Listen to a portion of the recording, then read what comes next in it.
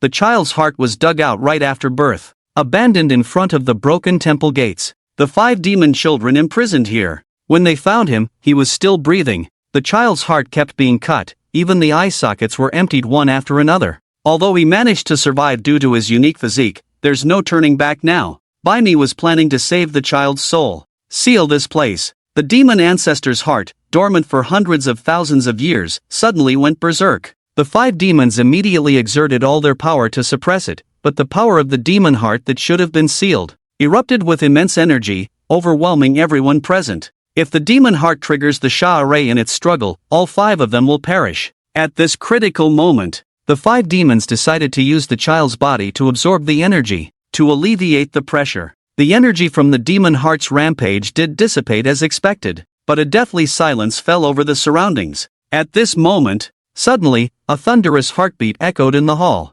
Wu Mo was instantly shocked. They discovered that the demon heart had mysteriously appeared inside the child, connected to the heart, becoming one. From this point on, a rebirth occurred. Wu Mo was briefly stunned before letting out an excited laugh, but not because of the child. It's not because the demon heart escaped that the killing formation wasn't triggered. This means that they cannot leave the temple grounds, but they no longer have to be confined here, spending day and night suppressing the demon heart. Immediately, several people turned their gaze to the child, deciding to dig out the demon heart again. If the demon ancestor seizes the opportunity to revive, the 5 of them will still find it hard to escape death. The sword demon immediately lifted the child to the front. His fingertips pierced towards the child's heart, seemingly about to pierce through the chest. At this moment, the child unexpectedly opened his eyes, smiling as he hugged the sword demon's finger, causing the sword demon to snort coldly. He tossed the baby to Zhao Manzi on the side, telling him to eat the child. Unexpectedly, Zhao Manzi, after receiving it, threw it to the fatty on the side, indicating that the child was not fat and not tasty.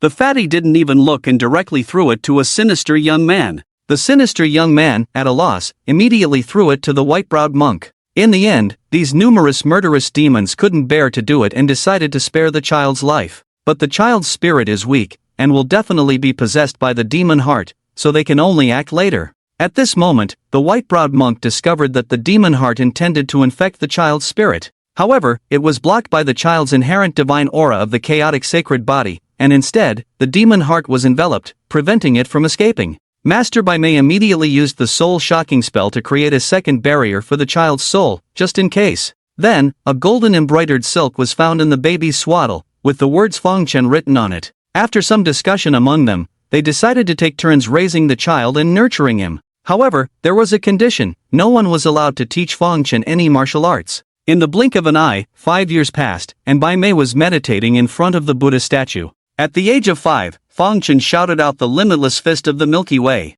The force of the fist instantly surged, with a booming sound as it headed towards Baimei's back. Baimei slowly opened his eyes. He casually suspended Fangchen in midair and asked him how long he had been practicing the limitless fist of the Milky Way. This martial art was taught to him by Zhao Manzi 2 years ago. After Fangchen grew older, this group of villains secretly taught him martial arts, even their most powerful techniques. For example, the limitless fist of the Milky Way was the sect's ultimate technique where Zhao Manzi trained for 300 years to master. Yet, Fangchen only took 2 years, showing exceptional comprehension. Hearing the commotion, the alluring young flower thief also approached, being the first to break the rules. When Fangchen was just over 2 years old, he was taught the ultimate technique of the divine movement scroll. Seeing these people breaking the rules, Baimei refused to be outdone and immediately taught Fangchen the ultimate technique, the 10,000-word maxims, and insisted he be the first to master it. In fact, there is a reason why they are teaching the Fangchen technique. They have all noticed that Fanglin's heartbeat is getting weaker and will soon stop. During these 5 years, apart from teaching the technique, they have all taken turns infusing Fanglin with original energy to help restore her heartbeat. However, in these years, the demon's attempts to possess have repeatedly failed. They are unwilling to let Fangchen continue absorbing their energy and are now considering a mutual destruction. With their demonic skills, there are few things in this world that can truly challenge them. Yet, they are powerless in this matter. All the methods they have tried are only addressing the symptoms, and Fanglin will eventually die. Over these years, the 5 demons have gathered every night to discuss ways to prolong life, but each time ends in disappointment. That day, all 5 of them suddenly sensed something amiss and their faces changed drastically. They instantly appeared in Fangchen's room and saw her playing with a dark mass in her hand. The 5 demons, upon seeing the dark mass in her hand, widened their eyes in shock, rendered speechless. The dark mass in Fang Chen's hand is the remnant of the demon ancestor's heart, the will of the demon's heart. Bai Mei immediately asked Fang Chen what the dark mass was about. Fang Chen then told her, "Every night, I feel uncomfortable and can't sleep. I always feel like something is blocking my heart. I tried to get rid of it but couldn't. So, I forced it, and it came out," Fang Chen explained. "But when I try to get rid of it, it sticks to me. Master, can you help me get rid of it?" Fang Chen pleaded. "Not yet." A bright light enveloped in black mist appeared in the palm immediately. A faint and eerie wail suddenly emerged, accompanied by a sizzling sound, and the black mist quickly dissipated. The few individuals returned to the main hall again, all with a change in their worried expressions. The flower thief burst into laughter. "This little brat, causing us unnecessary worry. Didn't expect the Chaos Saint body to be so powerful." Zhao Manzi speculated that it was the energy of the demonic heart that caused the mutation of the saint body, as the heart of the demon ancestor is eternal and possesses endless energy. Back in the day, upon reaching puberty, the incomplete saint body was crazily drained. After these years of development, not only has it recovered its vitality, but also surpassed it. I noticed before that his newly born blood eyes displayed extremely terrifying power. The sword demon immediately became interested, asking him to explain in detail. I found out that his blood eyes can not only distort space but even directly open it. If in the future facing an enemy, just by distorting space can kill invisibly, or even banish the opponent to the endless void. His bones that were dug out have also almost fully recovered, and I saw the most primitive runes on these bones. The flower thief chuckled knowingly. Those little thieves who bent his stars, dug out his eyes, and picked his bones before, must never have dreamt that he not only survived but became even more terrifying. They also discovered that the terror of puberty lies not only in physique but in enlightenment. While this group of demons chattered away, Fang Chen slept particularly soundly tonight, and the nightmare that haunted her for 5 years disappeared. For the past 5 years, every night she dreamt of being tortured. No matter how much she cried and begged, the tormentor never relented. But this time, she slept straight through until noon the next day. As soon as she opened her eyes, she saw the sword demon standing by her bed. The sword demon had only one purpose in seeking her out today: to pass on his swordsmanship, as his style was too domineering.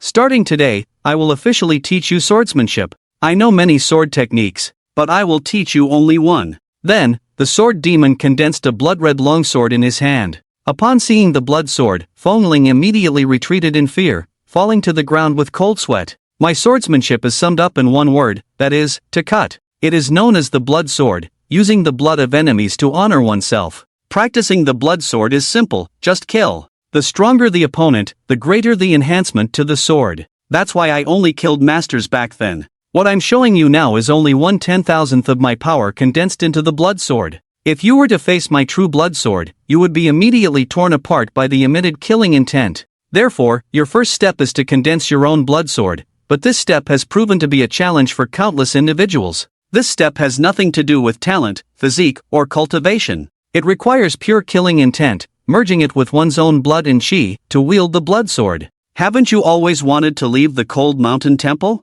If you can condense your lifeblood sword, I promise to let you descend the mountain." Upon hearing this, Fang Chen was overjoyed. After the sword demon imparted the sword technique to him, he embarked on a whole new study. In the evening, the sword demon and Zhao Manzi stood on the cliff, gazing into the distance. Trapped here for 300,000 years, they actually longed for freedom more than Fang Chen. Just as the sun was about to set, a sudden excited shout came from behind the two. Fang Chen exclaimed that he had condensed his lifeblood sword. The sword demon couldn't help but be stunned upon hearing this. Curiously, Zhao Manzi asked when he had been taught. The sword demon muttered something about the heavenly dance, then asked Fang Chen to demonstrate. Fang Chen slowly raised his right hand, his innocent face instantly transformed with a new aura. A fierce and violent killing intent surged madly around him. An evil, dark red blood sword gradually took shape in his hand. Although the sword demon didn't find this killing intent strong, he perceived it as exceptionally violent, aiming to destroy everything. The other 3 individuals sensed this evil aura and hurried to the back mountain.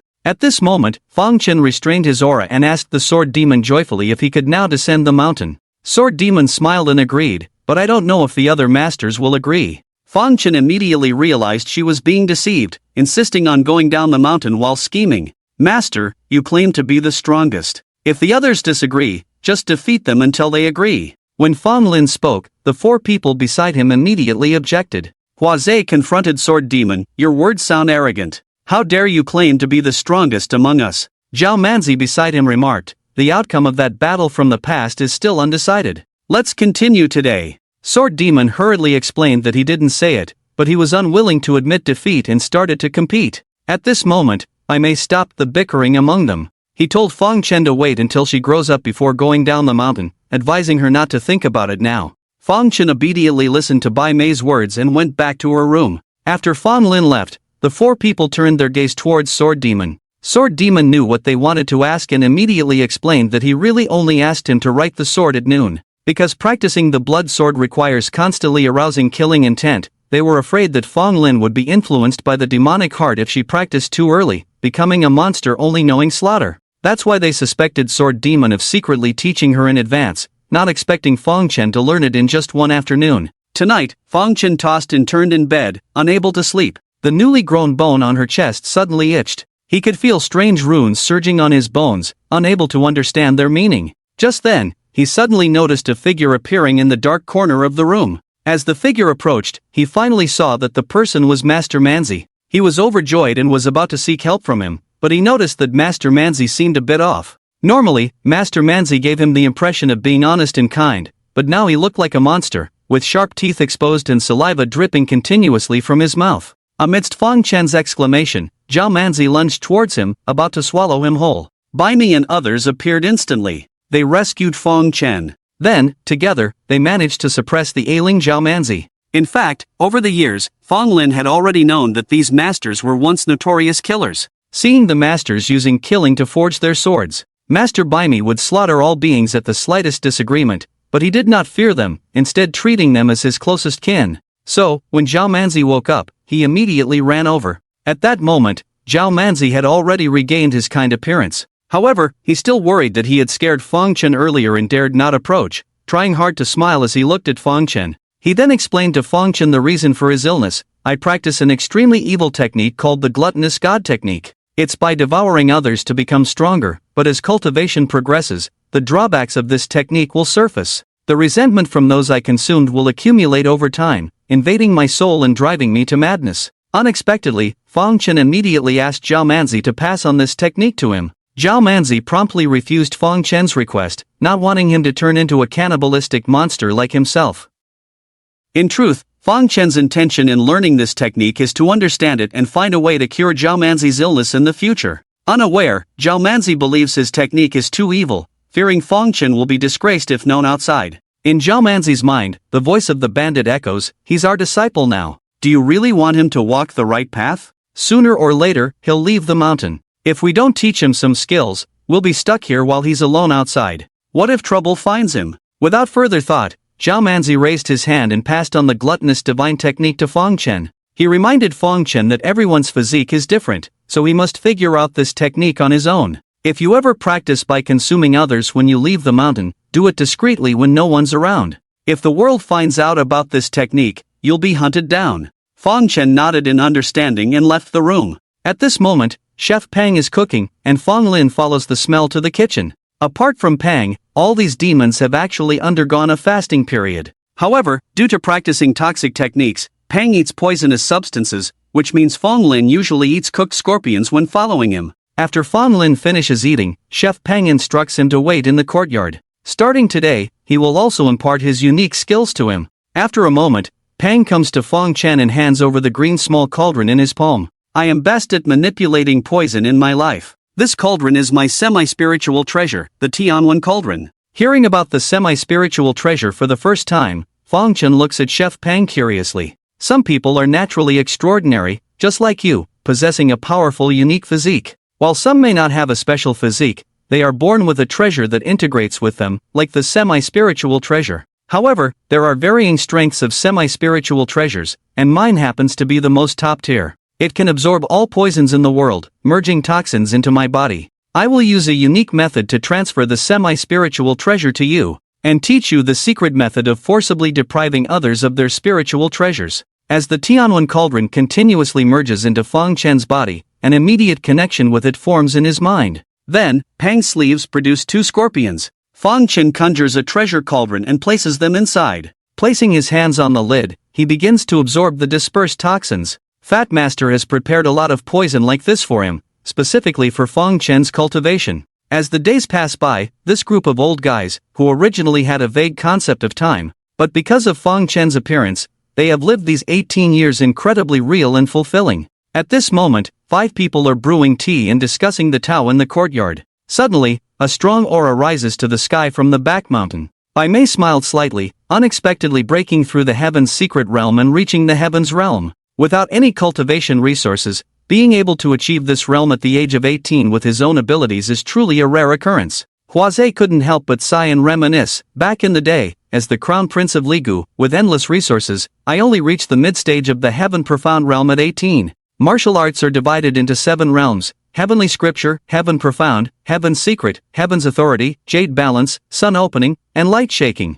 Beyond these is the path to immortality. But with the resources of Hanshan Temple, it's impossible for Feng Chen to break through again. They know it's time for Feng Chen to leave the mountain. However, a few demons are still uneasy, so they each start reporting on Feng Chen's mastery of his unique skills. My blood sword was condensed when he was 5 years old, and he has fully mastered the strongest 3 generations sword technique taught afterwards. As long as he doesn't encounter those old monsters, self-preservation is not an issue. In my greedy devouring divine technique, he has also made some innovations based on enlightenment. In the future, he can simultaneously cultivate the sword demon and my techniques, killing one person to refine the body with blood and sword. While Whitebrow's 10,000 character admonition and the Flower Thief's divine skills have long been mastered by Feng Chen, the 10,000 character admonition can protect the soul, and the divine skills can turn danger into safety when faced with peril. Recently, the Flower Thief secretly passed on the fragrant theft paper to Feng Chen, to prevent him from being deceived by women when he descends the mountain. As soon as this was said, the Flower Thief attracted the cold gazes of other demons. While the others were chatting, Feng Chen walked over. The pitiful child from back then has grown into the appearance of a handsome young man, exuding a strong air of mystery. Back then, the masters told him that once he breaks through the heavenly realm, he should descend the mountain, and now is the time to keep that promise. Although Feng Chen is considered to have the strength to protect himself in their eyes, he still couldn't avoid a final round of reminders before leaving. Over the years, they have also told Feng Chen many things about the outside world, but they have been trapped here for 300,000 years. Surely, the things they talked about are no longer the same, so Feng Chen should act wisely after descending the mountain. The Flower Thief, on the other hand, told him that the women below the mountain are all tigers, and he must keep his distance from them. Feng Chen expressed that he will recognize a woman with a single sword strike and will not say another word. After all the masters finished their reminders, Feng Chen deeply bowed to the 5 masters who raised him and taught him skills. One day, I will definitely break this vast destruction array and free the 5 masters. Although the ancient demon was reluctant in his heart, he said no more. He waved to him. Feng Chen bowed once again and walked straight to the gate of Hanshan Temple. He had always wanted to leave this dilapidated temple, but when the time to leave truly came, he felt a bit lost and hesitant. He walked down the mountain aimlessly. At this moment, the outside world was unaware that a demon god was about to descend. The mighty Xiao family never imagined, even in their death, why they would be wiped out in a single night by a stranger. 18 years had passed, and this was the first time Feng Chen had left the long-sealed gate. He took each step down the moss-covered green steps. Due to years of neglect, the steps were slippery with moss. A careless person would likely slip and fall here. When he was young, he had always yearned to leave this dilapidated temple, but now that he was actually leaving, he felt a sense of unease and confusion. He didn't know where to go, so he followed a path slowly until he arrived at a village with signs of life. The village was small and remote, so the arrival of an outsider immediately caught the attention of the villagers. Several young men from the village surrounded him, but they didn't act rashly. Feng Chen was dressed in silk woven from poisonous silkworms raised by Master Pang, giving him the appearance of a young master. "Young master, what brings you to our village?" a dark-skinned young man at the front asked. Feng Chen replied, "I got lost in the mountains and don't know how to get out. I want to go to the nearby city, could you please show me the way?" "I see." The dark-skinned young man nodded and looked at the others beside him. "You guys go back to your tasks. I'll take this young master to the city, and it's about time for me to return to the city for work." "Alright, Blackie, come back often." The others bid him farewell. "Definitely, definitely." The dark-skinned young man waved to them with a smile. Then he led Feng Chen towards the road to the city. "I'm Hidayo, because I have dark skin since childhood, the villagers call me Blackie. May I know how to address you, young master?" Hidayo asked. "I am Feng Chen," he replied. This was his first time interacting with people from the foot of the mountain. He found that the people outside were not as cunning and deceitful as his masters had described. The person in front of him, Hideo, seemed quite friendly. Is the young master surnamed Fong? Is it the Fong family in the south of the city? Hideo asked eagerly. Fong Chen shook his head. No, I come from a distant place. I only know this is the Great Chu Kingdom, and there is a city nearby called Yecheng. Great Chu Kingdom? Young master, are you joking? Hideo was astonished. The Great Chu Kingdom was long gone, and today it is the 678th year of the Shidi era in the Nanyang Kingdom. Our Nanyang Kingdom has been established for over 20,000 years, and as for the city you mentioned, it has long been renamed as Lucheng. The world changes so quickly. It seems my masters really haven't come out of Hansan Temple for tens of thousands of years. Fong Chen muttered to himself. Hideo carefully examined Fong Chen and said, I understand, young master must be a practitioner. Or perhaps you were transported here from a very distant place? Yes, Fong Chen replied. He chatted with Hideo all the way,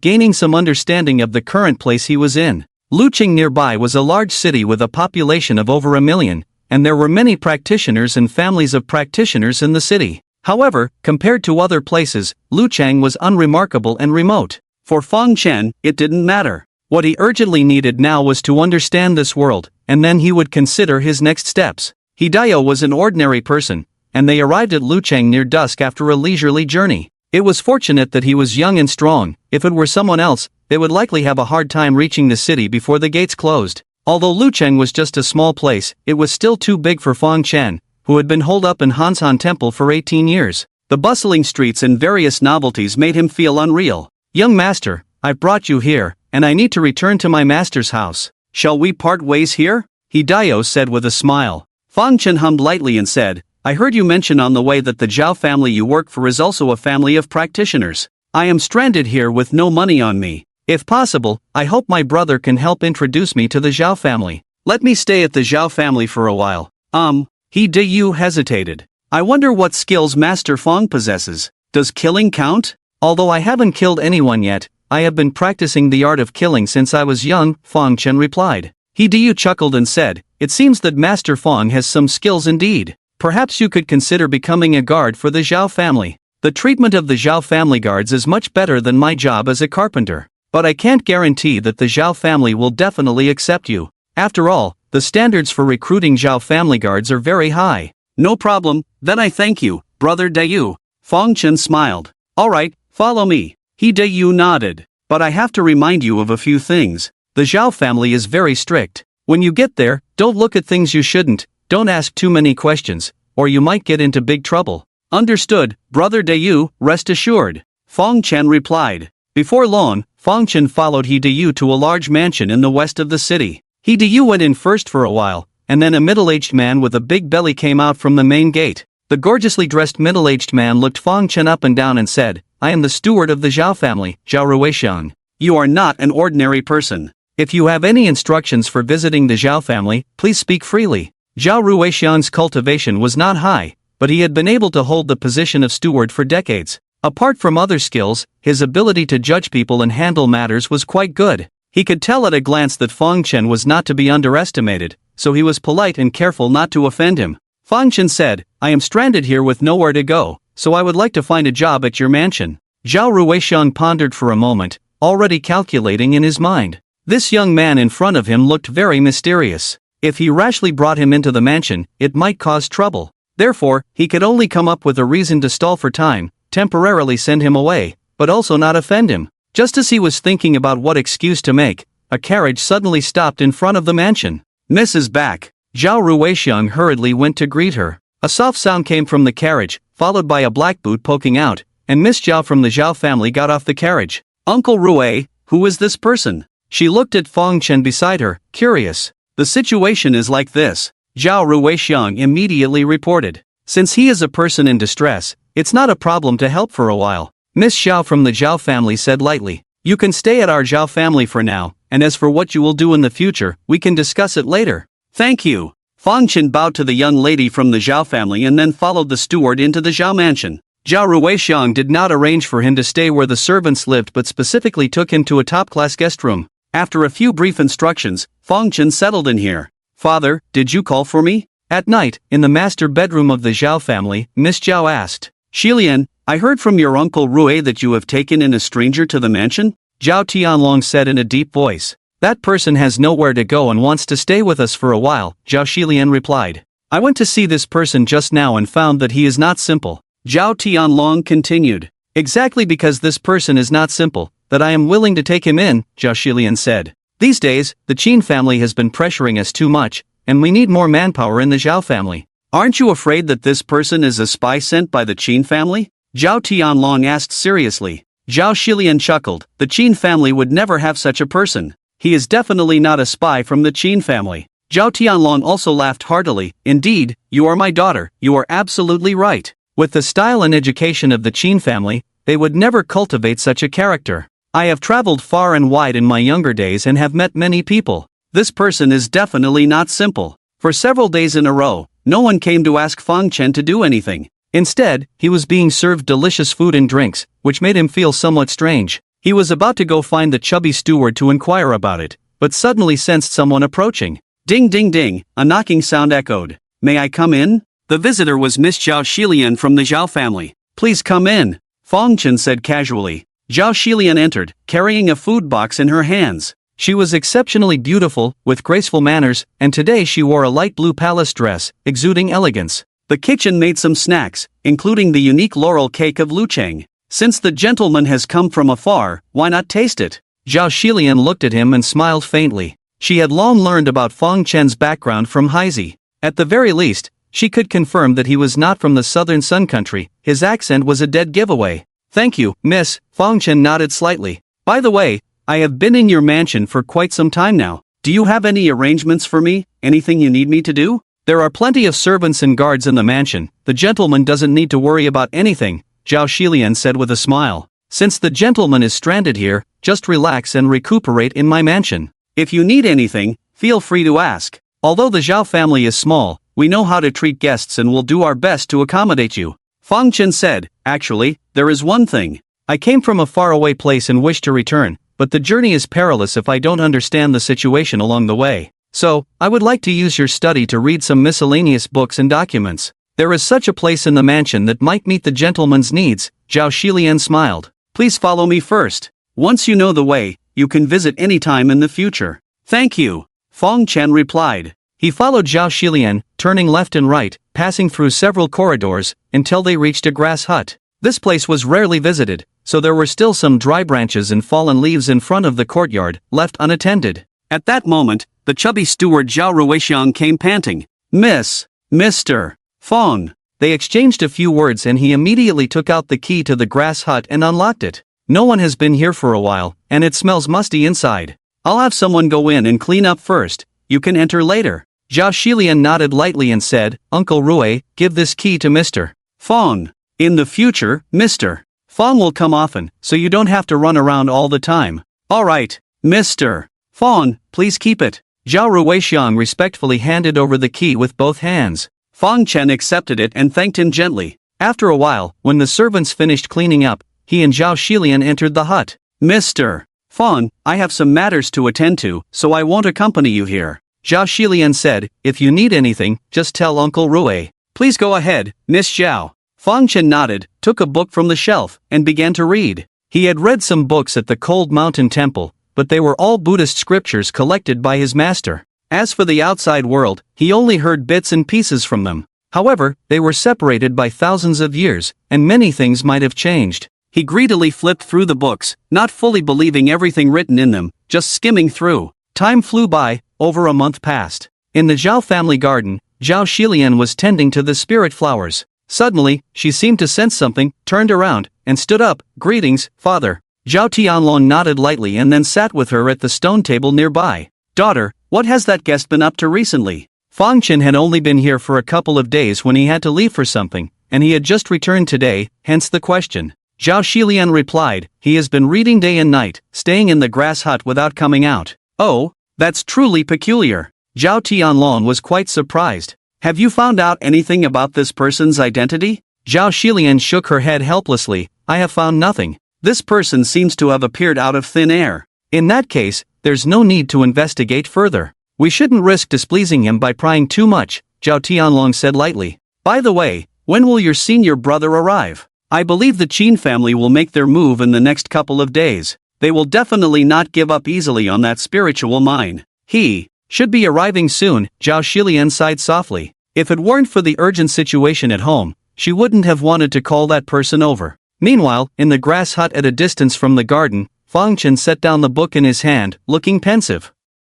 With his spiritual power, he was aware of everything happening in every corner of the Xiao family. Whatever someone said, he knew it all very clearly. With a flicker, he instantly appeared in the garden, next to the Xiao father and daughter. His sudden appearance truly startled the father and daughter. Thank you for taking care of them during this time, Fang Chen spoke. If the Xiao family encounters any trouble, I can lend a hand. Zhao Tianlong quickly stood up, welcoming him with a smile. Please, have a seat, Master Fang. Fang Chen sat down and glanced at Zhao Xilian, saying, Miss Xiao is from the Yuhua sect, right? He had not read books for a month in vain. He had gained a rough impression of the outside world and the Nanyang kingdom. Lucheng only had some small cultivation families, while the larger cultivation forces were in Lindian City. There were numerous sects and large cultivation families there, and martial arts were relatively prosperous. Zhao Xilian nodded. Yes, I am an inner disciple of the Yuhua sect. Due to some family matters, I returned home for a short stay during this time. At that moment, a hearty laugh came from the archway. Junior sister, I'm here. Uncle is here too? I am Chen Ling. Junior sister Zhao must have mentioned me to you. A decent-looking young man in white strode over. Greetings, senior brother Chen Ling. Zhao Xilian stood up immediately to greet him upon his arrival. Nephew has finally arrived. Zhao Tianlong said joyfully. Come, please have a seat. Chen Ling, who was originally spirited, couldn't help but shift his gaze to Fang Chen at this moment. Junior sister, who is this? He asked. Oh, this is Master Fang Chen, an esteemed guest of our Xiao family, Zhao Xilian replied. May I ask where Master Fang excels? Chen Ling immediately looked at Fang Chen and inquired. Fang Chen replied, just a wanderer. So, you are a lone cultivator. Hee, Chen Ling chuckled and shook his head. Zhao Tianlong was aware of the young man's thoughts and didn't want their relationship to sour. Unsure of what to say, he could only respond casually. Junior sister, what is this person's background? After Fang Chen left, Chen Ling asked again. Zhao Xilian said, I don't know either.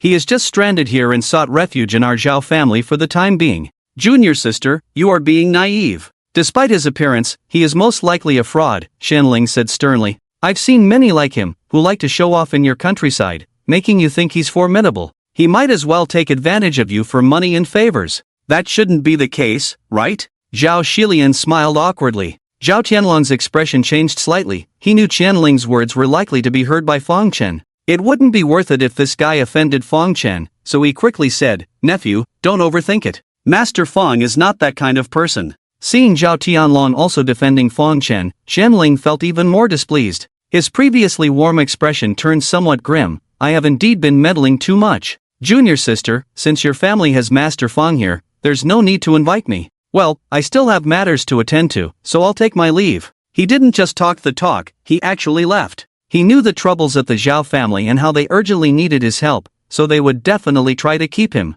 This way, he could also take the initiative and take this charming junior sister as his own this time. Zhao Xilian looked at her father beside her. Zhao Tianlong shook his head slightly, indicating she didn't need to say more. And so, Chen Ling left the Xiao residence. I don't believe you won't come after me. In front of the mansion, Chen Ling left with a flick of his sleeve, but he walked slowly. In the garden, the father and daughter's faces were not looking good. Girl, this senior brother of yours has a narrow mind and is not worth scheming with. It's better to stay away from him in the future, Zhao Tianlong said solemnly. Zhao Xilian said, this person has hinted to me several times, wanting me to be his Dao companion, but I have politely declined. With the current crisis at home, I didn't think much. Let him be. We still have Master Fang's help, so I think we'll be fine, Zhao Tianlong said. Just now, Fang Chen appearing out of thin air in front of them explained everything.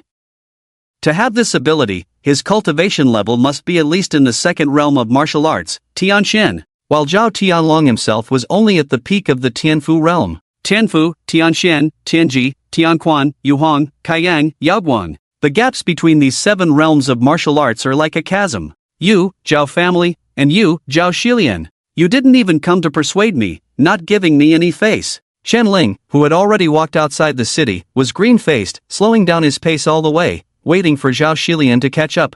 Unexpectedly, after waiting for so long without any movement, it seemed like he was being presumptuous. Just a wild girl from the mountains, repeatedly rejecting me is fine. But daring to disrespect me like this. If you are unkind, don't blame me for being unjust. I just desire your body, why not? He looked back at the city gate, thinking of going to the Chen family. He knew that the Xiao and Chen families were competing for his spiritual mine. The people of the Chen family should be happy for him to help, and it seemed fine to set some conditions along the way. He was about to turn back to Lucheng when suddenly he saw someone walking towards him. Xianling chuckled, his eyes revealing a killing intent. I wonder who it is. Turns out it's you, you rascal. Originally, this was my good opportunity to control Xiao's junior sister, but it was all ruined by you. Fang Chen asked, do you want to kill me? So what? Xianling snorted coldly, drawing his sword from his waist. Wind spirit slash. With a light shout, he slashed out a green sword blade. However, Fang Chen, standing opposite him, remained indifferent, silently watching the green sword blade cut towards his neck.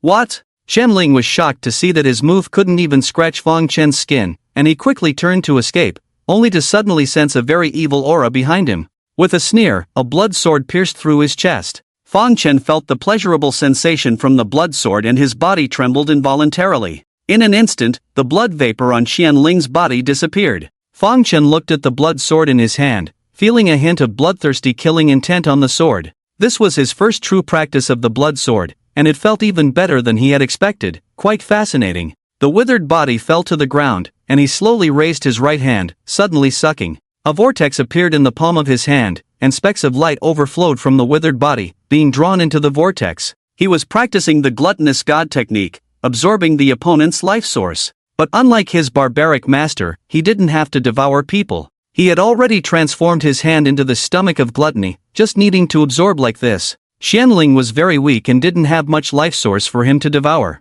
but he could still feel the benefits brought to him by these tiny bits of life source entering his body. I really want to. Like this feeling. Completing the cultivation of these two great supernatural powers in one go, Fang Chen was somewhat excited. It was as if something dusty in his heart had been stirred up. Night fell, and he was still reading by candlelight in the thatched cottage. He could actually finish reading all the books in this thatched cottage tonight. At that moment, a faint knock on the door sounded. Master Fang. Zhao Shilian greeted softly. Please come in, Fang Chen replied calmly. Zhao Shilian entered carrying a food box, dressed a bit more lightly tonight. The towering mountain peaks were slightly revealed, full and fair. Another crisp sound rang out as a jade pendant around her waist accidentally fell to the ground. She bent down to pick it up, her beauty allowing those at a higher vantage point to have a clear view. Fang Chen glanced at her and then silently shifted his gaze elsewhere. Indeed, one should keep a distance from women, just as Master Hua said, they can captivate the soul. He thought to himself. It was the first time he had such a strange feeling, catching him off guard. Zhao Shilian stood up, a faint smile on her face. She had seen Fang Chen's expression just now very clearly. She had thought that someone like Fang Chen must have had countless encounters with women. But now, it seemed he was completely ignorant of such matters, still very pure. Master Fang reads day and night, must be quite tired, she said.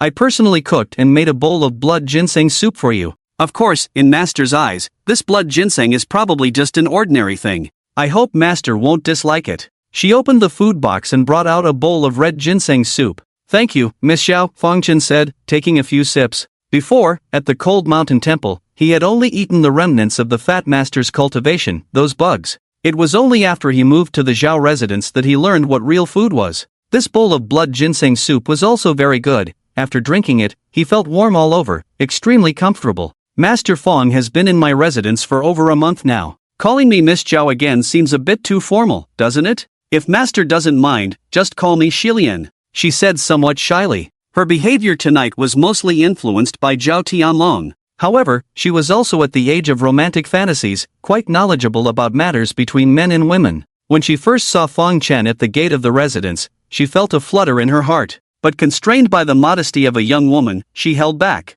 After a month in the residence, she felt she had a better understanding of Fang Chen and her admiration for him grew. Encouraged by her father today, she gathered her courage to be more proactive. Seeing Fang Chen's lack of response and his focus on reading, she couldn't help but feel a bit disappointed. She didn't stay in the study for long before leaving. On the other side, Zhao Tianlong paced back and forth in the courtyard, anxiously waiting. Since witnessing Fang Chen's abilities, he couldn't remain calm. He knew that someone like Fang Chen wouldn't stay long in their small Xiao family, so the only chance to climb this high branch was through his daughter. Girl, how did it go? When Zhao Xilian returned, he asked eagerly. Zhao Xilian shook her head lightly, looking somewhat disheartened. Dad, it seems Master Feng isn't interested in me, she said. Zhao Tianlong sighed softly. I see. It's not surprising, he has a remarkable background and has naturally met many women. We are ultimately from a small place, it's hard for us to catch his eye. Of course. My daughter, Zhao Tianlong's daughter, is still outstanding, we shouldn't be discouraged.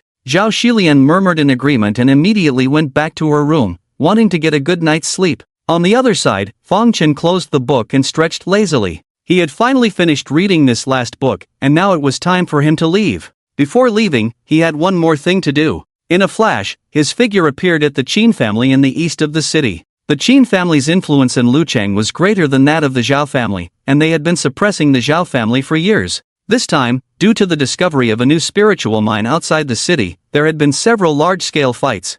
Chen had received kindness from the Xiao family, so before leaving, he wanted to deal with the Qin family. But deep down, he knew it was just an excuse. As soon as he arrived at the Qin family, his body couldn't help but tremble. Not because of nervousness, but because of excitement. After killing Zhao Xilian's senior brother today, the dormant beast in his heart had awakened completely. The next day, as the sky was getting slightly brighter, Zhao Xilian was sound asleep in her chamber when she suddenly heard urgent knocking on the door. She quickly got up, dressed, and opened the door to find her father standing there. Father, what's the matter? She had never seen her father so excited before. Zhao Tianlong said in a deep voice, last night, the Qin family was massacred. The entire Qin residence, over 1,000 people, none survived. What? Zhao Xilian was shocked. No sound at all? The strength of the Qin family is even stronger than yours. What kind of expert could leave them defenseless? Could it be? Zhao Tianlong nodded. It's him, it must be him. I just went to the grass hut to check, he's already gone.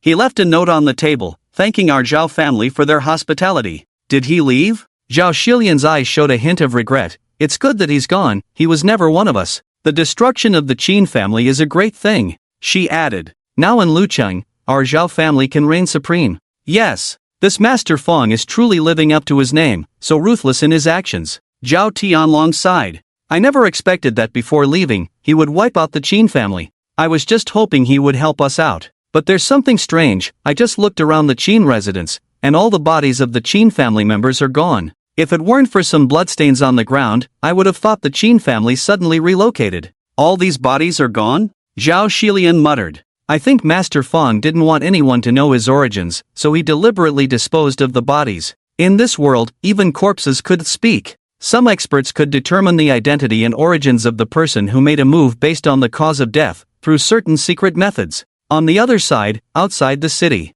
Chen rested for a while and then continued on his way. As for why he disposed of the bodies of the Qin family members, it was because they had all become nourishment for his blood sword technique and gluttonous god technique. He knew that in the outside world, such types of secret techniques were classified as demonic arts and were officially prohibited. Although his origins were untraceable by anyone, he tried to erase any traces to avoid leaving any hidden dangers for himself. During the month of diligent study at the Xiao family's grass hut, he gained a lot, even learning the thing he wanted to know the most. The world is divided into 8 domains: East Blue Domain, West Desert Domain, Southern Dipper Domain, North Sea Domain, Central Divine Domain, Demon Barbarian Domain, Demon Heaven Domain, and Yin Diagram Domain. And the South Yang country where he was now was just a border country of the Southern Dipper Domain. 18 years ago, a major event occurred within the 8 domains. The top cultivation family of the East Blue Domain, the Feng family, was wiped out overnight. As for the reason, the book did not provide detailed information, or perhaps the person recording this event had no idea. The ruler of a domain was wiped out in an instant, causing great panic at that time. But after that, there were no more consecutive malicious incidents, and most people have now forgotten about it. However, Chen didn't believe that such a coincidence could exist in the world. He had just turned 18 this year, and the first family of the Dongqing territory, which had been wiped out, happened to have the surname Feng. He could be sure that he was the last survivor of the Feng family. When he was young, with the demonic consciousness still present, he would dream every night, dreaming of having his heart gouged out, eyes dug out, and bones picked clean. The real sensation even surpassed the dream, allowing him to recall that feeling to this day. Even now, sometimes he would think back to those moments. He wasn't in a rush to investigate the root of his pain, to find out who those enemies were. Even if he could investigate clearly now, he didn't have the ability to seek revenge. The only thought in his mind now was to make himself strong. During the month he spent studying in the grass study room, he spent a long time thinking about his next destination. The path he was taking now was not towards Lindian City but towards the blood marshes at the border of Nanyang Country, Tianming Country, and Lanyue Country. It was a lawless and wild place where people from the surrounding 3 countries, and even those from further north, gathered. Therefore, those who could survive in the blood marshes had considerable strength. As described in the book, as long as one had enough strength, they could do as they pleased here. Such a place of disorder and dominance was the best destination for him, because the blood marshes were located on the western border of Nanyang Country, so there were many books in the Xiao family study room describing this place. There were even several maps leading to the blood marshes, and he took one with him. However, at this moment, his direction of travel deviated slightly from the map because he needed to find a mount. The journey to the blood marshes was long, and having a mount would make it easier. Lucheng was remote, and nearby was a gathering place for demons and monsters. He wanted to find a fast-footed demon beast there. At night, in a mountain hollow, the crackling sound occasionally came from the bonfire. Fang Chen sat cross-legged by the fire, practicing, the firelight reflecting on his face, making his cheeks slightly red. Beneath him, layers of spirit stones were laid out, which he had obtained from the Chen family. In no time, this pile of spirit stones had turned into powder. He suddenly opened his eyes, nodding in satisfaction. No wonder my masters asked me to come down the mountain. There are indeed many good things down here. If I had these spirit stones since I was young, my cultivation would definitely be higher. He muttered to himself, amazed by the effect of the spirit stones. It's a pity there are not enough, I'll have to get more later. At this moment, he turned his head to the east, sensing someone approaching. He casually waved his hand, dispersing the powder on the ground. Soon, 2 figures became clearer. One was older, around 30 years old. She had a voluptuous figure, exuding unmatched charm. Her hair was piled high, giving off a mature feminine aura. She was holding a little girl with 2 buns on her head, looking extremely cute.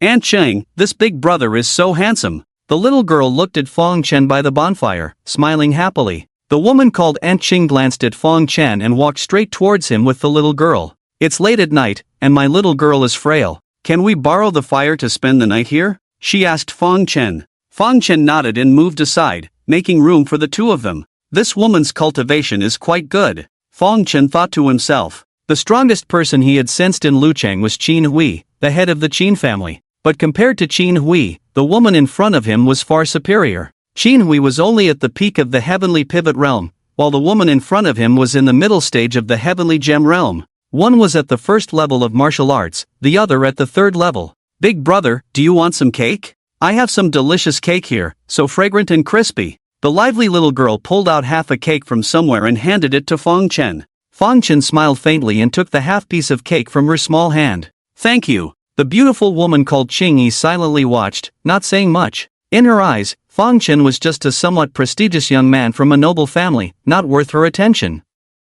Big brother, why are you alone here? The little girl approached Fang Chen, her eyes wide with curiosity. I'm going into the mountains to find something, Fang Chen replied. The little girl pouted, shaking her head repeatedly. Don't go into the mountains. Qingyi said this mountain is very dangerous, with man-eating demons inside. If it's so dangerous here, why do you still want to go into the mountains? Fang Chen asked with a smile. The little girl blurted out without restraint. We also want to go into the mountains to find something. But my Aunt Qingyi is amazing. With her by my side, no one can harm me. What treasure are you looking for in the mountains? Fang Chen asked again. The little girl was about to answer when the beautiful woman beside her coldly snorted. The little girl immediately shut her mouth, obediently returning to her side and leaning against her beautiful legs. The beautiful woman looked at Fang Chen and said lightly, Young man, don't be so curious. This Tian Duan mountain is not a place you should come to. If you don't want to die, go home quickly. Fang Chen just smiled and did not respond to her. Suddenly, a hearty laughter came from not far away. Yin Shui Qing, it's been many years, you are still so beautiful and charming. Truly the #1 beauty of our Tian Luo sect. A tall bald man with a demonic aura approached. There was a gray snake coiled around his waist. Is this little girl your daughter? But she doesn't look much like you, he said, shaking his head as he looked at the 2. Yin Shui Qing glanced at the bald man and said calmly, if you don't know how to speak, it's best to keep your mouth shut. After so many years, you still have such a strong personality. The bald man laughed and sat down familiarly. Then he glanced at Fang Chen on the side, frowned slightly, and asked, who is this kid again? I don't know, he made this fire, Yun Shuiqing said indifferently. What a delicate and tender young man, perfect to feed my snake. The bald man sneered, reaching out to touch the gray snake coiled around his waist. Darling, why are you so uninterested today? Hurry up. That's your favorite. The gray snake coiled around his waist was tense all over at this moment. Although Fang Chen had long since integrated the heart of the demon ancestor into himself, the demon ancestor was a taboo existence among demons. Just a few traces of its aura were enough to make ordinary demons tremble in fear. Darling, what's wrong with you? The bald man patiently tried to soothe it, but in an instant, it flew away with a hiss. Good darling, what's gotten into you tonight? He hurriedly chased after it and managed to tie it back around his waist after some effort. You're lucky, kid. My darling wasn't interested tonight, so I'll spare your life. The bald man glanced at Fang Chen and snorted lightly. Fang Chen remained silent, finding the situation increasingly interesting. The bald man's cultivation was not low, at the early stage of Tianji, just slightly weaker than the beautiful woman. Encountering two decently skilled cultivators at once was quite rare. The beautiful woman glanced at the listless gray snake around the bald man's waist, a hint of doubt flashing in her eyes, but she did not delve further. Yun Shuiqing, did you bring everyone here this time for a reason? Did you find the sect master? The bald man looked at the beautiful woman and asked. Yun Shuiqing didn't answer immediately, but instead raised her hand to gently stroke the head of the little girl beside her. The lively little girl immediately fell asleep. Then she replied, yes, but the leader is already dead, died in Tianduan Mountain. Mangzun, do you know who this little girl next to me is? Could it be related to the leader? The bald man asked suspiciously. Yun Shuiqing nodded slightly, yes, she is the leader's daughter. That's not right. How come she's so young? The bald man furrowed his brow, not believing it at all. It has been over 200 years since the leader disappeared, but this little girl is only 7 or 8 years old, right? Could it be that the leader only died in recent years? Why hasn't he come out to take charge for so long? Because when they found Xiao back then, they temporarily sealed her, and only lifted the ban in recent years, Yun Shuiqing replied. You all know what's on your minds, I don't need to say more. In order to prevent internal conflicts among you, I decided to keep this matter secret. Only until today, when we have the ability to subdue that evil creature and retrieve the Tian Luo divine art. As long as we pass on the Tian Luo divine art to this little girl, my Tian Luo sect will be able to restore its original order and regain the glory of the demon sect. I know you have always been loyal to the sect, and since we have met today, I will tell you the truth. To accomplish this, I need your support. You say she is the leader's daughter, what proof do you have? Mangzun asked. Let's not mention how similar Xiao is to the leader's wife, a blood test at that time will reveal the truth. Yun Shuiqing said confidently. If the leader's remains are not preserved, we can find a master to discern it through the method of aura. You must still have the leader's relics, and a single examination will reveal the truth. Alright, I will trust you for now, Mangzun said in a deep voice, but even if I help you, what then? Huyu has already considered himself the acting leader in recent years, and the Water and Fire Guardians have supported him. Do you think he will give up the Tian Luo divine art and support this little girl as the leader? The Tian Luo sect today is no longer the Tian Luo sect of the past. Yun Shuiqing said coldly, Huyu is indeed rebellious, but I will deal with him when the time comes. You just need to stop the others for me. Once the situation stabilizes, they will know how to align themselves. In recent years, my Tian Luo sect has declined, and countless disciples have died tragically. 100 years ago, Master Tuwei was openly beheaded in the imperial city.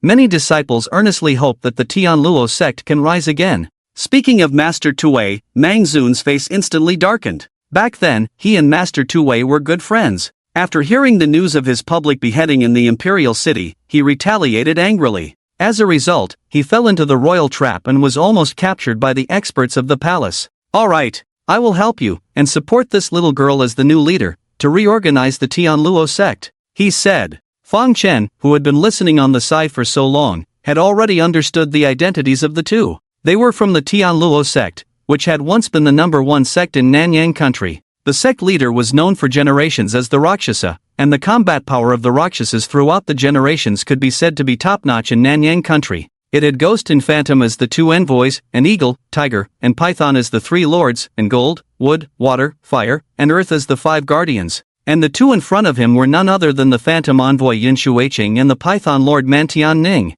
Young man, what is your background? Mantian Ning looked calmly at Fang Chen and asked. Fang Chen, no sect, no family, just a wanderer. What a carefree wanderer. He chuckled and raised his hand to strike Fang Chen. But at that moment, Yun Shuiqing stopped him. Wait, daring to intrude alone into Tianduan Mountain, this young man must have some skills. Keep him, we will need him to protect Xiao. She looked at Feng Chen and said, young man, this is your opportunity. If you can protect this girl well, I promise you will benefit from it in the future. How many more experts from the Tianluo sect will come? Feng Chen asked. Probably 3 to 5 more people. Yun Shuiqing replied, don't worry, everything is under my control. I just need you to help take care of this girl, not to fight to the death with them. After all, I can't hold this girl's hand and fight them. Feng Chen nodded, feeling a hint of excitement in his heart. The cultivation of these people from the Tianluo sect is quite good, they are excellent nourishment. You are quite sensible, kid. Seeing Feng Chen's agreement, Tian smiled. Follow us well, and you won't be treated unfairly in the future. What's your name? Feng Chen, he replied. Alright, I'll remember that. Tian nodded. Then he suddenly raised his voice and shouted into the darkness, Master Qingya, why haven't you shown yourself yet? Do you really think that I and the enchantress can't sense your presence? I didn't expect you to find me, I thought only the enchantress could sense my presence. An old man slowly emerged from the darkness. The old man was dressed in tattered clothes, with a gourd for wine hanging from his waist. The old man chuckled, walked over to Xiaoyao's side, squatted down, and carefully looked at her. Indeed there is some resemblance. He murmured to himself. Master Qingya, what do you think of what I just said? Yun Shuiqing asked lightly. The old man stood up and sighed deeply. If it could be so, that would be the best. I've been hiding and wandering around these years, not living a comfortable life. Kid, let me introduce you, he is one of the 5 guards of my Tianluo sect, Master Qingye. Tian said to Feng Chen. He is a renowned physician and alchemist in the Nanyang kingdom, it's quite an honor for you to meet him. I dare not, I'm just an old man who's not as quick as before, Master Qingye said with a self-deprecating smile. He walked a few circles around Feng Chen and shook his head. Your aptitude, is quite puzzling for the time being. Feng Chen, upon hearing that he could heal and treat illnesses, brightened up instantly, thinking that this person could be spared. Huyua and the others should arrive tomorrow, you two rest well, there will be many fierce battles ahead. Yun Shuiqing said lightly, carrying Xiaoyao and walking away on his own. Tian stood up, yawned, and leaped onto the treetops. I'm feeling great, just need a nap. By the campfire, there were only Feng Chen and the scruffy Master Qingye left. Master Qingye's gaze occasionally fell on Feng Chen, showing some doubt in his eyes. But he had other things to attend to, so he withdrew his thoughts and silently sat down to meditate. The next day, the group continued deeper into the mountains, entering the main area of the Tianduan Mountain. Strange, demons and monsters gather here. But why haven't we encountered any demons or monsters? Master Qingye asked suspiciously. Tian smiled, do I need to say it? With our cultivation level, ordinary demons and monsters wouldn't dare to act recklessly. They must have been scared off by our powerful aura. Yun Shuiqing glanced at Tian and asked, what's wrong with your snake? It's a demon beast at the peak of the Tianxian realm. Why has it been listless since last night? I have no idea. Tian shrugged helplessly, maybe it's not adapting well to the environment of the Tianduan Mountain. But it's more likely that it's fearing the monster in the Tianduan Mountain. You know, the perception of demon beasts is much stronger than ours, it must have sensed it already. Let's wait for them here. At this moment, Yun Shuiqing stopped in his tracks. Going further in, we might encounter that monster before them. Tian and the others nodded in agreement, understanding the situation, and immediately rested on the spot. Feng Chen looked up and sensed the subtle aura deep in the Tianduan Mountain. This demon realm is at the late stage of the Tianji realm, not bad, he thought to himself. Several people stayed in place, and after 2 hours, more people arrived. 3 people came at once, led by a middle-aged man with a commanding presence. His face was sharp and angular, exuding a powerful aura that gave off a sense of authority. Behind him were a man and a woman, the man heavily made up with a hint of femininity, while the woman wore silver armor and carried 3 spearheads, exuding a bold aura. Tiger Lord, Water Guardian, Fire Guardian, long time no see. Tian greeted them warmly. Tiger Lord Huyu ignored him and focused his gaze on Yun Shuiqing. Charm Envoy, you said the leader died in the nest of the Nether Beast, is it true? He asked. Yun Shuiqing nodded slightly. It's true, because I was by his side when the leader died. Oh, Huyu narrowed his eyes, a hint of killing intent flashing in them. So, the leader's death is related to you. The leader was already at the late stage of the Tianji realm, while you are only at the early stage. Why did you survive while the leader died in the Nether Beast's nest? Huyu's words were sharp, causing even the Python Lord and the Old Woodman, who had already decided to stand by her side, to have some doubts. During the battle with the Nether Beast, the leader fell ill, Yunsui-Ching explained. I saw that things were going south and wanted to take him with me, but I was injured by him instead. You knew about the leader's illness. Once it flared up, he wouldn't recognize anyone. I had no choice but to retreat on my own. And the leader, in his madness, didn't retreat and ultimately died in the Nether Beast's nest. Huyu did not refute Yunsui-Ching's explanation but took a deep breath. The past is gone, there's no point in dwelling on it now. The urgent matter is to reach the Nether Beast's lair and retrieve the Tian Luo divine art. Then, we will elect a new leader and revive our Tian Luo sect. For the past 200 years, I have been in charge of the sect's affairs. Yu and Yanjun have been assisting me wholeheartedly. So, I believe it's more suitable for me to take on the role of the leader. Tian smiled. Tiger Lord, you seem to have forgotten the rules. According to the hierarchy of our sect, below the leader are two major envoys. The ghost envoy Mo has been missing for many years, his life and death unknown, but here before you is the charm envoy Yun, still present. If anyone is to succeed the leader, it should be her. Furthermore, if you were to become the leader, I would be the first to object. The three lords of Eagle, Tiger, and Python have always been on the same level. Why should you surpass me? Huyu snorted coldly, lifting his left foot heavily on the ground, a majestic energy sweeping in all directions. I am at a higher realm than you, and I have cultivated the Tiger Kill divine art to the 3rd level. Huyu said arrogantly. Tian glared angrily but had nothing to say. Because of the previous ambush that left him heavily injured, it took him many years to recover. Therefore, his realm had not improved over the years but remained stagnant. Seeing Tian unwilling to compete, Huyu arrogantly turned to Yunsui-Ching. Charm envoy, do you have anything to say? He asked, staring at her. Yunsui-Ching silently looked at Xiao leaning against Chen, who had fallen asleep by now. She had let her sleep earlier when she sensed that Huyu and the others were approaching. Tiger Lord, I have no intention of taking the leader's position, but I cannot let you become the leader either. Because even if I submit to you, the ghost envoy will not submit to you when he returns. And the Eagle Lord, she is even more proud and will not acknowledge you either. By then, the situation in the sect will still be divided, and there won't be much improvement. She said. So, it is most appropriate for Xiao to take on the role of the leader. She is the daughter of the sect leader. Back then, the timing wasn't right, so I had to let her sleep until recent years. She will take over the position of the sect leader, with us assisting her. No one will disobey. Only then can our Tian Luo sect truly have a chance at revival. She is the daughter of the sect leader? There was a hint of surprise in Huzuan's eyes. He looked at the old man, his face serious as he asked, Qingmusher, are you sure? Qingmusher nodded and replied, I secretly verified it last night. Indeed, the blood flowing in her veins is undoubtedly that of the sect leader. Huzuan, if you truly want the revival of our Tian Luo sect, then follow what Meisher said. Do you really think she will be so kind? Huzuan snorted. This little girl has been raised by her, already close to her, and will undoubtedly listen to her more in the future. In the end, she will only be a puppet in Yunsui-Ching's hands. But even so, it is more advantageous for unity than you being the sect leader, Qingmusher said. You! Huzuan clenched his fists in anger. At that moment, the elegant and heroic Shuiwei Youyu behind Huzuan suddenly interjected, Wait, wasn't there a young man with you just now? Yunsui-Ching and the others quickly looked around, and Chen was indeed gone. No one knew when he had disappeared. Damn it, wasn't he with us all along?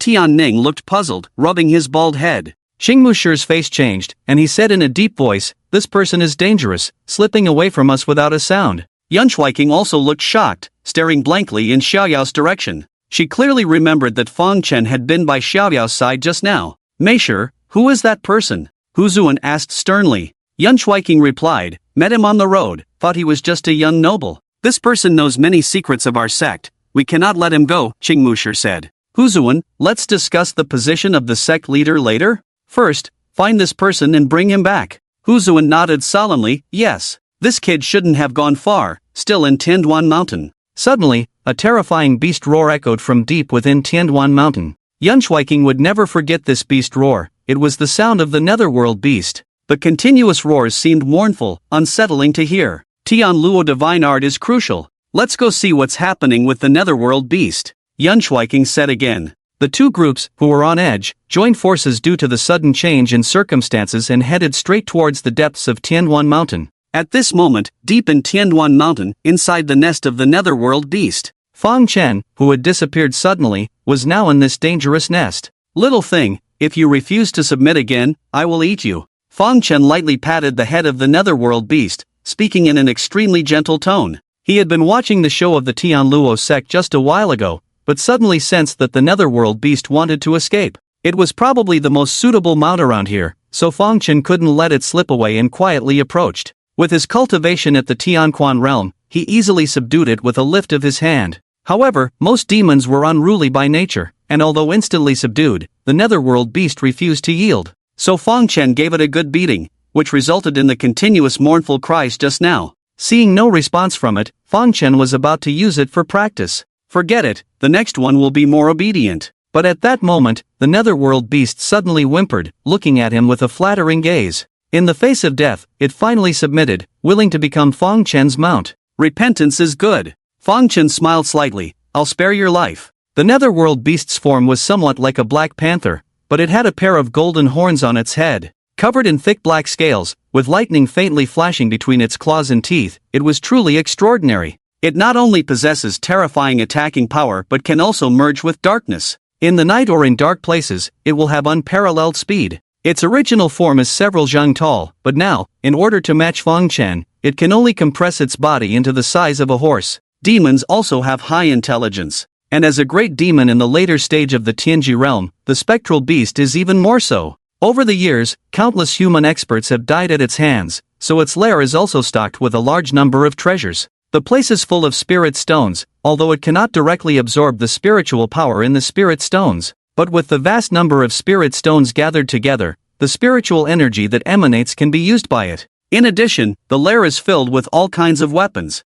There are knives, spears, swords, and halberds, most of which are intact, shiny, and obviously good stuff. Fang Chen glanced around and was immediately drawn to something. It was a dark golden stone tablet, slanted into the ground, with shining characters engraved on it. He went forward and dug out the stone tablet intact, but it was not complete, with obvious break marks at the bottom. He searched the lair but ultimately did not find the other half. Coming back to his senses, he carefully pondered the words on the stone tablet, which shocked him. It was actually ancient Sanskrit. As far as he knew, this kind of writing had long been obsolete in the outside world. The reason he recognized it was because several of the scriptures in the White-Browed Monk's Sutras were written in Sanskrit. Tian Luo divine art is what those people are looking for. It seems that the Tian Luo sect is quite influential. This divine art is extraordinary. Although the stone tablet was incomplete, the missing part did not seem to affect the overall cultivation. The Tian Luo divine art is divided into two parts. The upper part is the main scripture that only the sect leader can cultivate,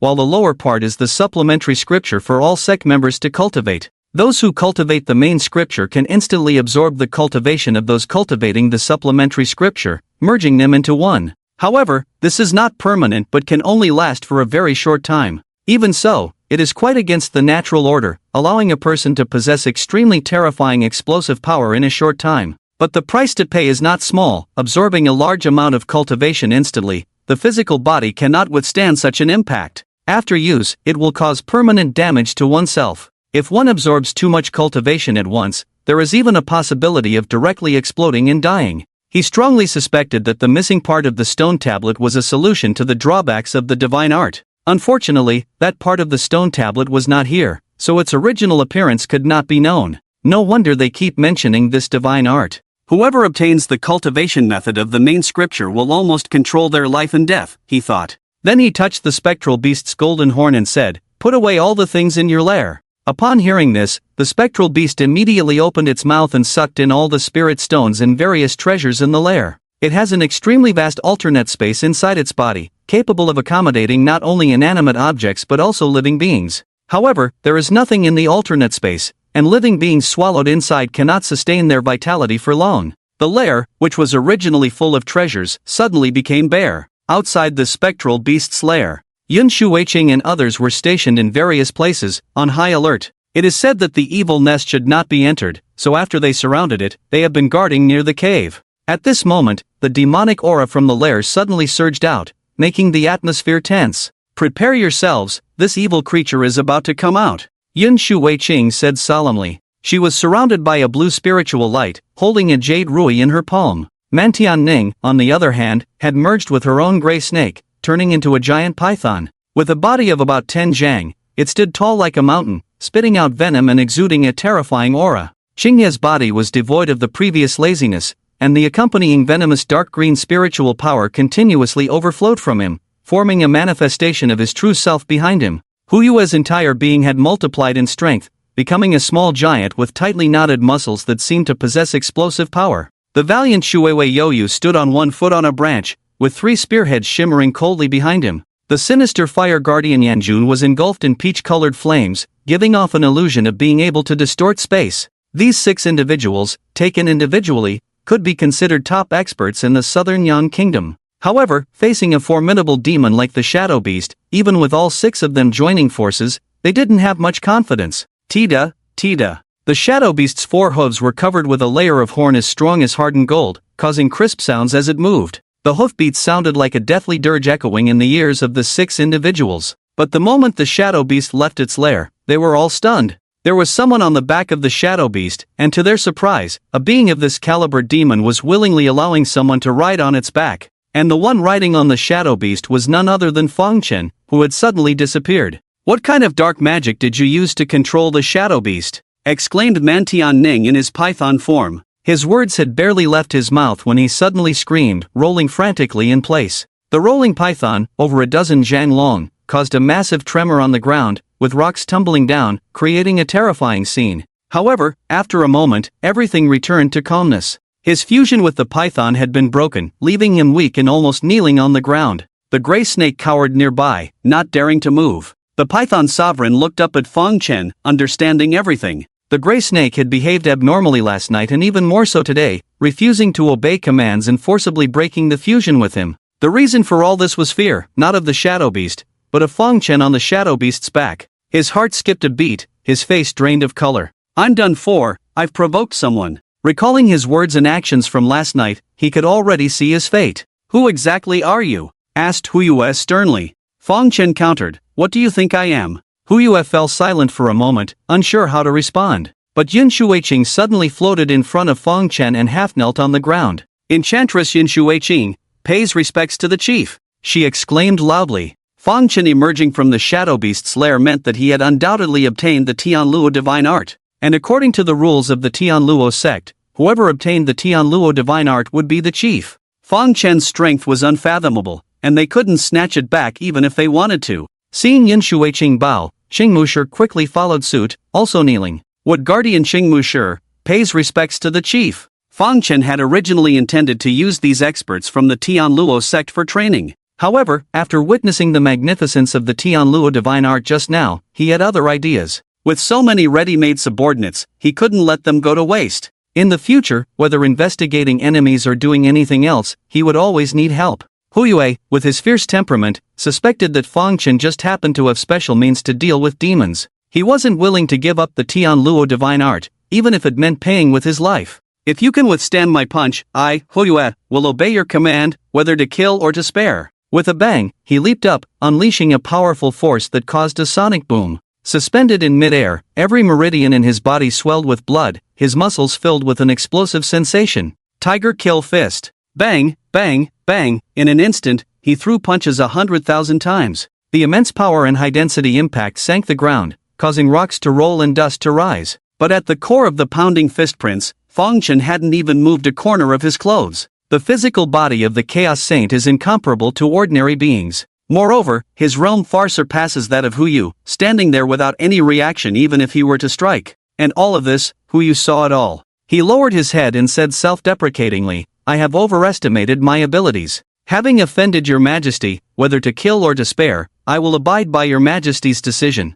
Chen said, "Your strength is not bad, are you willing to submit?" "Naturally willing." Huyu also stepped forward, half kneeling on the ground. "Huyu, the Tiger Lord, pays respects to the master." The two guards, Yu and Yin Jun, exchanged a glance and quickly stepped forward to pay their respects as well. "Master, do you think I still have a chance?" At this moment, Tian muttered to himself on the side. Everyone else was unharmed, and he was the most panicked at the moment. "You should thank Fairy Yun. If she hadn't stopped you last night, you would have turned into a pile of bones long ago."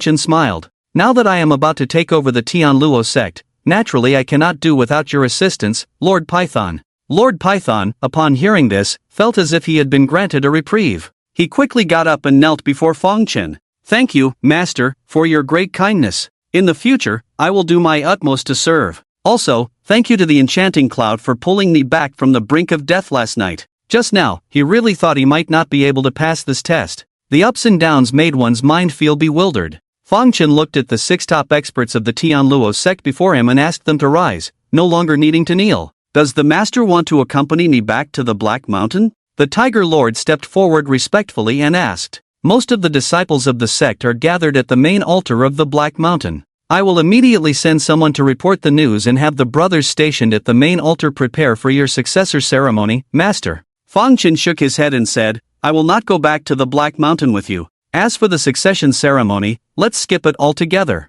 I don't like crowds. You should quickly summon the disciples back and follow me to the Blood Marsh." "Blood Marsh?" Yun Shuiqing furrowed her delicate eyebrows. "Master, are you serious?" Although the Tian Luo sect is the largest sect in Nanyang country, it has been declining over the past 200 years, and its strength is not what it used to be. Even during the heyday of our sect, we never set foot in the Blood Marsh. The waters there are too deep. "Do you think it's inappropriate?" Fang Chen asked. Yun Shuiqing quickly shook her head. "No, I'm just a little surprised. Now, everything is at the master's command, and we will follow your orders." Fang Chen nodded in satisfaction at her attitude. He didn't need his subordinates to be powerful, he just needed them to follow orders. "Alright, go about your own business. I'll be waiting for you in Longcheng." Fang Chen patted the back of the dark abyss beast, it let out a low growl and immediately galloped away. In no time, Fang Chen disappeared from their sight. The remaining 6 people looked at each other with subtle expressions. "I wonder what kind of background our Master Fang really has.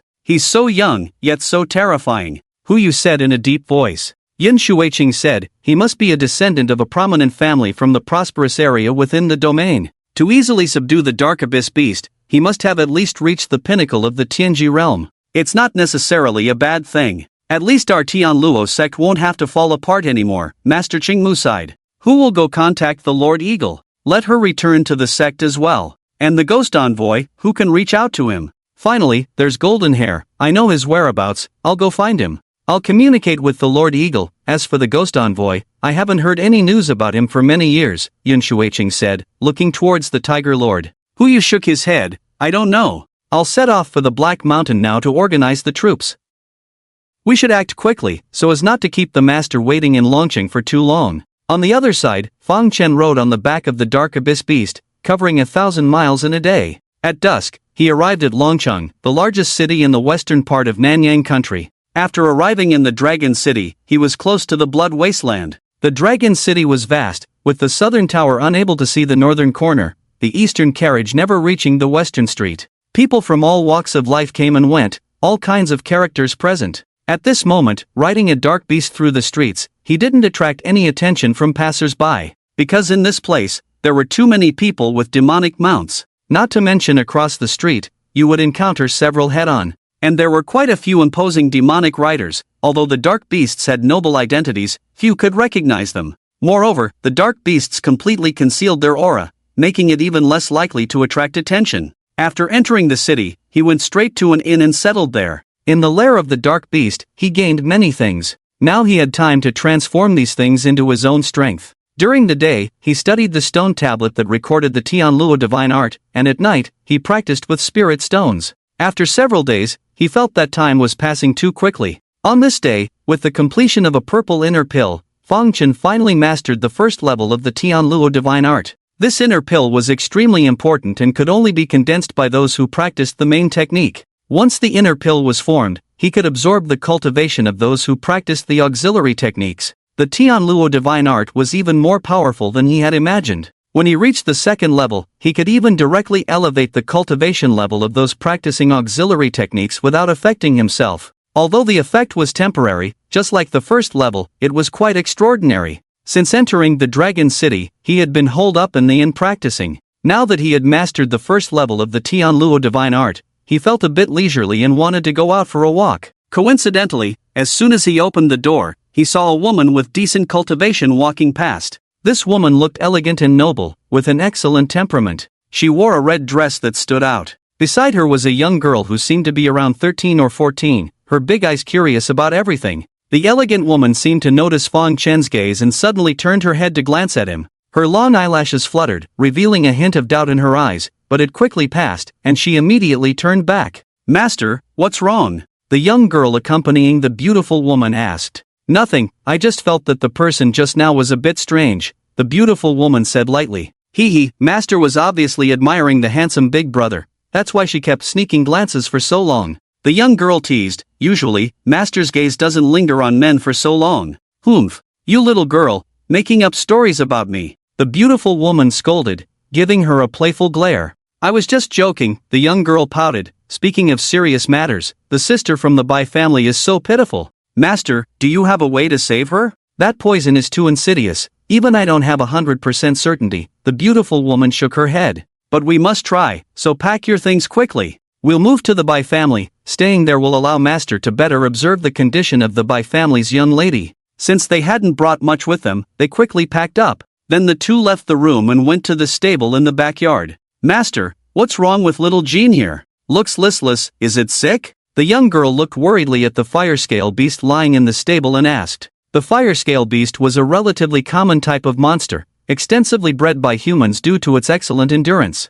However, this fire-scale beast in front of them was different from the usual ones. The scales of a typical fire-scale beast were red, while the scales of this one were dark gold. A dark gold fire-scale beast was the king among its kind, possessing a purer bloodline. This purebred fire-scale beast is rarely seen and difficult to possess without a strong background. The beautiful woman approached, carefully examining the steeds in the stable. Her originally relaxed brows gradually furrowed as she murmured, "Something's not right." She immediately checked the situation in other stables. The mounts of others were also in a sorry state. Suddenly, she stopped in her tracks, staring in astonishment at the monster in the stall. This can't be possible?" Her face showed disbelief. "A spectral beast? It's actually a spectral beast. Look at the pattern on its horns, and it's already an adult. Who on earth could have a grown spectral beast as a mount?" The curious girl beside her asked. "Master, is this spectral beast very powerful?" The beautiful woman replied in a deep voice, "Of course. Do you remember what I told you about the bloodline of the demon race?"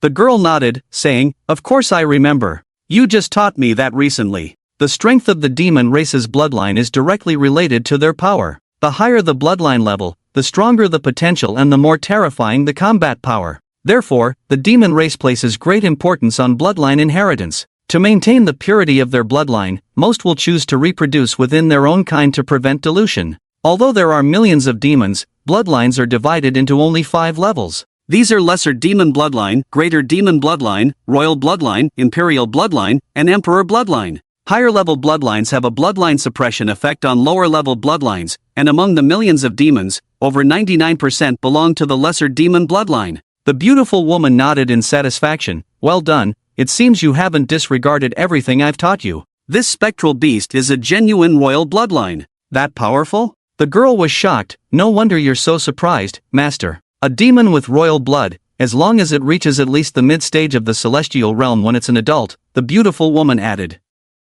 The girl looked at the spectral beast in the stable, unconsciously taking a few steps back, fear evident on her face. "Heavens, why is it staying here?" she murmured. In her impression, demons of this level were usually malevolent monsters that could devour hundreds or even thousands of people in one bite. Perhaps there is a terrifying presence currently lodging in this inn. The beautiful woman looked back at the main building of the inn. She carefully sensed around but couldn't perceive anything. To have a spectral beast as a mount, this person's strength is unimaginable, most likely an old monster, she continued. These old monsters are often capricious and difficult to deal with. Perhaps just due to a moment of preference, they might unleash a massacre. It's not safe to stay here for long. Let's leave quickly, the two of us, master and disciple. She immediately returned to the fire-scale beast, pulling it up and forcing it to overcome its inner fear to leave the stable. At this moment, Chen was unaware that the spectral beast had been recognized and was leisurely strolling through the bustling market. He had dreamed countless times of the markets in the human world when he was young,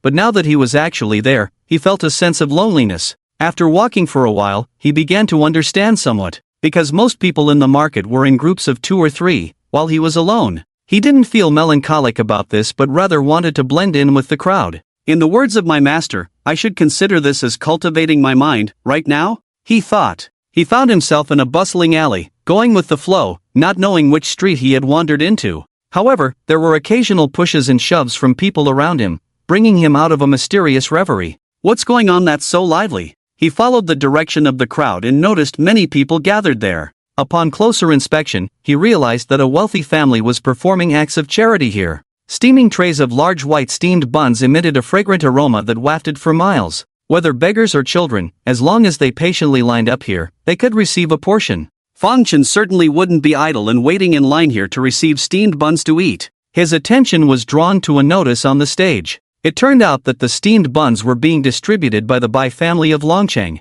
The Bai family did good deeds for two reasons: to accumulate virtue for Miss Bai and to attract the attention of passers-by in search of a skilled person who could detoxify Miss Bai. If successful, a Bodhi fruit or equivalent item will be given as a reward. Bodhi fruit. Master Manzi seems to have mentioned it before. Originally from the western desert, it is a very rare treasure that can directly enhance one's strength.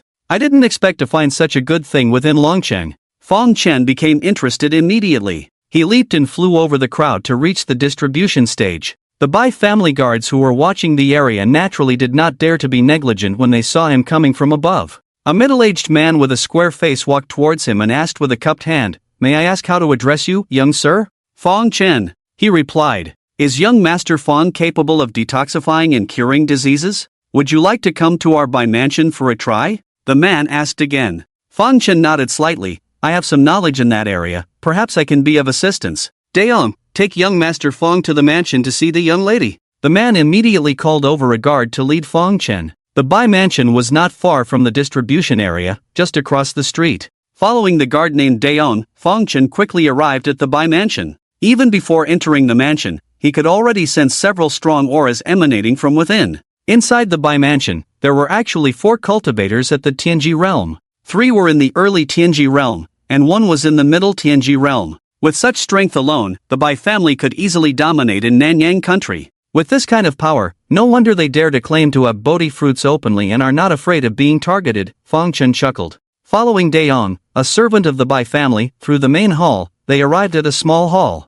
There were many people sitting in the hall, most of them exuding a strong medicinal scent. Daong respectfully said, "Because there are too many physicians who have come, I have to trouble you to wait here. If you need anything, just call the servants in the hall." "Thank you for your hard work, young Master Fang." Fang Chen nodded slightly and found a place to sit down casually. The Bai family is really in a hurry to seek medical help, bringing in all kinds of people." At this moment, a carefree young man sneered. He wasn't speaking directly to Fang Chen, but it was undoubtedly meant for him to hear. After all, Fang Chen was too young and didn't seem like someone who could cure illnesses. More, be cautious with your words. The Bai family is a prominent family in Longcheng, and should not be criticized lightly. The gray-robed old man sitting next to the carefree young man suddenly opened his eyes and reprimanded. He glanced at Fang Chen, seeming a bit puzzled, but it was just a passing glance and he didn't spend much time on him. At that moment, 2 more people entered the small hall. "Is it her?" Fang Chen was slightly surprised. He didn't expect her to be here too. The 2 people who arrived were the master and disciple he had encountered when leaving the inn. The beautiful woman was elegant and noble, with an unparalleled temperament that immediately caught everyone's attention. But no one dared to look at her for long, some even deliberately lowered their heads, showing great respect towards her. "Master, look, isn't that big brother the one we met at the inn? Is he also a physician? Why doesn't he have any medicinal fragrance on him?" After the little girl sat down, she whispered to her master, "Didn't you tell me when we left the house? Speak less and act less." The beautiful woman lightly hummed, signaling her to quiet down. The girl pouted and obediently sat still. "Since Physician Do is also here, let's discuss this strange poison," the gray-robed old man said. "Feel free to speak your mind." They had all already seen the Bai family's young lady, they were just waiting for this heavyweight to arrive. The servant standing aside glanced at Fang Chen, hesitated to speak. He knew Fang Chen hadn't gone to see the illness of his own young lady yet, but the people present didn't seem to care about it and didn't take him seriously. Fang Chen didn't want to hear their useless chatter, he was only interested in the Bodhi fruit. He immediately got up, left the hall, and had the servants outside take him to see Miss Bai. Except for the beautiful woman who arrived last, no one paid attention to Fang Chen's departure. Following the Bai family's servants, Fang Chen arrived outside Miss Bai's boudoir. "May I ask where you come from?" a middle-aged man in bright clothes asked at the door. He looked gentle, but Fang Chen sensed a strong aura of danger from him. He was definitely not as kind as he appeared on the surface, but a ruthless person experienced in battles. Moreover, his cultivation was not low, he was one of the top 4 experts in the Bai family's Tianji realm. Just a wandering cultivator, Fang Chen replied lightly. Bai Jiang was somewhat surprised because he couldn't quite see through this young man in front of him. But Fang Chen didn't carry any medicinal scent, which made him hesitate. I see that you are not a seasoned physician, so let me remind you frankly, he continued. The poison that the young lady is afflicted with is severe. If your skills are not deep enough, it might. Several physicians have unfortunately died from poisoning while treating the young lady before. Fang Chen interrupted. I dared to come, so I naturally have some confidence. But after this is done, will your Bai family really be willing to part with the Bodhi fruit? Bai Jiang laughed and said, my Bai family is the #1 prestigious family in Longcheng and one of the 7 major cultivation families in Nanyang country. Since the announcement has been made, we will naturally not go back on our word, so rest assured. That's good then, Fang Chen nodded. I will go in now to detoxify your daughter. Please. Bai Jiang stepped aside and personally opened the door. Fang Chen entered the room, but Bai Jiang followed him in. Whenever physicians treated her, he would be present. You should leave first. Fang Chen stopped and turned to him. Bai Jiang was first stunned, then gently shook his head. It's not that I don't trust you, young master, but I'm afraid that if something goes wrong during the treatment, I can at least help stabilize the situation. Are you sure you want to follow? Fang Chen asked seriously. This is important. Later, when he detoxified, he would naturally have to use the heavenly plague cauldron borrowed from Master Pang. Such a treasure naturally couldn't be known to outsiders, so if Bai Jiang insisted on following, so be it. Bai Jiang, seeing this, pondered for a moment. Then he silently turned and left the room, closing the door behind him. Big brother, where does this young man come from, so bold? From his demeanor, it seems like he's almost certain to cure Inger. And the way he speaks and acts, he shows no respect for you at all. Either he's being mysterious on purpose, or he has a great background. A man suddenly appeared outside the door. He was Bai Jiang's younger brother, Bai Bo. Bai Jiang looked at his brother inside. I'm not sure, let him give it a try for now. At least he's more special than the ones who came before. Just now, I had a brief chat with Dr. Do, and Inger's condition doesn't look good. Bai Bo sighed softly, unsure of how to comfort his elder brother. Although his elder brother Bai Jiang had lived a successful and glorious life, he only had this one daughter. Who would have thought that such an accident would happen to this one daughter now? Inside the boudoir, Fang Chen walked straight to Miss Bai's bedside and lifted the curtain. Miss Bai, about 23 or 24 years old, had a face of peace and prosperity. But at this moment, she seemed to be having a nightmare, her brows furrowed tightly. Her face kept changing colors, sometimes red, sometimes orange. Fang Chen observed and counted a total of 7 colors. These 7 colors alternated without a pattern. Could it be the poison of the rainbow butterfly? He raised an eyebrow, looking somewhat surprised. But how is that possible? Didn't Master Pang say that this kind of venomous insect had long been extinct in the outside world? He raised his hand, turned his palm over, and summoned the plague cauldron. Immediately, he infused spiritual power into the plague cauldron, activating this precious item. Then the plague cauldron shimmered with bursts of blue light and floated on top of Miss Bai's head. It hovered in mid-air, continuously rotating, releasing a mysterious power. After a moment, a colorful chrysalis wriggled out of Miss Bai's body and was sucked into the cauldron. Fang Chen retrieved the cauldron, opened the lid, and peered inside. He carefully examined the wriggling colorful chrysalis, confirming its identity. It really is the rainbow butterfly, but still in its chrysalis state. It is using Miss Bai's body as an incubator, preparing to metamorphose. It seems that Miss Bai's constitution is quite extraordinary, he thought. The adult rainbow butterfly is one of the most powerful poisons in the world. Master Pang had detailed the characteristics of this venomous insect, capable of easily poisoning experts in the Yaoguang realm. Even transcendent masters who have lit the 7 stars and surpassed the 7 realms of martial arts would find it hard to resist. However, in its current chrysalis state, it is still very weak. After its metamorphosis, it will need to undergo several cycles of rebirth before truly reaching adulthood. It would be a waste to refine you now, so I'll keep you for now. Next time I go back to the Cold Mountain Temple, I'll show Master Pang. He'll be thrilled. He closed the cauldron lid, taking the chrysalis and the cauldron back into his body. The plague cauldron not only serves as a tool for cultivating poison techniques but also the best breeding vessel in the world. The chrysalis of the rainbow butterfly would be better off inside it than in Miss Bai's body. Just by observing Miss Bai's condition earlier, he knew she wouldn't last long and wouldn't be able to support its metamorphosis. Eventually, it would have to leave her body and find a new host. I came here to ask for a Bodhi fruit, but unexpectedly gained something else. Fang Chen smiled. The value of this chrysalis could be equivalent to thousands of Bodhi fruits, a stroke of great fortune. Coming back to his senses, he looked at Miss Bai lying on the bed. As the chrysalis of the rainbow butterfly detached from her body, all the toxins were taken away. Her face would no longer change color from red to green, it had returned to normal. However, after being parasitized by the chrysalis for so long, her body was weakened, her face devoid of color. Outside the room, Bai Jiang was restless, more tormented than before. Previously, when the doctors were treating her, he could at least be by her side, but now he could only wait anxiously outside the room. Elder brother, I'll go to Physician Do's place first. Maybe they have come up with something. Bai Bo couldn't bear the agony of waiting here, so he decided to go and check. Go ahead. Bai Jiang waved his hand, allowing him to leave. Just then, the door opened, and Fang Chen calmly walked out. How is she? Bai Jiang hurriedly asked. Fang Chen replied, the poison has been cleared, but her body is still weak. She needs proper care and rest for some time to fully recover.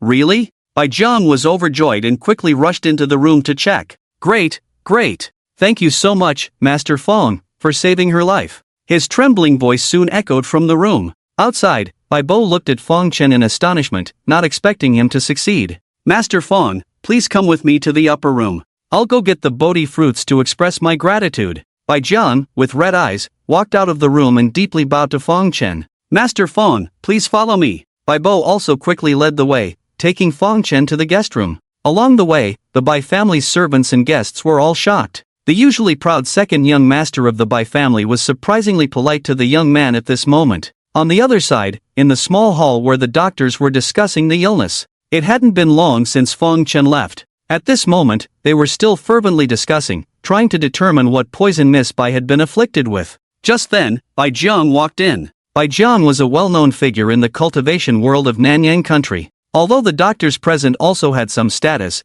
they did not dare to be disrespectful in front of him. As soon as they saw him, they immediately stood up to greet him. Master Bai, has the condition of Miss Lingxi changed? Asked the authoritative Dr. Do. Bai Jiang couldn't hide his joy and replied, yes, the poison that the young lady was afflicted with has been cured. But I still want to trouble Dr. Do to help take a look. Prescribe some medicine to help the young lady recover as soon as possible. The doctors present were all somewhat surprised at his words. They had just visited not long ago, and the poison had clearly taken hold, becoming thoroughly integrated with her. How did the poison suddenly disappear like this? Master Bai, what exactly is going on? The gray-robed old man hurriedly asked. He had come to the Bai family this time for the Bodhi fruit. Now that Miss Bai's illness had disappeared, he had no chance of obtaining this treasure. Everything is thanks to Dr. Fang. It was his miraculous healing that helped the young lady rid her body of the accumulated toxins, Bai Jiang replied. Dr. Fang? Is there a divine doctor surnamed Fang in Nanyang country? I have never heard of it. This person is quite skilled to have cured that strange poison. The doctors whispered among themselves, very curious about this Dr. Fang. Master Bai, do you know where this Dr. Fang comes from? The gray-robed old man continued to inquire. Bai Jiang said lightly, I'm not very clear either,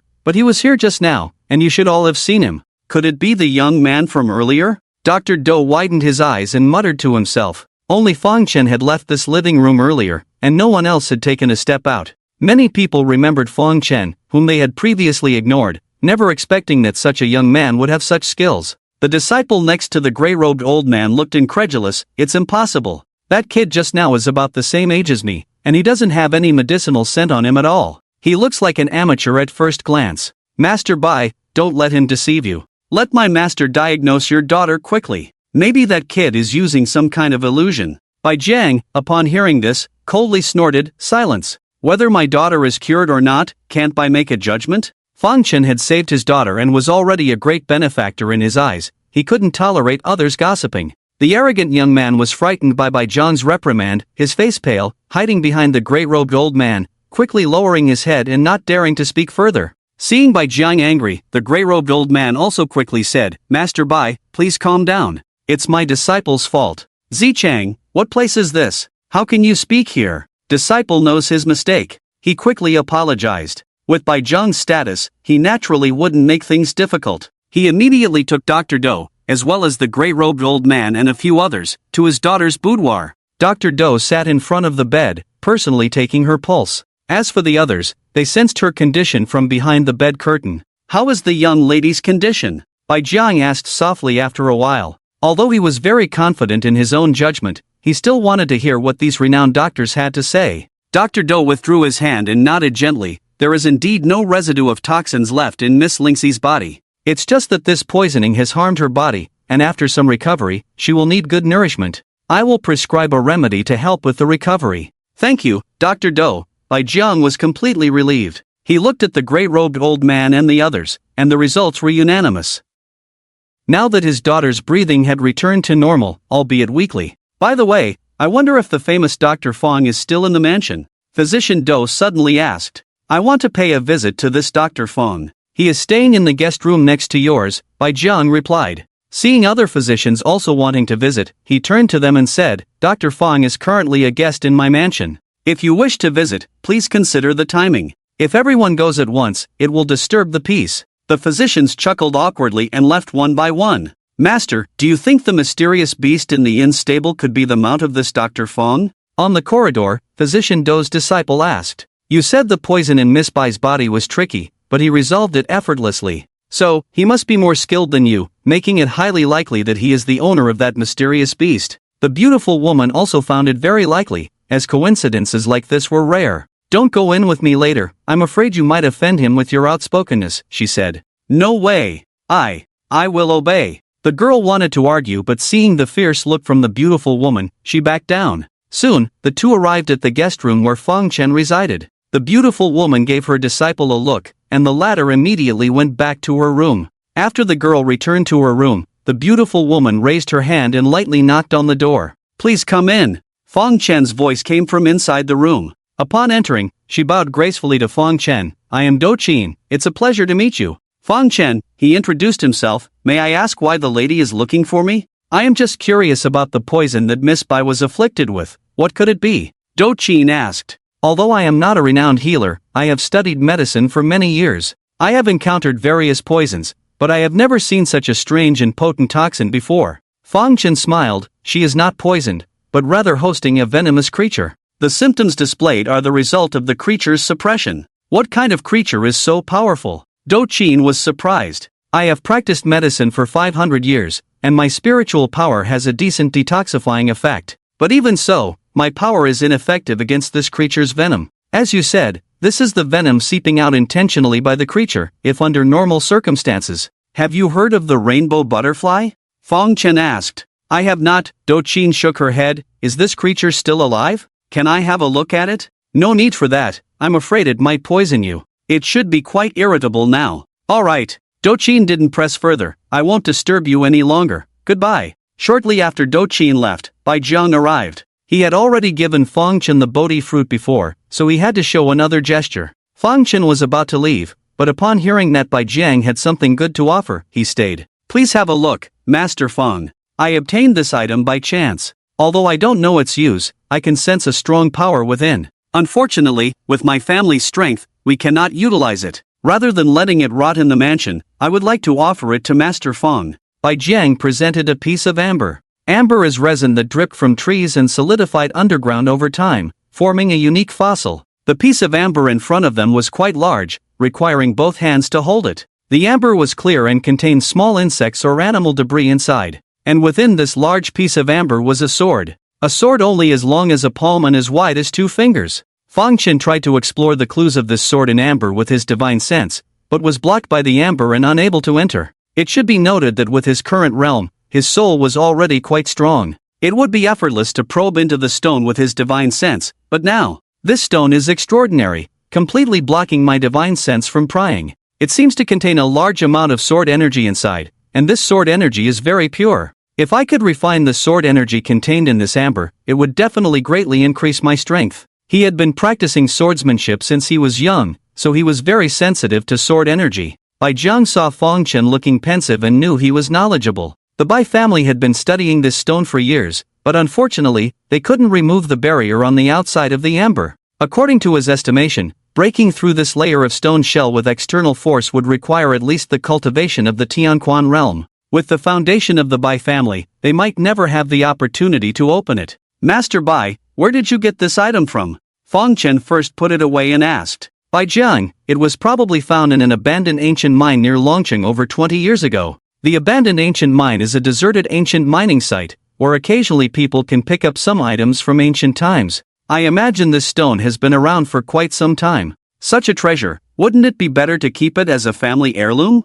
Fang Chen smiled. Bai Jiang shook his head. The ancestors said this item is dangerous and should not be kept at home for long. I'm sure you have also sensed the sword energy inside. If one day, the sword energy inside suddenly erupts, my Bai family won't be able to handle it. It's better to take it out to thank Master Fang. My daughter's life-saving grace cannot be repaid with mere Bodhi fruits in this stone. In fact, his words were half true and half false. Out of gratitude, Bodhi fruits would have been sufficient. The reason for taking out this item was more to make friends with Fang Chen. Master Bai, you're too kind. Fang Chen smiled. This matter can be considered closed, so I will take my leave. Why don't you stay at my mansion for a few more days, Master Fang? Bai Jiang quickly said, at least wait for my daughter to wake up and let her thank you in person. Although my Bai family is not a prestigious family, we still understand basic etiquette. Her thanks are necessary. Well, that's fine. Anyway, I don't have much to do recently. Staying at your Bai mansion is no different from staying at an inn. Fang Chen pondered for a moment and nodded.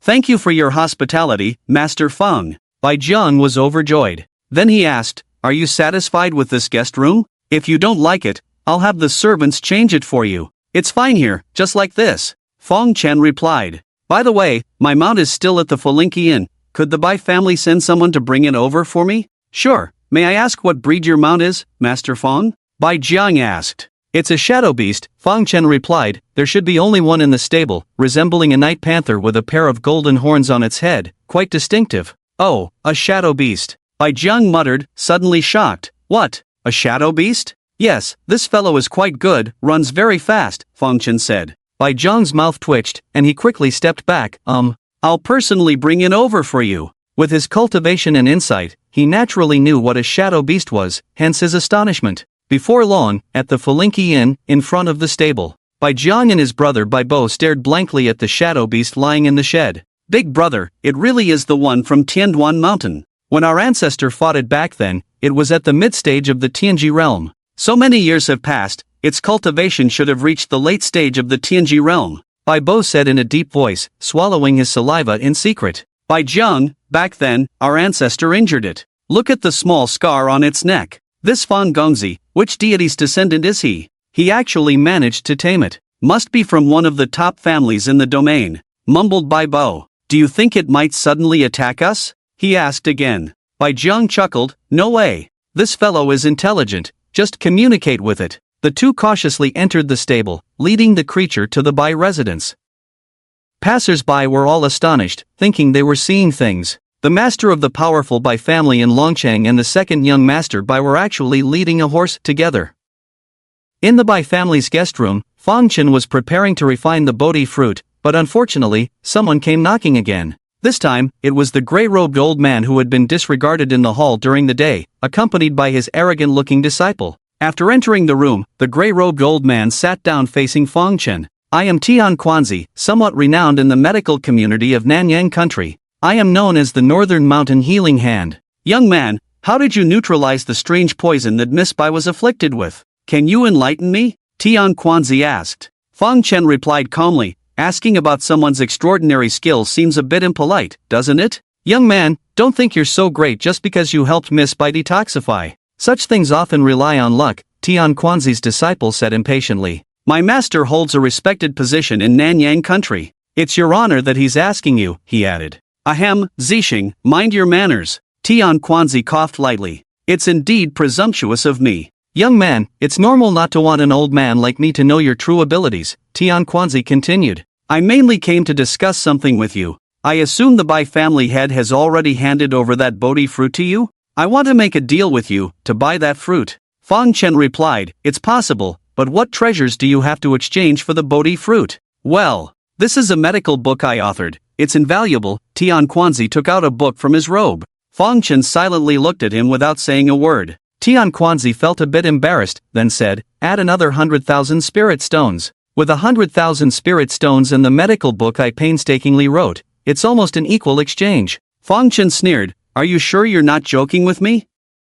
Upon hearing this, Tian Quanzi's disciple got angry and pointed at Fang Chen. Young man, what are you saying? My master sincerely wants to make a deal with you, don't underestimate him. Do you know how influential my master is in Nanyang country? People are always eager to give him things, and he often declines. Seeing Fang Chen unmoved, Tian Quanzi dropped the act and said sternly, I have connections with the leaders of various major forces. If you help me, I will remember your kindness. Understood, Fang Chen said calmly, then swiftly twisted his head off. Tian Quanzi's neck spurted like a fountain, leaving Zixing dumbfounded, letting out a heart-wrenching scream. Have mercy. Spare me, sir. He quickly knelt down and begged for mercy. But what came next was Fang Chen's ruthless stomp, crushing his head. Fang Chen didn't waste time and immediately used their bodies to cultivate his skills. No wonder this guy was so eager to get the Bodhi fruit. Turns out he had the recipe for the Bodhi Vajra pill. Millennium Purple Bamboo Liquid, Evergreen Remania Essence. Besides the Bodhi fruit, all these materials have been collected. With his cultivation level, it's not easy for him to gather all these materials, Fang Chen chuckled. While dealing with the belongings of this master and disciple, he found many valuable items. Tian Quanzi had toiled for half his life, experienced life and death several times, just to gather these materials. In the blink of an eye, all these things belonged to Fang Chen. He had all the materials for alchemy in his hands, and it seemed inappropriate not to use them for alchemy. However, he had no expertise in alchemy, and none of his masters had ever taught him. It seems like Master Qingmu knows alchemy, but I don't know when he'll arrive in Longcheng. The neighboring physician Do seems quite skilled, maybe. He left the room and walked to the neighboring door, gently knocking. Who's there? Do Qin's slightly wary voice inquired from inside the room. It's me, Fang Chen from next door, he replied. With a clang, Do Qin's young disciple opened the door. She seemed a bit scared, quickly climbing back into bed and hiding under the covers. They had clearly heard the screams from next door earlier, which made them uneasy. It's late, does Master Fang have something on his mind? Do Qin asked. Her high bun had come loose, indicating she had just gotten into bed. Fang Chen took out the prescription from Tian Quanzi and handed it to her. I have a prescription here and I'd like Physician Do to take a look, he said. Do Qin carefully examined the prescription for a while before saying, this prescription is well versed in alchemical principles, so it should be fine. However, the ingredients are quite rare and hard to come by, even with money. Fang Chen asked, what are the effects of this Bodhi Vajra pill? Do Qin replied, it naturally enhances the physical body, and its effects are quite terrifying, amplifying the medicinal effects of the Bodhi fruit tenfold. However, the medicinal properties of this Bodhi Vajra pill are too intense. If the consumer's physical body is not strong enough, it may burst due to the intense medicinal power. Hence, there's a saying that this Bodhi Vajra pill is a life-shortening pill, with a high mortality rate. Many people believe their physical bodies are strong enough to withstand the impact of the Bodhi Vajra pill's medicinal power, but in reality. Thank you for clarifying, Physician Do, Fang Chen nodded. Also, I have another matter to trouble Physician Do with. I have both the prescription and the materials, but I lack the skill for alchemy. If Physician Do is willing to help with the alchemy, I am willing to offer a satisfactory reward. Hearing this, Do Qin furrowed her brows, looking hesitant. Physician Do, what concerns do you have? Just speak freely, Fang Chen said. Do you know the rules for entrusting someone with alchemy? Do Qin asked, because alchemy itself is full of uncertainties, so even the most skilled alchemists may make mistakes. And once a mistake is made, it means all the painstakingly collected materials will go to waste. The losses. Fang Chen had never entrusted anyone with alchemy before, but at this moment, he understood what Do Qin was concerned about. He immediately responded, Physician Do, feel free to alchemize boldly. If something goes wrong, I will not ask for any compensation from you. With your assurance, I can help with this task. Do Qin lightly agreed with a nod. Then, what reward does Physician Do want? Fang Chen asked again. Just name your price, as long as it's not unreasonable, I will fulfill it. Do Qin smiled and said, it seems Master Fang rarely goes out, and many things are unclear to you. For us alchemists, alchemical experience is the most precious, and the Bodhi Vajra pill you want me to alchemize is a top-grade elixir. Both the materials and the prescription are rarely seen. Rather than saying you're entrusting me with alchemy, it's more like I'm benefiting from your request, fortunate to refine such a precious pill. I feel awkward mentioning rewards, and Master Fang doesn't need to be so polite. She didn't want a reward, and Fang Chen was happy with that. He then took out all the materials for refining the Bodhi Vajra pill and placed them on the table. Do Qin carefully inspected each material to ensure everything was in order. It's already late at night. I will start refining the pill tomorrow. If everything goes smoothly, it will probably take about 7 to 8 days. During this time, I hope young Master Fang will not wander around, so I can find you when needed, she said. Fang Chen nodded, all right.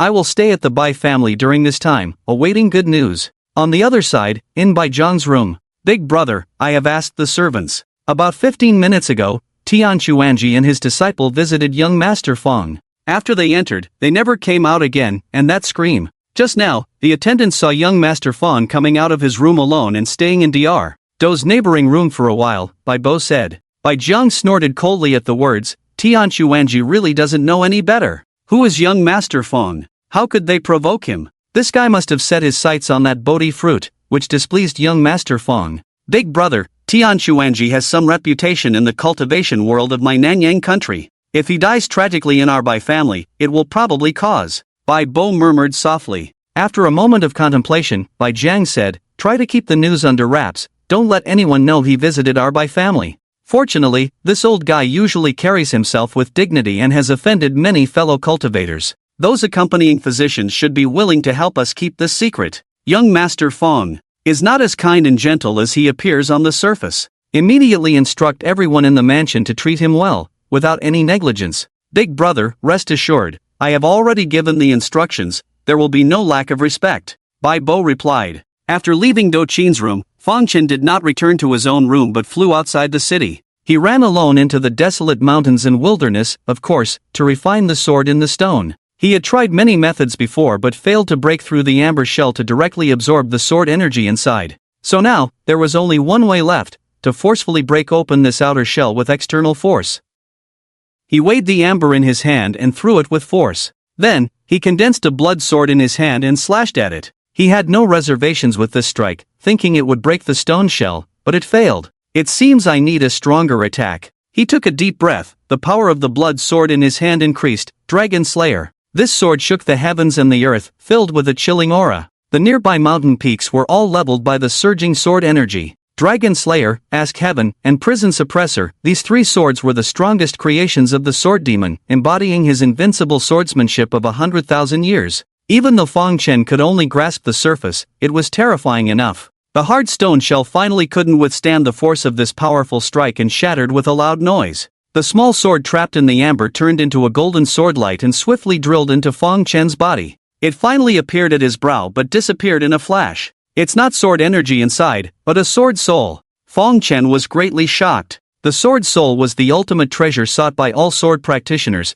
but it was extremely rare because its formation conditions were very strict. It required long years of precipitation, ranging from tens of thousands to millions of years. And for a sword to exist for so long, how difficult would that be? Not to mention being damaged in battle, just staying still in one place would be eroded by time and eventually disappear.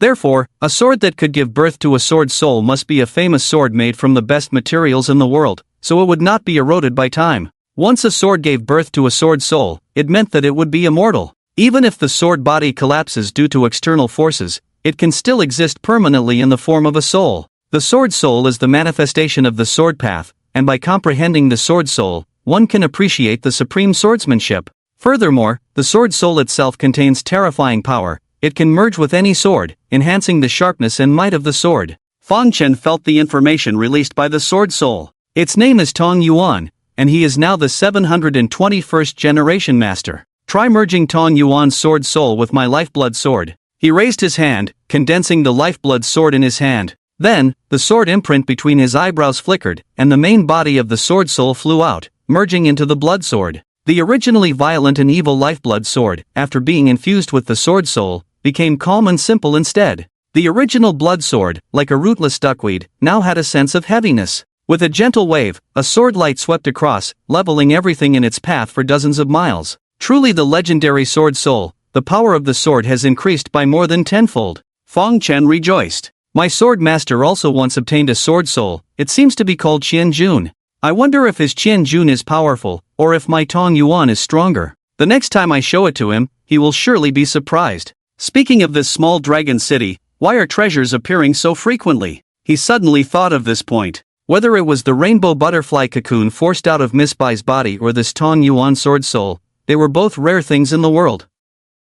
The rainbow butterfly is an ancient demonic insect. Master Pang said it's almost extinct in the outside world. And this Tong Yuan sword soul, sealed in amber. Could they all come from the lost ancient mine mentioned by Bai Jiang? The more he thought about it, the more possible it seemed. It seems I have to visit this lost ancient mine, there might be some unexpected gains. Since he didn't know where the lost ancient mine was, he had to go back and ask the Bai family. Although it was late at night, the two brothers from the Bai family were still looking out from the city tower. Although Chen had gone far, the commotion he caused was still significant enough to reach Dragon City. Separated by dozens of miles, we can still feel a strong sword aura. It seems that this Lord Fong should be a descendant of a swordsmanship family, Bai Bo said. Bai Jiang, it should be, but why is he here in our South Yang country? Perhaps just traveling here. Don't these aristocratic descendants like to travel everywhere? Bai Bo said. You two are still not sleeping at this late hour? Suddenly, Fong Chen appeared behind them and asked softly.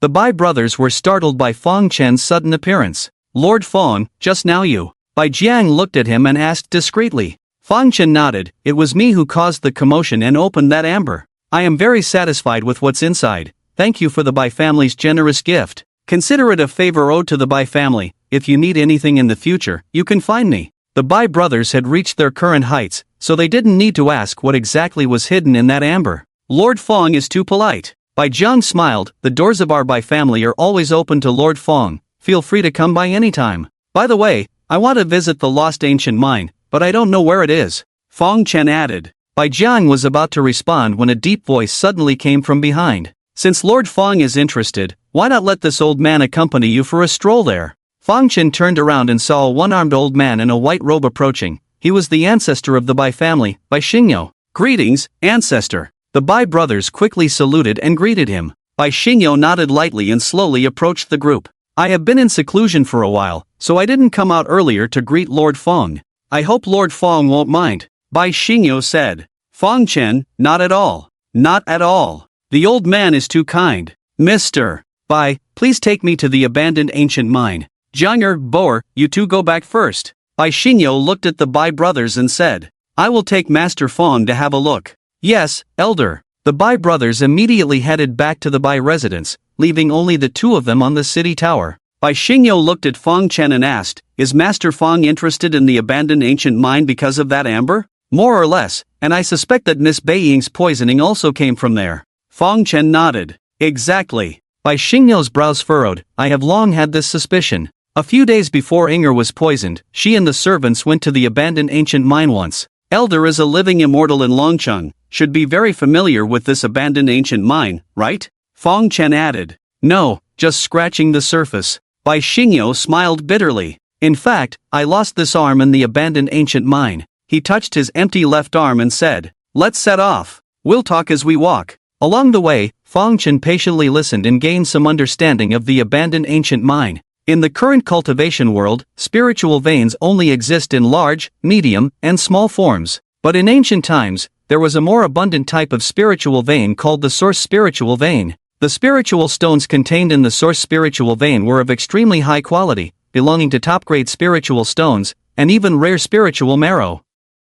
The abandoned ancient mine near Longcheng was once a source spiritual vein. Therefore, in ancient times, Longcheng had already become a great city relying on this source spiritual mine. However, a resource-based city will inevitably weaken one day due to resource depletion. After the source spiritual mine was exhausted, Longcheng declined all the way until today. However, even though the ancient mine has been depleted, many people still come to explore and try to find treasures. With the constant flow of people, it has become a place of disputes, with many bloody incidents occurring. With many deaths, there are always some treasures left behind, so later generations can occasionally find valuable items nearby. This is the common saying among the people, but Bai Xingyo has a different story. According to him, the ancient mine has not been completely excavated, and there is a little-known secret. In the deepest part of the abandoned ancient mine, there is a sealed temple. The deeper one goes into the ancient mine, the stronger the force field one encounters. Therefore, most people cannot venture deep into the mine and are unaware of this place.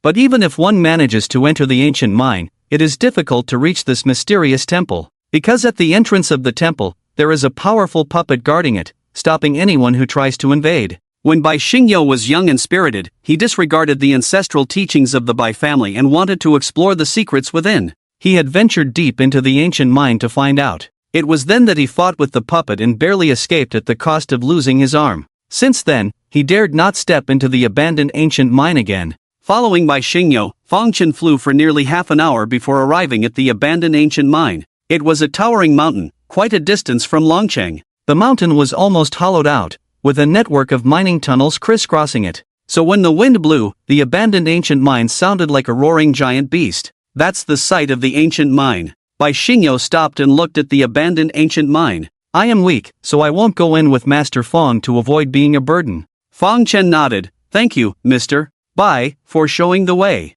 It's late at night, Mr. Bai, you should go back to your residence to rest. No need to stay here. Xiao lightly agreed and bid farewell. Take care, Master Fong, please be cautious. The two parted ways, and Fong Chen strode towards the abandoned ancient mine. As he walked, he saw many people camping around the mine. These people were either there to search for treasures or to visit and admire, making it livelier than he had imagined. Young master, are you planning to enter the abandoned ancient mine? I have something good here that you might need. Elemental pill. After taking it, it can enhance your resistance, allowing you to go further inside the mine. Suddenly, a freckled girl jumped out from the roadside and walked alongside Fong Chen, trying to sell her pills. Others sell it for 500 spirit stones each, but I'm not as greedy as them. I just want to earn enough for a living, so I'm selling it for half the price. Young master, won't you consider it? Fong Chen shook his head lightly, finding her constant chatter very annoying. Seeing Fong Chen had no intention of buying, the freckled girl stopped following and sighed helplessly in place.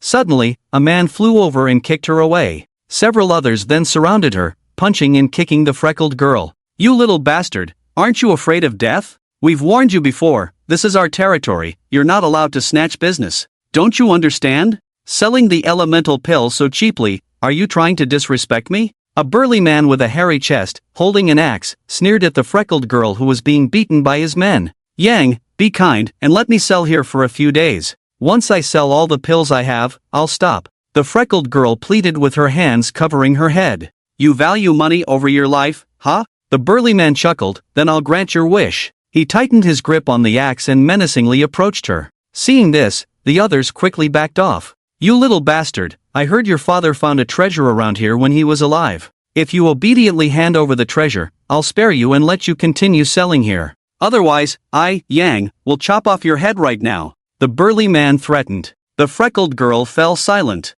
Boss, what if the treasure is on her? Should we strip her? A sneaky lackey behind the burly man suggested with a smirk. Such an important item, she must carry it with her. Big head makes sense. Someone immediately agreed. The burly man looked at the freckled girl and cracked his neck. Although this little bastard's face is average, her figure looks good. It's late at night, we can't see faces clearly anyway. Stripping her for our brothers to enjoy wouldn't be bad. Go on. Be quick. Yes, boss. The burly man's lackeys leered forward with evil grins. The freckled girl curled up on the ground, her eyes filled with despair. Just then, the sound of a sword unsheathing rang out. You bullies, how dare you gang up on such a young girl? A woman in white appeared from the darkness, wielding her sword towards Yang and his men. Where did this little girl come from, meddling in our business? Take her down first. Yang snorted. The crowd turned towards her, but with a swift swordplay, she struck them all down. Yang widened his eyes in horror, quickly turned to flee. However, as he took a few steps, a flying sword pierced through his chest from behind, and he fell to the ground. Thank you for saving me. The freckled girl, with teary eyes, expressed her gratitude. The woman in white helped her up, offered some comforting words, then suddenly looked towards Fong Chen ahead. Fong Chen continued walking, and the woman in white caught up to him. She looked at him disapprovingly and said, You are truly cold-blooded and heartless. Just now, that girl was almost in danger of being violated, and you just turned a blind eye. Fong Chen ignored her and continued walking. The woman in white was so angry that she stomped her foot. Hey, I'm talking to you. Who are you, and which family or sect do you belong to? Why are you silent, feeling ashamed and reluctant to speak? Fong Chen slowly turned to look at her and said coldly, Keep babbling, and I'll slap you to death. The woman in white widened her eyes at his words, about to explode. But an old woman suddenly appeared by her side and pulled her away. Granny, what are you doing? The woman in white, who was being pulled away, asked discontentedly. This guy is heartless and arrogant, I must teach him a lesson today. The old woman looked towards Fong Chen and said solemnly, Miss, this person is probably not simple. It's better to avoid trouble. I've seen countless people in my life, rarely mistaken. And just now, if you hadn't intervened, that girl wouldn't have been in trouble. Impossible. This guy is just walking around as if nothing happened, he wouldn't lend a hand. The woman in white said, Miss, your cultivation is still lacking, so you didn't notice it, but in that instant, there was a subtle spiritual power fluctuation on him, the old woman explained. But because you intervened, it disappeared in a flash. So, I misunderstood him? The The woman in white pouted. But he is really rude. I said a few words to him, and he threatened to slap me to death. Isn't that right? Is my cultivation still lacking? Compared to you, Granny, I'm already at the early stage of the Tianji realm. In this small country of Nanyang, I can be considered a top expert. How could I not sense the spiritual power fluctuation on him? By your account, he is at least at the late stage of the Tianji realm. He looks a few years younger than me. In this tiny land of Nanyang, there can't be such a genius. The old woman smiled and said, Miss, not everyone in Nanyang is from Nanyang. If you're not from Nanyang, does he have to be from Nanyang? The woman in white thought it made sense, true, but according to you, he's much more powerful than me. So young, even more powerful than me, could he be from those aristocratic families? Or the inheritors of those immortal sects? I don't know his identity. And if he has a protector by his side, then that protector must be stronger than me, because I can't sense him at all, the old woman said. That old woman has profound cultivation, at least one realm higher than me. And that girl, so young yet at the early stage of the Tianji realm. They are probably not from Nanyang. Fong Chen thought to himself. They must be here for the lost ancient mine. I must reach the main hall before them. He displayed the shadow step taught by his master. The shadow step was a peerless body movement technique. By cultivating the first level, one could possess unparalleled speed. And by reaching the second level, one could shrink space and instantly teleport. The shadow step had more than these two levels, but he was far from reaching the third level. By reaching the third level, the speed would be fast enough to reverse time and make it flow backward. The extent of the reversal depended on how fast the speed reached. He had witnessed his master displaying the extreme speed of the third level, allowing him to go back to half an incense stick's time, about 5 minutes, before. Although it was only half an incense stick's time, in a battle between top experts, victory or defeat could be determined in an instant. With a flicker, Fong Chen had already entered the interior of the lost ancient mine, now standing in a wide mining tunnel. The force field is indeed powerful, compressing the distance of my teleportation. Upon entering the mine, a surge of gravity hit him. If someone with insufficient strength forced their way in, they would be directly crushed by the gravity. The ultimate destination of all mine tunnels was the mysterious hall. So Fong Chen hurried along this path. About a quarter of an hour later, he reached the end of the mine tunnel. Before him was a bronze ancient gate, weathered and marked by the traces of time. In front of this bronze ancient gate, there were 4 stone statues. These statues were all carved with demons, not humans. In addition, there were scattered corpses everywhere. These skeletons had not decayed for many years, indicating that when they were alive, they must have been experts. He walked straight ahead, and as expected, there were puppets blocking the way. These 4 demon stone statues were transformed into puppets. They usually existed in the form of statues, but once a living being approached, they would manifest. The 4 stone statues did not activate simultaneously, only one of them, a dog-like statue, appeared. Fong Chen observed its form and identified its identity. It was a blue-tailed azure wolf with a powerful demon bloodline. The blue-tailed azure wolf bared its fangs and lunged towards Fong Chen. Fong Chen raised his hand and delivered a simple punch. With a bang, the blue-tailed azure wolf was instantly shattered.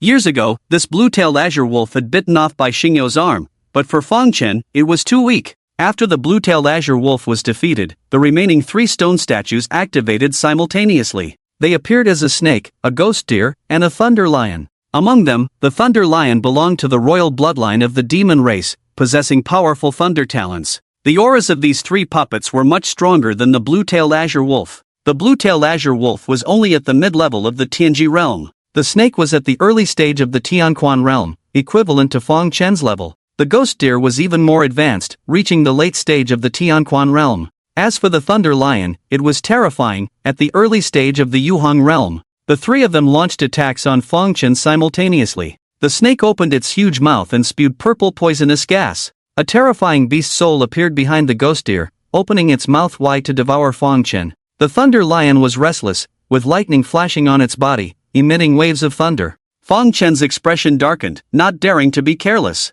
Bang! His previously calm heart began to beat violently, his blood and chi surged, and his blood boiled. He threw a punch like thunder from the heavens, earth-shattering, deafening. At the same time, the fist wind turned into a galaxy, swaying and floating all the way. The attacks of the 3 puppet beasts were instantly covered by the force of the punch. The shockwaves hit them, causing a violent tremor and shattering their bodies. This was the Star River Infinite Fist he had practiced diligently since childhood, a top-notch martial art in the world. This was only the second level of the Star River Infinite Fist. If he could cultivate it to the 5th level, he could even shatter the stars in the sky from a distance. After defeating these obstacles, he was about to move forward. But suddenly, the 4 collapsed guardian stone statues instantly restored themselves. The shattered stone statues on the ground were recast in an instant, without a single crack remaining. If I can defeat them once, I can defeat them a second time. How can they stop me? Fang Chen snorted coldly and continued forward. However, these restored stone statues did not reappear to block him, as if they had truly become decorations.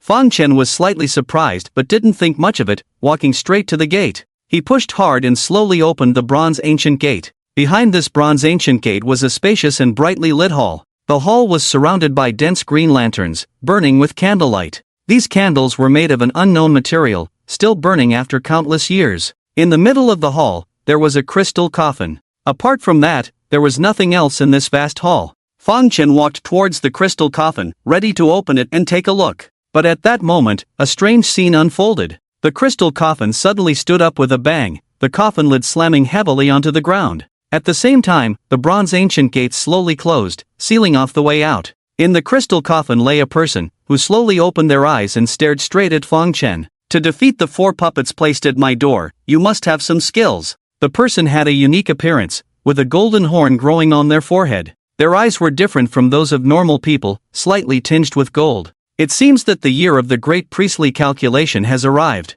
After this awakening, I will no longer have to sleep here. The strange man said to himself. You are from the Golden Horn tribe. Fang Chen carefully examined his appearance, amazed. His swordmaster often told stories of challenging strong individuals from various tribes, including the Golden Horn tribe. Their vitality was particularly strong, leaving a deep impression on the swordmaster. However, he mentioned that this tribe had been wiped out 50,000 years ago, and now this guy. Oh, even in the kingdom of Dechu, there are people who recognize my origins. The young man from the Golden Horn tribe said, somewhat surprised. Dechu kingdom? It seems you have been sleeping here for at least over 20,000 years. Fang Chen muttered. The predecessor of the Nanyang kingdom was the Dechu kingdom, and the Nanyang kingdom itself was founded just over 20,000 years ago, while the Dechu kingdom had lasted for about 50,000 years. I do not know how long I have been sleeping here, perhaps more than 20,000 years, the young man from the Golden Horn tribe said indifferently. Although you look appetizing, I do not intend to kill you. After this awakening, I will return to the world and need to recruit some followers. Become my servant. I will bestow upon you supreme glory. Not interested. Fang Chen shook his head in disappointment and walked away. I thought this hall was an ancient site, but it turns out it was built just tens of thousands of years ago. The young man from the Golden Horn tribe saw him leaving as if he were nobody, and a murderous intent flashed in his eyes. You had the chance, but you didn't cherish it, so you shall become my nourishment to restore my strength, he said coldly. The young man from the Golden Horn tribe slowly raised his hand, conjuring a golden spear. With a swoosh, he threw the spear towards Fang Chen. Fang Chen suddenly turned around and met it with a punch. The golden spear was shattered by his iron fist, but he also staggered back 2 steps. The young man from the Golden Horn tribe was somewhat surprised by this sight. Clearly just a human, yet his physical body is so strong? Although he couldn't discern Fang Chen's realm, he could roughly estimate his age, which amazed him. It was known that among the 100 tribes, only the human race had the weakest physical bodies. But this young man's physical body was almost as strong as that of the Supreme with imperial bloodline, or even stronger. These people couldn't perceive Fang Chen's true realm because he had cultivated the heavenly concealment technique. The heavenly concealment technique was taught to him by his master, the flower thief, and its only effect was to conceal his realm. The young man from the Golden Horn tribe couldn't perceive Fang Chen's realm, but Fang Chen could judge his cultivation level at a glance. The young man from the Golden Horn tribe's realm was not low, at the mid-stage of the Jade Equilibrium realm. He was at least one major realm higher than him. I am Jin Buwan. I never kill nameless individuals. What is your name? Jin Buwan said. Fang Chen. He replied calmly, summoning his lifeblood sword in his hand, empowered by the same sword spirit as the abyssal sword. The sight of the lifeblood sword made Jin Buwan feel a piercing sensation.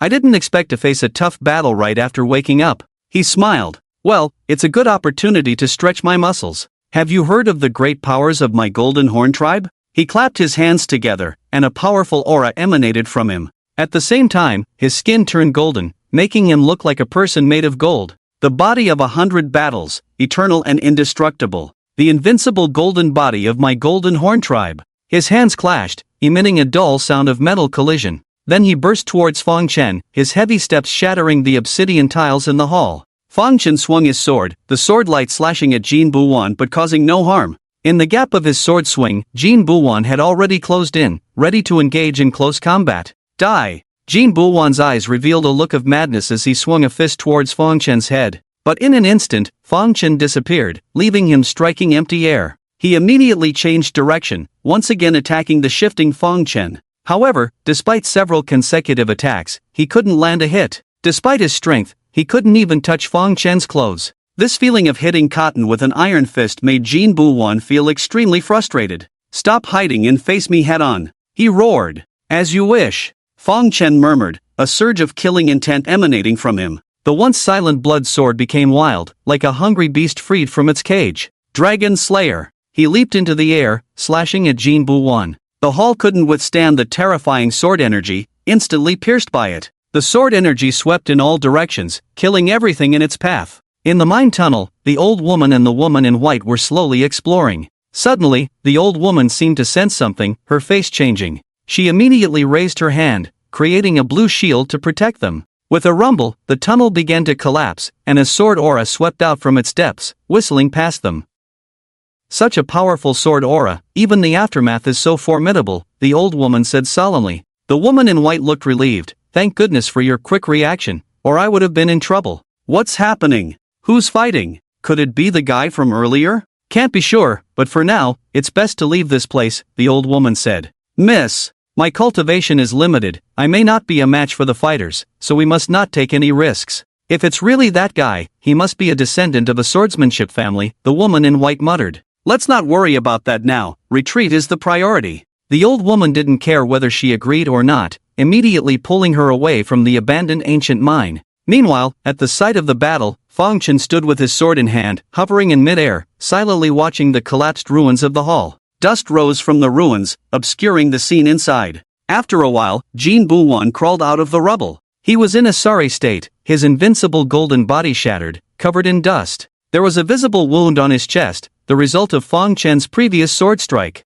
Jin Buwan looked at Fang Chen and said, a powerful strike, luckily your cultivation is not high, or that strike might have killed me. After sleeping for thousands of years, has something changed in the outside world, making the descendants so strong? Fang Chen remained silent, raising his hand to prepare for another strike. Jin Buwan's expression changed slightly, surprised that Fang Chen could continuously unleash such sword techniques as before. He didn't want to take another hit and quickly used his ultimate technique. A golden light shimmered at the wound on his chest, and the bone-deep injury miraculously healed in an instant, leaving no scar behind. Is this the regeneration technique of the Golden Horn tribe that the sword master mentioned? Indeed formidable. Fang Chen nodded, acknowledging Jin Buwan's strength. However, that was all there was to it. He had already decided to make Jin Buwan his nourishment. He twisted his wrist and struck out with his sword once more. This strike was the second move of the Sword Demon's 3 styles, Heaven's Inquiry. This strike was even more terrifying than Dragon Slayer, Unstoppable.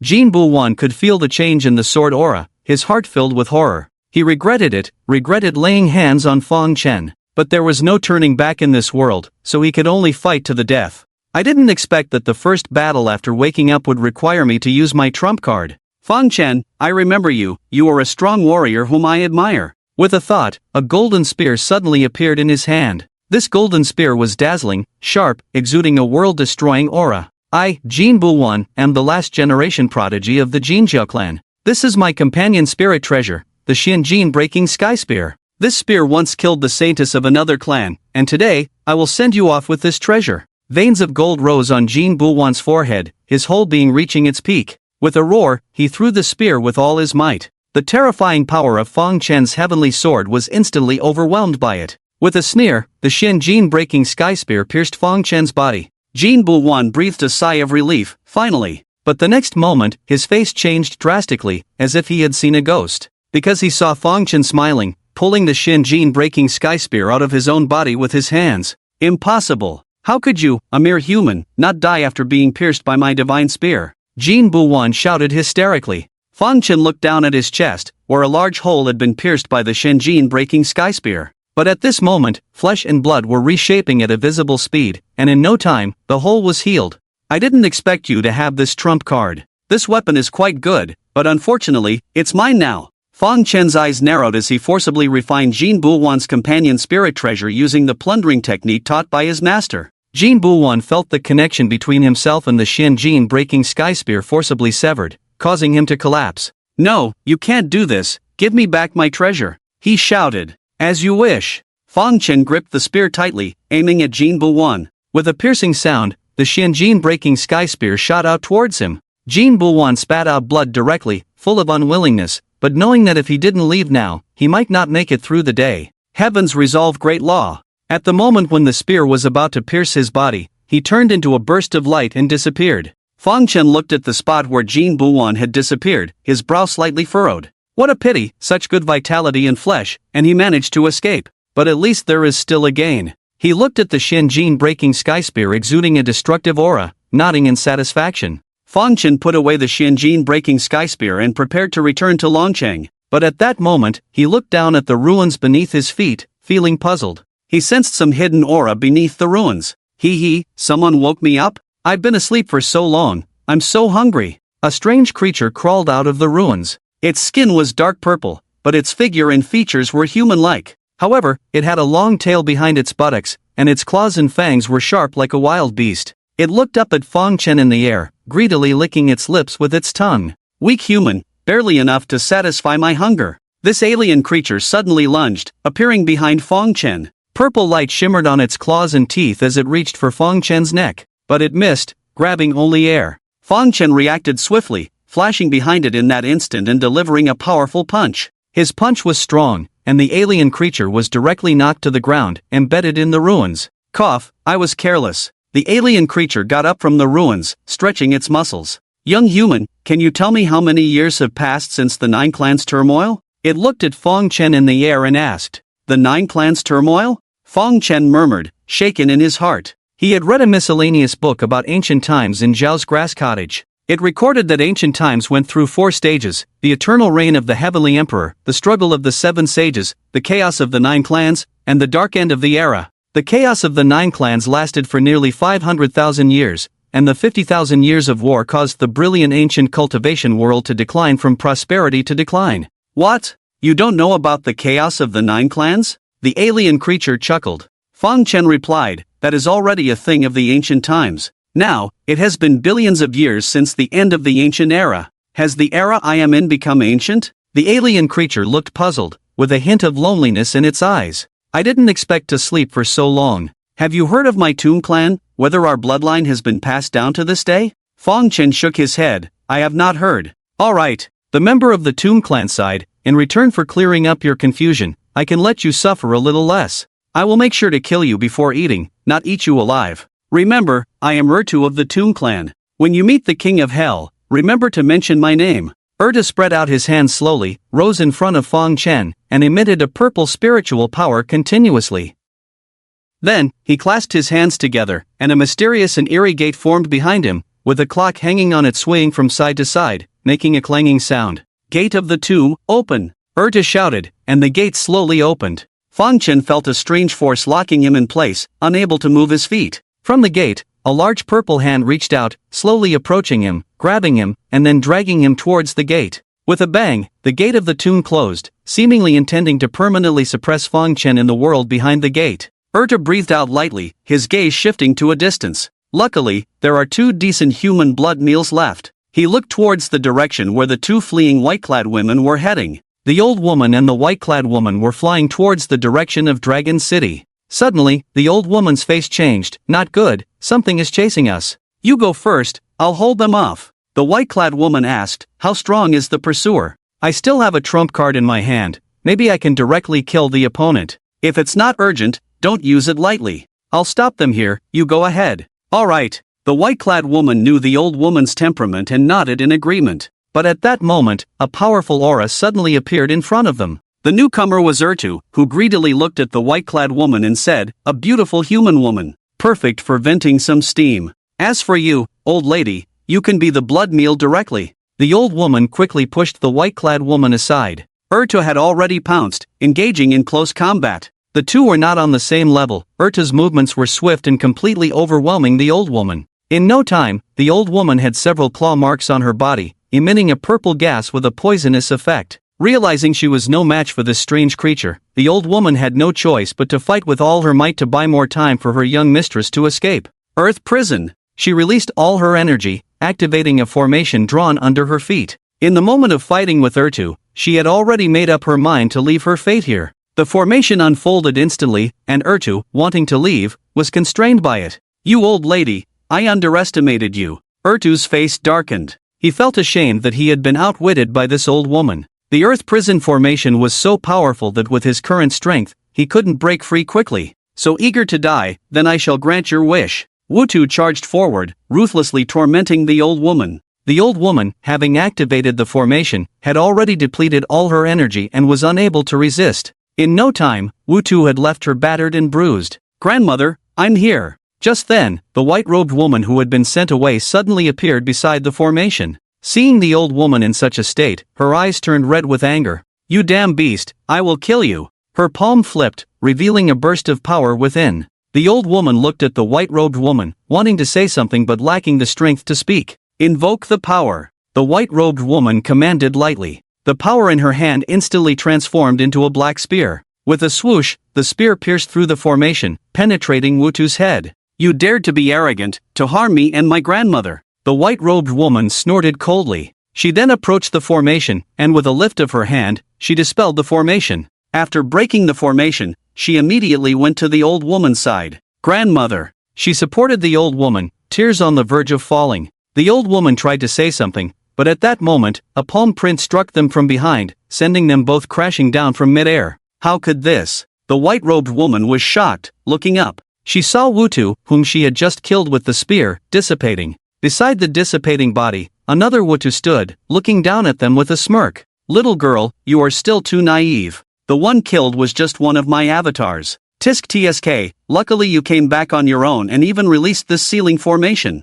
Otherwise, I would have been a bit worried about not finding you later." Wutu chuckled. The white-robed woman clenched her fists in frustration, biting her lower lip. "I'm so weak, so foolish. But as a member of the Shangguan family, Shangguan Haiyue will never let a sinner like you off lightly." She was determined to sacrifice herself, but at that moment, a heavy tolling of bells rang out. Clang clang clang. Behind Wutu, the great gate reappeared. However, Wutu's face turned pale, and he turned around in fear to witness this scene. It's impossible, he should have already. With a bang, the gate was forcibly broken open. Fang Chen stepped out from the world behind the gate, covered in blood but with a terrifyingly calm gaze. Wutu screamed in agony, purple blood continuously flowing from his mouth. The tomb gate was his lifeblood, and now that it was broken, he suffered a tremendous backlash. The backlash effect was terrifying, almost taking away half of his life. At this moment, Wutu was no longer the carefree figure from before, completely dominated by fear. He was about to flee, but Fang Chen took a step forward, instantly appearing in front of him, grabbing his hair forcefully.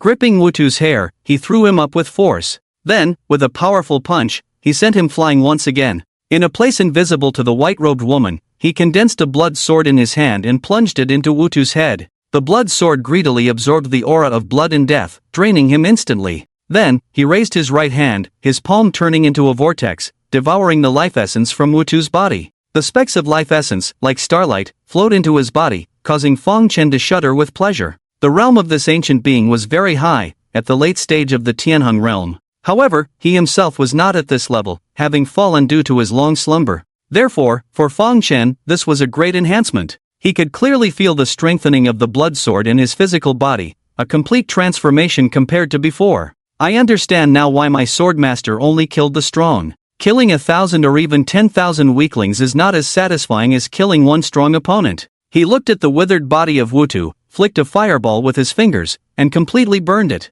He then turned to look at the abandoned ancient mine, did not linger, and immediately headed back to Dragon City. He had originally thought this was just Jin Bulwan's hiding place, but now it seemed he had been too naive. The sudden appearance of the ancient Tomb Clan made him feel somewhat eerie. Perhaps there were more ancient beings sleeping here than just this one. The rainbow butterfly larva was definitely one of them. And there was also Tong Yuan's sword spirit, which might be something powerful that had accidentally broken free from its seal. Back in Dragon City, the Bai family did not look for him or inquire about anything. It was as if they knew nothing and cared about nothing. After cleaning himself up, Fang Chen climbed onto the bed and meditated quietly. He recalled the two battles in the abandoned ancient mine, reflecting on the experiences gained from these fights. For him, these battle experiences were precious and worth pondering carefully. The next morning, he was practicing in his room. Suddenly, there was a knock on the door, and a gentle voice asked, "May I come in, sir?" "Come in." Fong Chen opened his eyes and said lightly. Then a slightly weary woman pushed the door open and walked in. She was Miss Bai Ying from the Bai family. "I am Bai Ying. I have met you, sir." She greeted Fong Chen respectfully. Fong Chen said, "Miss Bai, please rise. Your health has not fully recovered. There is no need for such formality." Bai Ying smiled slightly and said, "I am much better now. I should have come to thank Master Fong long ago." If Master Fong had not intervened, Bai Ying would probably not have survived much longer. "Please sit down, Miss Bai," Fong Chen invited. But he didn't know what to say next, as he was not good at small talk. Bai Ying was also reserved, and after sitting down, she stared at the teacup in front of her, unable to say a word for a while. The atmosphere in the room suddenly became awkward, but at that moment, Bai Jiang also arrived. "Yinger, have you properly thanked Master Fong for his great kindness?" Bai Jiang asked his daughter. Bai Ying nodded quickly, "Yes. The medicine seems to be almost ready, so I will go back to take it now. Master Fong, goodbye." She ran off like a rabbit, not waiting for Fong Chen's response, and disappeared in a flash. Bai Jiang, seeing this, could only smile wryly and shook his head helplessly. "My daughter is not used to interacting with outsiders, so she may be a bit lacking in etiquette. Please forgive her, Master Fong." He looked at Fong Chen and said, "Not at all. Miss Bai indeed has a noble demeanor, worthy of being the daughter of the Bai family head." Fong Chen said. Although it was a polite remark, Bai Jiang was still very pleased to hear it, his face beaming with a smile. "My daughter, besides being polite, is also very clever and sensible, and has never caused me, her father, any worries. Ahem, by the way, someone wants to see Master Fong. This person's identity is extraordinary, young yet already at the Tianji realm cultivation level, unlike us people from Nanyang country." "Oh, is it a white-clad woman? Accompanied by an elderly woman who was seriously injured?" Fong Chen asked. "Exactly," Bai Jiang replied. "These two came to the mansion last night, seeking shelter here. Seeing that they were not ordinary, I did not dare to neglect them and arranged for them to stay temporarily in the west courtyard. Just now, the white-clad woman found me and asked for help in finding someone. From her description, I knew she was looking for you, Master Fong. But I did not dare to make decisions on my own and did not tell her that Master Fong was staying here. So I came to inform you, not sure how you would like to handle this? These two have no grudges with me, let them come." Fong Chen said. "Good." Bai Jiang nodded and immediately left. Shortly after, he brought the white-clad woman and the elderly woman to Fong Chen's room and left as soon as he had brought them in. The woman in white carefully helped the old lady sit down, then looked up at Fong Chen. "I am Shangguan Haiyue. Thank you, sir, for saving my life last night," she said. Fong Chen replied indifferently, "I didn't intend to save you, it was just a coincidence." Shangguan Haiyue responded, "That doesn't matter, what matters is the outcome. In my Shangguan family, we always repay both grudges and kindness. If you hadn't killed that strange creature last night, both Granny you and I would have been dead. This is the mysterious foam order of my Shangguan family. Whoever holds this token is considered an honored guest of my family. If you encounter trouble in the future, just show this foam order, it might help you out of danger. My Shangguan family has some reputation in the southern Dipper territory, most factions would give us some face." Shangguan family. Is that the renowned family of formation masters in the Jade Country? Fong Chen inquired. Yes, Shangguan Haiyue nodded proudly, exuding confidence in her family's prestige. The Shangguan family's glory in formations and arrays in the southern Dipper territory was unmatched by any other faction. "By the way, I don't know your name yet. Which faction are you from?" Shangguan Haiyue asked. "I am Fong Chen, a wanderer without a sect or family, just a casual traveler roaming the lands," he replied. Shangguan Haiyue was about to say something upon hearing this, but Granny suddenly reached out and gestured for her to remain silent. "I rushed out this time and didn't bring many treasures with me. Besides this foam order, I have nothing else to offer you for now. Why don't you come with me to the Jade Country? At my home, I can have my father give you some treasures as a token of gratitude for saving our lives." "Thank you for your kind offer, Miss Shangguan, but it's not necessary," Fong Chen declined. "I'll accept this foam order, considering it as the repayment for the favor you owe." Shangguan Haiyue didn't stay long with Fong Chen, soon she helped Granny back to their room to rest. Along the corridor, she couldn't help muttering, "Granny, this person is not easy to deal with, not sincere at all. We have revealed our identities, but he hesitates to do the same," she continued. "I don't believe he is a wandering cultivator with no background. With his skills, he must be from a prestigious family or sect. So mysterious, I feel like I might harm him. Granny said, since he is unwilling to be open with us, we can't force him. After all, if it weren't for him, we would have died at the hands of that strange creature last night. If you are truly curious about his background, why not return home now and have your family investigate? The major sword formation families and sword cultivation sects in the Southern Dipper territory are limited. It should be easy to find out. Miss, are you trying to make me go back home on purpose? Shangguan Haiwei pouted. It was hard to escape. I don't want to go back so soon. My father controls me like a puppet, giving me no freedom at all. This time, I must have some fun. But it's indeed dangerous outside, even in this small southern young country, we almost. Granny's voice turned serious. Now that I am seriously injured and it may take half a year to recover, the talisman the young master gave you is used up. If we encounter danger again, we may not be as lucky as last night. Why not let me contact our family and have the patriarch send experts to protect you? Shangguan Haiwei quickly shook her head. No. If you do that, I will definitely be taken back. Granny, you raised me since I was a child. You know me best and love me the most. You know how long I have longed for freedom. Even if I die outside, I have no regrets. Granny sighed helplessly, feeling deeply sorry for the girl in front of her. She had been confined at home since childhood, never taking a step outside, so her obsession with freedom ran deep. On this trip, she could feel the joy and relaxation radiating from the girl. From her birth until now, this period was undoubtedly the most carefree time, making her much livelier than before when she was stuck at home all day feeling dull. Time flew by, and half a month had passed. In the backyard of the Bai residence, inside a pavilion, Fang Chen lay on a rocking chair, inhaling the fragrance of flowers all around, listening to Miss Beiying playing the zither, completely relaxed.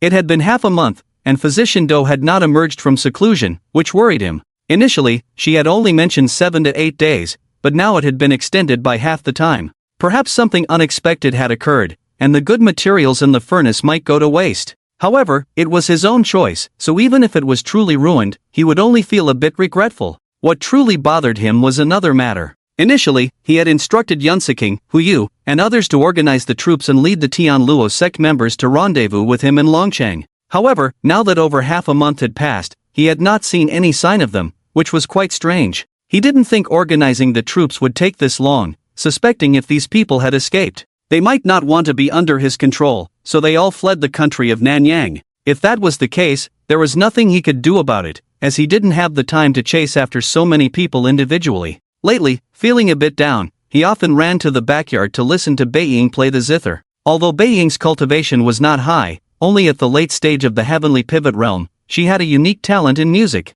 No piece of music could stump her. The tune she was playing now was challenging even for experts specializing in music. This soothing tune truly had a calming effect on the mind. After a while, she finished playing, her delicate hands lightly resting on the strings. Fang Chen slowly opened his eyes and murmured, "Thank you." Beiying smiled lightly and replied, "It's Inger's fortune to play the zither for Lord Feng. By the way, Inger has learned a new piece, but this one is a bit dangerous. If something goes wrong, it might harm Lord Feng's soul. But if played successfully, it can nourish Lord Feng's soul and enhance his soul power. Since Lord Feng is willing to give it a try, Inger will showcase it." She closed her eyes, seemingly adjusting her state. Then the sound of the zither gradually rose, forming a unique range of tones. The range of tones covered a small area, just within this pavilion. However, Fang Chen's eyes widened suddenly as he realized his soul power was soaring. The soul was the most mysterious and difficult area for cultivation. Anything related to the soul was priceless and rarely seen in the outside world.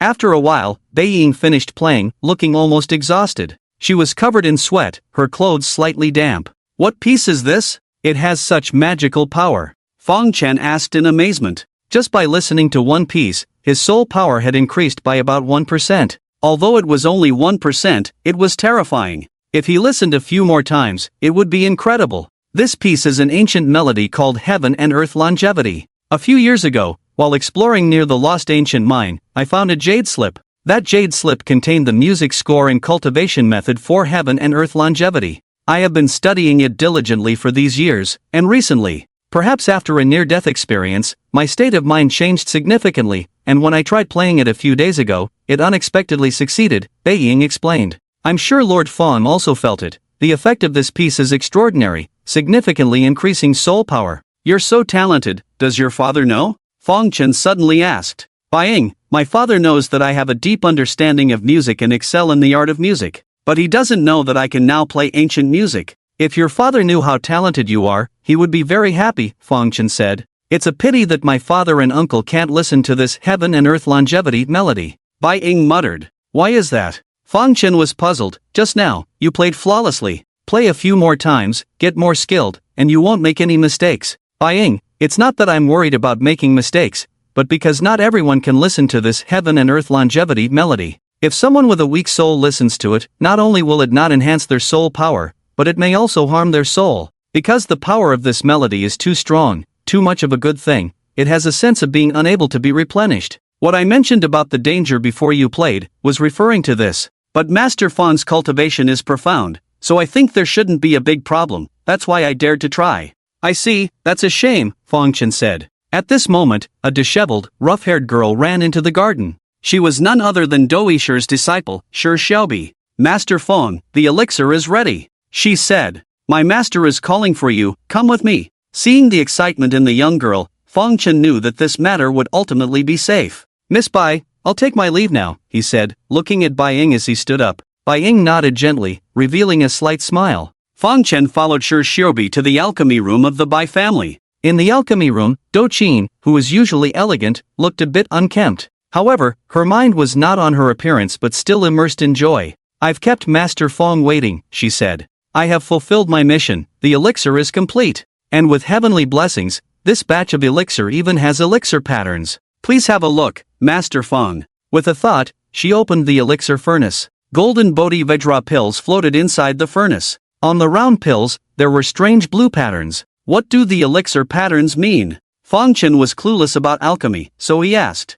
Chen explained, each batch of elixir, during the process of formation, needs to be infused with the essence of heaven and earth to awaken the elixir. If lucky, during the awakening process, the elixir may undergo some changes, and blue patterns may appear on the surface. That's what we call elixir patterns. Elixirs with patterns will have their medicinal power increased by about 10 times. This is just the case of one elixir pattern appearing. If there are 2 elixir patterns, the medicinal power can increase by 100 times compared to regular elixirs. The top grade is 3 elixir patterns, also known as the 3 flowers gathering on top elixir, with a medicinal power 1,000 times that of regular elixirs. Take a close look at this batch of elixirs. There are a total of 9 pills. Among them, 8 pills have 1 elixir pattern on top, and 1 pill surprisingly has 2 elixir patterns on top. This is the most successful batch of elixirs I have ever made in my life. Chen's expectations were already low, even suspecting that Chen had failed in alchemy, but she gave him a big surprise. Thank you, Dr. Do.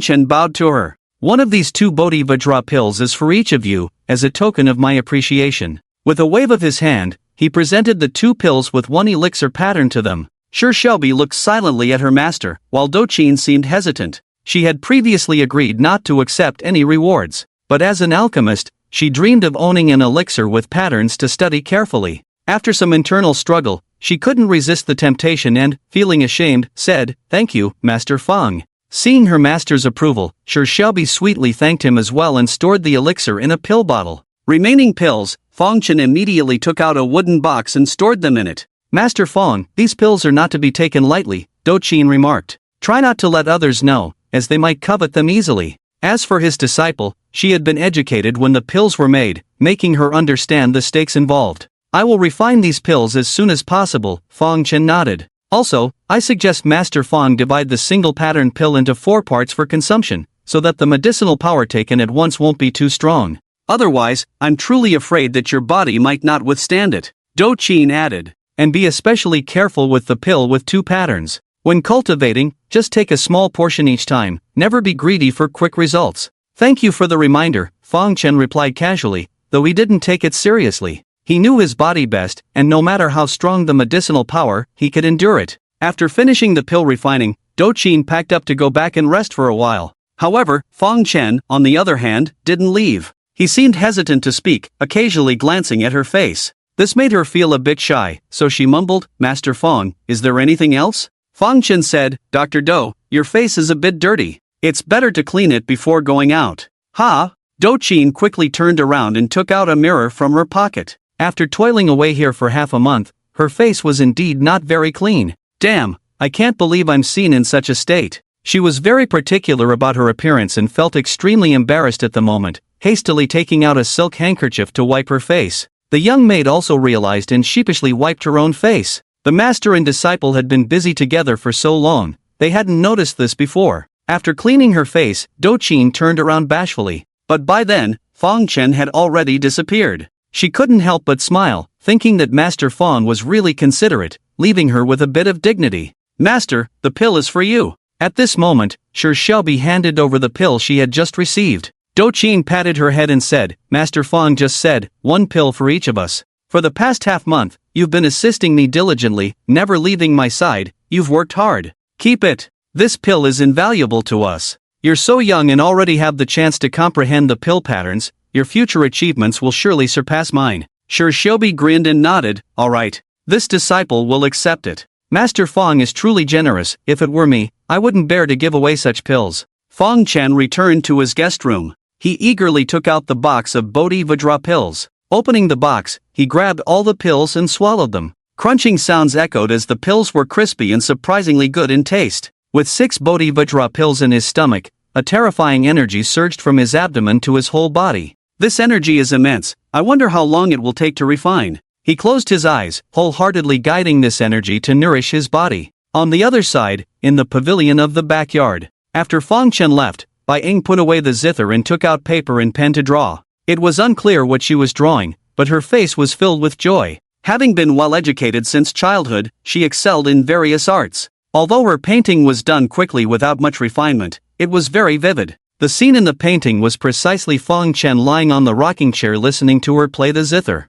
"Inger, what are you drawing?" A voice suddenly came from behind, startling her. Afraid of the content in the painting being seen, she hurriedly crumpled it up. "It's nothing. Father, what's the matter?" Her steps were so quiet that she startled her daughter, she said. Bai Jiang looked at her sternly and said, "I've actually been here for quite a while. You were just too engrossed to notice. Inger, you wouldn't happen to have feelings for this young Master Fong, would you?" Bai Ying blushed, quickly shaking her head, "Absolutely not." Bai Jiang, being experienced, knew exactly why his daughter was behaving this way, but all his words turned into a soft sigh. "You've always listened to your father, except for this accidental poisoning incident. There hasn't been anything else for me to worry about. But I need to make this clear to you, you better stay away from young Master Fong, you must not fall in love with him," Bai Jiang said with a heavy tone. Bai Ying furrowed her brows and immediately asked, "Why is that? Isn't young Master Fong my benefactor? He saved my life." Bai Jiang replied, "Indeed, young Master Fong did save you, but our Bai family has also given him enough rewards.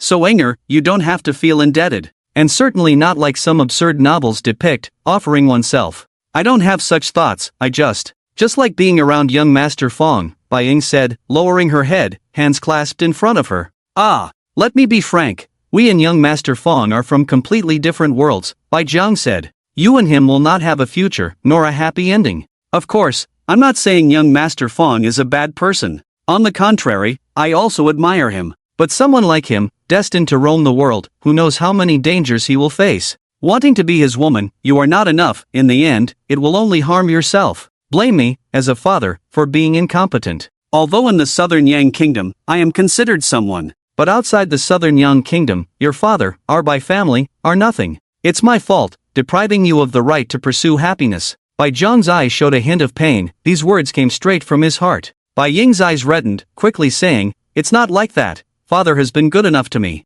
I have always been proud of you, father. I don't want to think about this anymore, I won't have any more wild thoughts." Seeing his daughter so understanding, Bai Jiang felt even more uncomfortable, but he didn't say anything. 7 days later, Fong Chen slowly opened his eyes. The medicinal power of the Bodhi pill had been completely refined by him. His physical strength had doubled directly, reaching an extremely powerful state. He already possessed the Chaos Holy Body empowered with the Heart of Immortality, his physical growth far surpassing ordinary beings. Moreover, from descending the mountain until now, he had devoured the life essence of many creatures, making his body even more robust. Therefore, with this foundation, further enhancing his strength to double, he had reached a level of strength that should not exist. With my current state, facing Jinbu 1, even if I let him hit me standing still, it would be difficult for him to harm me. The terrifying physical strength, combined with his extraordinary recovery ability, the speed at which Jinbu 1 could inflict harm on him might not even keep up with his body's self-repairing speed. "Ha! Why is she here?" Suddenly, he looked towards the west courtyard and recognized a familiar figure. In a certain guest room in the west courtyard, Yun Shuiqing sat cross-legged on the bed, her face looking grim as she rested and adjusted her breath. Suddenly, she seemed to sense something, and abruptly opened her eyes. Seeing Fang Chen's figure appear by the bed, she was overjoyed. Quickly moving to the bedside, putting on her boots, she walked up to him and half-knelt before him. "Greetings, master." Fang Chen made a soft sound and immediately asked, "Why is your aura so disturbed? What happened to you?" "Master, I am incompetent. I failed to complete the task you assigned me." "What exactly happened? And where are the others?" Fang Chen asked in a deep voice. "After leaving Tianwan Mountain that day, we split up and each went to recruit our old comrades and call upon our fellow disciples," Yun Shuiqing explained in detail. "Because of my good relationship with Eagle Mistress, I took the initiative to seek her out. She is an extremely proud person. After Master Mo passed away, the Tianluo sect fell into disarray, with no leader, and fragmented. She took her people and horses and left, establishing her own sect called Fiend. Her cultivation is profound, her methods are fierce. In just 200 years, she developed Fiend into a major sect. However, she operates very discreetly, and Fiend rarely ventures into the southern Yan cultivation world, so they are not well known.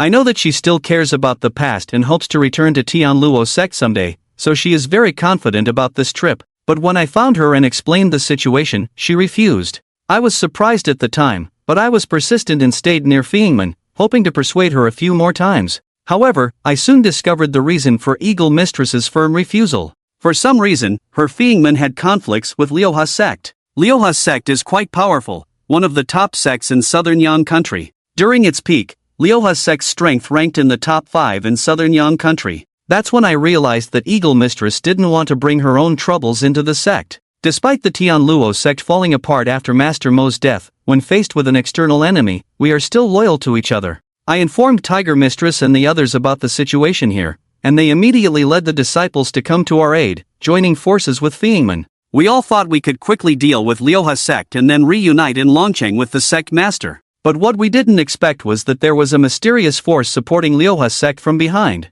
After several fierce battles, not only did we fail to defeat Liuha sect, but we suffered heavy losses. Originally, we had 370,000 disciples, but when I sneaked out of Fiend to seek help, only 150,000 remained. Mang Mistress and the 2 guards, Shui and Hua, were seriously injured. Qingmu Shi was assassinated in the camp. Jinwei, who had just returned to the sect, and his business association were also targeted. Not only were their assets looted, but they also lost their lives. Fang Chen finally understood why they had been delayed for so long. The fact that Jin and Mu, the 2 guards, had been killed saddened him. "You should have come to me earlier," he said. Yun Shuiqing felt ashamed. They had been full of confidence at first, but by the time they reacted, they were already on the defensive. She had risked her life to break through the heavy encirclement of Liuha sect. After arriving in Longcheng, she found out that Fang Chen was in Baifu through some investigation. But when she arrived, Fang Chen was still in seclusion, so she didn't dare to disturb him and decided to wait first. "When did you arrive?" Fang Chen asked again. "At sunset yesterday," Yun Shuiqing replied. "Follow me, we'll find reinforcements and leave immediately to support them," Fang Chen said in a deep voice. "Yes," Yun Shuiqing replied, obediently following behind him. Fang Chen led her out of the room, turning left and right until they reached the door of Doqin. After a few gentle knocks, Doqin's disciple opened the door. Shiobi blinked curiously, glancing at Yun Shuiqing behind Fang Chen. "Master Fang." Doqin saw him and greeted him gracefully. She then noticed Yun Shuiqing standing behind Fang Chen. Surprised, she exclaimed, "Oh, Yun, long time no see." As fellow citizens of southern Yan country, it was not strange for them to know each other, and Fang Chen felt it was a fortunate coincidence that Yun Shuiqing was the one he was looking for.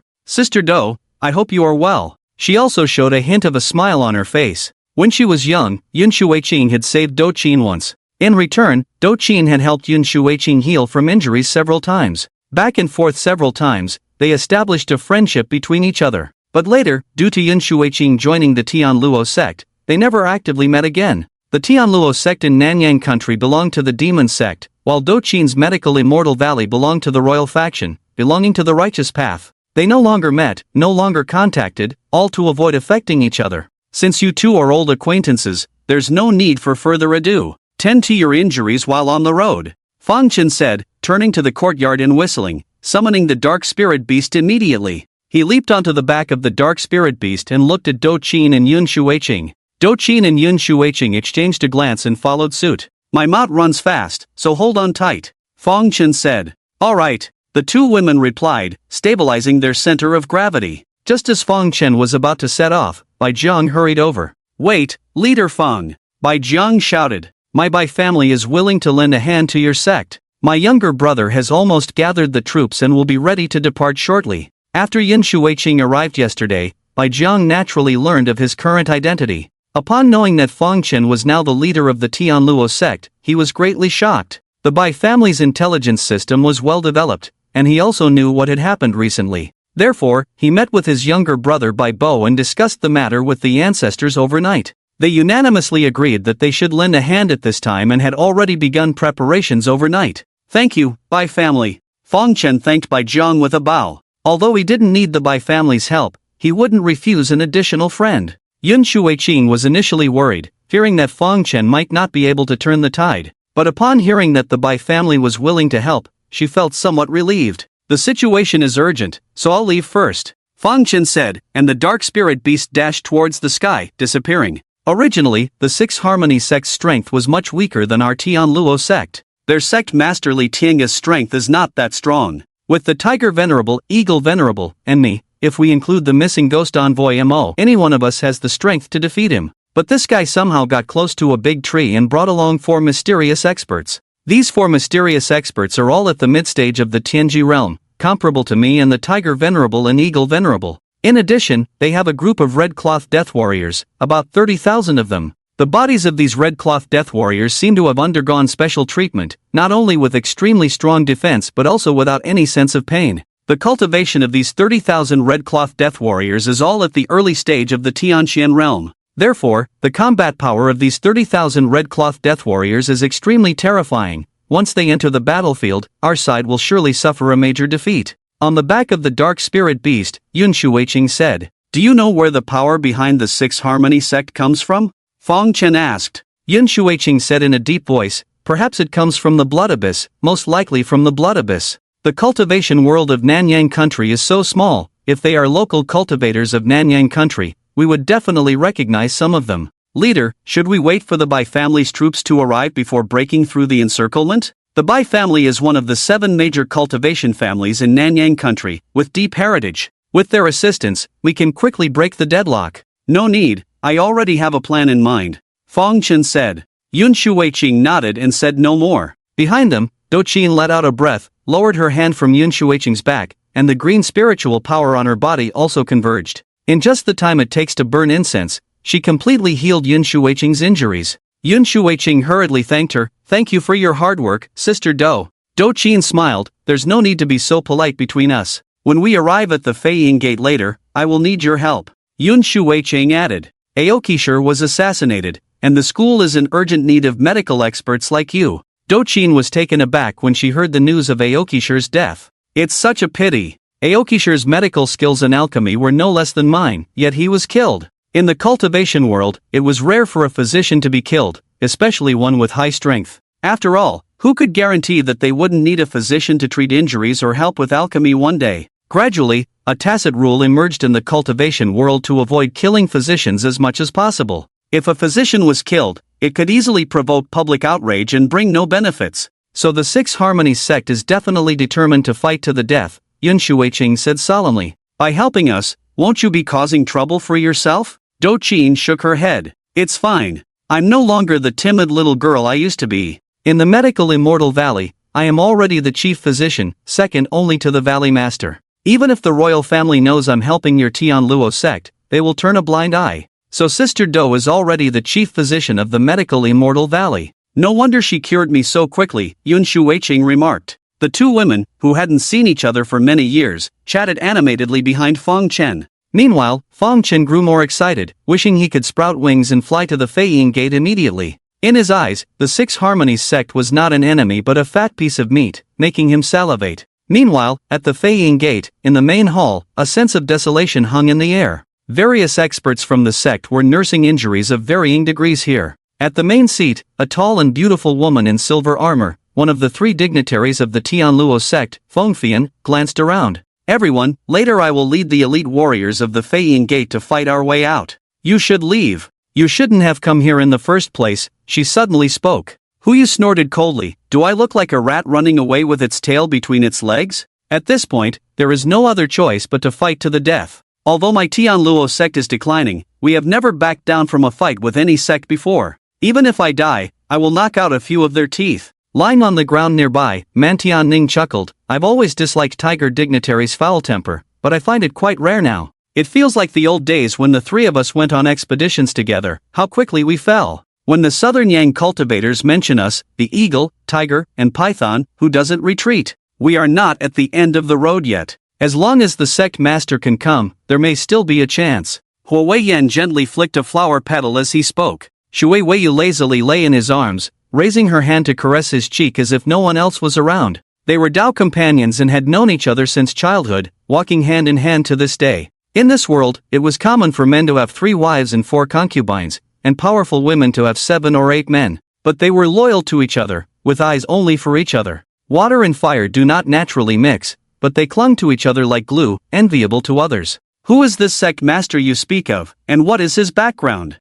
Fengfian furrowed her brows slightly and asked. Even if he can come, he may not necessarily change the situation. There are more than 10,000 cultivators from the 6 Harmonies sect against us, not to mention the over 20,000 red-clothed death warriors. The power behind the 6 Harmonies sect is definitely stronger, perhaps with experts overseeing from the rear. Yu said, the sect master, at a young age, has cultivation surpassing ours. He is likely a descendant of a major family or sect within the realm. Maybe he can bring reinforcements. Or perhaps he can negotiate with the forces behind the 6 Harmonies sect and gain some favor. Let's hope for the best. Fengfian sighed helplessly. This is all because of me, causing trouble for all of you. Eagle Lord, there's no need to say that. We are one, sharing glory and shame together, Yu said lightly. When Master Tu was hanged in the Imperial City, the next day the royal ancestral tomb was attacked by a mysterious force. Wasn't that something you did with your men, Eagle Lord? Fengfian neither confirmed nor denied. Report. A mysterious group suddenly entered from the west. At that moment, a disciple rushed in to report. Could it be the sect leader coming? Yu stood up, a hint of joy flashing in his eyes. Whoever it is, take people to meet and support them, Fengfian said. Those of you who are not ready to fight, stay here and rest. Tiger Lord and I are enough. The two immediately led their troops to the west side of the encirclement to support the incoming reinforcements. The reinforcements caught the 6 Harmonies sect off guard, causing the western defense line to be completely breached. The reinforcements willingly joined the Fei Ying Gate. So it's Mr. Mo. I thought it was the sect leader coming, Yu laughed. Mr. Mo, it's as if you've disappeared from the world for 200 years. I thought you were long gone. Mr. Mo was quite unique, not looking like a cultivator but more like a scholar, always carrying a landscape folding fan. Tiger Lord, I hope you are well, Mr. Mo greeted elegantly. And all of you, I have missed you since we last met. Mr. Mo. Everyone bowed respectfully to him. In the Tianluo sect, the sect leader held the highest position. Below the sect leader were the 2 ghostly envoys, with the ghost envoy usually holding a higher position. The respect shown was not only due to his position in the sect but also because he was risking his life to get involved. Mr. Mo, having already retired, why bother getting involved in this mess? Fengfian sighed lightly. I, Mo Tong, am the ghost envoy of the Tianluo sect. With the sect in trouble, how can I not come to help? Mr. Mo smiled. Moreover, even if I didn't come today, they would eventually come looking for me. Fengfian furrowed her brows and said, no, all this conflict is because of me. Mr. Mo shook his head. It's not that simple. I have investigated and understood the whole situation. It's not Li Tianga wanting you, but the forces behind him plotting to obtain the Tianluo divine art. Li Tianga, the sect leader of the 6 Harmonies sect, suddenly came to the Fei Ying Gate some time ago to propose to Fengfian. Fengfian rejected him on the spot. Subsequently, conflicts erupted between the 2 sides, drawing in more and more people. Now, the entire Tianluo sect is embroiled in it, and she feels guilty about it. What exactly is going on? She hurriedly asked. Mr. Mo sat down, took a sip of tea, and began to speak slowly. When Master Mo disappeared, the Tianluo sect was in disarray without a leader. I had no intention of getting involved in internal strife, so I retreated and went to the Blood Marsh. Over the years, I have gained some influence in the Blood Marsh. My influence is not in fighting but in gathering intelligence. Although I have not been in Nanyang in recent years, I am well aware of the happenings in the cultivation world of Nanyang. Recently, I have been closely following the conflict between Li Tiange and you, Eagle Lord. Behind Li Tiange is a second-rate force from the Blood Marsh, the Xiantian Hall. The Lord of Xiantian Hall somehow got information about the Shura divine art from somewhere and intends to obtain our sect's divine art. But he is afraid of attracting the attention of other overlords in the Blood Marsh and sparking competition. Therefore, he secretly contacted Li Tiange, and it was at his instigation that the subsequent events unfolded. At first, they targeted you, Eagle Lord, because you founded the Flying Eagle sect and managed to expand it to this extent in just 200 years. The Lord of the Dark Heaven Temple believes that the Azura's divine art most likely fell into your hands. I see. Fiend felt somewhat relieved at these words. On the other side, at the Six Harmony sect camp, Li Tiange, the sect leader, was pacing outside a large tent, looking somewhat anxious. Despite the recent victories of the Six Harmony sect, they had suffered the loss of tens of thousands of disciples and depletion of their vitality. Initially, he had decided to act upon assurances from the Dark Heaven Temple that they would provide strong support. However, now that he hadn't seen any benefits but instead witnessed so many casualties among his disciples, he was deeply frustrated. Come in. At that moment, a seductive and lazy voice came from inside the tent. Li Tiange hurried in but dared not look up at the person opposite him. The tent was filled with a foul smell, and the woman lying on the bed with just a thin veil covering her had exquisite curves and a captivating appearance. However, next to this beautiful woman lay a shriveled male corpse. My lord, another group has broken through the encirclement to reinforce the Tianluo sect. The newcomer is Mr. Mo, the ghost envoy of the Tianluo sect, whose cultivation has greatly advanced since the past. Even the 4 law enforcers of wind, rain, thunder, and lightning failed to subdue him earlier. He may have already reached the late stage of the Tianji realm. Furthermore, his elite troops, though only 1,000 strong, possess extraordinary combat power. The battle has dragged on for quite some time, and it's time to end it. I fear there might be unforeseen circumstances if it continues. Therefore, I dare to ask my lord to take action, break through the enemy lines, and crush the Tianluo sect in one fell swoop, Li Tiange said. Oh, he's here too? The seductive woman smiled. Excellent, everyone is here. Except for Yun Shuiqing who slipped away. Yun Shuiqing escaped alone, no need to worry, we'll send someone to hunt her down later, Li Tiange muttered. The seductive woman sat up, looking at him with a smile. Lord Li, why do you not dare to look at me? She asked. Li Tiange chuckled awkwardly and replied, I dare not offend your distinguished presence. Are you afraid I'll drain you dry too? The seductive woman teased. Don't worry, you're one of us. I'll only draw a small portion of your yang energy, nothing serious. Li Tiange was already getting old and lacked vitality. It wouldn't be easy to recover if she drained him. So, despite the woman's allure before him, he dared not entertain any thoughts. Please don't tease me, my lady, he said sullenly. Seeing him so timid, the seductive woman laughed mischievously. Forget it, I won't tease you anymore.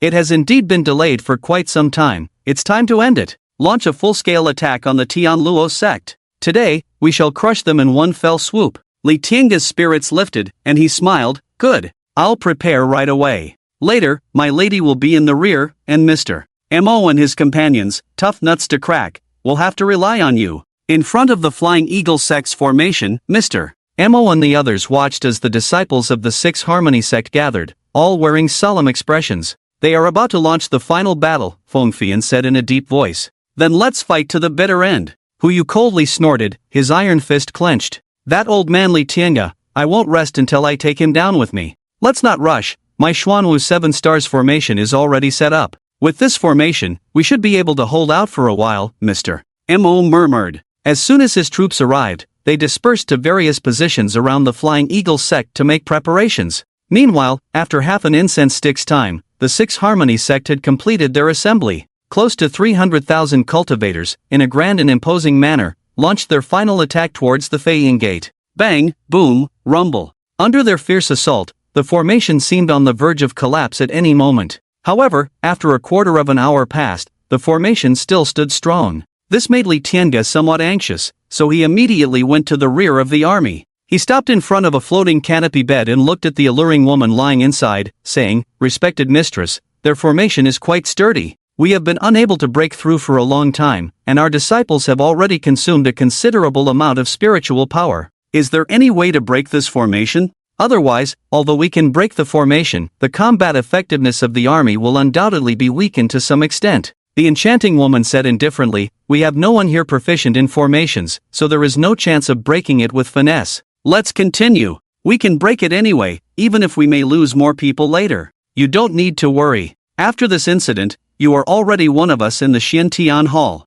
In the future, you will benefit from this, and I won't let you suffer any losses. Li Tiange, feeling helpless, had to go back to organize the disciples to continue the attack. In his heart, he cursed, "Damn woman, not many of your people will die, so of course you don't care." Just then, a figure suddenly appeared in the sky above the Six Harmonies sect's army. The newcomer was naturally Chen, who looked down at the 300,000 cultivators mainly from the Six Harmonies sect and couldn't help but swallow nervously. Inside the Xuanwu 7 Stars formation, Tiger Sovereign and others were overjoyed to see Chen's arrival, but they immediately became somewhat worried because the situation seemed a bit strange. The sect leader has come alone, there may be danger, the Python Sovereign said in a deep voice. If the situation is unfavorable later, we will immediately break out to assist the sect leader. Mr. Mo and the others, seeing Chen for the first time, were even more uncertain. In the Six Harmonies sect's army, all the experts had already noticed Chen. They were momentarily stunned because this scene was too bizarre. A young man whose cultivation depth they couldn't sense dared to ride on top of their 300,000 strong army. In the rear of the army, the enchanting woman who had been lying on the canopy bed suddenly sat up, reached out and opened the canopy. Although she couldn't sense Chen's cultivation, she caught a whiff of an extremely delicious aura from him. Exquisite. Simply exquisite. She was so excited that her whole body was trembling. No one is allowed to act recklessly, she shouted, fearing that someone might be foolish enough to kill this young man. Who is this guy? Li Tiange scratched his head in confusion, disliking this frequent occurrence of unexpected events. In midair, Chen suddenly made a move. He clasped his palms together in front of him, forming the Buddhist mudra. At the same time, a golden Buddhist wheel appeared behind him, Sarvamangalam. This was the great Buddhist technique taught to him by the white eyebrow monk. When used, it could delineate a certain area as a boundary. Within the boundary, it was called the Sarvamangala realm. Once the boundary was formed, those inside couldn't leave, and those outside couldn't enter. The Sarvamangala realm was completely independent, becoming a second world of its own. Realizing that they were trapped inside the boundary, the disciples of the Six Harmonies sect were all a bit panicked. Li Tiange's face changed drastically, looking at Chen in horror. This young man is so young, yet he possesses such incredible abilities. Who on earth is he? It seems to be related to the Buddhist sect. Could it be that he has come to stop the massacre? In the rear of the army, the enchanting woman, in disarray, rose into the air barefoot. Young man, such a handsome body, let sister show you some love. Chen's physical body was too tempting for her, and she couldn't resist. Pink spiritual power burst out of her, turning into chains that bound towards Chen. The Buddhist will behind Chen dissipated, and he condensed his blood sword in his hand. He swung the sword, destroying the chains of the enchanting woman with an unstoppable force. The sword's momentum remained undiminished as it cut the enchanting woman in half at the waist. Respected envoy, Li Tiange's scalp tingled, shocked and exclaimed. This enchanting woman was at the pinnacle of the Tianji realm, with cultivation that had almost no rivals in Nanyang country.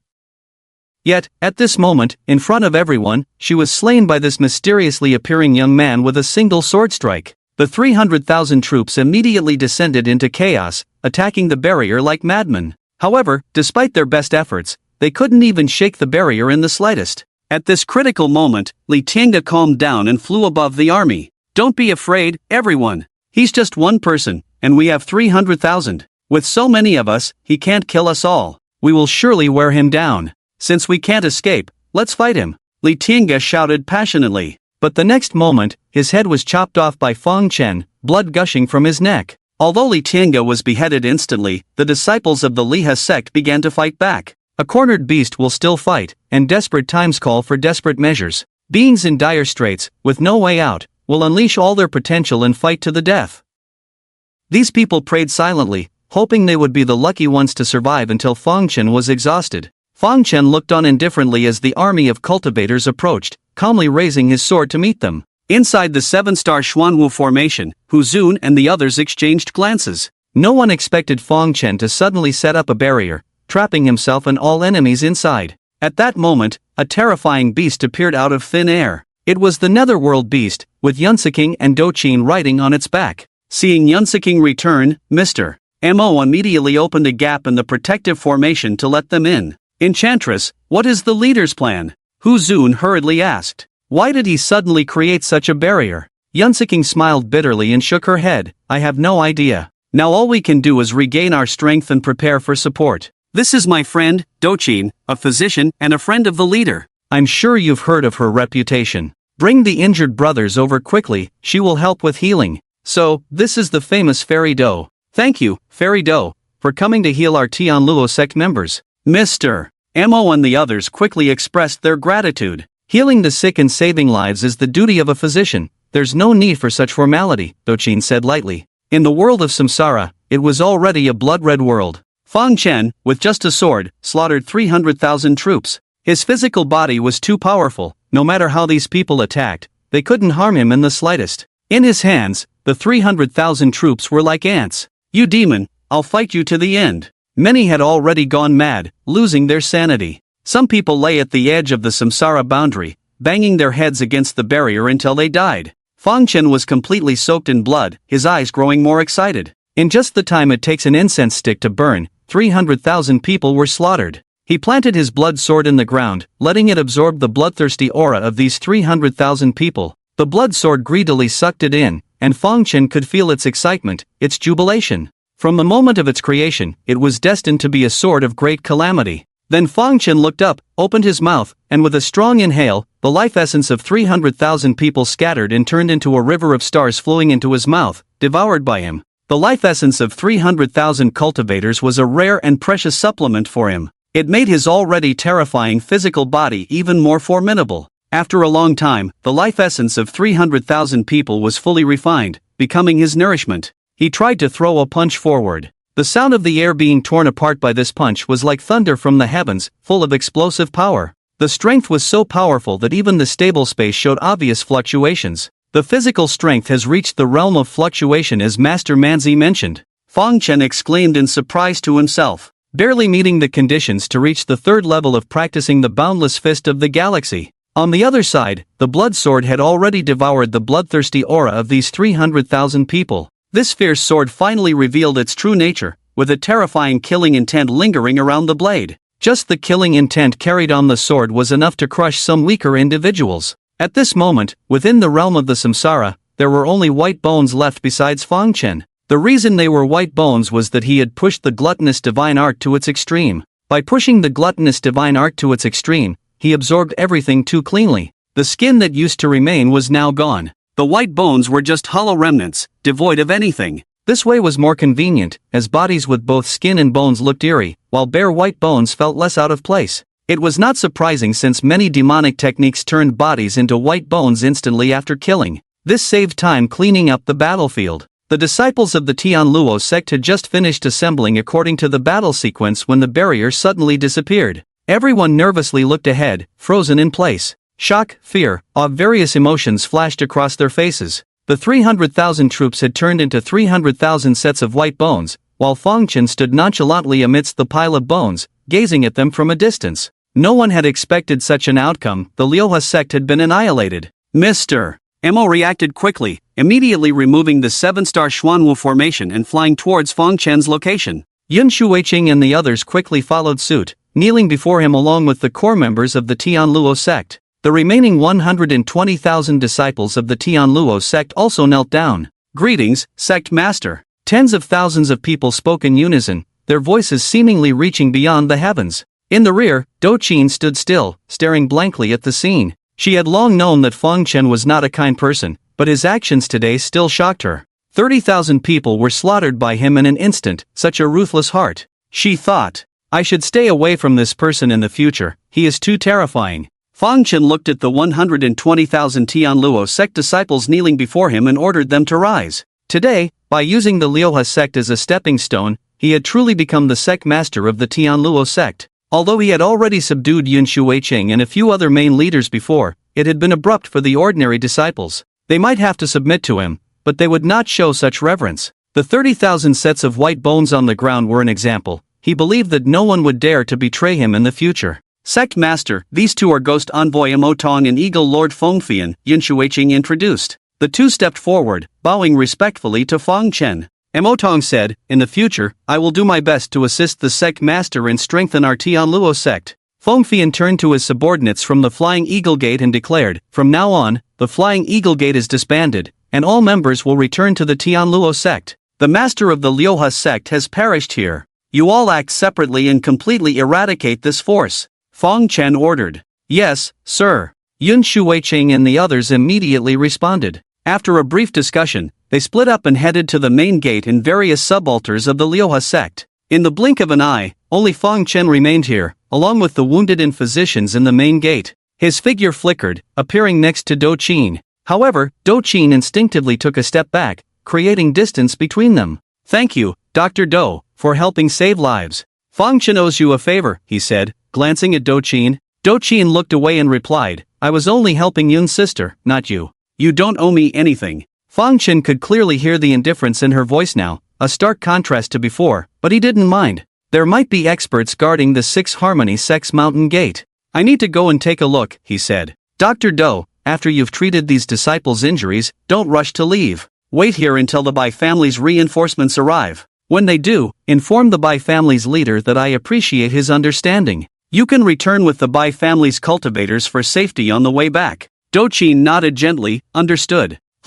I advise you not to practice these forbidden techniques. While they may quickly enhance your strength, they often come with consequences. Especially in the later stages, the drawbacks will become more apparent, even affecting your mental state. You're still young. If you change now, there's still time." Although she didn't know the specific cultivation techniques Feng Chen practiced, based on her knowledge, she believed they were not good. Feng Chen replied, "Thank you for the reminder, but my affairs are my own concern. I couldn't care less about how you feel about it." Do Qin snorted lightly and turned away. After settling what needed to be settled, Feng Chen immediately left and caught up with the main force heading towards the Six Harmony Sect's mountain gate. Do Qin soon healed all the injured from the Tianluo sect. After waiting for 6 hours, the Bai family's troops finally arrived. The Bai family brought 3 experts at the Tianji realm. In addition to the Bai brothers, there was also the slightly older Bai Xuanyun. Bai Xuanyun was the uncle of the Bai brothers. Like the Bai family's patriarch, he usually secluded himself and rarely appeared. Although the Bai family's cultivators only numbered 30,000, they already accounted for 40% of the entire Bai family's strength, showing the Bai family's determination. The Bai family cultivators were prepared for a fierce battle. However, upon arrival, they were all dumbfounded. Many inexperienced disciples were so scared their legs went weak. The sight of 300,000 white bones piled on the ground was horrifying. Even those with broad knowledge like Bai Jiang couldn't help but feel a chill down their spine. Upon seeing the Bai family's army arrive, Do Qin flew over immediately. Bai Jiang looked at Do Qin and hurriedly asked, "Dr. Do, what happened here? Where is Master Feng?" Do Qin replied, "A few hours ago, Feng Chen single-handedly wiped out the 30,000 people from the Six Harmony sect. Then he took his men to the Six Harmony sect's headquarters and various branch locations. Feng Chen asked me to tell you that he appreciates your understanding, but now that the dust has settled, you Bai family have come for nothing." "You mean to say that 30,000 people were eliminated by Master Feng alone?"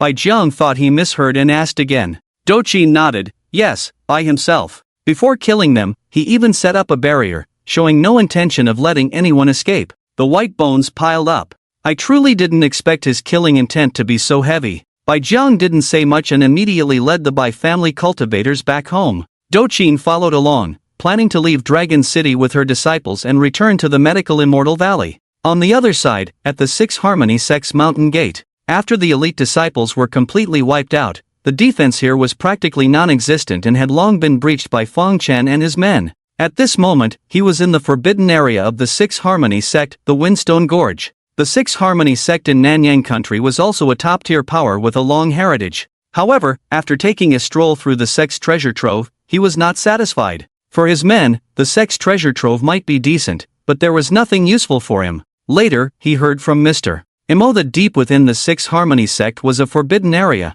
which was this Windstone Gorge. The black violent winds that can harm bones blow here all year round, and the deeper you go into the canyon, the stronger the power of the black violent winds becomes. The reason why the Six Harmony sect has designated such a dangerous place as a forbidden area is that the highest inheritance of the Six Harmony sect is a physical technique. This physical technique happens to require the use of external forces for body forging, and the unique effect of the violent winds here is quite good for that. However, they are afraid that some uninformed disciples of the sect might rashly enter and endanger their lives, so they decided to make this place a forbidden area. He walked slowly, feeling that the wind force at his current location was already unbearable even for the abyssal beasts. This made him curious about what exactly was at the end of the canyon that could blow such powerful violent winds. I guess none of the previous sect masters of the Six Harmony sect have been able to reach the end of this canyon, he thought to himself.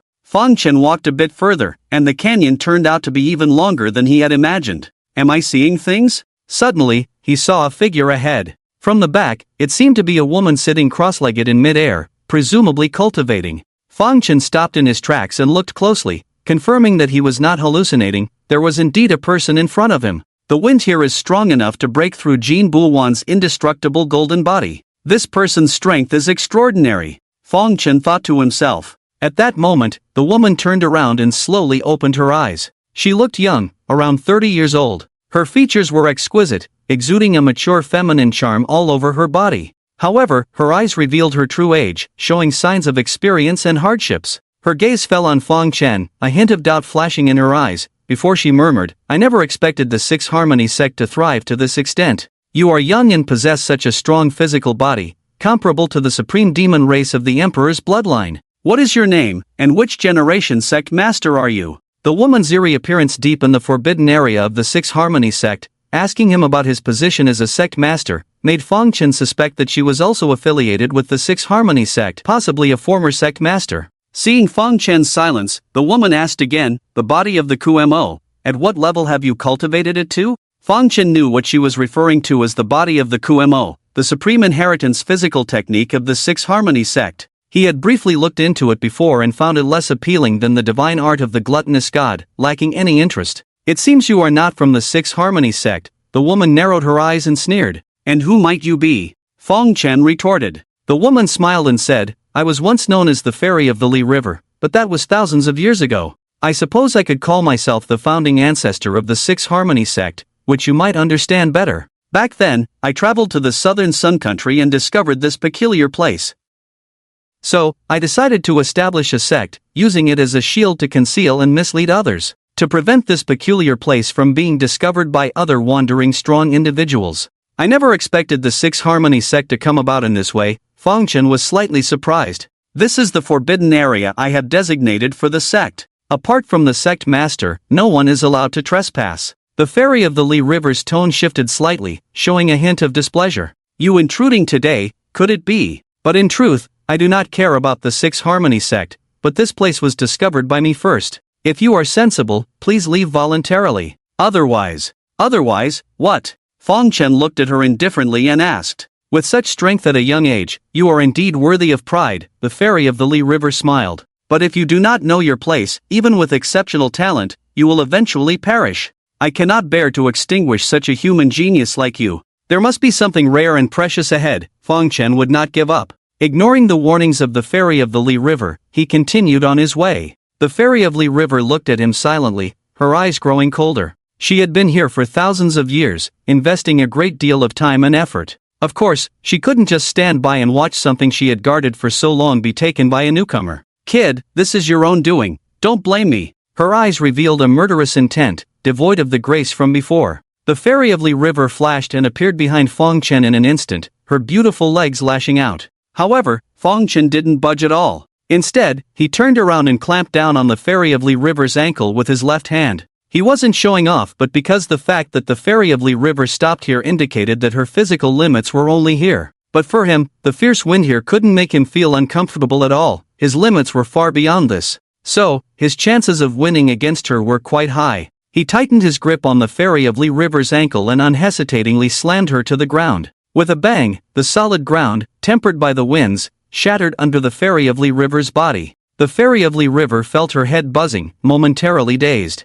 Chen's killing intent rose, about to smash her head with a punch. But suddenly, a terrifying flame erupted from the Fairy of Li River's body. What he held in his left hand was the Fairy of Li River's smooth and icy ankle. But in an instant, it seemed to turn into a branding iron, burning him enough to instinctively let go. With his current physical strength, he could easily ignore ordinary flames. But the flames on the Fairy of Li River's body directly burned him. Kid, do you think that just by coming here, your strength can at least match mine? Hee hee, don't you know that my weakest point is my physical body? The Fairy of Li River sneered. At this moment, she was burning with golden flames all over her body, and Fang Chen could feel the pain of his skin being roasted even at a distance. The Fairy of Li River leaped into the air, then raised her hand, instantly sketching a circular array in front of her. Fire Rain Meteor. She covered the array with her palm, and fiery meteors shot out. The scorching heat emitted by each meteor increased several times. The terrifying fire meteors covered the entire area, leaving Fang Chen with no choice but to face her head-on.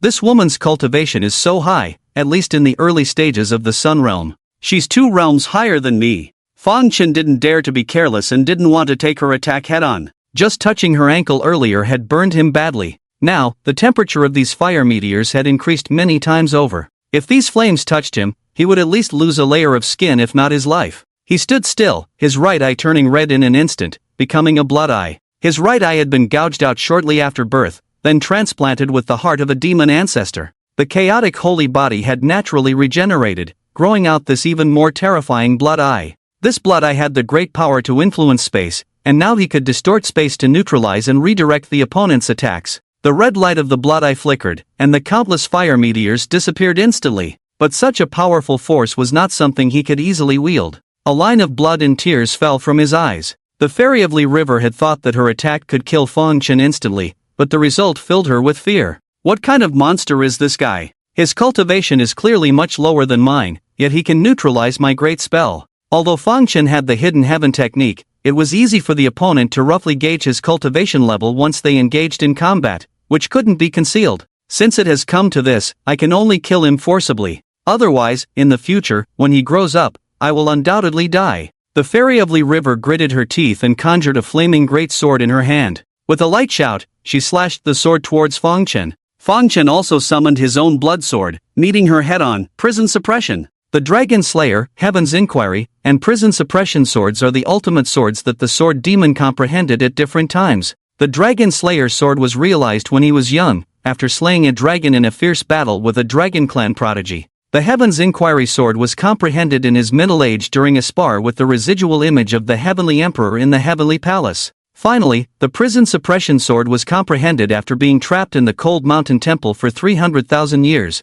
making it the culmination of his swordsmanship. When Fang Chen wielded the Prison Suppression sword, he only scratched the surface without grasping its essence. Nevertheless, the power of this technique surpassed most sword techniques in the world. Moreover, with the blessing of the same abyssal sword spirit as his blood sword, its power was even more terrifying. As the sword shadows flickered, the victor was already decided. The Fairy of Li River was wounded by the sword energy, leaving a bone-deep sword scar on her tender chest. The sword scar was enveloped in a sinister aura, inflicting secondary damage. Struck down by Fang Chen's sword, she knelt on one knee. Drip, drip, watching the blood continuously dripping from her chest, she felt like she was in a dream. This person's swordsmanship is unexpectedly terrifying. It seems I have to use this move. The Fairy of Li River gritted her silver teeth, raised her head, and let out a hysterical roar.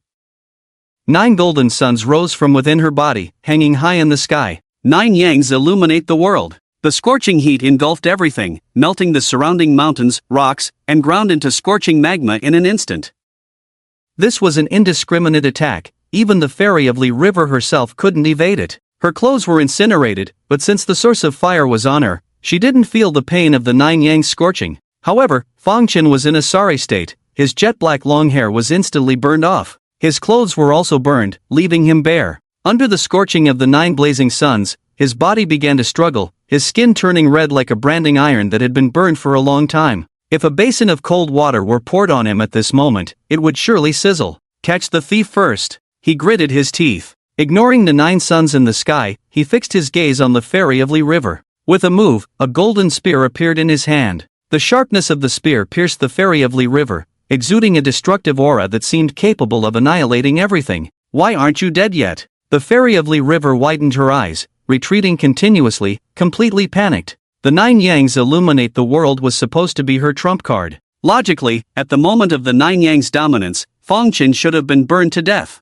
However, his vitality exceeded her imagination. Not only was he not burned to death, but he also had the ability to continue fighting. Fang Chen roared and hurled the Xinjin breaks the sky spear in his hand. The reason why the accompanying spiritual treasure was extraordinary was not only because of its formidable power but also because it was integrated with its owner, possessing growth potential. As the owner grew stronger, it would also grow stronger. The two had long merged into one. Therefore, the Xianjin breaks the sky spear now had a much stronger momentum than before. With a sharp sound, the Xianjin breaks the sky spear pierced through the Fairy of Li River's body, pinning her to the ground. Her eyes widened, her hands weakly falling, and she fell in this manner. The magnificent scene of the Nine Yang's dominance dissipated with her death. Fang Chen's reddened skin gradually cooled, returning to normal. Thump, thump, thump, the indomitable heart accelerated, restoring his physical condition. The burnt hair regrew from ashes. The necrotic skin fell off, scattered by the astral wind. He quickly took out a new set of clothes from his storage bag and changed into them, then walked slowly to the Fairy of Li River's body. Although the Fairy of Li River was already dead, he could sense a certain source of fire still existing within her body. He didn't rush to force out that source of fire but instead summoned his blood sword. A powerhouse like the Fairy of Li River was the best nourishment. The blood sword greedily absorbed the aura of the blood demon, and Fang Chen also raised his hand to absorb her life essence. After a while, the voluptuous beauty's body turned into a skeleton. Suspended above the skeleton was a golden seed the size of a fingernail. This golden seed was the source of fire he sensed. With a wave of his hand, he drew this golden fire seed into his palm. Before he could carefully ponder, the golden fire seed suddenly entered his palm and burrowed into his body. A scorching sensation erupted instantly, making him feel like he was being burned alive. His blood boiled, not as a metaphor, but truly bubbling like boiling water. This burning sensation made it hard for him to remain calm, contorting his face into a grimace. Fortunately, the torment of the burning did not last long and soon subsided. The golden fire seed took root and sprouted 2 leaves in his dantian. This divine seedling of fire emitted a series of messages, communicating with his soul. Fang Chen finally understood its origin. It turned out to be a seed of the divine tree Fusang. The Fusang divine tree was well known, as it birthed the ancient divine bird clan, the Golden Crows. The Golden Crows were the supreme demon clan of imperial bloodline, and their fire was said to be able to burn all things. The fact that a tree could nurture such a group was extraordinary in itself. Unfortunately, the Fusang tree withered shortly after giving birth to the Golden Crows. Since then, there had been no news of any new Fusang trees growing. Fang Chen never expected to be fortunate enough to obtain a tree seed, let alone have it take root and sprout in his dantian.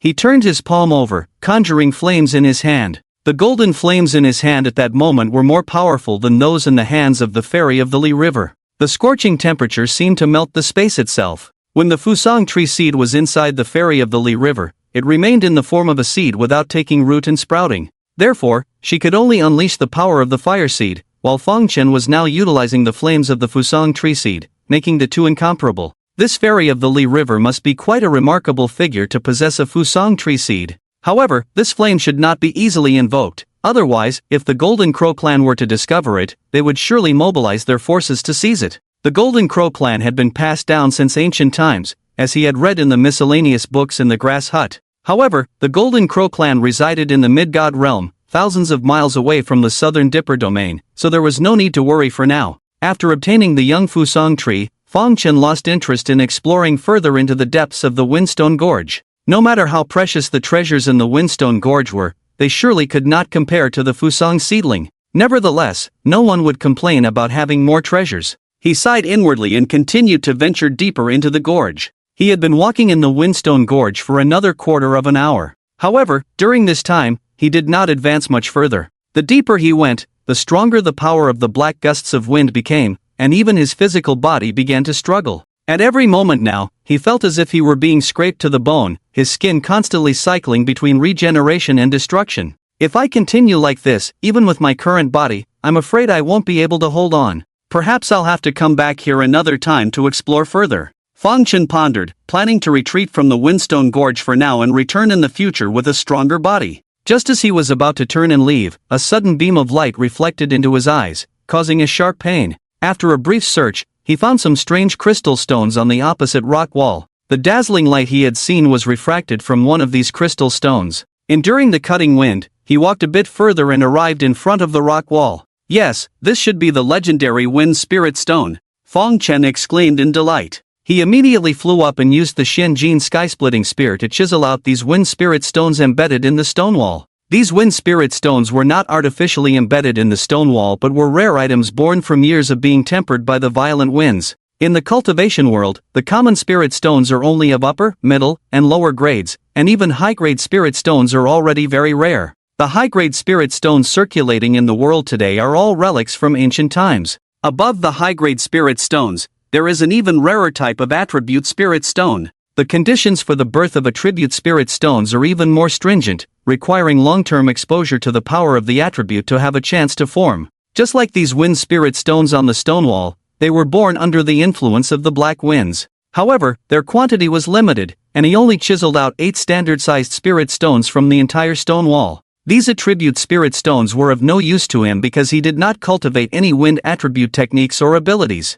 But for those who cultivated wind attribute techniques and abilities, these items were invaluable, as refining them could significantly enhance their power and abilities. After collecting these wind spirit stones, he looked up towards the depths of the canyon, still unable to see the bottom. Without hesitation, he turned around and retraced his steps. While he was exploring the forbidden grounds of the Six Harmonies sect, Mr. Mo and the others had almost completely swept through the Six Harmonies sect. Their journey to the tiger ancestor at the branch altar went smoothly without any unexpected incidents. Now, not only had they taken possession of all the existing resources of the Six Harmonies sect, but they also gained control of various businesses, medicinal fields, and spiritual mines that were like money trees. After absorbing the power of the Six Harmonies sect, the Tian Luo sect undoubtedly became the largest sect in the southern Yang nation. This battle shocked the entire southern Yang nation, and rumors about Feng Chen spread like wildfire. A few days later, Feng Chen returned to the main altar of the Black Mountain with Mr.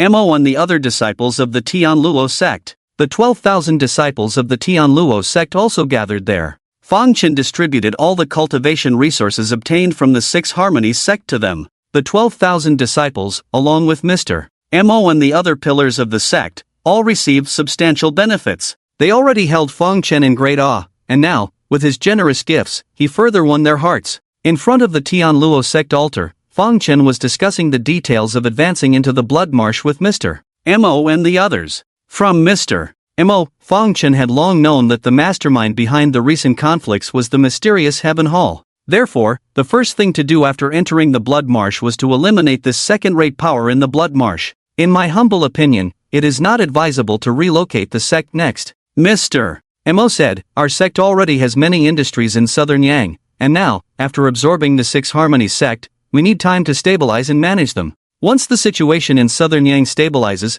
this place will be the rear base for us to develop the blood marsh, with a steady flow of resources and talents. With this as the foundation, we can then unleash our full potential in the blood marsh. For now, it is best to gather the elite disciples of the sect, around 800 or so. Taking around 800 people into the blood marsh will not attract too much attention and will make our actions easier. Mr. Mo's words make sense. Feng Chen nodded. Mr. Mo, it will be up to you to select and prepare these 800 people to accompany me south. However, before we depart, I feel it is necessary for me to meet someone. The sect leader wishes to meet the Empress Tai, right? Mr. Mo asked. Exactly. Feng Chen intended to have a chat with this ruler of southern Yang to prevent her from causing trouble in the nation. Empress Tai ascended to the throne at a young age and is a woman, but she is very capable. Mr. Mo remarked. Under her leadership, the southern Yang royal family has shown signs of revival in recent years. Therefore, Empress Tai is quite proud and may clash with the sect leader.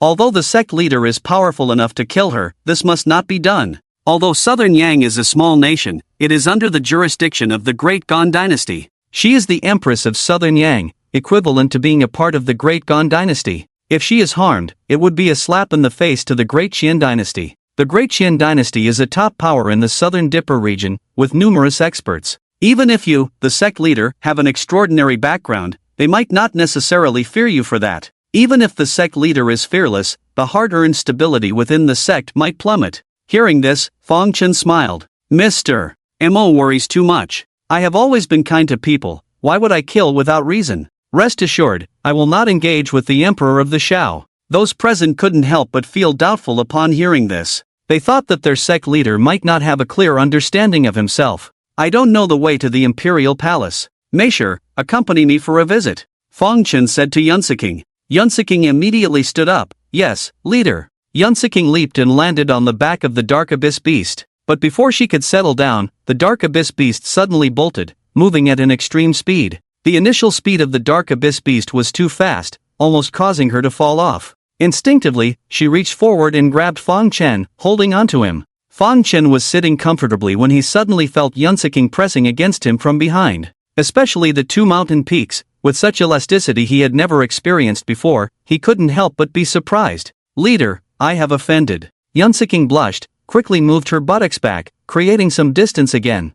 "Chen, it's fine, blame this beast for being too impatient." With that, he raised his hand and slapped the Dark Abyss beast hard. The Dark Abyss beast whimpered, as if admitting its mistake, but a hint of cunning flashed in its unnoticed eyes. "Leader, this Emperor of the Xiao should not be underestimated." The atmosphere was somewhat awkward, and Yunsiking tried to change the subject. "I have met her once, her strength is unfathomable and terrifying. There is also something few know, the former sect leader Mo once secretly sparred with her. But the result was unbelievable, sect leader Mo was actually subdued by her in one move. If the former sect leader's wife hadn't mentioned it to me while we were drinking one day, I wouldn't have known." "Oh?" Chen was somewhat surprised because he knew the cultivation level of the former sect leader. If he was subdued in one move, the cultivation of this emperor of the Xiao far exceeded what was rumored, definitely not just in the late Tianji realm. If she has such strength as you say, why hasn't she unified the cultivation world of Nanyang country? Chen asked. The sects and families in Nanyang country were very active, while the royal family and the court had very little presence. Although the royal family still had the largest share in resource allocation, it had been diluted by various forces. If he were a monarch of a country and had the strength to suppress and control internal forces, he would not ignore these powers. "I'm not sure about that," Yunsiking replied. "The emperor of the Xiao is deep and inscrutable. Probably no one in Nanyang country can understand her." The imperial city was located in the center of Nanyang country, so no matter where they set off from, it wasn't far. With the speed of the Dark Abyss beast, they arrived with the two of them after an hour. The imperial city was much livelier than the dragon city Chen had visited before, and the powerful aura here was indeed substantial. Especially in the direction of the imperial palace, he sensed 21 experts in the Tianji realm. What surprised him even more was that among them, there was even one in the early stage of the Tianquan realm. This person's realm was similar to his, but he could clearly feel that this person's qi and blood were insufficient, already entering the stage of the 5 declines of heaven and man, with not many years left to live. So this person was definitely not the emperor of the Xiao, perhaps just an old eunuch. "Leader, I won't accompany you into the imperial palace." In the marketplace, Yunsiking said. "The medical immortal valley is in the imperial city, and it seems that Sister Do has also returned. I want to invite her out to have some fun. It's been many years since I strolled around this imperial city, it does bring back some memories." Chen nodded, letting her lead the Dark Abyss beast alongside him. After a while, Chen walked to the palace gate and was stopped by the palace guards. He didn't have time to wait for the eunuch to announce his arrival, he was eager to sneak in and find the empress. Just then, a young palace maid approached him with small, quick steps. "Are you the new leader of the Tianluo sect?" the maid asked. Chen nodded, "Yes. The empress is aware of your arrival and is already waiting in her chambers," the maid continued. "I have been sent to escort leader Feng." "Oh, she knows I'm coming?"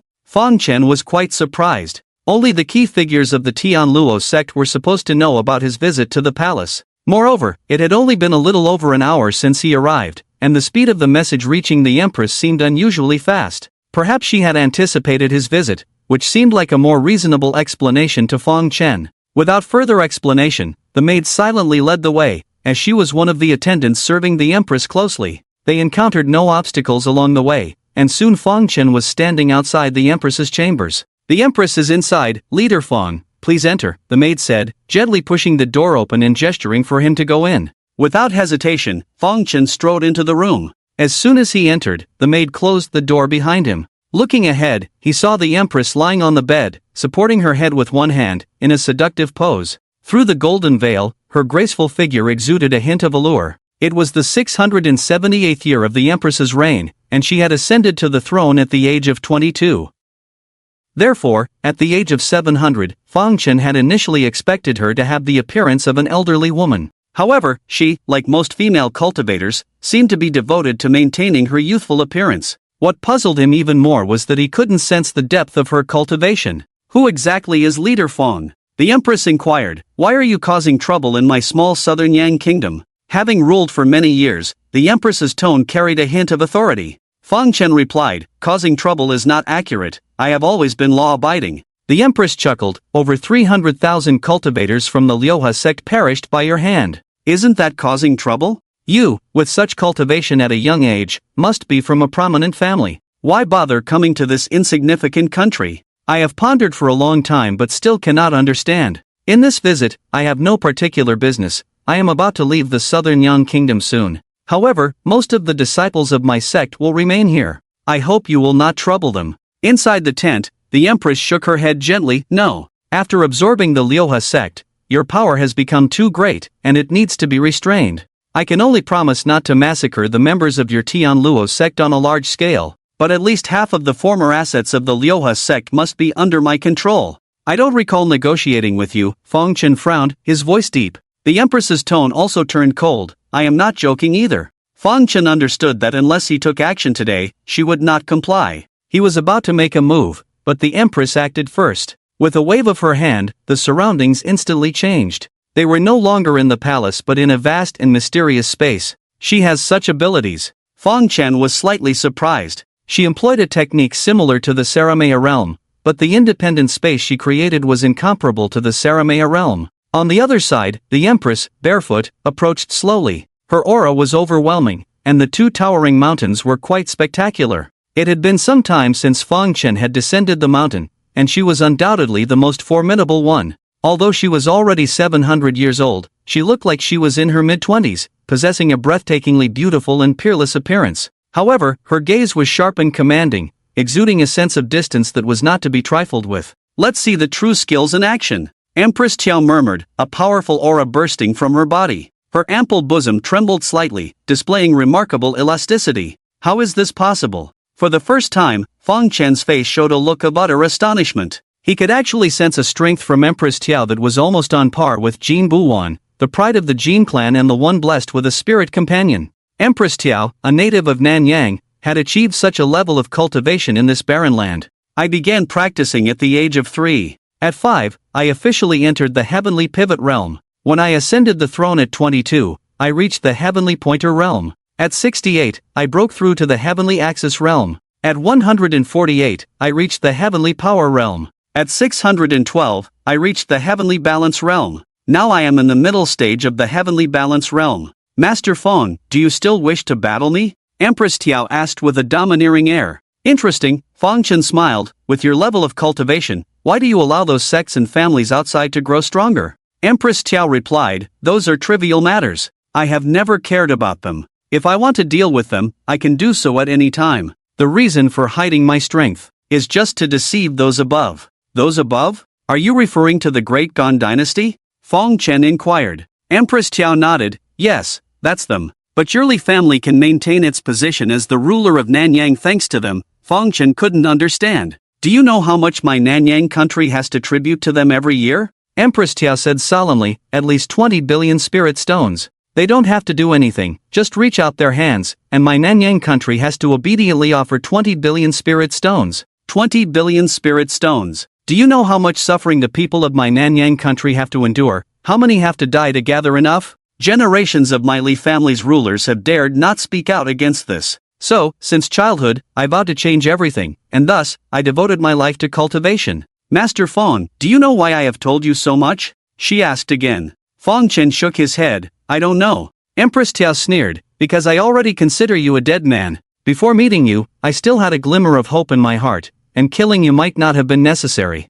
But after a brief contact with you just now, I understood what kind of person you are. If I don't kill you today, you will eventually cause even greater disturbances. The more you stir things up, the more attention the people of the Great Gan Dynasty will pay to this place, and the years of my accumulation may be exposed as a result. So, to prevent such an accident, I can only eliminate you. I have investigated your background, but there is no one in the Southern Dipper domain who matches you with any major power. Just now in my palace, I was still unsure, so I asked again. But from the look in your eyes when you answered that question, you should not be lying. Without any backing, killing you is no harm. If you want to blame someone, blame your own youthful arrogance. With that, Empress Xiao flicked her finger towards Feng Chen. A sharp wind arrow shot out, swift and fierce. With a swish, the wind arrow pierced Feng Chen's chest at a rapid speed. Empress Xiao thought that her single finger would be enough to kill Feng Chen, but the result surprised her. Feng Chen stood still in place, taking the hit without flinching. It seems you are even stronger than I imagined.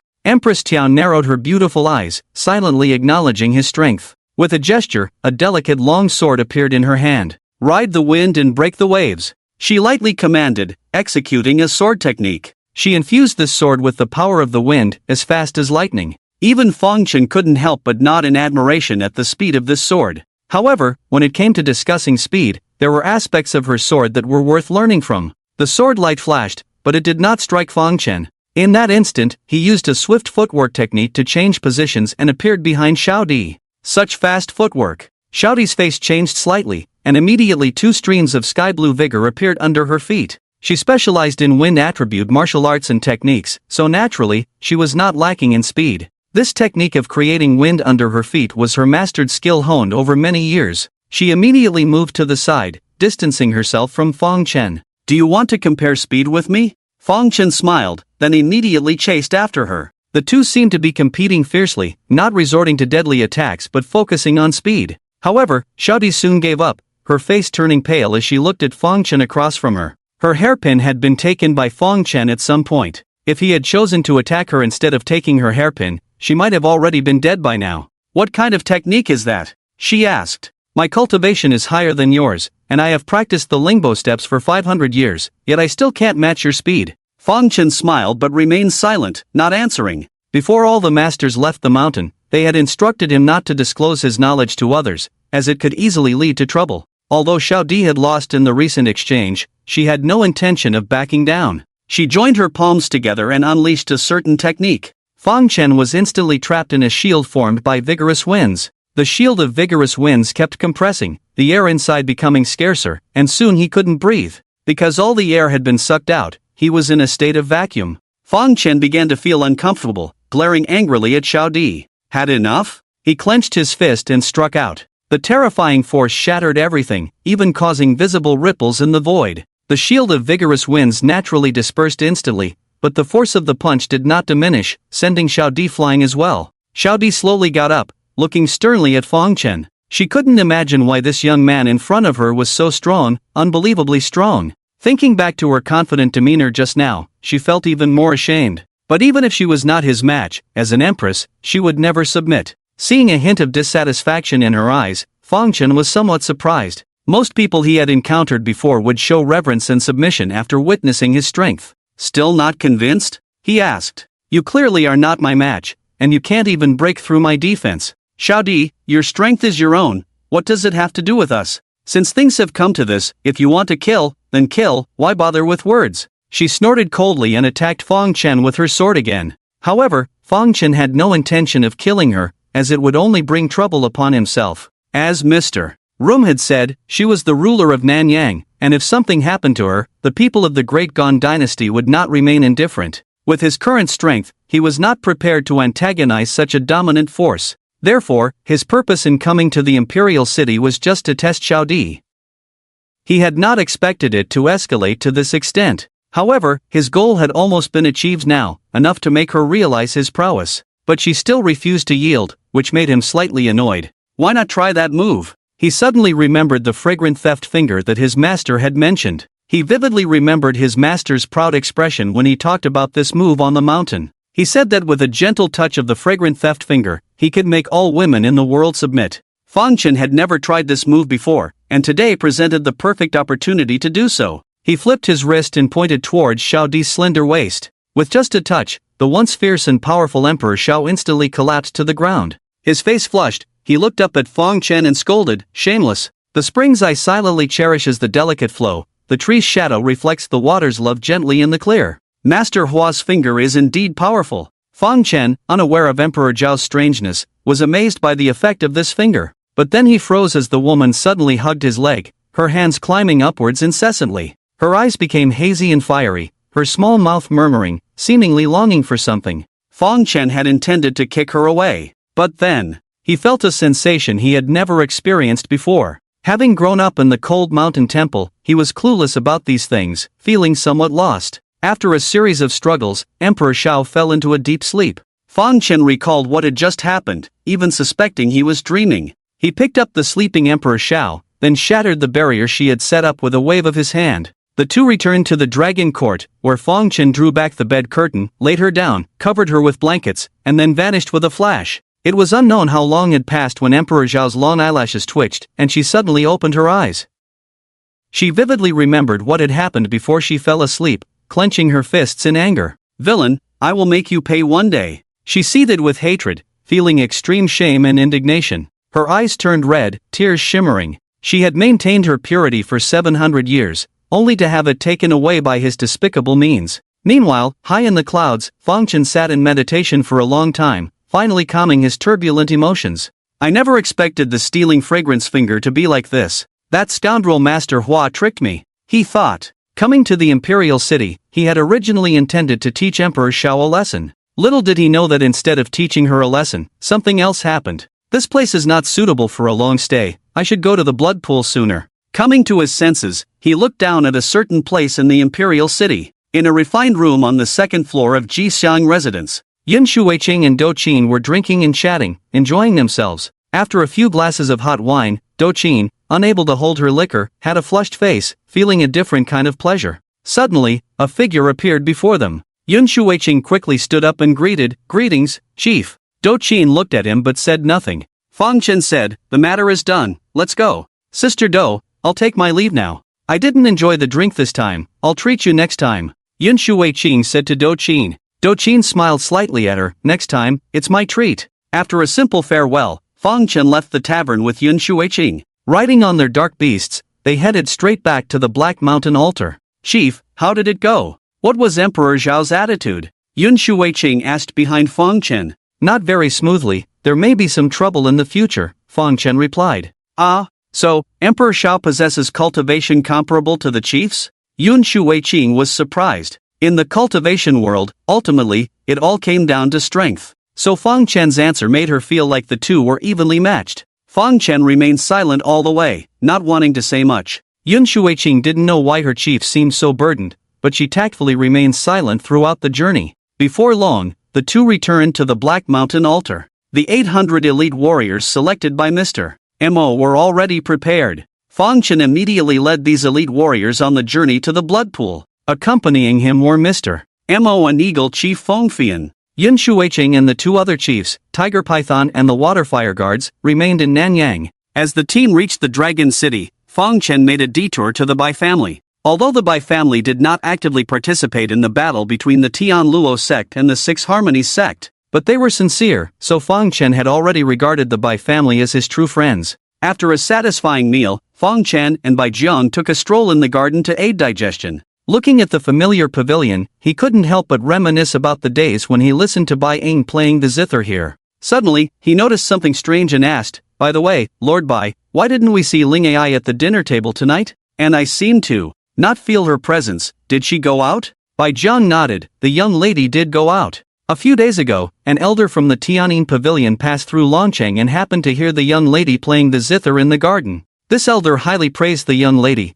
saying that she had great talent in rhythm and wanted to take her as a disciple. The cultivation of this elder from the Tianyin pavilion is unfathomable. Even if I wanted to refuse, I'm afraid I wouldn't be able to." So, the young lady left with this elder from the Tianyin pavilion, and who knows when she will return. Ling Ai does indeed have a special talent in music. It's good for her to go to the Tianyin pavilion, where she can have the opportunity to shine, Chen said. After leaving the Xiao family's cottage, he did not stop studying and would pick up books whenever he had free time. Therefore, he now had a better understanding of the Southern Dipper domain, and even the entire 8 domains. The Tianyin Pavilion was a first-class power in the Southern Dipper domain, comparable to the Great Qian dynasty. Bai Ying worshipping the elder of the Tianyin Pavilion as her master meant an unlimited future. "Ah, if there were a choice, I would rather have her stay at home," Bai Jiang sighed. "Living a simple life is also good, wandering outside inevitably makes people worry. The Tianyin Pavilion is profound, I believe Miss Bai should be fine there, Lord Bai, you don't have to worry," Chen smiled.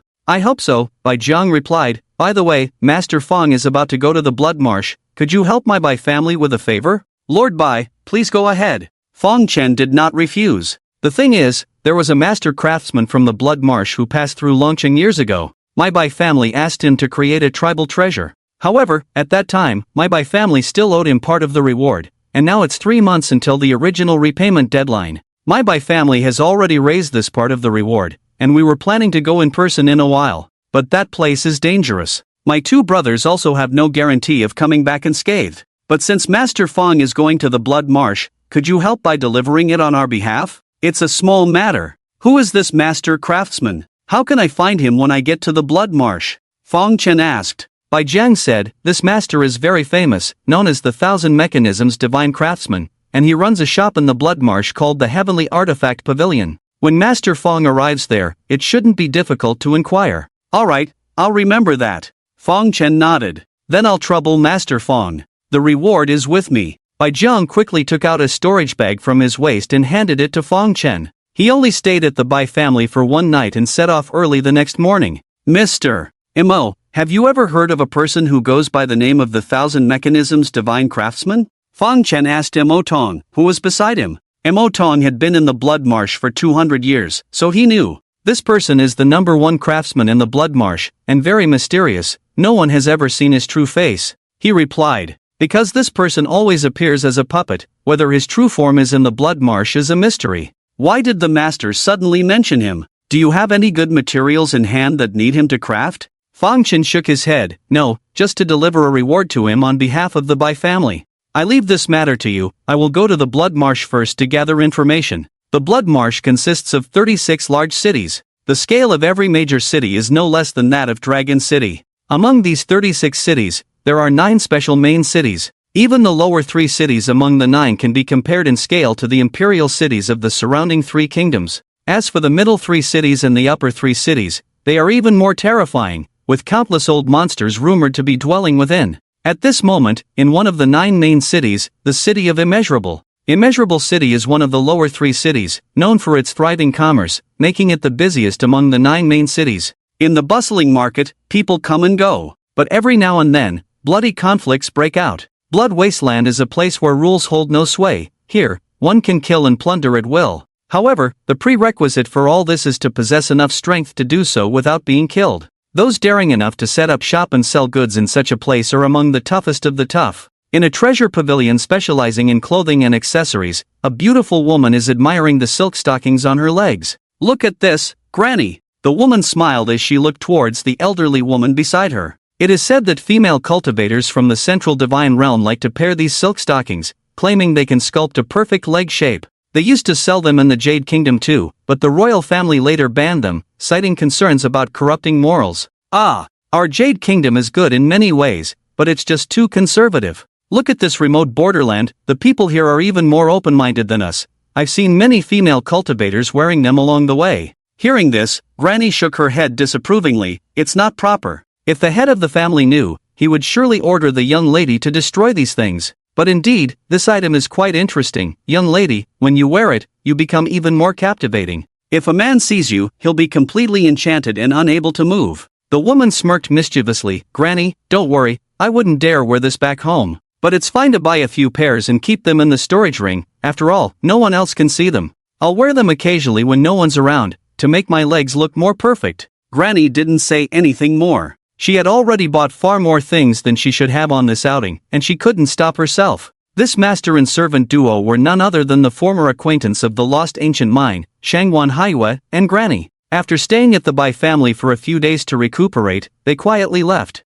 They later arrived at Blood Wasteland, a place chaotic yet more exciting than the southern Sun Country. Since Shangwan Haiyue's arrival, she had visited several cities and still had no intention of leaving Blood Wasteland. This old servant will go pay. Granny murmured lightly and then left the exclusive fitting room. After she left, Shangwan Haiyue admired her reflection in the bronze mirror, feeling pleased with her appearance. Being as beautiful as I am, I wonder which bastard will be lucky enough in the future. She muttered to herself in self-admiration. Suddenly, Granny returned. She had just left, but quickly came back, leaving Shangwan Haiyue somewhat puzzled. Granny, why the rush? She asked. Granny's expression was grave as she said, Miss, quickly take off the stockings, we need to leave, it's not safe to stay in Immeasurable City. Ha? Shangwan Haiyue was surprised, but she obediently removed the white stockings. What's happening? Did someone from home track us to Immeasurable City? No, it's not that, Granny shook her head. Since it's not that, then it's not a big deal, Shangwan Haiyue said with a smile, feeling relieved.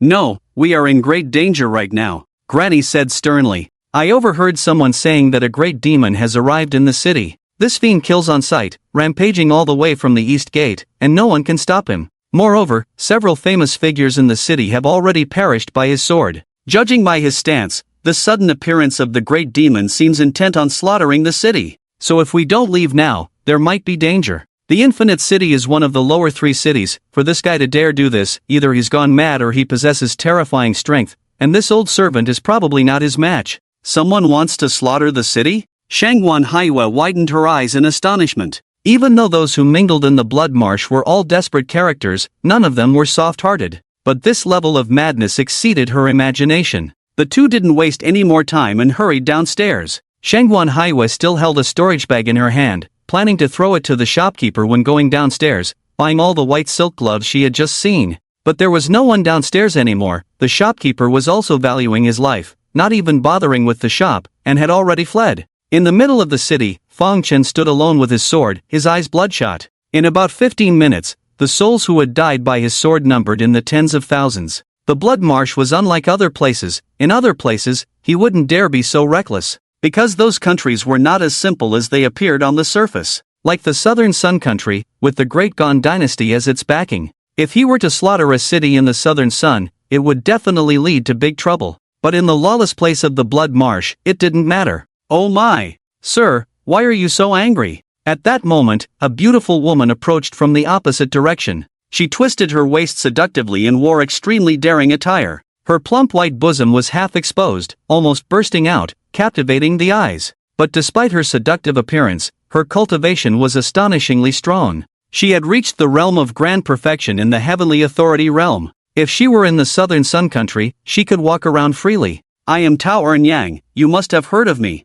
In the Infinite City, I, Tao Yang, am also considered one of the top figures. You obediently follow Sister. Sister will take you to a good place. There, Sister will personally help you cool down, guaranteeing your comfort. Young man, it's normal to be hot-tempered, but you can't be so impulsive. Look at you, how many people have you killed since entering the city? Tao Yang walked up to Chen, raised her hand affectionately to rest on his shoulder, and whispered sweet words in his ear. If anyone dared to be so audacious in the Infinite City, Tao Yang would have drained them dry long ago. But she had been secretly observing the battle for a long time, unable to gauge Chen's strength, so she wanted to calm him down in a different way. Chen remained silent, and suddenly golden flames ignited on his body. The golden flames spread from Tao Yang's delicate hand, engulfing her whole body, instantly burning her to death. She couldn't even let out a scream. The high-level experts of the Infinite City who were spying in secret witnessed this scene, and their hearts all skipped a beat, feeling like they were about to die. Where did this great demon come from? Those who had intended to suppress Chen now ran the fastest, wishing they had 2 more legs. Saramaya realm. Seeing the cultivators of the Infinite City fleeing so quickly, Chen directly displayed his divine power, enveloping the entire city. The reason he didn't use the Saramaya realm from the beginning was that maintaining the barrier required a considerable amount of spiritual power. Previously, he wasn't sure if there were any high-level experts in the Infinite City, so he didn't want to waste his spiritual power easily. But after the seductive Tao Yang appeared, he had a clear idea. The Golden Domain separated the Infinite City from the original world. This made the cultivators who hadn't escaped the city feel despair and extreme fear. What is this thing? Let me out. Everyone, don't panic. If we attack together, we can definitely break it. The crowd in the riot attacked the boundary area frantically, but no matter how hard they tried, they couldn't create any ripples. No, our attacks are too scattered. We should converge at one point. I don't believe this boundary is so powerful that tens of thousands of us can't break through it. In the rear, the sounds of killing grew closer, adding to their panic. Amidst the chaotic crowd, 2 figures stood out. They were separated from the crowd by a distance, and no one dared to approach where they were. The cold bodies on the ground were the reason others kept their distance. Chaos reigned in the city, and Yupapa did not want her young lady to be jostled by the unruly mob, so she struck down anyone who dared to approach her. Papa, can you break this boundary? Shangwan Haiwa was starting to panic. She had finally come out for a trip, experiencing the joys of life, and did not want to die here so soon. Let this old servant try again, the old woman said in a deep voice, producing a colorful long sword in her hand. She prepared herself inwardly, then swung the sword towards the boundary, unleashing a powerful sword move. However, the sword light fell on the boundary barrier without making any impact, not even a slight tremor. Even with my mid-stage cultivation in the Jade Balance realm, I can't even shake this boundary in the slightest. That killer's skills are exceptional. If he were to act, I wouldn't be his match. the old woman said solemnly. For now, we can only hope to rely on the power of our Shangguan family to let us escape. Of course, this person wants to slaughter the city, deeply immersed in evil, he probably won't agree. It's all my fault, if I hadn't been so stubborn, you wouldn't be involved, Papa. Shangguan Haiwa looked at the old woman, her eyes filled with sorrow. Miss, I had advised this old servant to return alone long ago, but this old servant was unwilling to leave, so it's not Mrs. fault. Yupapa smiled. Shangguan Haiwa had no mother since she was young, and she had been raised by Yupapa. In her eyes, her young lady was like her own granddaughter, blood-related. Let's go. Let's meet this big demon. I'm curious to see what kind of ruthless character has emerged in this blood-soaked land, she said, flying towards the most tumultuous area of the city where the sounds of killing were loudest, and Shangguan Haiwa quickly followed. On the other side, in a street market in the city, Fang Chen moved through the crowd with a cold expression, like a ghost. His hair had long been dyed red by the splattered blood, making him look particularly eerie. The blood sword in his hand emitted a substantial killing intent, directly erasing those with weaker cultivation. Suddenly, Fang Chen, who was in the midst of a killing spree, stopped and looked up. He stopped because he sensed two somewhat familiar auras. Fang Chen? In midair, Shangguan Haiwa, standing behind the old woman, widened her eyes in astonishment. How could it be you? Have you gone astray? Although Fang Chen was known to be indifferent and cold-hearted, she never imagined that the demon causing havoc in the city of Countless would be him. What was even more unacceptable to her was that Fang Chen had once saved her and Yupapo's lives. He was their benefactor. Papa, has Master Fang been possessed? How could he was fine, how did he become like this? Shangguan Haiwa looked at the old woman beside her and asked hurriedly. Yupapa shook her head gently. Having lived for 3,000 years, she had experienced many things and met many people. With just one glance, she could tell that Fang Chen's mind was clear, he was not being controlled or possessed. His mental state was normal, he was just practicing demonic arts. She did not respond to Shangguan Haiwa but spoke to Fang Chen. Master Fang, this old servant and miss accidentally entered this city, could you please be kind enough to let us leave? This old servant and my young lady are willing to swear a great oath of loyalty, we will not reveal what has happened here. The heart demon's vow is something no practitioner dares to break. Otherwise, once violated, at the critical moment of their own breakthrough in cultivation, they will suffer a backlash and be unable to progress for a lifetime. The Shangguan family has a profound background, and Fang Chen did not want to provoke them for no reason, so he just nodded lightly. Seeing this, the old woman breathed a sigh of relief and immediately made the heart demon's vow in front of Fang Chen. However, Shangguan Haiwa behind her remained silent, prompting Fang Chen to look at her immediately. Miss, this is the only way to escape now. The old woman hurriedly pulled her sleeve and whispered to remind her. Shangguan Haiwa took a deep breath and had no choice but to make the heart demon's vow, promising not to spread what happened here.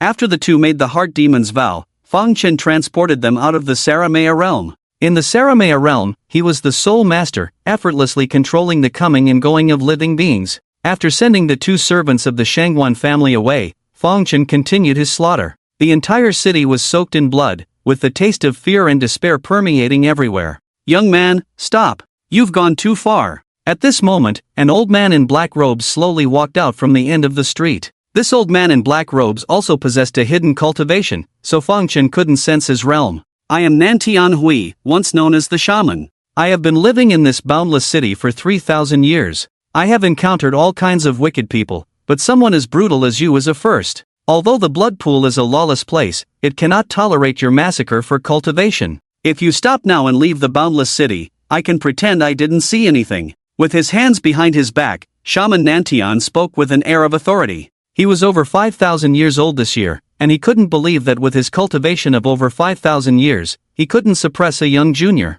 If you are willing to let me be your cultivation, I will leave, Fang Chen replied. Hearing this, Shaman Nantian coldly snorted, young man, you are too arrogant. Want to devour me? Can you handle this old bone? Shaman Nantian produced a magic weapon in his hand, raised it, and pointed it at Fang Chen, unleashing a gray light. The beam hit Fang Chen, but it seemed to have no effect at all. However, Shaman Nantian was not surprised at all, instead, he burst into laughter. You are too arrogant, you have fallen into my shamanic poison. In no time, you will die a miserable death before me. Your poison is quite interesting. Fang Chen was slightly surprised. This was the first cultivator he had encountered since leaving the mountain who used poison. Shaman Nantian's poison was different from the poison he had cultivated since childhood. It was a type of poison specifically targeting the soul. He had heard from his master that there were two types of poison in the world of cultivation. One was medicinal poison, mainly targeting the physical body. The other was shamanic poison, rare and ancient, specifically targeting the soul.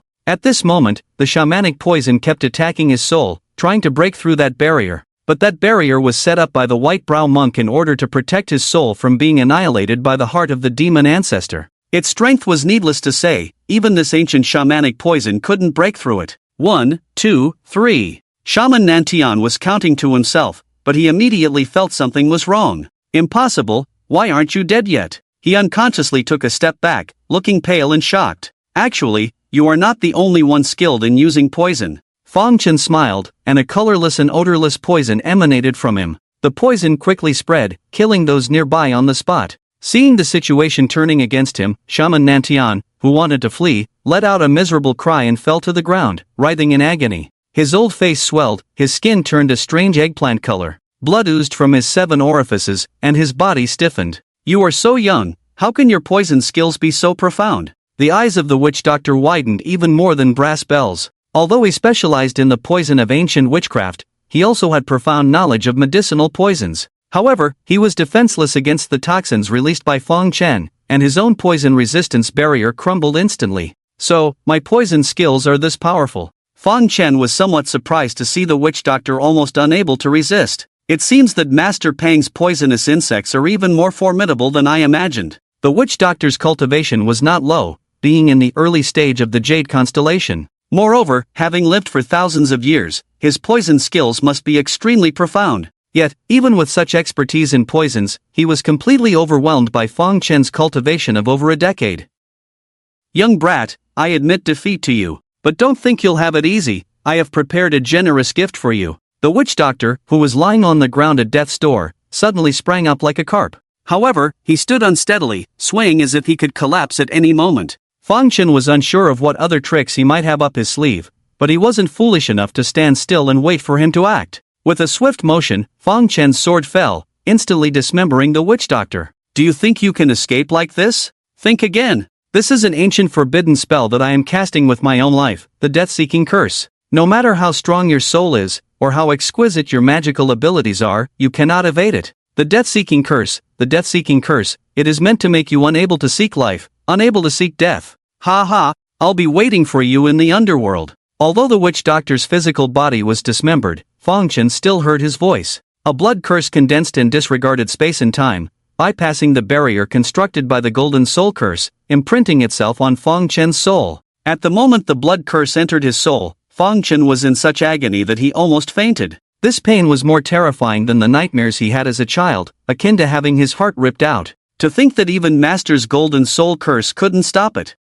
Chen half knelt on the ground, clutching his head that felt like it was about to explode. Look, the demon lord is injured. Quick, while he's weak, take his life, hurry, and kill him. Charge. Since we can't escape anyway, since we're all going to die, let's fight him. The cultivators watching nearby responded in unison, all rushing towards Chen. With his soul on the verge of shattering, Chen raised his head, the intense pain contorting his face. He gripped his blood sword once more, facing the crowd.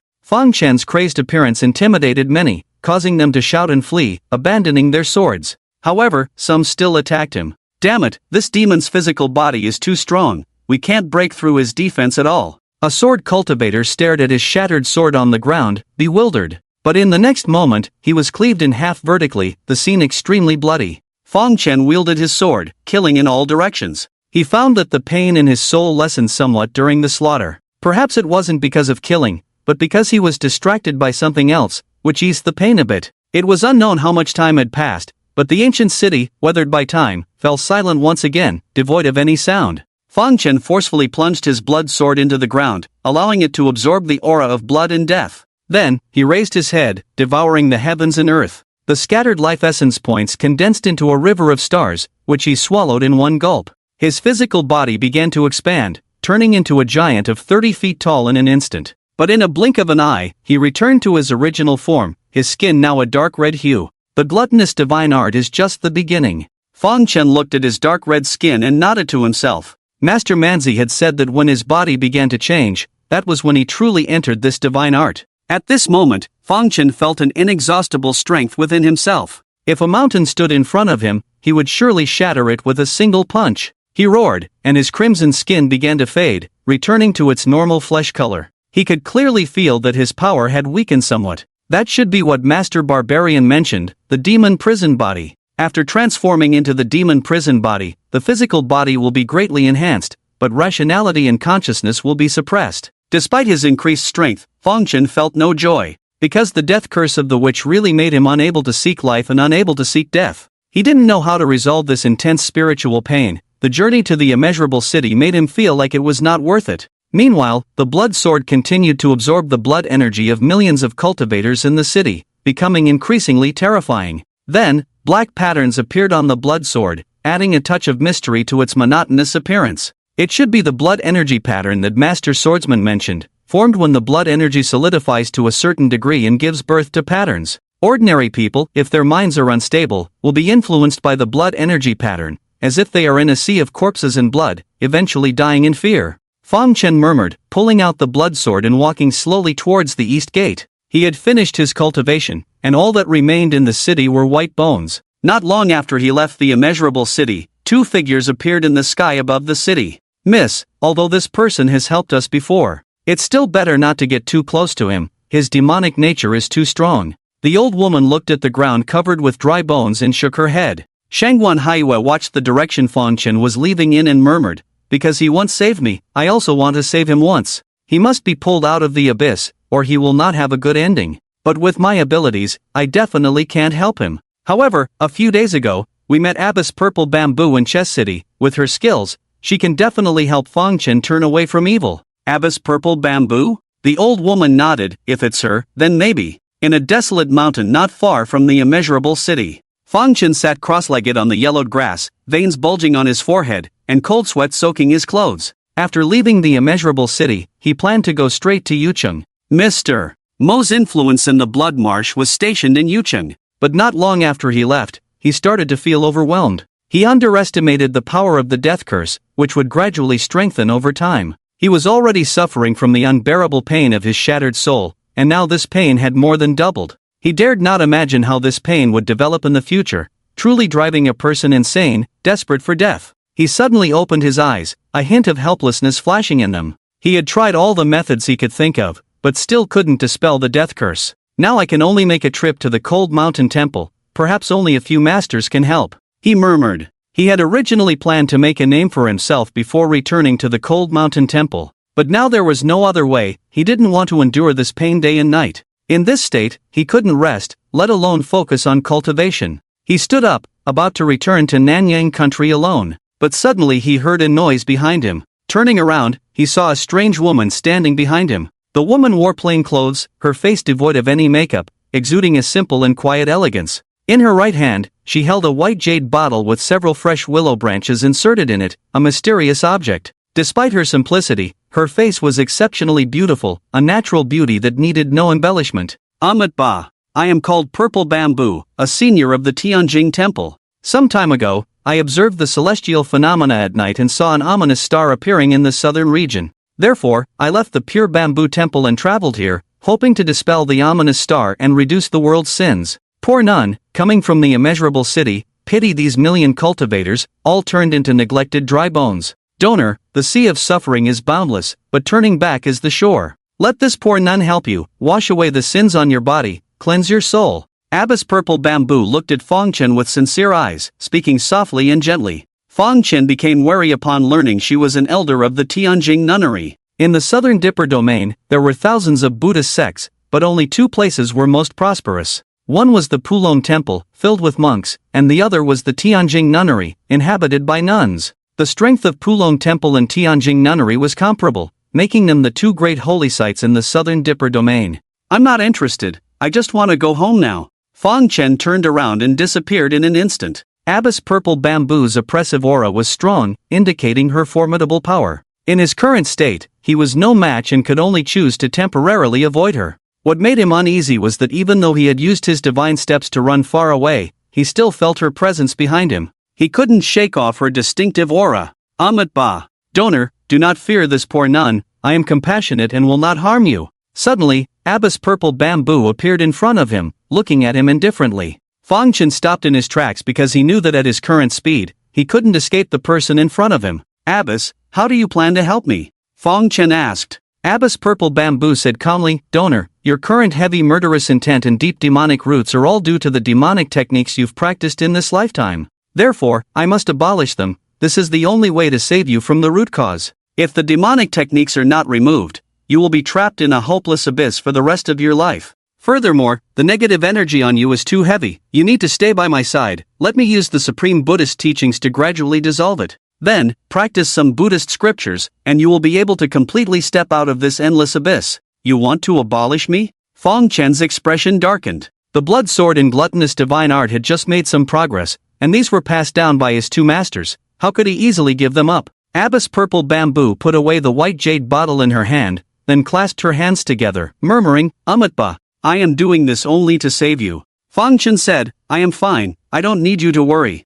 If you have this free time, why not go to other places to save sentient beings instead of coming to me? Abbess Purple Bamboo smiled, if the donor remains stubborn, don't blame me for being rude. For the sake of all beings and to save you, I have no choice but to be firm. Abbess, you keep talking about compassion, but I am suffering now, can you help me alleviate it first? Fang Chen asked in a firm tone. Abbess Purple Bamboo's eyelashes fluttered slightly at his words. Then, a strange blue light appeared in her eyes. A hint of surprise crossed her originally calm face. A curse? Fang Chen nodded. This is a death-seeking curse. The afflicted will suffer unbearable torment. I am enduring excruciating soul-tearing pain every moment, and this pain will only get heavier. It's actually a death-seeking curse. Abbess Purple Bamboo widened her eyes, evidently familiar with this kind of witchcraft. Amitba. But the root of all this, I'm afraid, lies with you, donor. With past causes, today's effects are produced. Although you are under a curse and suffering, the one who cast the curse has already departed.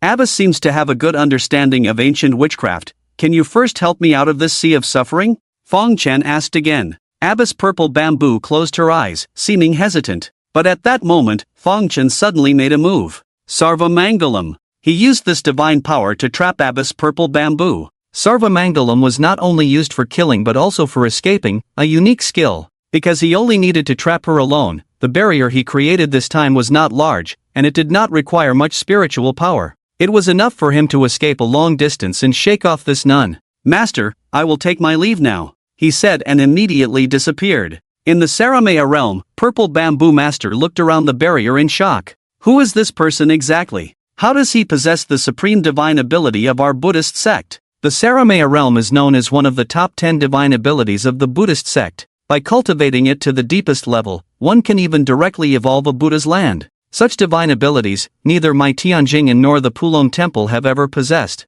Where did he learn them from? She sighed inwardly, looking towards the direction where Fang Chen had disappeared. Initially, she only wanted to guide Fang Chen, but now, she was more eager to obtain this top divine ability of the Buddhist sect from him. Fang Chen endured the pain as he moved through the clouds. If only I had brought the nether beast with me, riding that creature would have been faster. He muttered. Although Purple Bamboo Master's cultivation is far superior to mine, as long as I am still in the realm of martial arts, the Saramaya realm cannot trap me. Ha! What's going on? But in an instant, he was dumbfounded. The Saramaya realm is clearly intact, not broken. How did she? Purple Bamboo Master caught up, suddenly appearing in front of him. She looked at Fang Chen and said calmly, Amitba, I, who was trapped by the benefactor, am just a lotus platform. I never expected the benefactor to be affected by the divine abilities of our Buddhist sect. Where did you learn them from? Master, we had no grievances in the past, no enmity recently. Why do you insist on pursuing me? Fang Chen, seeing her relentless pursuit, furrowed his brows involuntarily. Purple Bamboo Master said, if you disclose the cultivation method of the Saramaya realm to me, I will let you go today. Hearing this, Fang Chen smiled, you old nun, eyeing my divine abilities. Weren't you all about justice just now, wanting me to change my ways? Now, for the sake of this divine ability, you are willing to let me go. Truly. A blush appeared on Purple Bamboo Master's fair face instantly, as if Fang Chen had hit a sore spot, making her feel embarrassed. She realized that she had lost her composure, focusing entirely on that divine ability. But that was one of the legendary top 10 divine abilities of the Buddhist sect. If she could obtain it, in the future. Amitba, I have developed greed, but, so what? Purple Bamboo Master's lips curved slightly. At this moment, she appeared somewhat sinister, a stark contrast to her earlier simple and compassionate demeanor. "You sinner! Killing to cultivate, even if you die 1,000 times, 10,000 times would not be enough. Today, I will act on behalf of the heavens, on behalf of the million cultivators in the immeasurable city, to seek justice, except for you, the sinner," she scolded, and behind her, a golden Buddhist will slowly rose, emitting a pure and powerful energy that swept in all directions. Fong Chen remained composed, tense all over. The cultivation of this wicked nun was very high, even more terrifying than the river fairy he had encountered in the Windstone Gorge. "I am just a late-stage cultivator of the Yaoguang realm. If the benefactor repents now, I can still forgive you and help you escape from the cycle of suffering." Purple Bamboo Master looked at Fong Chen, speaking with a stern tone. Seeing Fong Chen not responding, she snorted, stubborn and unyielding. "May the light of Buddha shine upon us, Avalokitesvara." She sat cross-legged, and behind her appeared a statue of Avalokitesvara. The statue suddenly opened its eyes and looked at Fong Chen, raising its hand to suppress him. In an instant, 1,000 hands of Avalokitesvara came towards Fong Chen, exuding an aura of overwhelming suppression. Purple Bamboo Master's cultivation was too high, even Fong Chen dared not confront the power of this move head-on. He was about to use his divine movement technique to create distance from Purple Bamboo Master, but suddenly found himself unable to move. Purple Bamboo Master displayed two great divine abilities with just one move. Under the shining light of the Buddha, he couldn't even move a finger, his spiritual power sealed within. At this moment, he could only watch helplessly as thousands of Buddha hands clapped towards him. Bang! He was clapped to the ground by the Buddha hands, the terrifying force sinking the ground. Countless palm prints imprinted in this area, a magnificent sight. In the clouds, Abbess Purple Bamboo clasped her hands together, eyes closed tightly. "Amatba! This sin is heinous. I shall save him, it will be a great merit." Then she slowly opened her eyes and approached the flattened Fong Chen. She raised her hand, about to use her divine power to read Fong Chen's memories and obtain the cultivation method of the Saramaya realm. But at that moment, Fong Chen, who had been flattened into a puddle of flesh, suddenly revived. His flesh and blood body instantly regenerated, pointing at Abbess Purple Bamboo's waist. Abbess Purple Bamboo frowned, immediately feeling that something was amiss with this gesture. "Sinful pest!" she exclaimed in anger, slapping towards Fong Chen, Vajra Prajnapam, Infinite Galaxy Fist. Fong Chen, unwilling to back down, met her with a punch. Their fists clashed, sending Fong Chen flying backward. Abbess Purple Bamboo also took a small step back. She looked at Fong Chen in astonishment, deeply shocked. This little pest's cultivation is not high, only at the early stage of the heavenly realm. But his physical body is extraordinary, actually able to withstand my blow. Fong Chen, sent flying by Abbess Purple Bamboo, spat out 3 mouthfuls of blood before stabilizing his breath. The gap in their cultivation was too vast. If he didn't have an almost indestructible body, he would have died under the 1,000-hand Guanyin earlier. Even the Vajra Prajna palm almost took his life.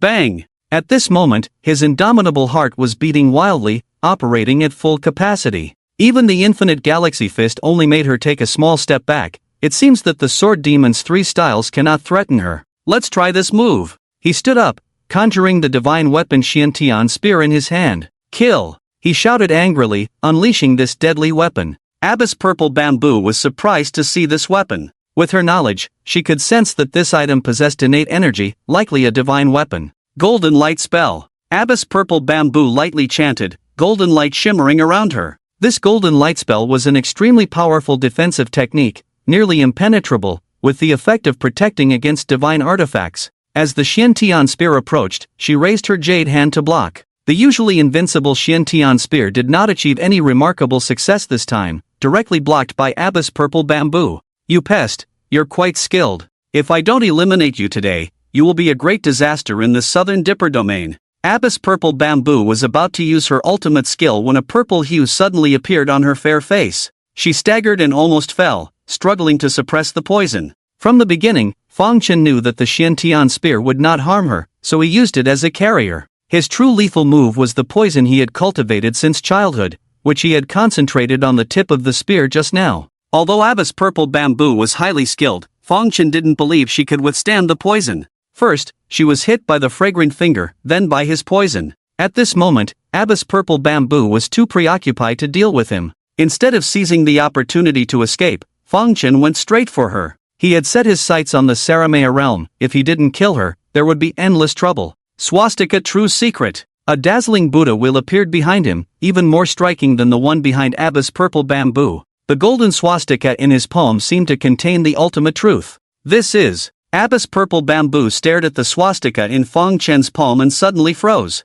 Fong Chen's palm struck her chest, sending her flying. Purple bamboo master's body rolled quite a long distance before barely coming to a stop. With a pu sound, she spat out a mouthful of blood. Fong Chen saw her take this blow head-on and still not die, just slightly weaker in breath, feeling somewhat heavy-hearted. The power of the swastika true secret was above the immeasurable galaxy fist and the sword demon's 3 swords, yet it only caused purple bamboo master some injuries. It seems I can't kill her today. Fong Chen clenched his fist unwillingly and immediately turned to leave. Although he had an almost indestructible body, his spiritual power was running out fast, and continuing the fight would be meaningless. Instead, he might be captured by Purple Bamboo Master, and if she caught him, the consequences would be. Seeing Fong Chen retreat, Purple Bamboo Master did not immediately chase after him because she felt extremely uncomfortable. She sat cross-legged, exerting all her strength to suppress the poison. After a while, the poison was finally suppressed and no longer posed a major threat. But what startled her was that her body was becoming increasingly strange, and no matter how hard she tried to suppress it, it had no effect. A mix of embarrassment and anger appeared on her face. Damn it, how could I? That strange feeling intensified, with some thoughts lingering in her mind. She shook her head vigorously, looked in the direction Fong Chen had left, gritted her teeth, and said, "Nuisance. I'll deal with you first. Misfortunes never come singly." By a mountain stream, Fong Chen stopped in his tracks, sitting on a large rock, breathing heavily.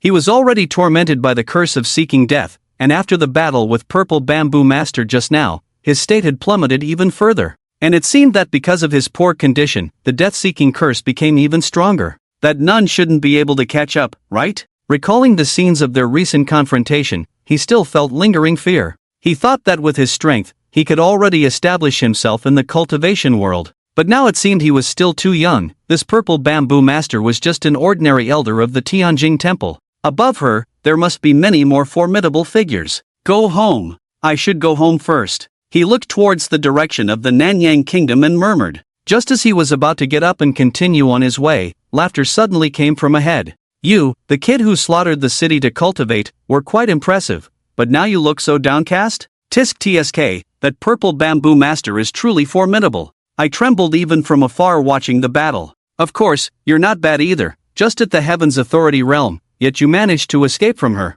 Speaking was a strange young man exuding a strong scent of blood, even his hair was red. His eyes were full of vicissitudes, clearly an old monster, but his skin was better maintained than that of an 18-year-old girl. "Who are you?" Fong Chen asked in a deep voice. The young man smiled. "I've been in seclusion for many years, you probably haven't heard of me. The people of the Southern Yi region used to call me the Blood Demon Ancestor." Blood Demon Ancestor? Fong Chen frowned, forcing himself to focus. He knew this person. He had read about the legend of this old monster in a biography. He used to be a cultivator of the Tianlan Kingdom, but was expelled for practicing demonic arts. Later, after achieving great power, he returned to the Tianlan Kingdom and caused a bloodbath in the cultivation world there. The legitimate royal family of Tianlan also perished at his hands. The Southern Yi region was a vassal state of the Great Gon Dynasty. When such a major event occurred in Tianlan, the Great Gon Dynasty immediately sent experts to settle the score. According to the records, this blood demon ancestor was only killed by the experts of the Great Gon Dynasty. "Oh, you actually heard of my name? That's rare." The blood demon ancestor sensed Fong Chen's subtle emotional fluctuations and couldn't help but burst into laughter. "Since my fake death years ago, escaping the pursuit of the brutal soldiers of the Great Gon, it has been over 7,000 years. I thought no one in this world remembered me, the blood demon ancestor, Wei Wuya. On account of your memory of this seat, I can make your death a bit more comfortable. I have no grudges with the senior in the past, no enmity recently, why kill me?" Fong Chen asked. His condition was so poor that every moment he could delay was a moment to slightly recover. "How do you think this seat got the title of Blood Demon Ancestor?" The Blood Demon Ancestor sneered. "Since you slaughtered the boundless city, this seat has been watching you. If I can use you for practice, perhaps I can break through the bottleneck of the Jade Balance Great Perfection and advance to the realm of Kaiyang. I know you are trying to buy time, but so what? This seat dares to show up. It's because I have been observing you for a long time and only came out when I was sure. You are already at the end of your strength, so stop resisting. Old ancestor, I will send you to the Western Heaven now." The blood demon ancestor's eyes glinted with ferocity as he raised his hand to suppress Fang Chen. A bloody hand descended from the sky, instantly striking Fang Chen. Fang Chen supported the striking bloody hand with both hands, his legs trembling slightly, and the ground unable to withstand the immense force, continuously sinking. "Oh, you can still hold on? Your physical body really surprises this seat." The blood demon ancestor was slightly surprised that he didn't win with one blow. "Then try this move." Blood beast tied. He spread out his hands, and a sea of blood surged behind him. Blood beasts burst out of the surging blood sea and charged towards Fang Chen. These blood beasts were the result of his lifelong cultivation, using the essence he absorbed from other creatures to condense them. As long as his blood river didn't dry up, these blood beasts were invincible, almost possessing immortality. "Old man, you are quite delicious too," Fang Chen roared, his eyes glaring with anger. His physical body underwent changes, muscles bulging, and his skin turning dark red. This was the demon prison body of the gluttonous divine art, still in its early stage but quite terrifying. Bang! He fiercely punched at the bloody hand imprint, crushing it. His eyes had changed, becoming as fierce and wild as a beast. Facing the fierce blood beast tide, he opened his mouth wide and actually swallowed them all in one gulp.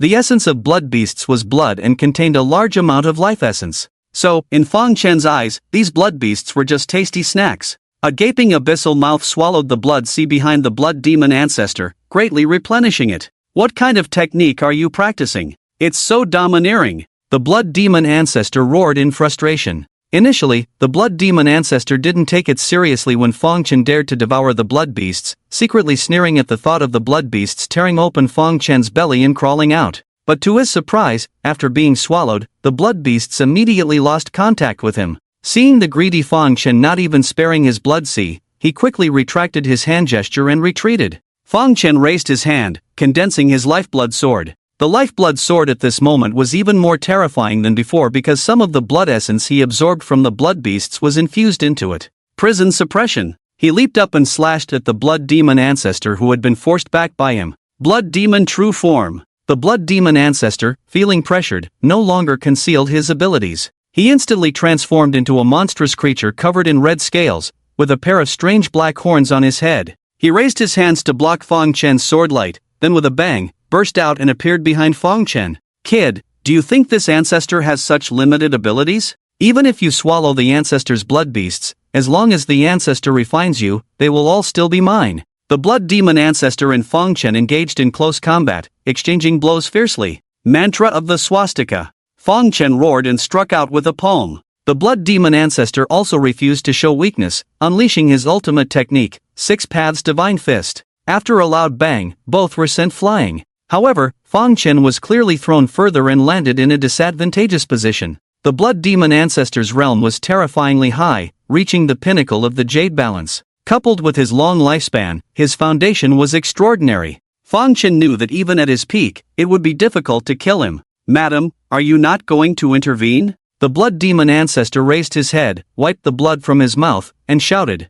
"Husband, do not worry, I am almost ready." Suddenly, an enchanting beauty appeared behind Fang Chen. With an open heart and alluring charm, she held a pipa in her arms. "Living in a drunken dream," she murmured and swiftly plucked the strings. Fang Chen, who was in the midst of his momentum, suddenly collapsed to the ground. He felt his body go numb, his muscles weaken, unable to even stand. Strange images filled his mind, leaving him intoxicated. Seeing this, the blood demon ancestor exclaimed, "Good! Death's spike!" He produced an item in his hand. This item was a 7-layered forbidden treasure. In the world, objects were divided into innate and acquired. Innate objects were spiritual treasures often seen with celestial beings, while acquired objects were crafted by skilled artisans, known as treasures. The strength of a treasure was measured by its restrictions. The higher the quality, the more restrictions, and the greater the power. Common treasures had 2 or 3 restrictions, but the death spike in the blood demon ancestor's hand had 7. Kill. Seizing the opportunity, the blood demon ancestor unleashed the death spike. It struck Fang Chen's forehead squarely, deeply embedding itself. "Finally dealt with this brat, not easy." The blood demon ancestor breathed a sigh of relief. "Thanks to the lady's intervention, I had the chance to use the death spike. If we had continued, I might not have been able to defeat him." The beauty with the pipa smiled gently as she approached him. "The nun is not to be trifled with. Train quickly, don't let her catch up. Otherwise, if you encounter her, it may not end well." "Understood." The blood demon ancestor nodded and strode towards Fang Chen. Suddenly, he was startled. Fang Chen, who had been dull and lifeless, raised his head and looked at him. He pulled out the death spike lodged in the center of his forehead.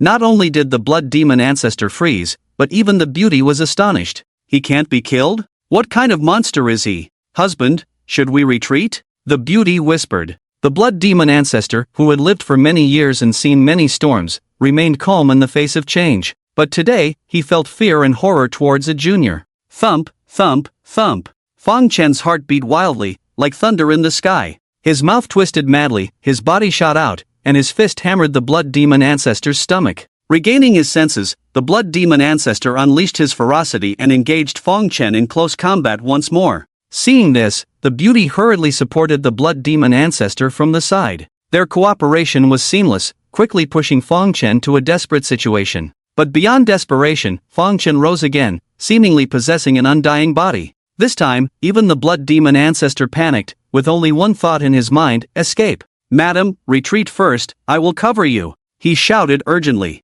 The beauty's realm was 2 levels lower than his, only at the mid-stage of the jade balance. She knew that staying wouldn't help blood demon ancestor in any way, so she immediately turned and left. Fang Chen didn't chase after her but continued to battle the blood demon ancestor in front of him. A quarter of an hour later, the blood demon ancestor's true form was shattered, thoroughly defeated. Fang Chen viciously plunged his lifeblood sword into the top of his head, slaying him. The blood demon ancestor had killed countless people in his lifetime, and his cultivation of the blood demon classic was fueled by the blood and essence of living beings. Therefore, after Fang Chen killed him, he enjoyed a hearty meal. Both his blood sword and his physical body received tremendous enhancements. The burdens that had repeatedly brought him to the brink of death were gradually lifted as his life force was nourished. I want you to accompany my husband in death. Suddenly, the beautiful woman who had already left reappeared. Her eyes were bloodshot as she played the pipa frantically, 9 beats of the demonic tune. Her attack targeted the soul, but Fang Chen's soul was protected by the golden soul curse, and she couldn't harm him at all. Fang Chen's figure flashed, using the divine shadow step to appear behind her. He raised his palm and slapped her to the ground, shattering the pipa she held in her arms. Every bone in her body shattered. You won't have it easy. But before dying, she concentrated her divine thoughts and triggered a command token in her arms. The command token was a one-time treasure that carried a specific spiritual technique on a special silk, activated by divine thoughts to target a determined goal. Fang Chen saw a cluster of peach blossoms condensed into flames floating towards him, so he immediately spat out the sacred fire of Fusang. He intended to use the sacred fire of Fusang to refine the strange fire peach. However, to his surprise, the sacred fire of Fusang had no effect on it. The flame peach flower merged directly into his body, blossoming completely and engulfing him in burning desire. The final command token from the beautiful woman was not flames but a desire that burned body and soul. If not released, even a strong jade constellation realm expert would suffocate alive. For Fang Chen, it was even more terrifying. His physical body was too powerful, overflowing with yang energy. The surging yang energy became a catalyst, intensifying the burning desire. Already tormented by the death-seeking curse, Fang Chen's mind was now in turmoil, completely losing control. He looked at the still warm body of the beautiful woman and was about to pounce on her. But at that moment, a stern voice came from above. You sinner! Even in the face of death, you continue to sow evil deeds. Truly beyond redemption. Sister Purple Bamboo, with a flushed face, scolded angrily, her legs tightly crossed. Today, I will eliminate you and rid the people of this scourge. She flipped her palm, and the white jade bottle with a willow branch reappeared in her hand. This was not a mere decoration but a treasure she had crafted with her life savings, the snow jade purification bottle. This treasure was incomparable to the blood demon ancestor's death-dealing spike. It contained 13 prohibitions, making it a top-grade artifact among treasures. She wielded the bottle, and a white light shot out, illuminating Fang Chen. Completely immobilized by the bottle's power, Fang Chen still struggled with all his might, resisting the bottle's suction with all his energy. If he were to be sucked into this treasure, even if he didn't die, he would never be able to come out again. Sinner, still resisting? You'd better surrender and spare yourself more suffering. Sister Purple Bamboo coldly snorted. Fang Chen turned a deaf ear, still resisting, but he was being drawn closer by the bottle's suction. The two sides remained deadlocked for about a quarter of an hour. Fang Chen was about to exhaust himself, only able to watch helplessly as he was sucked in. Just as he was about to despair, the divine light of the bottle suddenly disappeared, and the snow jade purification bottle fell to the ground. During the stalemate, Sister Purple Bamboo's condition worsened. Her face was redder than a ripe apple, and beneath her plain skirt, even more. "I'll let you off today." She bit her silver teeth, quickly turned and tried to leave. But at that moment, Fang Chen pounced and pulled her down from the clouds. Fang Chen suddenly approached, causing Senior Purple Bamboo, who was already on the brink of collapse, to completely fall apart. She couldn't care less at this point, consumed by greed. After an unknown amount of time, Senior Purple Bamboo woke up in a daze. She was naked, and a gust of wind suddenly brought her to her senses. Aching in places, it seemed to remind her that everything before was not a dream. At that moment, her Tao heart collapsed. As a member of the Buddhist sect, as an elder of Tianjing Temple, she actually, because of her extraordinary talent, she had been advancing rapidly since she was young, sailing smoothly. By the age of 900, she had already reached the Yao Guang realm, becoming the youngest elder in the history of Tianjing Temple. In recent years, her cultivation had been continuously improving, breaking through to the later stages of the Yao Guang realm, becoming one of the top experts among the elders. The abbess had high hopes for her, even passing on the temple's ultimate techniques to her in advance. Frantically grabbing her plain clothes from the ground, she put them on and staggered forward, not caring about anything else. Her heart was in turmoil at this moment, only wanting to find a place without anyone, meditate quietly, and repent to the Buddha. As for Fang Chen beside her, she ignored him completely, overlooking the past. At this moment, she had no time to spare, only wanting to stabilize her crumbling Tao heart. Shortly after she left, Fang Chen suddenly opened his eyes. The curse of seeking death clung to him like a festering sore, making his soul feel like it was about to shatter. It was precisely because of this painful feeling that he suddenly woke up. He remembered what had happened before he fell asleep, finding it unbelievable. "She's gone. She didn't take the opportunity to kill me." Looking around, he didn't see Senior Purple Bamboo's figure, feeling somewhat surprised. "Maybe she'll come back to finish me off later. It's not safe to stay here for long." He got up and quickly left the place. He didn't stop anywhere along the way, soon returning to the territory of Nanyang country, and then making his way back to Lucheng. After returning to Lucheng, following his memory, he returned to Hanshan. He looked up at the silent mountain, feeling like he had traveled through time, although it hadn't been long since he left the mountain. But in this period of time, too much had happened. He walked slowly step by step along the green steps, reaching the outside of the temple gate. When he descended the mountain, the few peach trees in front of the temple were in full bloom. Now, the peach blossoms had withered long ago, with many small peaches hanging from the branches. He pushed open the temple gate and walked in, crossing the steps. In the courtyard, the sword demon was playing chess with the white-browed monk. Seeing Fang Chen return, the two looked over unconsciously. The sword demon nodded in satisfaction, sensing Fang Chen's blood sword. Completely beyond his expectations, he had grown so much stronger in such a short time. The white-browed monk furrowed his brows, staring sternly at Fang Chen. "It's actually an ancient witch curse. If I'm not mistaken, it's the curse of seeking death," he murmured. The sword demon raised an eyebrow and said, "The curse of seeking death? A friend of mine was once afflicted by it, and in the end, unable to bear the torment, he took his own life with a sword." At this moment, 3 other masters suddenly appeared beside Fang Chen, gathering around him. "Disciple is incompetent, unable to dispel this curse, so I could only come back," Fang Chen said, somewhat ashamed. Hua Thief shrugged and said, "I know nothing about curses, so you can't count on me. But, Master, you should be able to dispel it, right?" He looked towards the white-browed monk beside him. The white-browed monk sighed inwardly and stepped forward. "Normally, when afflicted by a curse, only another curse can dispel it, but I will give it a try." A vast Buddha light shimmered around him as he pointed 2 fingers at Fang Chen. Fang Chen's tightly furrowed brows finally relaxed, and the excruciating pain of his shattered soul disappeared. He smiled and was about to thank the Grand Master. But the old monk's expression was not very good, shaking his head and sighing, "What a pity. I couldn't completely dispel it. This is because the person who cast the curse has shallow cultivation, allowing me to suppress it to some extent. Otherwise, to resolve the curse, it still relies on the curse itself. With my method, I can only temporarily suppress it, but I cannot eradicate it." "How long can you suppress it?" Fang Chen's smile faded from his face as he asked. "At most 100,000 years. After 100,000 years, it will no longer be containable," he said. 100,000 years? I might not even live that long. Fang Chen smiled again. The old monk said solemnly, "This death-seeking curse must not be taken lightly. You must resolve it as soon as possible, or when it regains strength. You will suffer unbearable pain on the spot. Although I have suppressed it, it is still active. I'm sure you have already noticed that the power of the death-seeking curse will increase over time, becoming stronger and stronger. If in a few years, due to an accident, the curse breaks free from suppression, you will suddenly face pain increased by thousands or even tens of thousands of times. After careful consideration, Chen couldn't help but feel a chill down his spine. This thing was indeed a major threat and must be eradicated now. I know a kind of curse, but I can't resolve this death-seeking curse. At this moment, the chubby master spoke up. In my understanding, the curses that can resolve the death-seeking curse should be the carefree curse or the rebirth curse. I know of a place where someone might have mastery over these two curses. Where?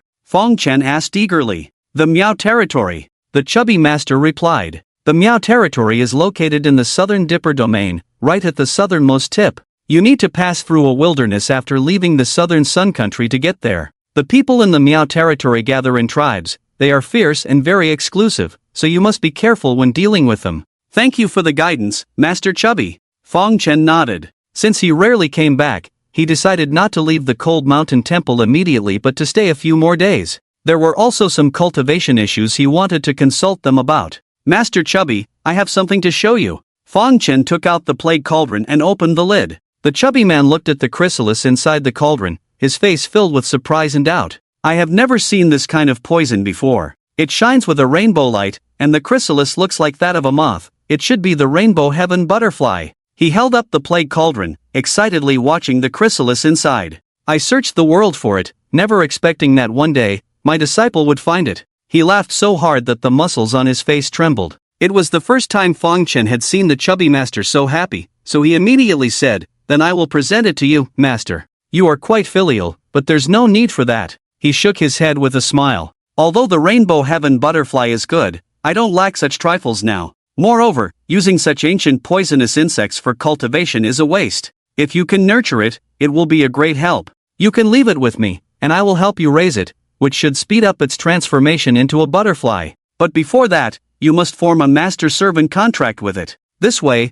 when it grows up, it will be easier to control and won't betray you. Have I not taught you how to form a master-servant contract? I remember, master. I used this method to acquire a mount when I left the mountain, Chen replied. Then let's begin. The sooner the contract is formed, the better, the chubby master said. Chen then cast a spell and formed a master-servant contract with the chrysalis of the rainbow heaven butterfly. As Chen came out from the chubby master's place, he was pulled aside by the flower thief master. He grinned slyly, carefully examining Chen up and down. Is there something wrong? Chen felt a bit uneasy under his gaze and muttered, "You, my disciple, truly live up to your title." The flower thief smirked ambiguously. "You've only just come down from the mountain, and your yang energy is already depleted. Young man, you must learn to control yourself. Ah, you, my disciple, are quite disobedient. I told you to stay away from women, and yet." He once held the title of the #1 flower thief in the world, hence his heightened sensitivity to the dual energies of yin and yang. The battle between Chen and Master Zizhu lasted for a long time, with over 100 clashes. Indulging in such excess in a short period naturally depleted his own yang energy. Feeling a bit embarrassed, Chen murmured, "It was all accidental. Our little Chen has grown up. Such things are normal, but remember one thing." His expression suddenly turned serious as he spoke. "Never get emotionally involved, to avoid harming yourself." Disciple remembers, Chen nodded. "Now that you have indulged, you will inevitably be drawn to it again in the future." The flower thief continued, "Therefore, I will impart to you another divine skill. This is the 9 extreme yin-yang technique, a dual cultivation method. Not only does it rapidly enhance your cultivation, but it also accumulates profound yin and yang energies within your body. By using the yin and yang energies to unleash the accompanying great yin-yang palm of this divine skill, its power is absolutely no less than the infinite star fist taught by your barbarian master. If the yin and yang energies are deep enough, the power of this great yin-yang palm can even surpass the mantra of the swastika passed down by your grandmaster. This 9 extreme yin-yang technique is truly formidable." Chen was quite shocked. In his impression, the flower thief master was the weakest in terms of combat among the 5 masters. But now, it was hard to say. Dual cultivation is not easy to achieve, and I didn't want you to get close to women before, so I never taught you. The flower thief sighed. By passing on this divine skill to you today, you have truly inherited my mantle. But after you leave the mountain, don't act recklessly. I may be a notorious flower thief, but I don't want my disciple to become one too. Disciple will heed master's teachings. Chen replied. Although the flower thief master before him was the most lively among the 5 masters, for some reason, he always sensed a hint of sadness from him. Enough about serious matters, let's talk about something else. The flower thief suddenly hooked Fang Chen's shoulder, grinning mischievously. Let me teach you some bedroom skills, guaranteed to make you smirk. Fang Chen struggled to keep up but patiently listened to the flower thief's ramblings. Alright, you really are asking for trouble, teaching all this nonsense. Suddenly, the cold snort of the sword demon sounded in their ears. What do you mean by nonsense? If I hadn't taught Fang Chen the art of stealing fragrances, he probably wouldn't have returned. The flower thief retorted. Under his persistent questioning, Fang Chen briefly recounted the recent events to him. After listening, the flower thief's vanity was greatly satisfied, believing himself to be the most formidable among the 5 in the temple. The two started bickering, and Fang Chen didn't want to get involved, so he quickly ran into the main hall. Elder Bai Mei and Zhao Manzi were meditating and chanting sutras in front of the Buddha statue. Fang Chen silently sat on a cushion beside them and joined in. After a while, the two stopped arguing, and Fang Chen left to stand beside the sword demon. What is the name of your sword soul? The sword demon asked. Although Fang Chen hadn't manifested the blood sword in front of him, he still sensed the presence of the sword soul. The sword soul is named Tong Yuan, Fang Chen replied. Tong Yuan? The sword demon raised an eyebrow. You have good luck. Tong Yuan is an ancient famous sword, ranked 7th on the list of ancient famous swords. Throughout its history, all its owners have been formidable swordsmen. However, with your current cultivation, you cannot fully unleash the true power of the Tong Yuan sword soul. Its greatest value now lies in the swordsmanship passed down by the previous sword masters, the sword demon explained. If you ponder it well, given time, you will surely become a strong swordsman yourself. The ancient sword ranking? Where does your 1000 Kati sword soul, master, rank on that list? Fang Chen curiously inquired. 1000 Kati is not an ancient sword, so it cannot be compared, the sword demon replied calmly. But from my perception, 1000 Kati is incomparable to Tong Yuan. Tong Yuan may only be ranked 7th on the ancient sword ranking, but it is renowned for its prowess in battle. The sword soul contains the law of slaughter, a power of law that you cannot currently perceive or invoke, hence you do not understand its might. Only when you advance in your realm in the future will you truly comprehend the dreadfulness of Tong Yuan's sword soul. The 1000 Kati sword soul I hold carries the law of gravity, so in terms of imposing presence, your Tong Yuan may not surpass it. However, overall, Tong Yuan is an ancient sword, with a depth far beyond 1000 Kati, so the disparity between the two is significant. Alright, let me now assess the results of your training since you descended the mountain, the sword demon said. Unleash those 3 swords for me to see. Upon hearing this, Fang Chen immediately condensed his lifeblood sword and sequentially displayed the dragon-slaying, heaven-questioning, and prison-suppressing swords before the sword demon. After watching, the sword demon nodded in satisfaction and praised, "You have improved significantly compared to before. Thus, I shall impart to you another sword technique. Does Master have a technique stronger than these 3 swords?" Fang Chen asked, puzzled. The reason this technique was not taught to you before is that your cultivation was insufficient to learn it, the sword demon explained. This final sword is the fusion of man and sword. When this sword is used, either the enemy is killed, or oneself is gravely injured, even to the point of self-destruction. Therefore, unless in dire circumstances, it should not be easily employed. With that, the sword demon summoned his own lifeblood sword. He then merged himself with the sword, becoming one with it. He was the sword, and the sword was him. The fusion of man and sword carried an unstoppable force. Even though the sword demon restrained his power to the utmost, Fang Chen still struggled to withstand it, bearing visible sword scars on his body. Now he understood why his swordmaster had not taught him this technique earlier. He truly could not have learned it before. The fusion of man and sword is the pursuit of all sword cultivators. Although the sword demon imparted the essence of it to Fang Chen, even he could not master it immediately. It required time and meticulous refinement. At night, Fang Chen arrived at the main hall. Only the white-eyebrowed grandmaster was present, sitting in front of the Buddha statue, chanting and praising the Buddha as he did year-round.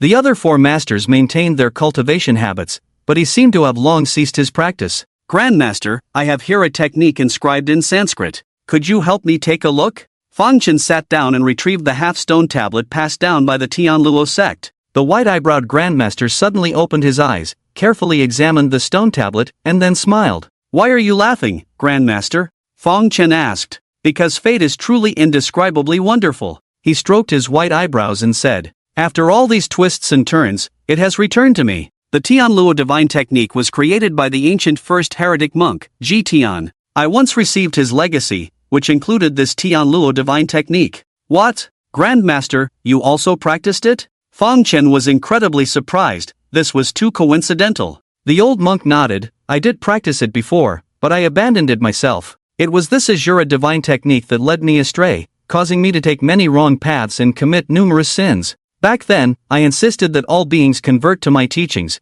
partly because I wanted them to practice this divine technique as a supplementary scripture. I see no issue with this technique. Grandmaster, why did you abandon it? Fang Chen was puzzled. The divine technique is not a problem. It's just that I suddenly reached a higher realm of enlightenment, and I no longer need it, he replied. You have boundless vitality and a strong physical body, so practicing this divine technique is just right for you. I will help you complete the missing part of this stone steel. He raised his hand and pointed towards Fang Chen. Previously, Fang Chen speculated that the missing part of the stone steel was the method to resolve the drawbacks of the divine technique. But in reality, the remaining part is the essence of the Tian Luo divine technique. The remaining part is a secret technique, a technique that can be jointly executed by countless people. The technique is called Tian Luo extinction, and only those who practice the main scripture can actively perform it. After performing it, all those who practice the subsidiary scriptures, no matter where they are, can sense it and join forces with it. If there are enough people practicing the subsidiary techniques, strong enough, the power of Tian Luo extinction will be incredibly terrifying, the old monk said. The reason why the ancient first evil monk was invincible is because of this killer move. Fang Chen was deeply moved as he thought about developing the Tian Luo sect well. From the tone of the Grand Master, it was not difficult to hear that this move, Tian Luo extinction, if cultivated to perfection, would definitely be stronger than the swastika true mantra. The great yin-yang palm that his flower thief master had just taught him was probably not comparable either. Fang Chen stayed at Hansan Temple for one night and left the next day. Instead of heading straight to Miajiang, he went to the Blood Wasteland. After obtaining the complete Tian Luo divine technique, he became even more devoted to the Tian Luo sect. Since the matter with Xiantian Hall had not been resolved, he decided to destroy Xiantian Hall first before heading south to Miajiang. Before long, he arrived at Tianqing City. Tianqing City was not one of the 9 main cities, but it was still considered prosperous. As Fang Chen strolled around, he prepared to find Mr. Mo and the others. The Wulu Pavilion that Mr. Mo had established over the years was located here. However, when he reached the entrance of Wulu Pavilion, he couldn't help but furrow his brow. There were quite a few people hiding in the Wulu Pavilion, but none of them were from the Tian Luo sect. Within a certain distance, he, who practiced the Tian Luo divine technique main scripture, could sense those practicing the subsidiary scriptures. But the people inside the house at this moment were not practicing the Tian Luo divine technique at all. He approached slowly, pushed the door, and walked in. As soon as he entered, the people lying in ambush in the Wulu Pavilion rushed out. The leader was a mischievous girl, whose strength was not weak. She was already at the late stage of the heaven realm. Who are you, kid? The girl looked at Fang Chen with a playful expression and asked. And who are you people? Fang Chen retorted. How dare you speak to our Xiao protector in such a manner? The warriors beside the girl, seeing Fang Chen's attitude, angrily drew their swords. But the girl raised her hand, signaling them to calm down. Then, with a smile on her face, she looked at Fang Chen and replied, We are from Xiantian Hall. Could you be the current leader of the Tian Luo sect? It seems that the current leader of the Tian Luo sect is a young man. Fang Chen remained non-committal and only asked, Where are the original occupants of this place? You will see them. Come with me. Our hall master wants to see you, the girl said. You haven't answered my question, Fang Chen said in a deep voice. At these words, the smile on the girl's face instantly disappeared. You're asking for trouble. Do I have to use force? She snorted coldly, raised her hand, and tried to suppress Fang Chen first. But at that moment, Fang Chen took a step forward and stomped heavily. A terrifying force triggered a strong shockwave, causing the house to collapse and the ground to cave in. Except for the female protector who looked like a girl, everyone from Xiantian Hall surrounding Fang Chen was killed on the spot.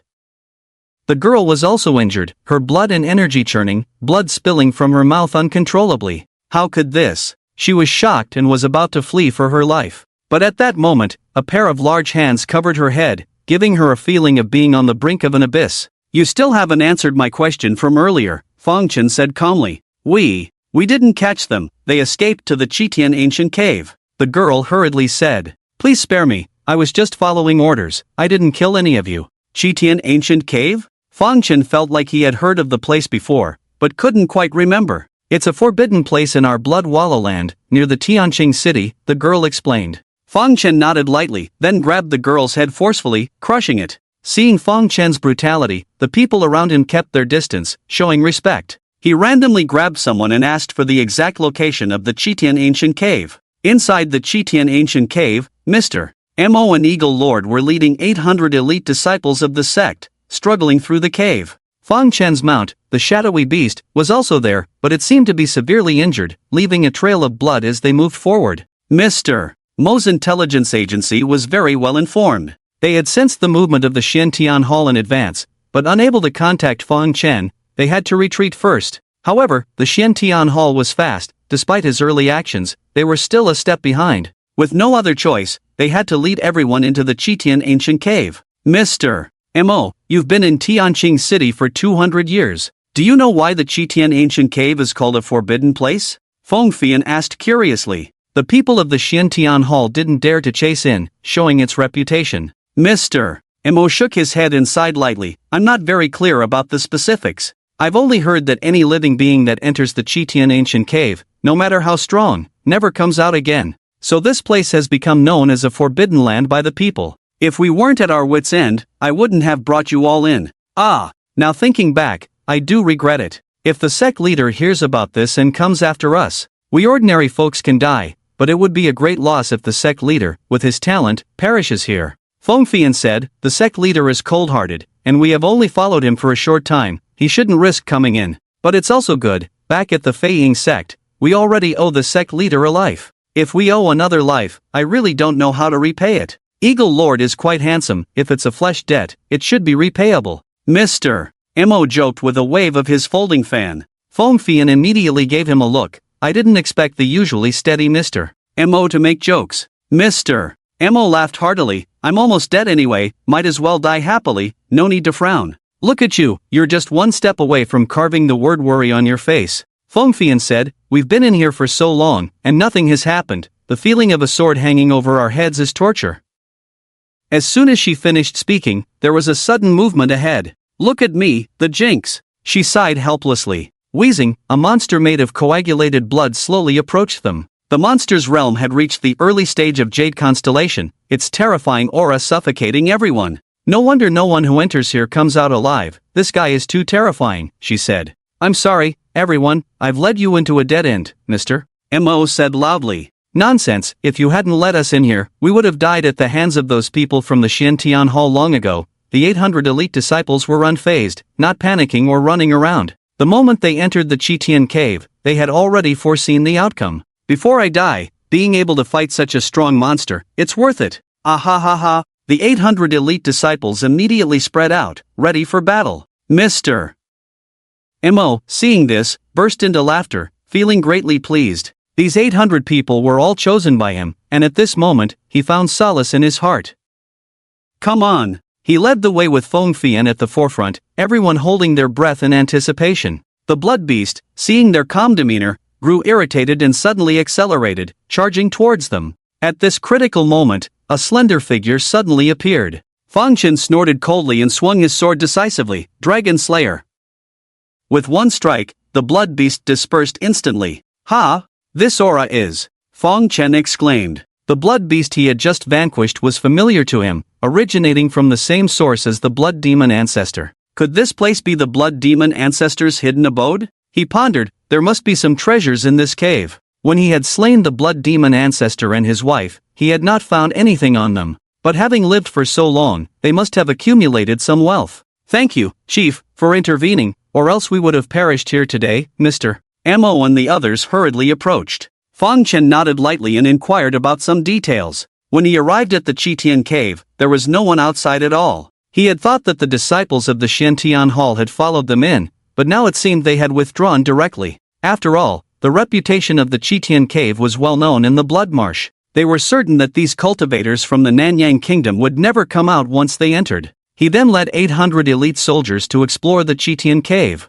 Indeed, this was the hidden abode of the blood demon ancestor, and he found the blood demon ancestor's notes in a stone chamber. The blood beast he had just slain was left behind to guard the cave. The blood demon ancestor was a monstrous being who had lived for thousands of years, with diverse knowledge despite not having the highest cultivation level. He carefully examined the blood demon ancestor's notes and discovered some intriguing things. He looked at the potted plant on the table in amazement. What a blood spirit flower, capable of enhancing the bloodline quality of demonic spirits. According to the notes, the blood demon ancestor had stumbled upon it in a valley when he was young. This flower was extremely rare, especially invaluable to demons and monsters. After harvesting it, the blood demon ancestor used his profound plant cultivation skills to transplant it into the pot, diligently nurturing it every day. He had originally planned to select the most powerful blood beast to refine this blood spirit flower and turn it into a beast king. Unfortunately, his greed had led him to procrastinate, waiting for the flower to mature further. As a result, this deeply potent blood spirit flower had become a windfall for Chen. On the side, the abyssal beast stared intently at the blood spirit flower on the table. However, it dared not act rashly and forcibly suppressed its inner impulses. This flower held no use for Chen, so he plucked it and casually tossed it to the abyssal beast lying nearby. In recognition of your loyalty and diligence after submitting to me, this opportunity is bestowed upon you, he said lightly. The abyssal beast was overjoyed, quickly approaching and affectionately rubbing against Chen to express gratitude. All right, go and refine it quickly. He patted its head and instructed. It will also help you recover from your injuries immediately. The abyssal beast whimpered and swallowed the blood spirit flower in one gulp, then retreated to a corner, curling up into a ball. At that moment, Mr. Mo entered and reported, "Chief, we have discovered a mysterious place deep in the cave." Chen immediately followed him to the depths of the cave. There seemed to be something hidden here, covered by an array. Chen felt that what was concealed here was likely the other item he had seen in the notes earlier. He promptly broke the array and a strong smell of blood rushed out. As everyone looked ahead, they saw blood-colored crystal stones on the ground. What is this? Even Mr. Mo, with his vast knowledge, could not identify these blood crystals. Chen, however, smiled faintly and said, "These are blood crystals crafted by the blood demon ancestor after accumulating wealth for thousands of years. These blood-red magic crystals are made from precious metals, high-quality spiritual herbs, a large number of spirit stones, and the blood of the demon race, all kneaded together with secret techniques. That blood demon ancestor is really stingy. He has lived for thousands of years, with little life left. But he doesn't want his grave to be dug up after his death, so he prepared these magic crystals in advance. By combining these crystals with corpses, we can create a group of demon soldiers who have no consciousness, only obey commands. These demon soldiers will have extremely strong defense and attack power, as well as unwavering loyalty, serving as his guardians. However, these magic crystals are not just for the dead, they can also be used on the living. I will teach you the method of refining. Each of you dig up some magic crystals and refine them here." Mr. Mo quickly said, "Leader, this must not be. Since the magic crystals can enhance strength, you should enjoy them yourself. Don't waste them on us." "Yes. We have not achieved anything yet, we are not worthy of rewards." Fian also spoke up. Chen calmly said, "The energy of the magic crystals is complex, more beneficial to me, but it's just right for you.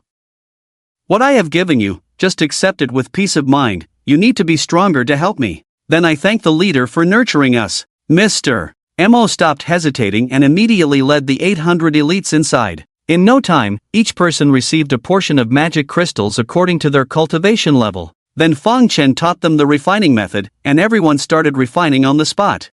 Chen himself didn't idle either, he began cultivating in the front. Layers of spirit stones spread under his feet, his purse bulging after the slaughter of countless cities. Since descending the mountain, he had undergone many trials and now felt on the verge of a breakthrough. With time on his hands, it was the perfect opportunity to try. A vast amount of spirit stones turned to dust in an instant. Although the primordial chaos body was strong, the resources required for cultivation were staggering. After who knows how long, when half of the spirit stones in his storage ring were spent, he broke through the shackles and advanced to the midstage of the Heaven Sovereign realm. This breakthrough was enough to skyrocket his strength. All the supreme spells he had learned were top-notch in the world. As his own realm improved, the power of these great spells multiplied. He stood up and walked to where the followers were refining the magic crystals. Some had already completed the refining process, their aura much deeper, their progress not insignificant. However, they also underwent some changes, their eyes glowing red, and their skin turning a faint purple. These magic crystals are too powerful. I was only at the peak of the Heaven Pivot realm, and now I've directly reached the peak of the Heaven Star realm. Not only that, have you noticed our bodies have become incredibly strong, just like treasures? Yes.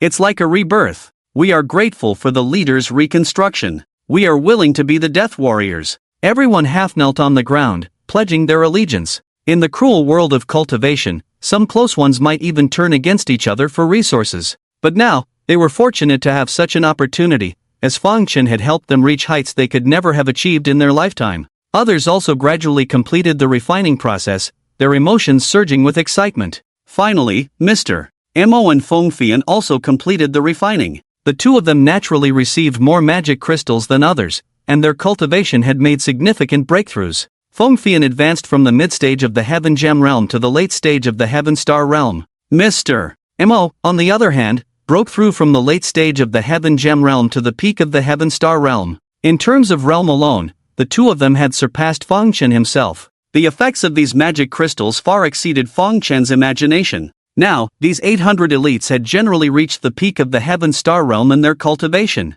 Among them, there were over 100 individuals who had reached the Tianji realm, along with the leader, Mr. Mo, and Feng Fian. These 800 demon soldiers could be said to have truly become a sharp weapon. Suddenly, a terrifying pressure emanated from another part of the cave. Mr. Mo and the others' faces turned serious, immediately forming a battle formation, ready to face the enemy. However, Fang Chen casually waved his hand and said, "It's not an enemy, it's my mount." Although this aura became somewhat unfamiliar, as its master, Fang Chen naturally knew it was approaching. The shadowy beast slowly approached, looking much fiercer than before. The pair of golden horns on its head became sharper and more pointed. Black thunder surged all over its body, giving off an extremely dangerous feeling. The blood spirit flower not only enhanced its bloodline quality, transforming it from royal bloodline to imperial bloodline, but also propelled its strength to advance rapidly. Its realm directly reached the early stage of the Jade Balance, a leap to the sky. It walked up to Fang Chen, nuzzling him affectionately with its head tilted, appearing gentle. Truly a top-grade spirit medicine, it has truly transformed you. Fang Chen smiled. Despite its current gentle appearance, if it were to attack, it would be absolutely terrifying. Bloodline enhancement is an epic improvement for the demon race, providing leaps in all aspects. The shadowy beast communicated with Fang Chen through divine sense, speaking of its newly evolved ability this time. It could now merge with any shadow. In this state, it could also choose to lend its own power to the shadow's master. With its current cultivation, it was definitely a significant benefit for Fang Chen. Moreover, this ability could not only be used to enhance combat capabilities but also for gathering intelligence and assassination. As Fang Chen left the Tian ancient cave, he looked back, feeling emotional. Blood demon ancestor, you are truly a great benefactor. Liu City, where the Tian Hall is located. The hall master, Manhwa, paced back and forth in the hall, deeply troubled. Her most trusted protector, Chen Xiao, had tragically died in the news that had returned from Tianqing City. And her own realm was only slightly higher than Chen Xiao's. When it's time to make a decision, keeping the Green Hills is not afraid of no firewood. She gritted her teeth, intending to abandon everything and flee for her life. Although the foundation she had painstakingly built in this lifetime would be washed away. However, at that moment, a subordinate rushed in, panicking and crawling. Reporting to the hall master, something terrible has happened. A group of demon soldiers appeared out of nowhere and are coming to attack. Although they are only about 800 in number, each one is physically strong and of high cultivation. Our brothers can't resist them at all, the person said. Manhua's face changed slightly, and she said in a deep voice, immediately order all disciples to prepare for battle. I have made some preparations, we just need to hold on for a moment. Yes, ma'am. The person, upon hearing this, showed a hint of joy and immediately withdrew. After he left, Manhua's figure flashed, leaving the Tian Hall. She knew that the Tianluo sect had come seeking revenge, and she had to run quickly, or it would be too late. However, as she flew into the clouds, she saw a handsome young man who seemed to have been waiting there. The Tianluo divine art is in my hands, do you want it? Fang Chen looked at the fleeing Manhwa and asked calmly. Manhwa chuckled and said, please calm down, sir, this is all a misunderstanding. I have no interest in the Tianluo divine art at all, I was deceived before. Although she couldn't sense Fang Chen's cultivation, in front of him, she truly felt a sense of trepidation. Having survived in the blood marsh for so many years, she was actually quite shrewd. At this point, she had completely given up on the idea of escaping and would not even consider making a move against Fang Chen. Of course, I also have my faults. For this, I am willing to compensate, she said, blushing as she stepped forward. At the same time, her delicate jade hands lightly untied her belt, and her thin shirt fluttered away with the wind. Fang Chen silently watched, saying nothing. Manhwa, seeing this, smiled faintly, feeling a slight relief in her heart. She felt that Fang Chen had accepted her apology,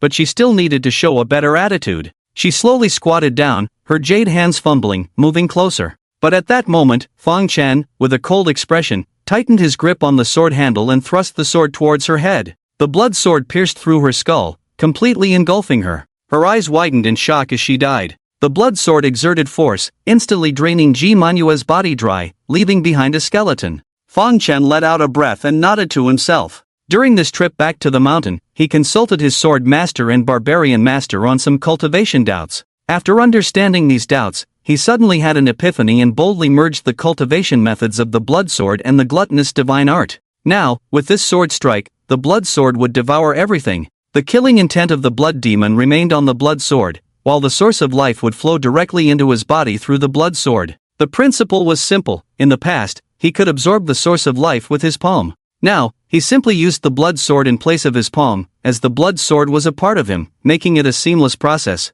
This way, cultivation in the future would not be cumbersome, just a matter of drawing the sword. It wouldn't be a problem in front of others, as it wouldn't reveal his intentions. Coming back to his senses, he looked at the situation inside Lingyue City. The 800 demon soldiers excelled in physical strength, with their demon crystals containing a large amount of precious metals. These metals were originally materials for crafting treasures, so calling them soldiers was not an exaggeration. Their combat power was formidable, each capable of fighting beyond their level, leaving the cultivators of the Tian Hall defenseless. Master Pang often teaches us not to waste food, he muttered, immediately joining the slaughter on the battlefield. The Tian Hall was a dominant force in Lingyue City, but now, Fang Chen's actions had caused a great stir by wiping them out, leading some leaders of smaller factions to come and pledge allegiance. This was the norm in the Blood Wasteland. The strong held the best resources, while the weak could only beg for scraps. Unlike in the Infinite City, Fang Chen refrained from indiscriminate killing, realizing the importance of human resources.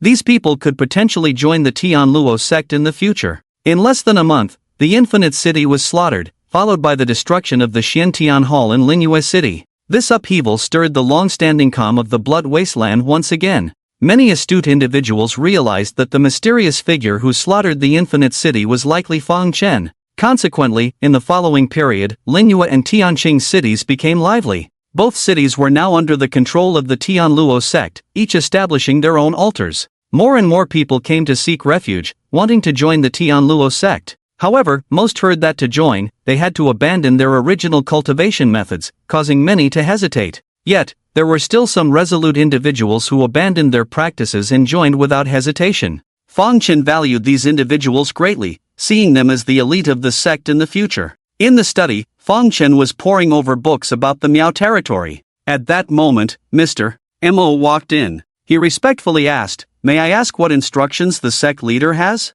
Fang Chen looked up and calmly said, "Please have Mr. Mo issue a challenge to all the first and second-rate forces in the Blood Wasteland, saying that I want to fight them all." Mr. Mo was momentarily stunned, then quickly acknowledged and left without further ado, to carry out the task. The forces in the Blood Wasteland were complex, and Fang Chen wanted to leave for the Miao territory soon, without wasting more time here. Therefore, he wanted to take the Blood Wasteland in one fell swoop and make it his own territory. Mr. Mo quickly sent people to deliver the challenge to the various big shots of the Blood Wasteland. Although they usually had no dealings with each other, and were even enemies, the sudden appearance of Fang Chen made them feel a sense of crisis, prompting them to contact each other involuntarily. 3 days later, outside the city of Tianqing, on the Sunset Plain, batches of elite cultivators rushed from various cities to gather in one place. The vast plain was crowded to the point where there was no place to stand, with even thousands of warships parked in the sky. In the Blood Wasteland, such a grand scene had not appeared for many, many years.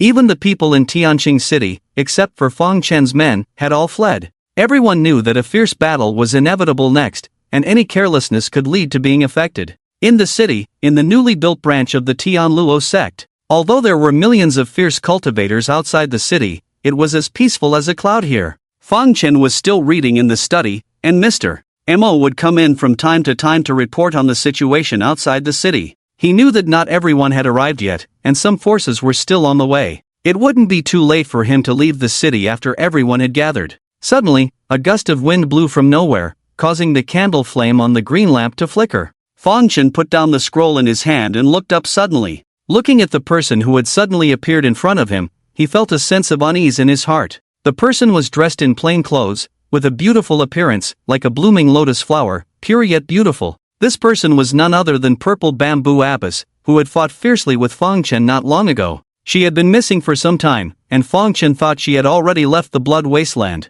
Her sudden appearance caught him off guard. If this woman decides to make a move now, my situation will be. He suddenly felt pressured. Purple Bamboo Abbess's cultivation was too terrifying. He was no match for her at all. Once they started fighting, it would inevitably attract the attention of the millions of cultivators outside the city. By then, they might escape, but all his men here would probably have to stay behind. The two locked eyes, just staring at each other. After a while, Purple Bamboo Abbess spoke. "You don't need to be so nervous. I didn't come here to kill you this time." "Then may I ask what advice Abbess has?" Fang Chen said in a deep voice, half believing her words. Purple Bamboo Abbess turned slightly, seeming a little embarrassed. "I came here to ask for your help in my cultivation," she said. Fang Chen frowned, coldly saying, "What I have learned cannot be passed on to you. You'd better give up on that idea. If you want to fight for it, then let's see who's stronger." Most cultivators valued their inheritance greatly, and his 5 masters had warned him not to pass on what he had learned to others.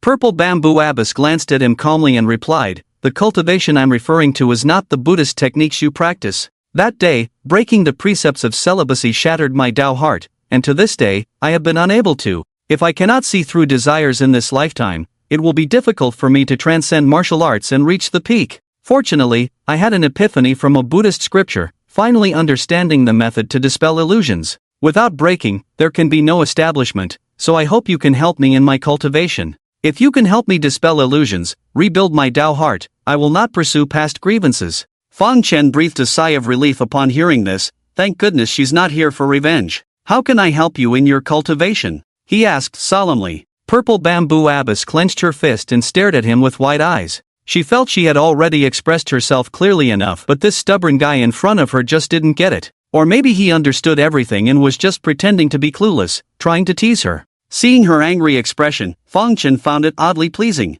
He thought to himself that even when she was angry, she was still very attractive. "Don't look at me like that, Abbess. I really don't understand. Why don't you make it clearer?" Fang Chen said again. Abbess Purple Bamboo took a deep breath silently, her large chest rising and falling with her breath. "I am troubled by desire. To overcome desire, one must first face it directly. You treat me as you did that day. You mind your own business, and I'll mind mine. Until I can reach a state where my mind is as calm as still water, free from thoughts and desires. If I can reach this state, this layer of demonic obstacle will be broken. Amat Ba." She closed her eyes, clasped her hands together, and preemptively begged forgiveness from the Buddha. Upon hearing this, Fang Chen took a deep breath and stood up from his position. "So be it, if I don't go to hell, who will? Past causes, present effects, to untie the bell, the one who tied it must do it." Abbess Purple Bamboo frowned slightly upon hearing this and muttered, "You are quite stubborn. Since I entered the path, people have called me the Jade Guanyin.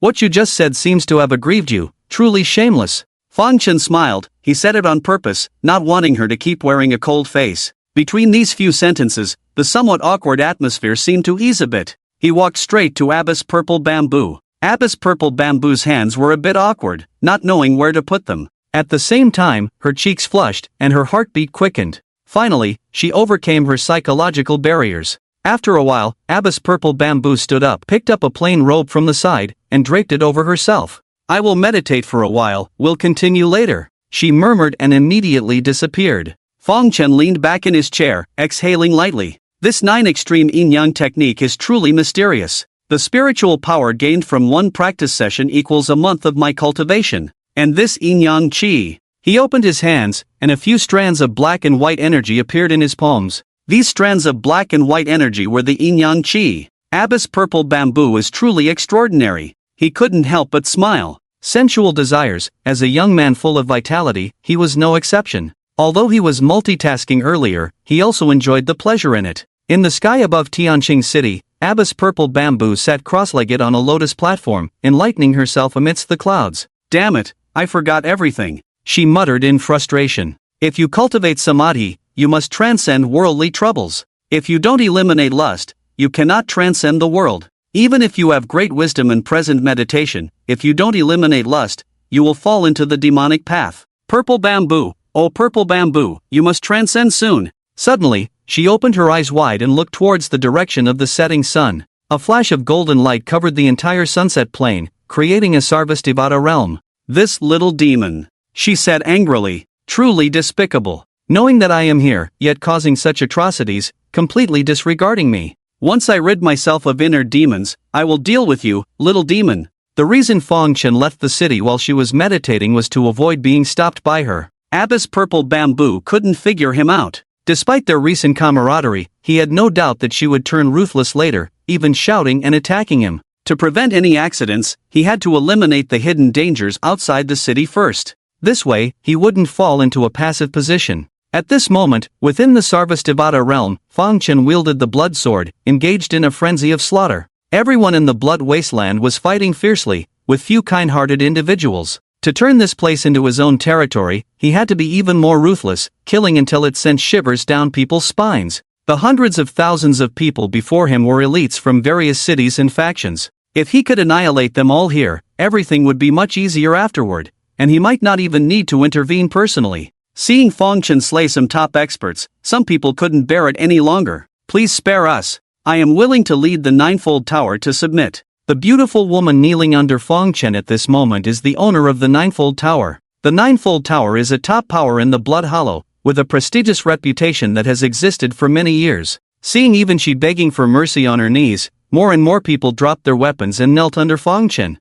Chen ignored them and directly slashed with his sword. Except for a few top experts, everyone else perished. "Gentlemen, this guy is truly a madman. Today, either he dies, or we perish fighting him," the Lord of the Ninefold Tower roared, but before he finished speaking, Chen beheaded him with a sword.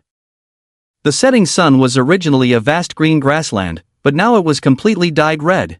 Chen seemed like a monster consumed by slaughter, relentlessly wielding his blood sword. In less than an hour, millions of elite cultivators from all over the Blood Hollow turned into white bones. The white bones covered the blood-red grassland, eerie and tinged with a sense of desolation. Above the grassland, Chen's blood sword emitted black chi, already fully materialized killing intent. Due to the excessive killings in a short period, the blood sword couldn't be restrained, so Chen had to leave it hanging like that. He looked at his own flesh, and black patterns had begun to appear on his crimson skin. These intermittent patterns were incomplete, a manifestation of the development of the demon prison body. He had seen his master display the complete demon prison body, where these patterns would form a formation, known as the flesh formation. However, these formations were not fixed, as each person's situation was different, resulting in vastly different outcomes. His master's flesh formation was called the Heaven Opening, which, when activated, could increase one's strength tenfold. Therefore, Chen was also looking forward to what formation his own flesh would evolve into in the future.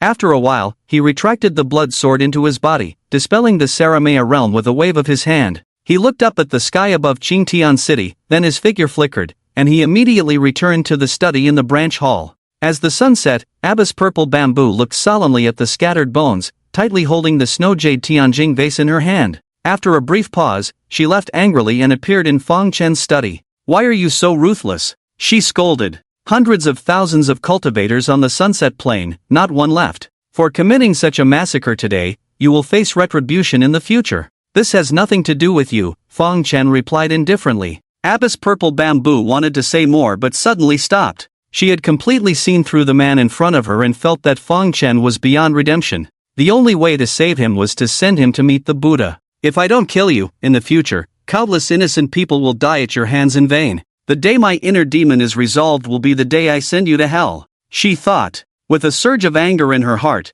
she immediately turned and left. The battle on the sunset plain cast a shadow over the entire Blood Hollow. The wicked who once considered this a hiding place were also scared away overnight. For a while, the Blood Hollow was in chaos, as if it had returned to its initial state of birth. Several days later, in Tian City, 18,000 cultivators knelt neatly in front of Chen. "Greetings, Master," Yun Shuiqing said firmly, and the other disciples quickly echoed. The Blood Hollow was too vast to be controlled by just 800 demon soldiers, so Chen ordered all the followers to move over, completely abandoning the southern Sun Country. Next, he planned to have them settle in the 36 cities of the Blood Hollow in batches, establish branch halls, and completely control the Blood Hollow in his hands. Although the 180,000 disciples brought from Nanyang country were not particularly strong in combat, given his current power, no one dared to obstruct their path, and everything was already set in stone. During his absence from Nanyang country, Tian did not suppress the followers who remained there.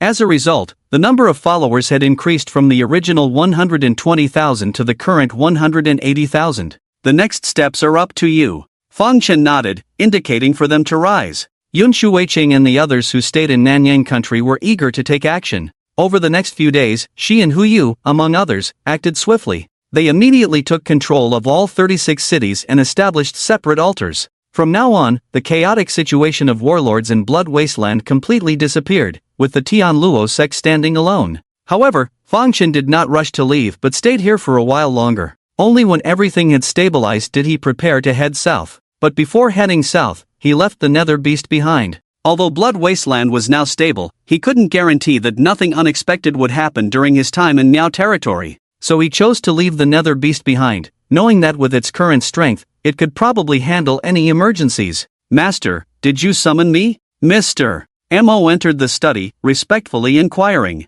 Fang Chen rolled up the map of Miao territory on the table and stored it in his storage ring. Then he looked up at Mr. Mo and said, I will be heading south soon, so I will rely on you and a few others to handle the sect's affairs. Mr. Mo had long known about Fang Chen's plan to head south to Miao territory, so he was not surprised. I will do my utmost, he replied. Before I leave, there is something I want to give you. Fang Chen gestured, and the death-defying spike appeared in his hand. This is a 7th grade forbidden treasure, the death-defying spike. This treasure is extremely powerful, and I gift it to you. In my absence, if a strong enemy attacks, perhaps you can use this to turn the tables. The death-defying spike was a treasure of the blood demon ancestor, of remarkable quality. But for Fang Chen, it was of no use at all. It was merely a postnatal treasure, as he possessed the primordial Shenjin sky-piercing spear. Thank you, Master. Mr. Mo did not refuse, feeling greatly honored. He knew that Fang Chen was leaving this as a contingency,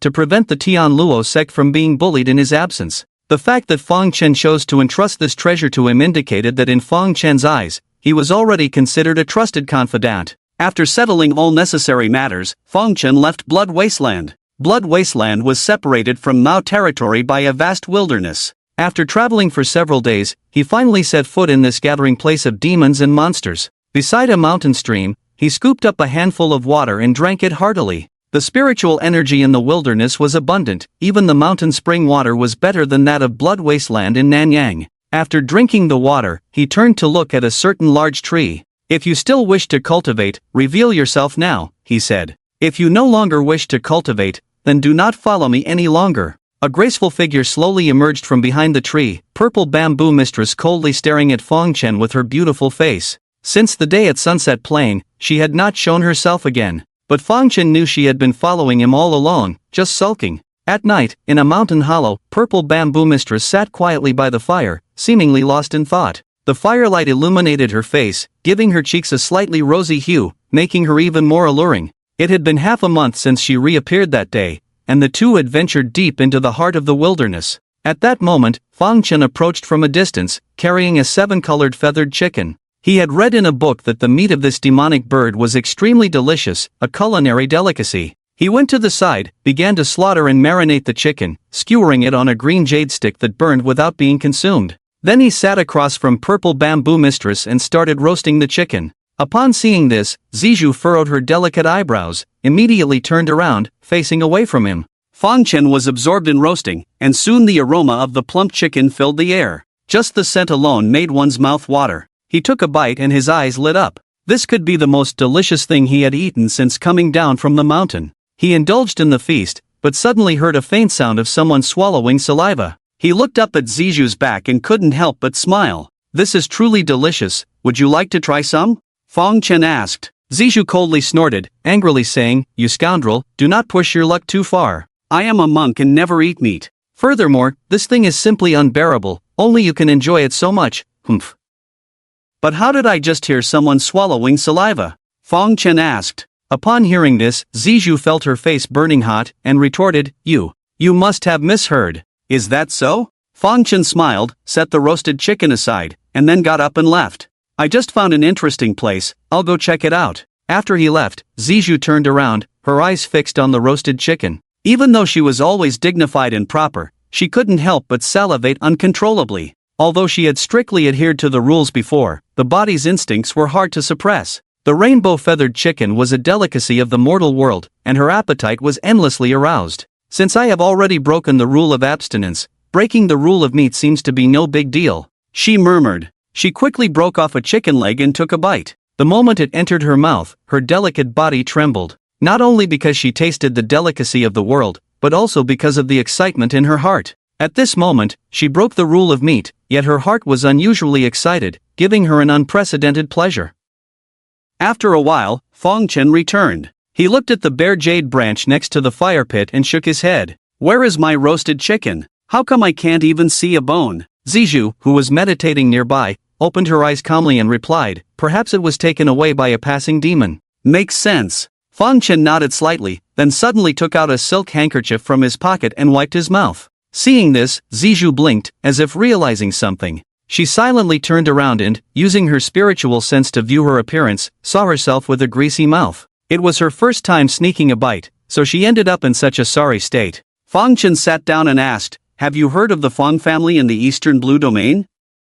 Seeing Zizhu in an awkward situation, he quickly changed the subject, and she hurriedly replied, "If you are referring to the Fong family, the overlords of the Eastern Blue Domain in the past, then yes, I have heard of them." At its peak, the Fong family had 6 immortal realm powerhouses, and their influence extended beyond just one domain. However, 18 years ago, as powerful as the Fong family was, they were still annihilated, shocking the entire 8 realms. I remember that year when I was out exterminating demons, the abbot sent me 18 urgent messages in a row, summoning me back to the Tianjing monastery. Once the temple gates were closed, it would be for 10 years, and it was only after 10 years that the world would be peaceful again and the gates would reopen. Since the Fong family was a domain overlord, who could have the ability to wipe them out? Chen inquired. Zizhu calmly replied, "The so-called domain overlords are just surface rulers. In some secluded places, there are immortal sects that have been passed down since ancient times, as well as long-lived families that have been passed down from ancient or even ancient times. These forces rarely show themselves because they also do not like to come out. After all, the spiritual energy of the world today cannot compare to the secluded places they reside in. In their view, the outside world is too impure." The major forces of the 8 realms back then had no suspicion of making a move against the Fong family. So everyone knows deep down that it's probably some ancient immortal family or a powerful sect that wiped out the Fong family. This matter can never be confirmed because no one dares to investigate. It is said that even a servant from the immortal family is considered a master in the outside world. I wonder what the Fong family did to offend them? Chen asked casually. The innocent suffer for the guilty. I heard the abbot say that the Fong family seemed to have obtained some incredible treasure. Purple Bamboo muttered. Such occurrences are common in the cultivation world, happening all the time. But when it happens to a dominant force like the Fong family, it is truly surprising and lamentable. Do you have a connection with the Fong family? She asked again. Chen shook his head, just curious. I think so too. It is said that everyone related to the Fong family in the past was completely wiped out. Purple Bamboo said, there should be no one left in the world connected to the Fong family. Chen stood up, yawned, looking a bit tired, then lay down on the side. Purple Bamboo was the highest-ranking cultivator he had encountered in the outside world. What she said was definitely more reliable than the biographies in miscellaneous books. The path of cultivation is divided into martial arts and immortal cultivation. The 7 realms of martial arts are named after the Big Dipper stars, Do, Nyo, Nu, Su, Wei, Shin, and Yu. After reaching the pinnacle of martial arts, the realm of perfection, one needs to undergo 7 tribulations to break through to the immortal realm. Throughout history, 99% of cultivators have been trapped during this tribulation period and unable to transcend. Yet, even with 6 experts in the immortal realm, the Fong family was silently wiped out. This made Chen feel immense pressure. With his current strength, he was still too weak. Suddenly, he opened his eyes, looking displeased at Purple Bamboo. She suddenly leaned in without a word, acting on her own. Chen was already in a bad mood, and her actions made him furious. After a while, Chen let out a sigh and put her down. Purple Bamboo breathed lightly, used her foot to pick up her clothes nearby, and immediately covered herself. Chen was about to say something, but when he turned around, she had disappeared again. Not far away, Purple Bamboo sat cross-legged on a lotus platform, her face blushing. She couldn't help but mutter to herself, "This guy is unexpectedly vigorous tonight." When Chen lifted her up earlier, she felt like her soul was about to leave her body. Still no progress. This level is really difficult. Thinking that she was still lost in her emotions, even more intoxicated, she felt infinite regret and self-reproach in her heart. In a secluded place cut off from the world, the sky rumbled, red thunderbolts ravaged the 8 directions, staining half the sky red. But in the midst of this terrifying thunderstorm, a handsome young man stood tall. Countless thunderbolts struck him, but he didn't even furrow his brow. The thunder turned into threads and raged over him, yet not a single hair on his body was harmed. In the distance, 2 venerable old men with immortal airs watched with smiles on their faces. Truly worthy of the adamant body, Lung Tian's physical body is becoming more terrifying. Perhaps in another 2,000 years, he will surpass you and me. One of them stroked his long beard and praised. The other white-haired old man chuckled, who needs 1,000 years? Look at his current state. Passing this first heavenly tribulation is simply too easy for him. Within 100 years, he will definitely overcome the 7 tribulations and illuminate the 7 stars. By then, he will shed his mortal body and enter the immortal realm, and his physical body will definitely surpass ours. But I heard that the young lady from the Yi family seems to be progressing even faster.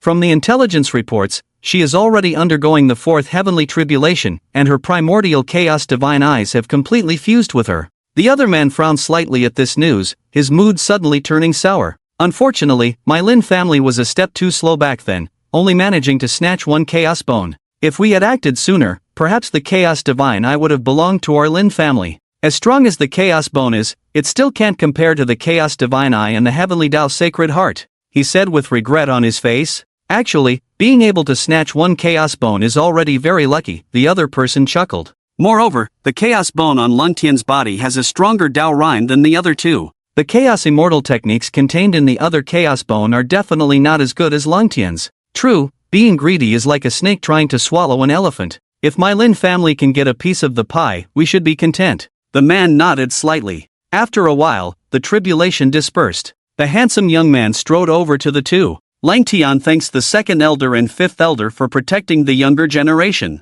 Lin Lang Tian bowed respectfully. The white-haired elder was Lin Wuya, the 2nd elder of the Lin family of eternal life. He nodded at Lin Lang Tian and said, with your current strength, you don't need me in the old 5th to pass the first tribulation. It has been many years since our Lin family has produced a supreme talent like you. Keep it up and strive to bring some glory to our Lin family in the eternal life competition 100 years from now. The 5th elder, Lin Sanshan, also spoke, our expectations of you are not high. That little monster from the sword pavilion has an innate sword body and the support of the heavenly Dao sacred heart, so it's normal that you can't defeat her. And the demoness from the Yi family, possessing the top-tier companion spirit, the Yi Shin Bao, and the assistance of the Chaos Divine Eye, you will also find it difficult to compete with her. But apart from these 2, you should have no problem facing the descendants of other prestigious families and sacred grounds. Upon hearing this, Lin Lang Tian said solemnly, although the realms of these 2 individuals are higher than mine now, I am not inferior to them in talent. With 100 years ahead, as long as I cultivate the Chaos Immortal techniques of the Chaos Bone to the 2nd level, I will surely be able to compete with them. If you can really achieve that, there is indeed a chance, but this Chaos Bone was transplanted later, you are not a native, it is easy to cultivate the 1st level, but the higher you go, the harder it gets, the 5th elder said. Lin Lang Tian smiled, this Chaos Bone has been in my body for 18 years, it has completely merged with me. I can feel it, within 100 years, I will definitely cultivate it to the 2nd level. With the power of this Chaos Immortal technique, coupled with my unparalleled Vajra body, I will surely dominate the geniuses of all races. This confidence is good, you already have a supreme demeanor. The 2nd elder praised without reservation, perhaps you will really surprise us. On the other side, in a mountain hollow in the wilderness, Zizhu suddenly opened her eyes, sat up, and looked at Feng Chen beside her. At this moment, Feng Chen seemed to be having a nightmare, sweating profusely and twitching from time to time. Humph, this is your retribution for causing so much bloodshed, she thought. Woken up by Feng Chen in the middle of the night, she lost her sleepiness all at once, so she sat cross-legged and began to meditate. But at that moment, there were sudden bursts of thunder in front, accompanied by flashing lightning, tearing through the night sky. Feng Chen beside her sat up in shock, panting heavily. He had just been dreaming of that nightmare where his heart and eyes were gouged out. Coming to his senses, he looked towards the direction of the thunder and lightning. Then he flew up and rushed towards that place. Seeing this, Zizhu immediately followed. The reason for the commotion in that place was that 2 fierce beasts were fighting. These 2 beasts were the Sunni lion and a grey flood dragon. Both were of royal bloodline and extremely powerful among the demon race. Zizhu looked from afar, her face solemn, such a terrifying aura, these are two Yao beasts at the pinnacle of the Yao light realm. Let's leave quickly to avoid being affected by them. Look over there in the valley. Fang Chen pointed in that direction, signaling. Zizhu carefully observed where he pointed and murmured, they are very close to the valley, but the aftermath of their battle didn't reach there, as if they intentionally avoided it. So, there might be some treasure there. That's why they are avoiding that place on purpose but not straying too far. She closed her eyes, clasped her hands together, and opened her mind's eye that she cultivated. The mind's eye allowed her to see clearly what was in that valley without being noticed by the lion and the grey dragon. There is actually a spring of life there, she said in shock the next moment. What does this spring of life signify? Fang Chen asked. Zizhu replied, the spring of life is a gift from heaven and earth. It appears without any regularity, it could emerge anytime, anywhere. But even if a person could live for 1,000,000 years, they might not encounter it once, the chances are very slim. The spring of life is a heavenly opportunity. Once it appears, it will quickly disappear. The spring water contains the purest vitality between heaven and earth. If a freshly deceased person is thrown into the spring water for a while, they might even come back to life. But this miraculous substance cannot be preserved. No matter what container is used, once it leaves the spring, the pure vitality contained within will dissipate completely. At that moment, Fang Chen suddenly felt the phoenix tree in his Tian becoming restless. He could sense that the tree was yearning for that spring of life. This spring of life could make it grow rapidly. Do you have a way to not alert those two great monsters and take me there? Fang Chen asked. Zizhu, hearing this, glanced at him and said, you better not have any ideas about that spring of life. Those two great monsters are not to be trifled with. In that case, I'll have to resort to a lesser plan. Fang Chen suddenly slapped her pert buttocks forcefully. Sorry, master. His slap was so strong that it sent her flying into the sky. This guy, hitting so hard. Zizhu felt both embarrassed and angry, feeling like her buttocks were about to break. In midair, a human suddenly appeared, and the lion and the grey dragon immediately stopped. They charged towards her aggressively, intending to kill the human woman first before fighting each other. Seeing this, Zizhu clenched her fists, almost exploding with anger. To think they used me as bait, despicable, truly despicable. Facing such high-level monsters, she turned around without hesitation and fled. Meanwhile, Fang Chen took advantage of this moment to sneak to where the spring of life was located. Fang Chen raised his hand, forming a vortex in his palm, and instantly devoured the pool full of the spring of life. The energy contained in the spring of life was purer than the life source absorbed by the gluttonous divine art. Fang Chen drew some of it into his Tian to nourish the phoenix tree. However, most of it was used for his own cultivation, causing his physical strength to skyrocket continuously, but the overwhelming energy was challenging to absorb at once. In his Tian, the phoenix tree was visibly growing at a rapid pace. In the blink of an eye, it had turned into a lush tree, and the phoenix fire had transformed into a brilliant golden color, much more powerful than before. On the other side, the lion and the grey dragon, who were chasing after Master Zizhu, had noticed something unusual in the valley. They were furious, mighty beasts of the wilderness being toyed with by two humans. The lion decisively gave up chasing Master Zizhu and turned to look at the valley. With a roar, it shot out a bolt of lightning from its mouth. The lightning was extremely fast, and before Fang Chen could react, he was struck by it. In an instant, his flesh and blood turned into a pile of charred remains. The lion's angry strike was full force. Even though his physical body was already very strong, it was still not enough against the lion in the perfect realm of Yao Guang. Boom boom boom. Fang Chen's heart was beating violently, and the necrotic flesh was instantly regenerated. He stomped his feet, shaking off the dark armor on his body. This dark armor was actually the flesh turned into charcoal. The lion-like beast was shocked to see that its furious blow did not kill Fang Chen. In the next moment, a thunderous formation appeared behind it, and a more terrifying thunder wave surged forth. This was one of the lion-like beast's innate abilities, divine thunder annihilation. The feeling of flesh being charred by lightning was something Fang Chen never wanted to experience a second time. He activated his blood eyes, distorted space directly, and banished the lion-like beast's divine thunder annihilation into the void. The lion-like beast was stunned. It could sense that Fang Chen's realm was not high, and in its eyes, he was not much stronger than an ant.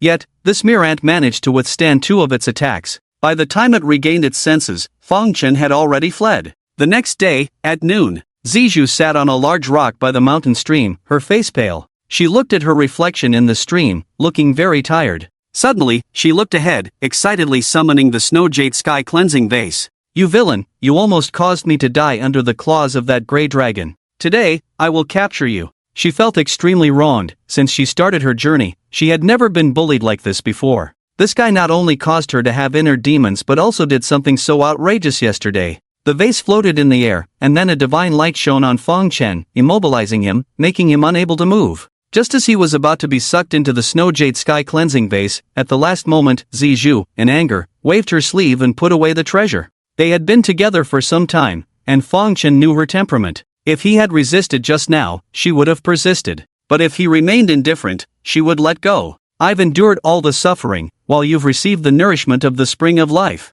You, truly despicable and hateful. She glared at Feng Chen, finally managing to say these two sentences after a long pause. I almost died at the hands of that lion-like beast, and I've suffered a lot too, Feng Chen said. Unfortunately, once the spring of life leaves the spring pool, the energy will dissipate immediately, and I can't bring you a share. But in return for your great help, I have prepared a compensation for you. He took out a jade slip from his bosom and pushed it towards her. Zizhu took the jade slip, rubbing it with her small hands, feeling a bit expectant. Could it be the cultivation method of the Saromi realm? She thought. She immediately scanned the jade slip with her divine sense, reading what was recorded on it. After reading it, she blushed and glared at Feng Chen across from her. What do you mean by giving me this? As a senior of the Tianjing temple, how could I practice dual cultivation techniques? Feng Chen gave her a condensed version of the 9 extreme yin-yang technique. The condensed version of the 9 extreme yin-yang technique only had the effect of enhancing cultivation.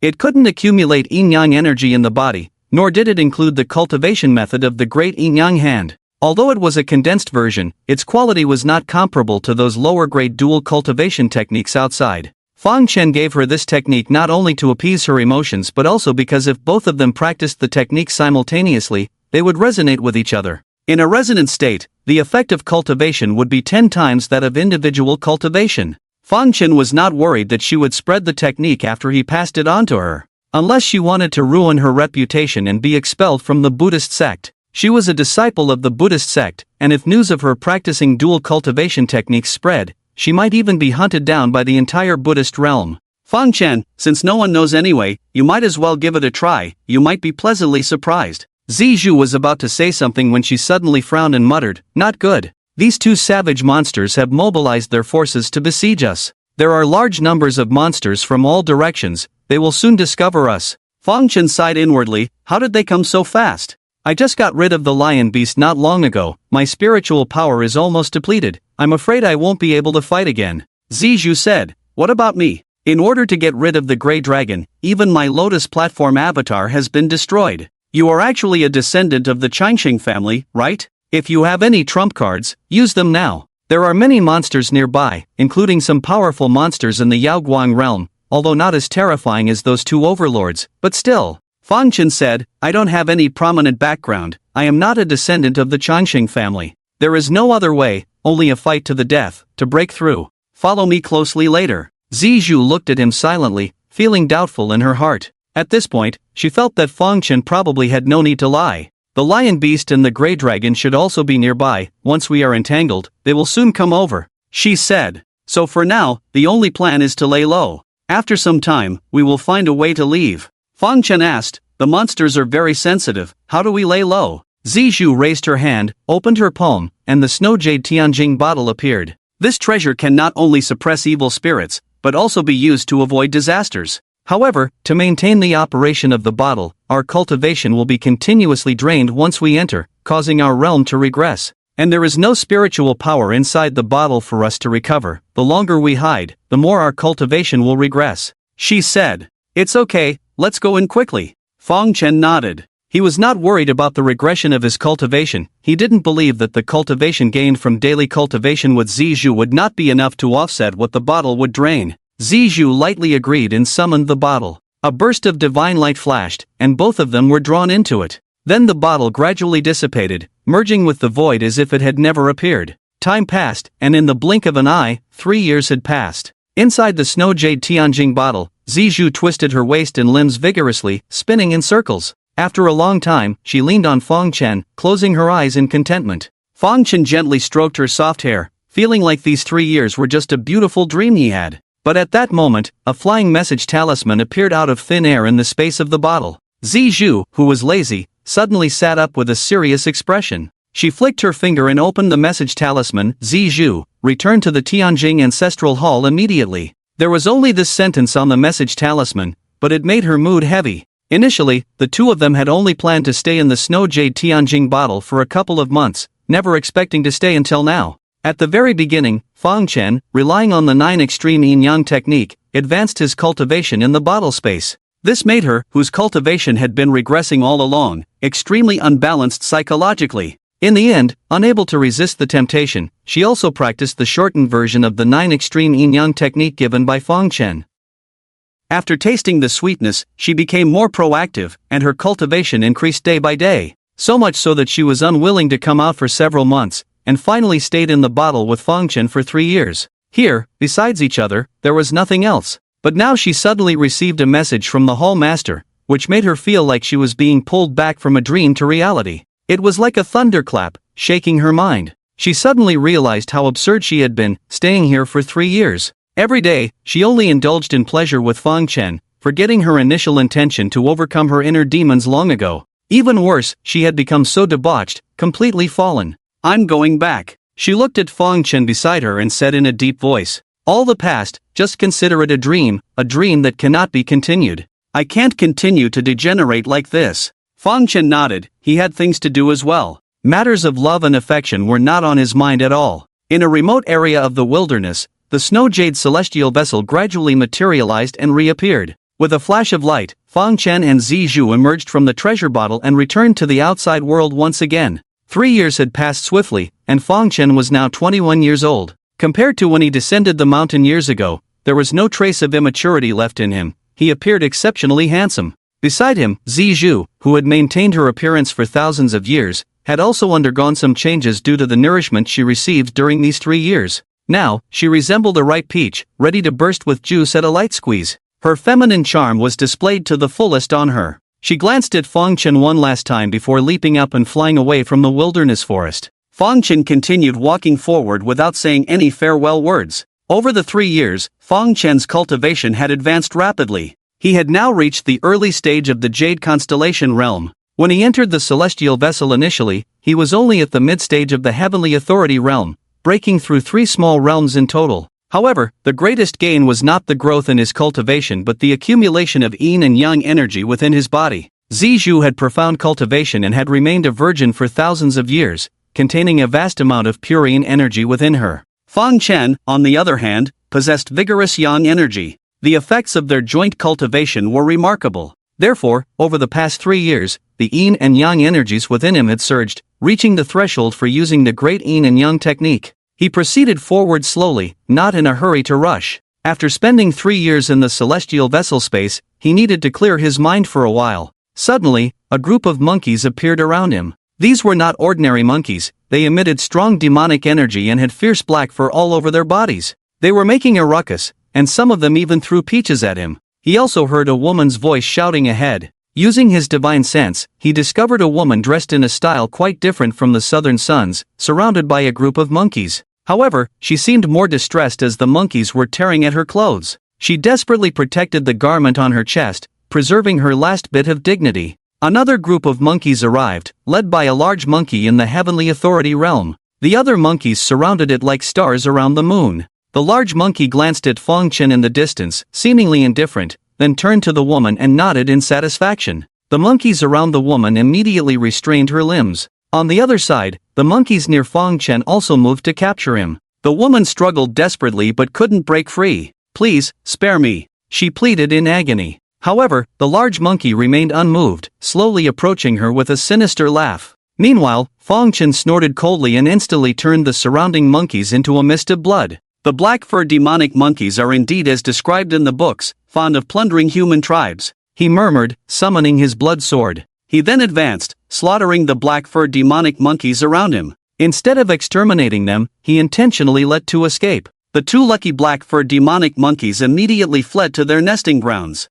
Chen followed behind, paying no attention to the woman. After spending 3 years in the celestial vessel, his blood sword was eager for a slaughter. Before long, Chen followed the 2 fleeing black-fur demonic monkeys to a mountain filled with spiritual energy. This was the territory of the black-fur demonic monkey clan, and upon scanning with his divine sense, he realized the size of this monkey tribe was quite large. Roughly estimating, there were no less than 30,000 black-fur demonic monkeys inhabiting this mountain forest. Sarvamangalam. He erected a barrier, covering the entire mountain range. Then he raised the blood sword and charged in. The black-haired demon monkey clan noticed the intrusion and immediately counterattacked. However, they were no match at all. As they came, Chen killed them. "Human, why do you slaughter my clan?" At this moment, the monkey king of the black-haired demon monkey clan appeared. Its cultivation was not low, reaching the early stage of the Kaiyang realm, one realm higher than Chen. Beings of this level of demon clan could already speak, but if they transformed, they had to become immortals before they could do so.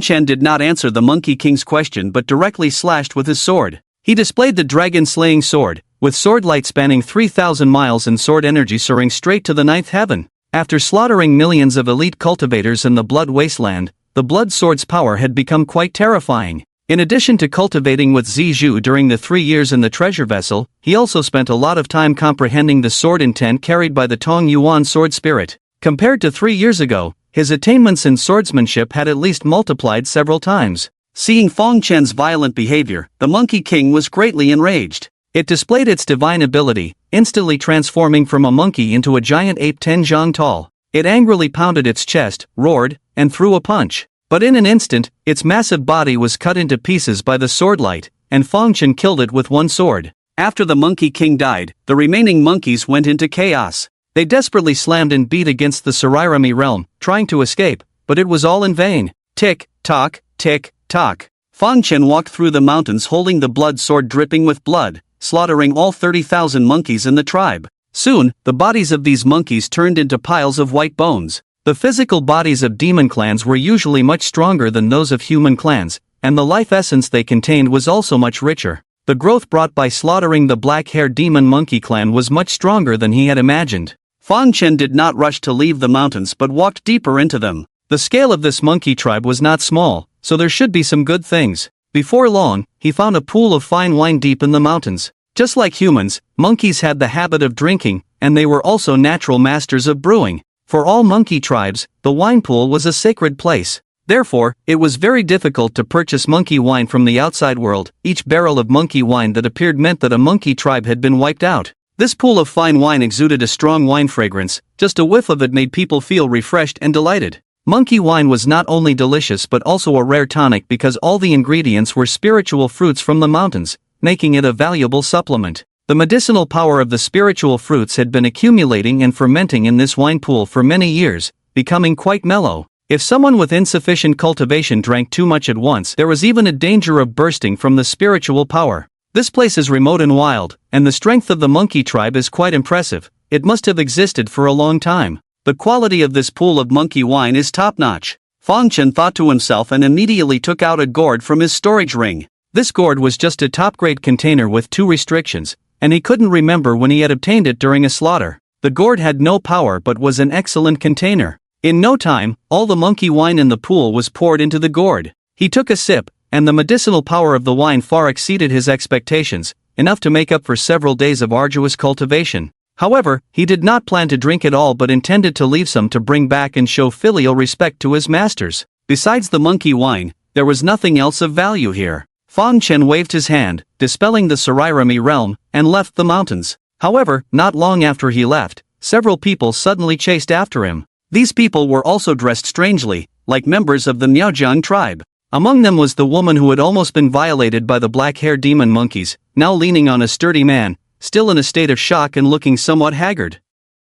"Duor, did he just save you?" asked the burly man. The woman nodded quietly and said, "It was him." Upon hearing this, the man immediately bowed to Chen. "Thank you for saving my wife from the demon monkey. I am deeply grateful," he expressed. "As a token of gratitude, I would like to invite you, sir, to visit our Tu tribe." The burly man, named Tuer, was the chief of the Miao tribe Tu clan. Due to his tribespeople falling ill, he had to lead a few stronger members into the wilderness to search for medicinal herbs. However, due to some mishaps, the group got separated, and his wife Duor was almost in danger. Chen nodded and thought it might be a good opportunity to gather some information he needed while traveling with him. Tuer was delighted when Chen agreed. He didn't inquire about Chen's background, only asked for his name. The Miao tribes were familiar with the wilderness as they were adjacent to it. Traveling with them, Chen encountered no obstacles and didn't come across any demons along the way. After a few days, he left the wilderness and arrived at the Tu tribe. The Tu tribe was a small tribe in the Miao region, with just over 20,000 members. The tribe chief, Tu was the strongest in the tribe, at the early stage of the Tian realm. The tribe's buildings were simple, mostly high-fenced bamboo houses or thatched cottages. Their clothing was plain, mostly made of hemp, and their living conditions seemed inferior even to the southern Sun country. However, walking through the tribe, Chen felt that the people here did not lead a miserable life. Most of the men, women, and children he saw on the road had smiles on their faces, creating a pleasant atmosphere in the tribe. "Sir, this is our Tu tribe's soul-nourishing tea, please have a taste." A chubby boy approached Chen with a cup of tea. This chubby boy, named Tushan, was Tu and Duo's son. The people of Miao often practiced witchcraft, and witchcraft was closely related to the strength of the soul. Therefore, Miao cultivators paid special attention to cultivating their souls, rather than focusing on their physical bodies and spiritual power. Almost every tribe had ancient traditions passed down through generations, which formed the core of their tribal heritage. Chen drank the tea in one gulp and felt a sense of relief. The nourishment to his soul made him feel ethereal. At that moment, Tu approached with an ancient wooden box in his hands. "This is our tribe's soul-nourishing tea. The longer it ages, the richer the flavor, and the better the effect on soul power," he explained. "This box in my hands has been passed down in my family and contains soul-nourishing tea that is 10,000 years old. It is undoubtedly the oldest in the tribe. You are our most respected guest. I hope you don't mind this small gift from our family." Tu handed over the box of 10,000-year-old soul-nourishing tea with both hands as a token of gratitude to Chen. "Thank you." Chen accepted the tea and stored it in his storage ring. Seeing Chen accept the gift, Tu smiled and continued, "By the way, the old patriarch has also returned with medicinal herbs. I will take you to meet him. He is the oldest living person in our tribe and the former chief. Perhaps he might know where you can find the freedom charm and the reincarnation charm you seek," Tu added. On the way back from the wilderness to the Miao region, Chen had already inquired about these charms from Tu. However, Tu's knowledge was limited, and he was not sure. Following Tu, Chen soon arrived at the residence of the old patriarch in the tribe. The old patriarch was currently sorting herbs in front of his bamboo house. When he saw Tu bringing people over, he quickly scooped up a ladle of water from the nearby water tank to wash his hands. Having heard about Chen saving Duo in the wilderness from the tribe members, the old patriarch also regarded Chen as an esteemed guest. "Young man, what do you wish to know?" the old patriarch asked straightforwardly. "Chen, I want to know where to find a witch who knows the liberation spell or the rebirth spell." Upon hearing this, the old grandfather immediately frowned, carefully sizing up Chen. "These two spells are used to break the death spell. Have you been cursed with the death spell?" he asked in astonishment. Chen nodded. Tu, who was beside them, also showed a surprised expression. The death spell was well known in the world of spells, and most witches had heard of it. It was said that the cursed person would suffer constant torment of the soul tearing apart, and the pain would only grow stronger until the cursed person could no longer bear it and sought death voluntarily. But Chen in front of them appeared calm, which they found terrifying. How strong must one's endurance be to achieve this? Seeing their astonishment, Chen did not explain further and silently looked at the old grandfather. The old grandfather regained his composure and quickly said, "I don't know who knows the liberation spell, but I do know of a tribe that has been passing down the rebirth spell for generations. That would be one of the largest tribes in our Miao territory, the Lan clan. The Lan clan is far from our Tu clan, but I can have Tu take you there." When Tu was young, he practiced at the Lan clan. He said. Tu, on the side, was puzzled and asked, "Grandfather, the Lan clan has a total of 11 spells, and it seems like the rebirth spell is not among them, right?" The old grandfather smiled and said, "Don't trust what everyone knows. Outsiders only know that our Tu clan has one spell, but in reality, we have two. Do you think the Lan clan would not have hidden spells? I can assure you that someone in the Lan clan knows the rebirth spell. Because when I was young, I also visited the Lan clan and even courted a Lan clan girl, from whom I learned about it." Chen was secretly delighted, never expecting to be so lucky to inquire about the whereabouts of the rebirth spell shortly after arriving in the Miao territory. "Sir, let me arrange some things first, and we will go to the Lan clan tomorrow," Tu said, looking at Chen beside him. Since the destination had been found, Chen was not in a hurry and simply nodded in agreement. Suddenly, a dark-skinned man rushed over. "Chief, the messenger from the Mu clan has arrived," he said. Tu's expression immediately turned somewhat unpleasant upon hearing this, and the old grandfather beside him sighed helplessly. Tuer looked at Feng Chen and said, "Sir, I have other matters to attend to, so I will take my leave. You can chat with the old grandfather here, he knows many strange things about the Miao territory." He hurried to the tribal altar and saw the messenger from the Mu clan there. The messenger from the Mu clan was a young man with a fierce appearance and only one ear. "Tuer, how are the priestesses in your tribe preparing?" the fierce-looking messenger arrogantly asked. "In 9 days, it will be the day to sacrifice to the witch god. Our priest said that if we can't provide enough people, he will send someone to select them directly. If we accidentally pick a few extra, don't blame us." Tuer looked troubled and said, "Our tribe has suffered from a strange illness this year, and many have died. The number of priestesses set by the priest is too high, and we cannot gather so many people. Could you please inform the priest of our tribe's situation and ask him to reduce the number of priestesses?" he pleaded humbly. The messenger from the Mu clan was enraged upon hearing this. "Humph. Sacrificing to the witch god is a top priority and is not up for negotiation. Your tribe has a considerable population, and you only need 100 priestesses, which should not be impossible to gather. Don't try to deceive me. I advise you to cooperate obediently." Tuer wanted to say more, but seeing the impatience in the young messenger's eyes, he had no choice but to stop. "I'll try my best to fight for it again," he said helplessly. The messenger from the Mu clan looked slightly relieved at this. "That's more like it. Also, the priest wants to drink the soul-nourishing tea from your tribe." The dark-skinned man behind Tuer looked displeased but had to restrain himself, stepping forward to hand over a box of the tea. The messenger from the Mu clan opened it, sniffed, and nodded in satisfaction. The quality is not bad, the priest should like it." In truth, they all knew that the priest wouldn't even look at the tea they offered. It was just these messengers coming to extort them for their own gain. "Go! Hurry and bring the priest the priestess, don't let him wait too long, or your tribe won't have peace if he gets angry." The messenger from the Mu clan happily accepted the soul-nourishing tea and then left arrogantly. Tuer stood still, closing his eyes in pain. "Chief, what should we do?" the dark-skinned man asked. "This year, we've already selected 20 households, but one of the daughters died, and now," Tuer said helplessly, "we can only pick 20 more from next year's households to replace them. Let me handle this. I'll take care of the villain." On the other side, in front of the bamboo house of the old grandfather, Feng Chen was listening to the old man's stories about the Miao region. However, he had also heard Tuer and the others' conversation at the altar just now. "I wonder what the priestess meant by that?" he suddenly asked. The old grandfather shook his head in distress, seeming reluctant to talk about it.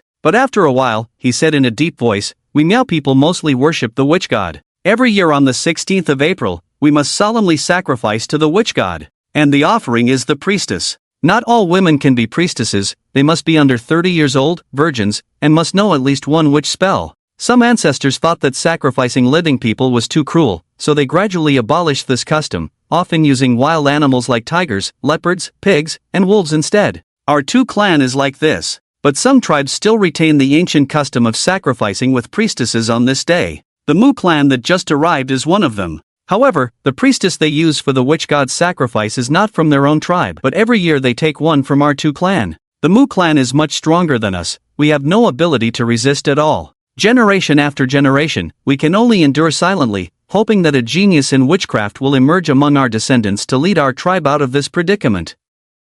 "Feng Chen, the Mu clan should be very close to your Tu clan, right?" The old grandfather nodded. "Yes, just a half-day's journey north of our tribe. The Mu clan is very powerful, and their priests are highly skilled in 3 types of magic. They are formidable. Young man, I know you have a kind heart, but don't act impulsively. The issues of my Tu clan will be resolved by the people of my Tu clan, we don't need to trouble you." "I was just asking casually," Feng Chen said lightly. On the other side, Tuer gathered the families for the next year together. He knelt down with a thud, bowing deeply to these people. "Chief, please get up. We all understand." An old woman wiped her tears with a handkerchief and helped him up. "We all have to die sooner or later, whether it's a year earlier or later, it doesn't make much difference. Living one more year only means enduring one more year of suffering." Hearing this, everyone was moved to tears, but in the end, they each stepped forward to draw lots. Feng Chen quietly left the Tu clan, and soon caught up with the messenger from the Mu clan. However, he did not reveal himself, silently following him all the way until they reached the Mu clan's residence.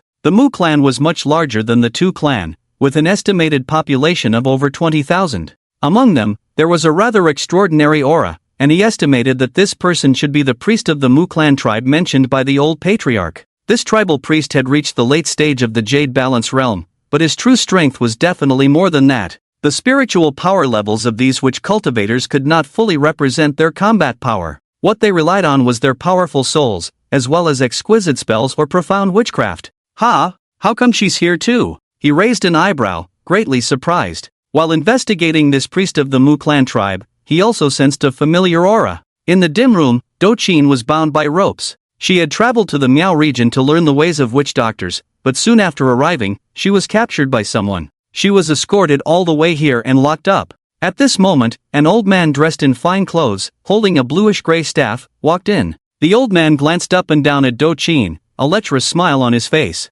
Looking at the size of your boots, there must be a pair of fair and tender jade-like feet inside. Another healer, the fragrance of medicine permeates the body, I'm sure these feet. He chuckled. You are beautiful, just to my liking. I can't wait to take off your boots and admire them properly. Don't even mention eating, just a whiff, it can prolong life. Chen shuddered at his words, goosebumps rising all over her body as she struggled desperately. The priest of the Mu clan tribe, seeing this, became even more excited. He was about to approach when suddenly cries of killing and screams were heard from outside. Great priest, a formidable figure has invaded the tribe, causing chaos and bloodshed. Mu Huo and a few elders were killed as soon as they tried to stop him. You must come out and suppress this intruder. The old priest's face changed upon hearing this, and he immediately left the room. Watching the scene before him, Priest Mugu was filled with rage. The cries of killing had just begun, yet so many had already perished outside. How dare you? I am Mugu, who are you? With a swift movement, he appeared in front of Feng Chen. Feng Chen's sword fell, cleaving his body in half. Although the old priest was at the late stage of the Jade Balance realm, just 2 levels higher than him, the battle with the witch cultivator in Wuliang City had taught him that swift action was necessary when facing them. Otherwise, there might be some torturous and bizarre witchcraft. The people of the Mu clan tribe, witnessing Mugu being slain by Feng Chen's sword, were horrified. The old priest was the strongest witch cultivator in the tribe, and if even he could be killed with a single sword, what about them?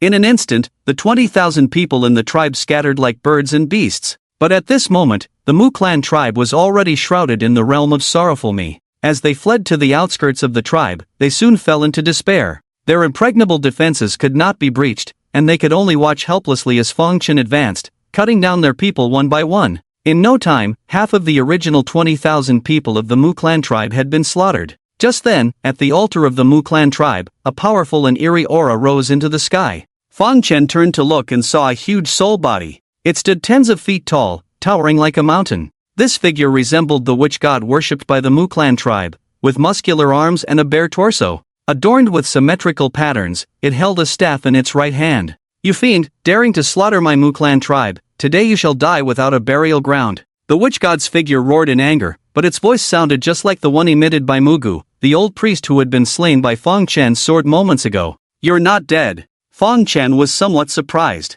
He hadn't expected the old man's physical body to be cleaved in two, yet his soul had not dissipated. The witchcraft of my Mu clan tribe is not something you can fathom, the witch god figure coldly snorted, immediately casting a spell. Just now, Mugu was killed at first sight, so he dared not waste any more words and only wanted a quick battle. The reason he didn't show up earlier to stop Feng Chen was that he needed Feng Chen to slaughter his own people. Only by sacrificing enough souls could his witchcraft take effect, turning his soul into the appearance of a witch god. At present, the Mu clan has already lost over 100,000 people, severely weakening their vitality and shaking their foundation, which made Mugu extremely angry. Feng Chen did not underestimate him and immediately wielded his powerful sword. Prison Seal. The sword's cold light extinguished everything around. Even the altar of the Mu clan was split into countless pieces. However, the witch god form that Mugu transformed into remained unscathed, seemingly unaffected.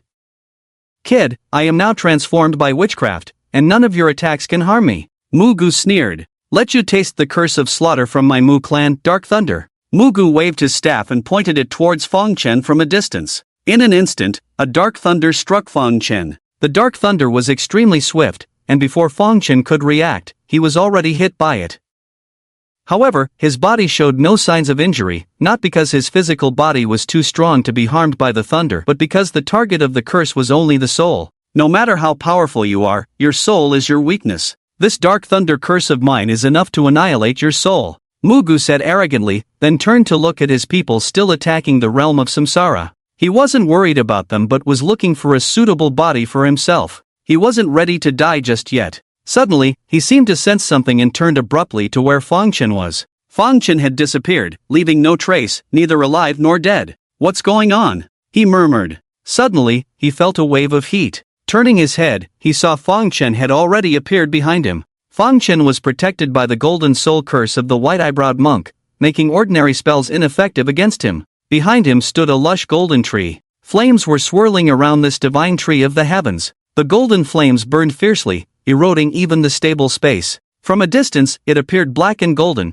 constantly flickering, quite mystical. The divine tree of Fusang now displayed the might of ancient times, exuding an aura of destruction. Under the scorching heat of the Fusang divine fire, even Mugu's witch god form, transformed by witchcraft, vanished in an instant. After completely dealing with the old priest, he raised his sword and killed the other members of the Mu clan. Before long, all the tens of thousands of people in the Mu clan had become souls under his sword. The blood sword greedily absorbed the aura of bloodshed in the source of life, as he sat cross-legged in the air, silently cultivating. After a while, the entire Mu clan was reduced to nothing but white bones. Fang Chen walked on the white bones, approached a wooden house, pushed open the door, and walked in. Upon hearing the commotion, Do Qin's heart skipped a beat. Then, upon seeing the visitor's face, she couldn't help but exclaim, "Fang Chen? How can it be you?" Fang Chen replied calmly, "Dr. Do, long time no see." Do Qin said, "It should have been more than 3 years, you've changed a lot." The Fang Chen of the past was only 18 years old and looked very young.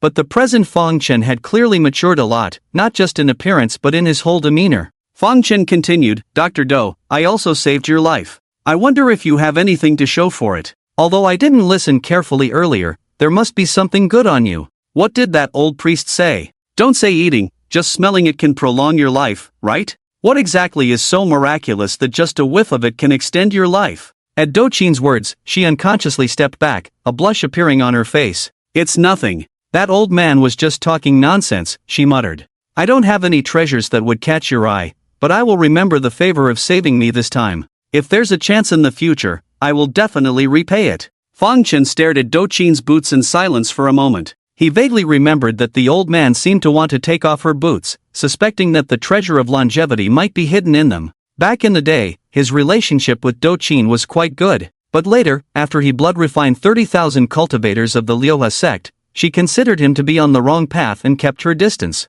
Fang Chen didn't mind, but from then on, he regarded her as a stranger. Today, she had a treasure on her, and he had saved her, so it was only right to receive some benefits. "Dr. Do, forgive me. I am very interested in this treasure of longevity, so I want to make it mine. This treasure belongs to me, and from now on, we owe each other nothing." He approached, disregarding her struggles, and took off her boots and socks. Do Qin saw him holding her jade foot, probing and teasing, feeling both ashamed and indignant. She said anxiously, "I really don't have any treasures. That old pervert earlier just has a foot fetish." Fang Chen, upon hearing this, glanced at her and let go of her foot, saying, "You should have said that earlier." Do Qin turned away, muttering, "It's too shameful to speak of such filthy matters. I didn't expect you to." Fang Chen waved his hand, releasing the spell rope on Do Qin. Once free, Do Qin let out a sigh of relief and quickly put on her boots and socks. Fang Chen silently watched her, surprised by her cultivation. 3 years ago, she was only at the Tianji realm,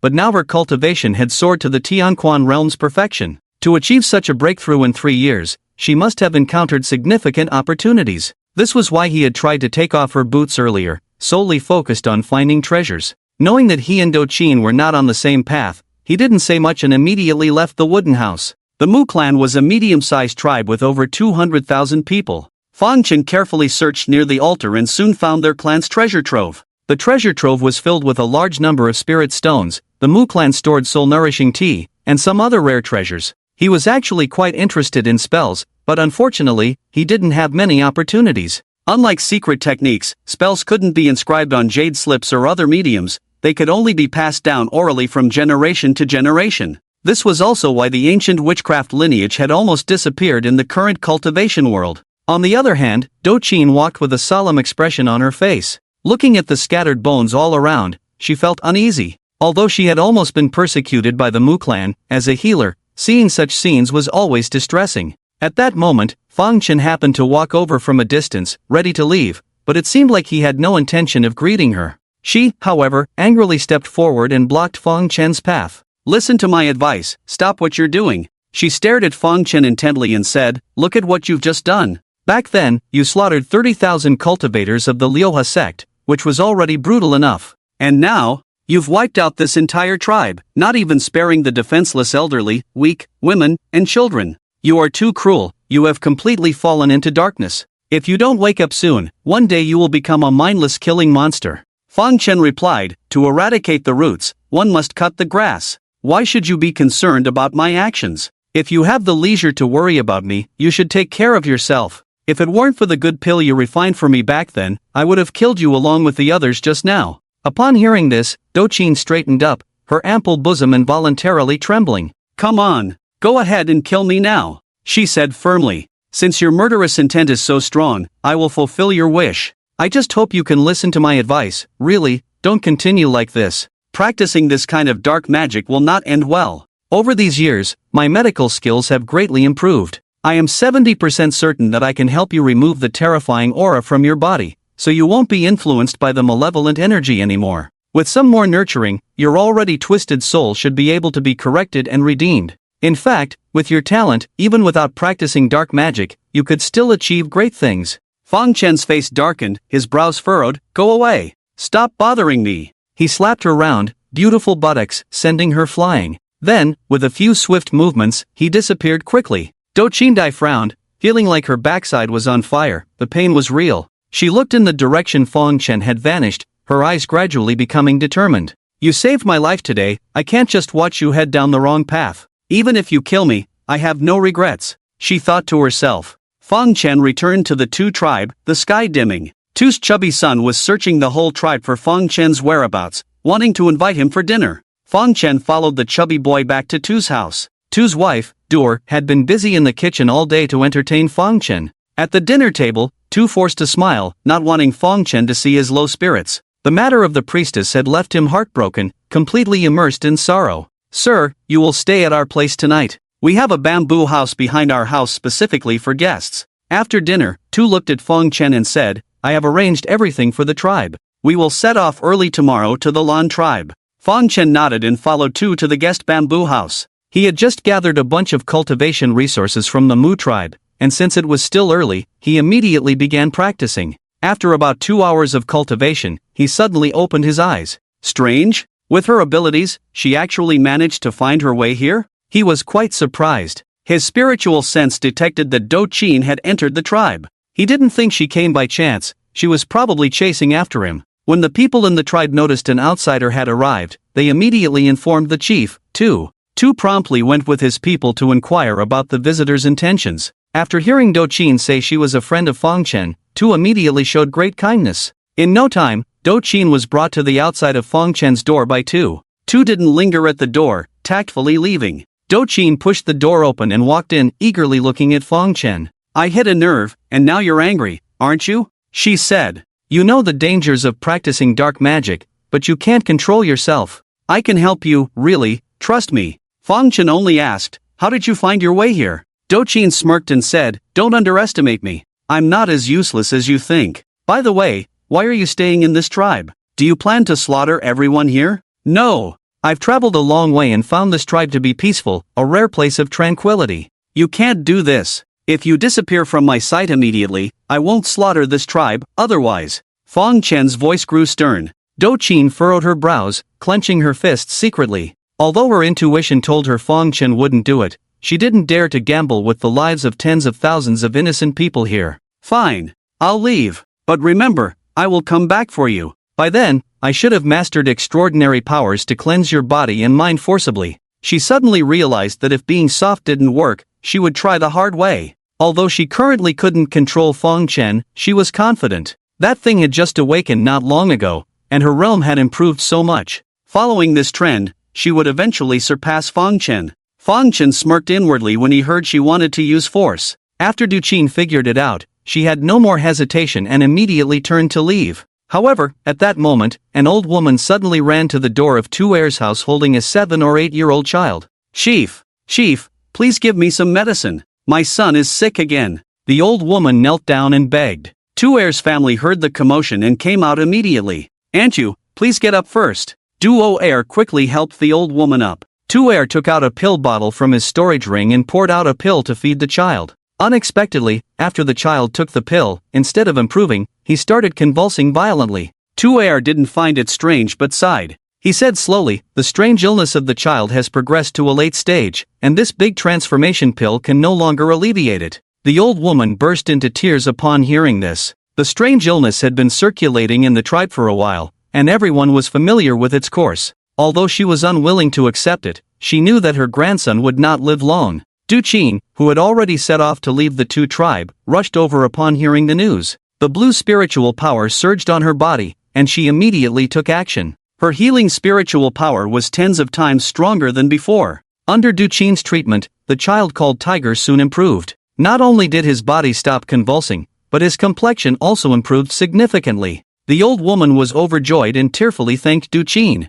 However, Chen's face showed no relaxation. She said, "Old lady, don't thank me too soon. I have only temporarily suppressed the toxins in his body and have not completely resolved them." "Toxins? Are you saying that Tiger is not sick but poisoned?" Tuer and his wife were shocked. They had always thought that the people in the tribe had some strange illness, but now Chen said it was poisoning. Chen nodded slightly and said, "I am sure it is poisoning, but I have never seen this kind of poison before, and I am not confident in detoxifying it. However," she turned to the bamboo house where Chen was. "Forget it, let me try first." She wanted to say that Chen might have a way, but after some thought, she decided not to trouble him. Although she had never seen the toxin on Tiger before, she believed that with her current abilities, she should be able to succeed. Tuer, with red eyes, knelt down and said, "Dr. Du, I thank you on behalf of the tribe in advance. The strange illness has been prevalent in our tribe for a while, and many people have died. We have invited some witch doctors before, but to no avail. If Fairy Du can help cure them, you will be a great benefactor to our two tribe. Chief, please get up. Saving lives and healing the wounded is the duty of a doctor, and I will do my best," Chen said. "Also, quickly gather all the people in your tribe with similar symptoms together for me to treat." "Okay, I will do it right away," Tuer replied. Chen walked to the bamboo house where Chen lived and stopped. I will leave in a few days," she muttered softly. "Let me cure the people here first. Is that okay?" However, the people inside seemed to be asleep and did not respond. "If you don't speak, I'll take it as a yes," she said again and immediately turned to leave. On the other side, Tuer quickly gathered all the patients near the tribal altar. There were quite a few patients, several hundred, so it was no wonder he had been so agitated earlier. The population of the tribe was already small and couldn't withstand such turmoil. After careful examination by Chen, she confirmed that they were all poisoned by the same toxin. Once she extracted the toxin, she went into a shed next to the altar, deep in thought. Tuer and the old chieftain stood guard near the altar, anxiously waiting but not daring to disturb her. 2 hours later, Chen emerged. Tuer hurried forward, nervously asking, "How is it?" Chen replied, "They were poisoned by the toxin carried by the jade-eyed three-legged toad." "Jade-eyed three-legged toad? Old grandpa, have you heard of it?" Tuer asked the old man beside him. The old man shook his head. "I've never heard of it. Why would our tribe be affected by its poison? Even if this jade-eyed three-legged toad is harmful, why did only some people get poisoned? Regardless, at least we have some clues now," Tuer said solemnly. "Dr. Do you have a way to help our people detoxify?" Chen gently shook her head and said, "My spiritual power is good at treating injuries and restoring vitality, but not detoxification. However, I once read in a medical book that detoxifying the jade-eyed three-legged toad's poison is not difficult. Just find its true form, take a sip of its blood, and that should do the trick. I believe this jade-eyed three-legged toad should be near your tribe. Do you have any clues?" Tuer and the others looked at each other, all feeling puzzled. Suddenly, Tuer's chubby son, Tushan, had a thought and murmured, "Could it be in the Misty Mountain?" "Yes. How could I forget about that place?" Tuer slapped his forehead, feeling regretful. "Dr. Do, to the east of our tribe, there is a Misty Mountain. I remember when our two clans settled in this area, the Misty Mountain was already there. It's a strange place, surrounded by dense miasma that is deadly poisonous. Anyone who enters will die. Perhaps the toxin is spreading from there. Then let me take you there," Chen said. The old man furrowed his brow and advised, "No, that place is too toxic." Tuer also looked worried and said, "Even if you can go in, we can't. We can't help you deal with that jade-eyed three-legged toad. If anything happens to you, it will be our fault. Let's drop this matter. Coincidentally, tomorrow I am going to the Lan tribe with Fangun. At least now we know where the poison affecting my people is coming from. Perhaps the witch doctor of the Lan tribe will have a solution. Although I'm not great at detoxification, after 500 years of medical practice, my body's resistance to toxins is not weak. Chen said calmly, the toxic miasma there shouldn't affect me. Of course, if it's too dangerous, I won't take any risks and will come out immediately. Several of the poisoned in your tribe have toxins invading their organs. If we don't detoxify them soon, they might not make it through tomorrow. Chieftain Tuer, please lead the way. Tuer certainly didn't want his people to die, but he was also reluctant to let Chen take the risk. Why not bring Fong Yan along? Fong Yan is strong and should be able to help you. Chen replied, no need to call him, he's not one to meddle in such matters. Alright. Tuer nodded and immediately led the way. Before long, the group arrived at the misty valley to the east of the tribe. The thick toxic miasma outside the valley was as heavy as autumn and winter fog. Chen waved her delicate hand, attracting a few strands of miasma and carefully observed them. Indeed, the jadeite three-legged toad is here. The toxin contained in the miasma is the same as those who were poisoned in your tribe. In the poisonous miasma, the toad poison contained within is even more potent. The reason those people were poisoned is due to the evaporation of the toad poison in this miasma. Recently, most of the people who were poisoned lived near here, right? Indeed. Tuer nodded, because our tribe has settled here for over 10,000 years, and such incidents have never occurred before, so we never suspected the Misty Valley, never thought. The toxicity contained in the miasma is indeed formidable. With your cultivation level and physical bodies, you cannot withstand it, she said. You all wait here.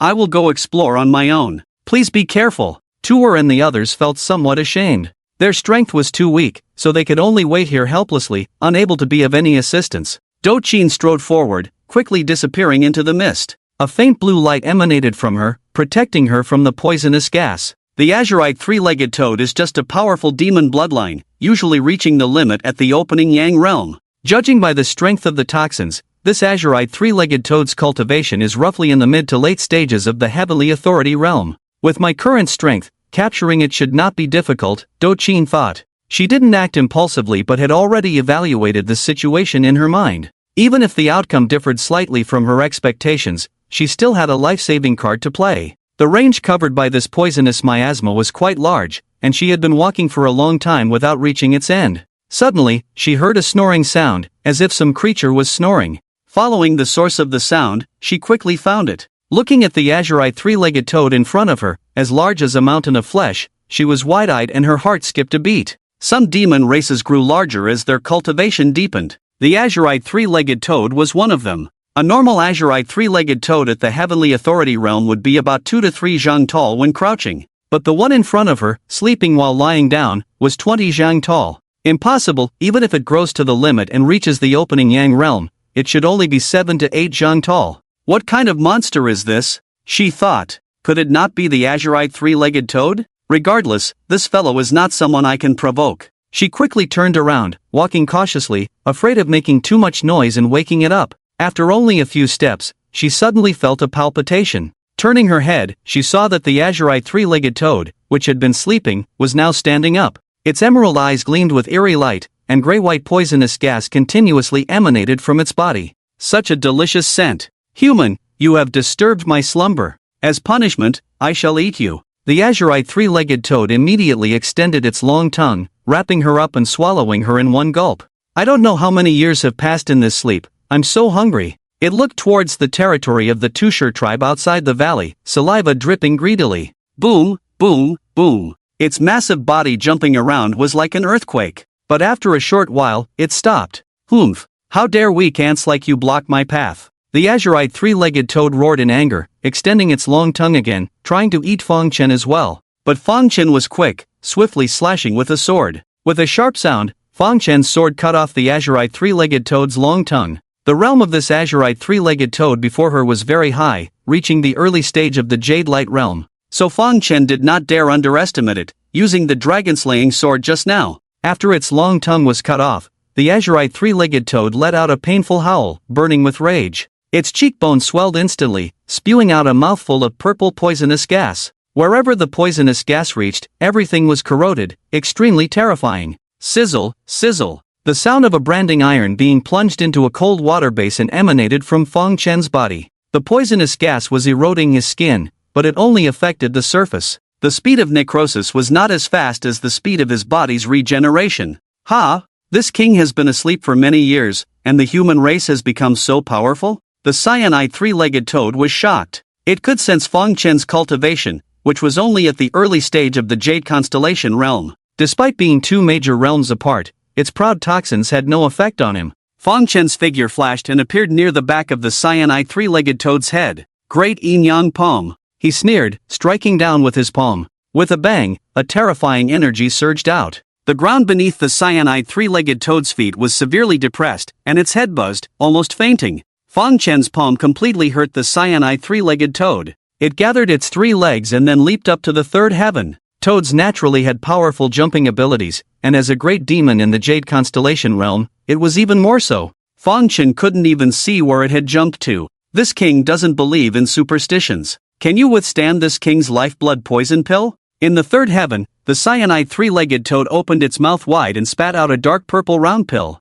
This was the toad's lifeblood item, containing the essence of all its toxins and possessing the most dreadful toxicity. This species only used their lifeblood pill when fighting desperately. The cyanide three-legged toad's lifeblood pill fell vertically, resembling a meteorite. Watching this scene from the ground, Fang Chen smiled. "I've been waiting for this move," he said, flipping his palm to reveal the Tianwen cauldron. Although he left the rainbow butterfly on the mountain for his master to take care of, he always kept the Tianwen cauldron with him. With his master's skills, he didn't need the Tianwen cauldron's help, so Fang Chen always carried it with him. With a light shout, he summoned the Tianwen cauldron. The cauldron, which could originally fit in his palm, instantly expanded many times over. In the third heaven, the cyanide three-legged toad sensed danger and tried to retract the poison pill. But it was too late. Its lifeblood pill was instantly sucked into the cauldron. After closing the lid, Fang Chen put it away, planning to refine it later. "Human, return my lifeblood pill." The cyanide three-legged toad went mad. This was the essence of its lifelong cultivation. Without the lifeblood pill, its strength might not even match that of a demon in the Kaiyang realm. The two immediately engaged in a fierce battle, and the toad's counterattack was formidable. Fang Chen used various divine abilities to suppress it completely. Finally, he looked at the cyanide three-legged toad, who was gasping for breath, and threw the Xianjin sky-splitting spear. The golden spear pierced its head, and the great demon in the early Jade Constellation realm fell. Fang Chen breathed a sigh of relief, knowing he had won somewhat by luck. The cyanide three-legged toad's greatest strength was its poison, but he had been immune to poison since childhood and had the Tianwen cauldron, which countered all poisons. He flew forward and arrived at the toad's abdomen. Then, he used the Xianjin sky-splitting spear to cut open its abdomen and retrieve the swallowed Doqin. At this moment, she was naked, her clothes and boots had been corroded by the toad's stomach acid. But she was unharmed, with smooth and fair skin, seemingly protected by a mysterious force. "Close your eyes."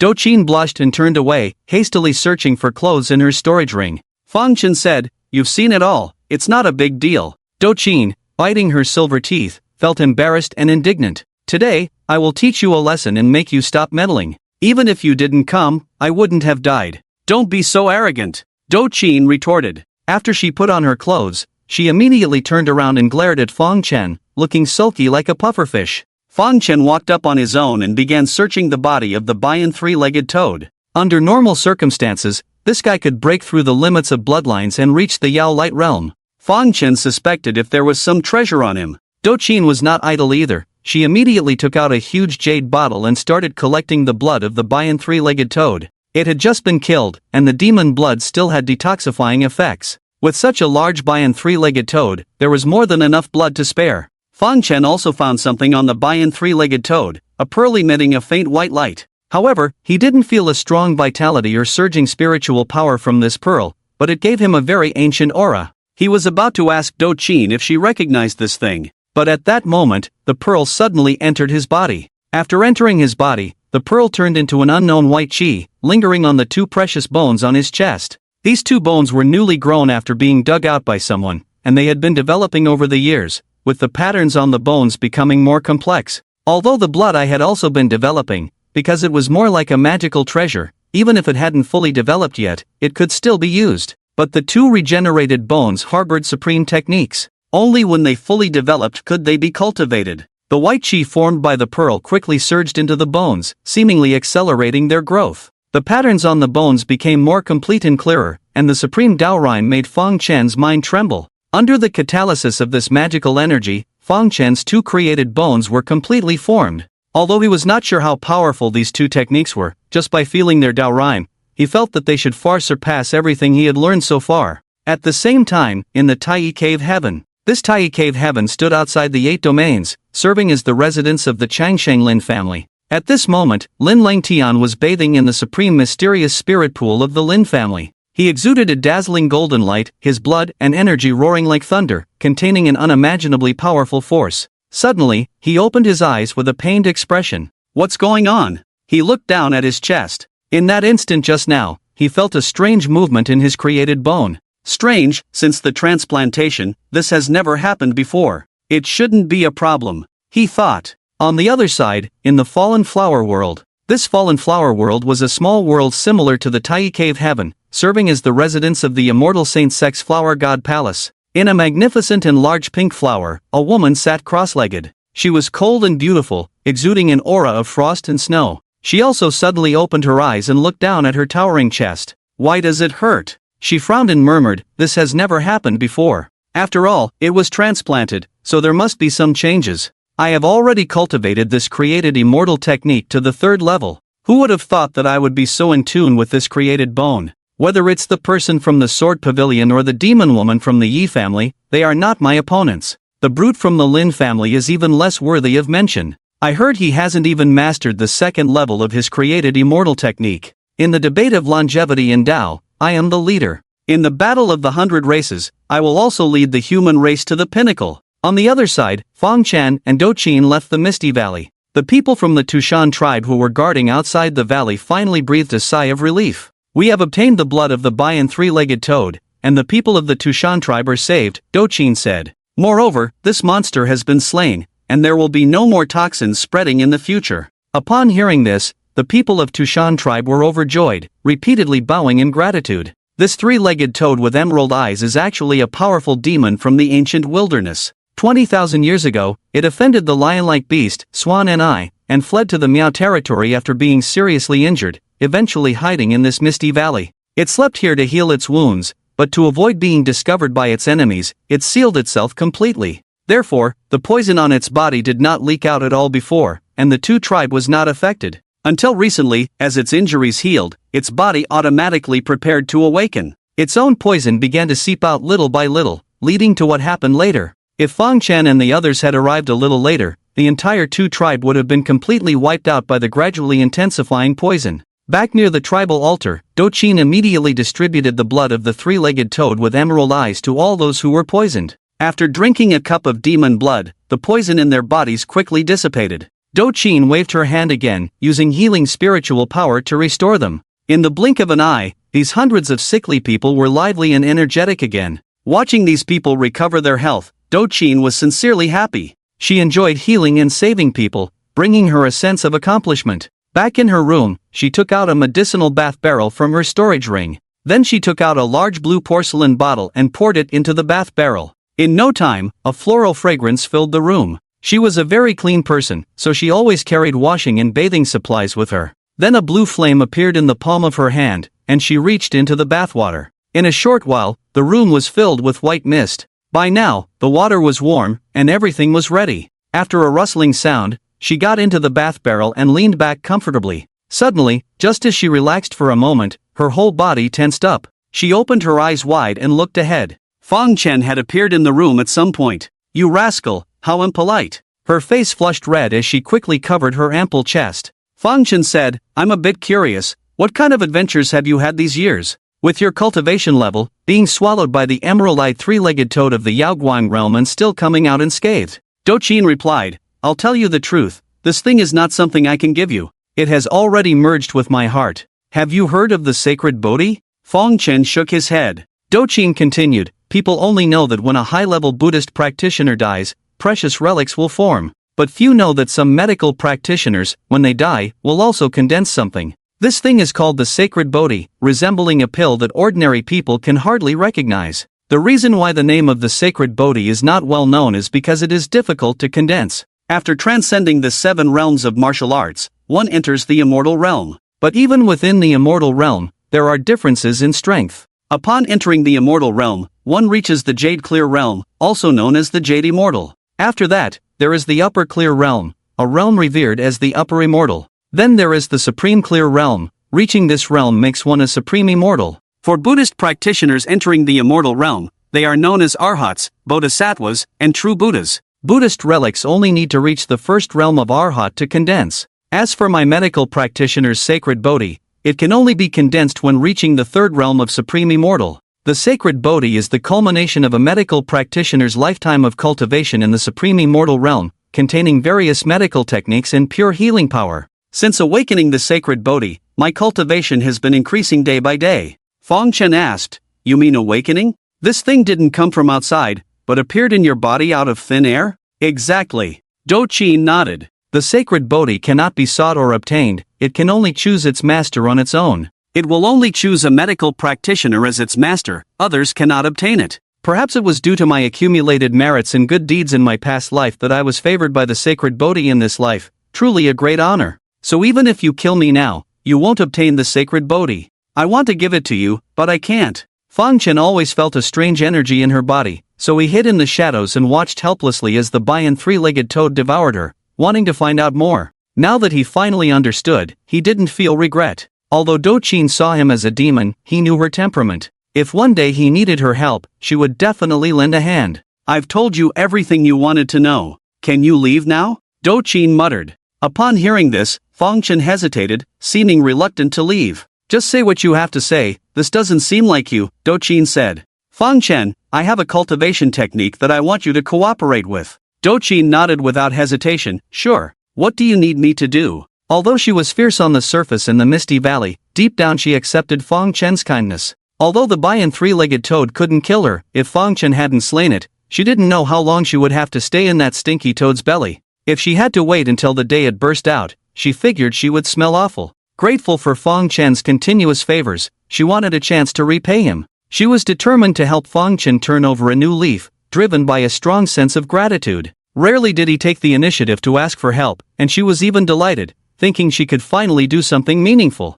Feng Chen took out a jade slip from his pocket and handed it to her. Do Qin held it close to her chest, reading the cultivation technique written on it. After scanning it briefly, Do Qin was stunned, her mind buzzing. Her pretty face turned redder than a ripe apple in an instant. This, she stuttered. Feng Chen had given her a condensed version of the 9 extreme yin-yang technique. She couldn't believe that this guy in front of her was actually inviting her to cultivate together seriously. Since his relationship with Purple Bamboo, Feng Chen had matured completely. However, he was very selective in choosing cultivation partners, but this woman in front of him seemed acceptable. Of course, she was one of the few women he knew. The reason for his sudden proposal was that in the Misty Canyon earlier, her perfect figure had aroused his desire. His visit now was not just to inquire about opportunities but a genuine invitation for cultivation together. "Can I change my mind?" Do Qin was on the verge of tears. She cursed herself for being foolish and agreeing so readily without asking earlier.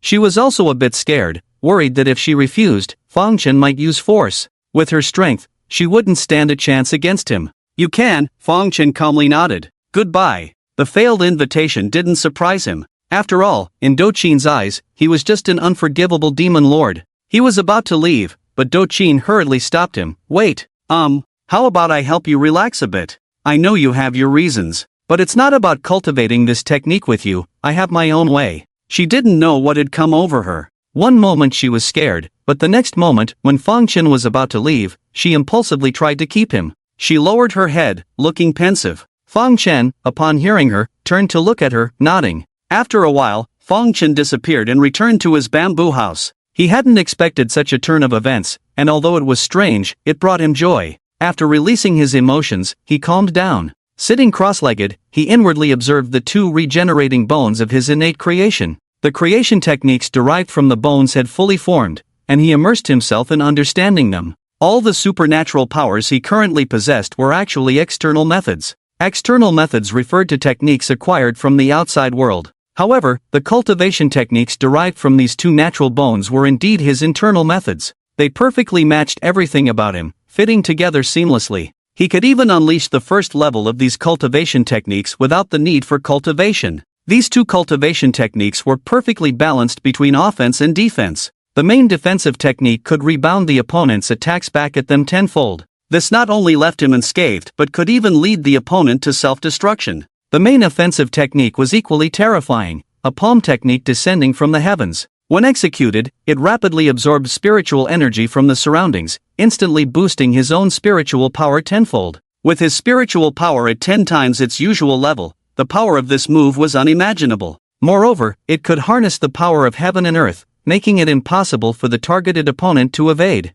Even hiding in alternate dimensions or folding space would be futile, as there was no escape. Furthermore, it could bypass any defensive supernatural powers or protective treasures, striking the target directly. This strike was unstoppable and carried the might of heaven and earth, seemingly capable of destroying everything. And this was only the first level of these two cultivation techniques. With further practice, both could be enhanced. Fang Chen's heart was filled with joy. These two cultivation techniques were beyond imagination, truly extraordinary. He named the main defensive technique Karmic Reversal and the main offensive technique Hand of the Divine. He took a deep breath, calming his excited heart. Settling down, he delved into the natural bones, studying these two supreme techniques carefully. Unknowingly, a night had passed. When Tuer came to find him the next day, he had finished his practice. "Sir, when do you plan to depart?" Tuer asked from outside the door. Fang Chen didn't answer his question but instead inquired, "Where did Physician Do go?" Being engrossed in his practice earlier, he hadn't noticed when Do Qin had left.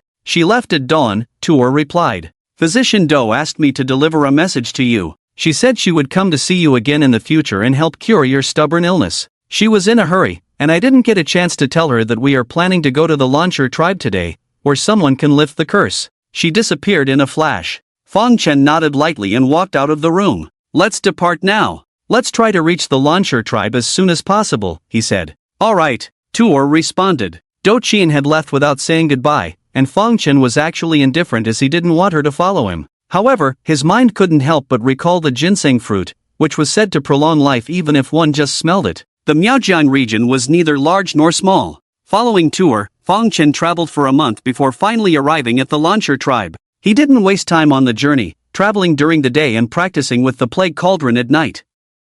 The Bian three-legged toad of the Jade Light Realm contained a large amount of poison in its core poison pill. It wasn't until the night before reaching the Launcher tribe that he completely refined it. After refining it, his poison skills had indeed become much stronger. At the market stall in the Launcher tribe, Tuer looked at Fang Chen beside him and said, "Sir, be careful from now on. I will head back first. This round trip will take 2 months, and I'm a bit worried about my family." Tuer was unaware that the Mushy tribe had already been massacred, so he was somewhat concerned about his family's situation. Fang Chen nodded lightly, reaching into his bosom and pulling out a decree, handing it to Tuer. "Take this decree as a gift from me. I hope you won't need to use it." During his time in the Tushur tribe, he gained quite a lot. In addition, Tuer brought him to the Launcher tribe without hesitation, so Fang Chen wanted to show some kindness to the Tushur tribe. As for the method of making the decree, he had obtained it from a poor fellow a long time ago. He had various materials in his storage ring, and after several attempts, he succeeded.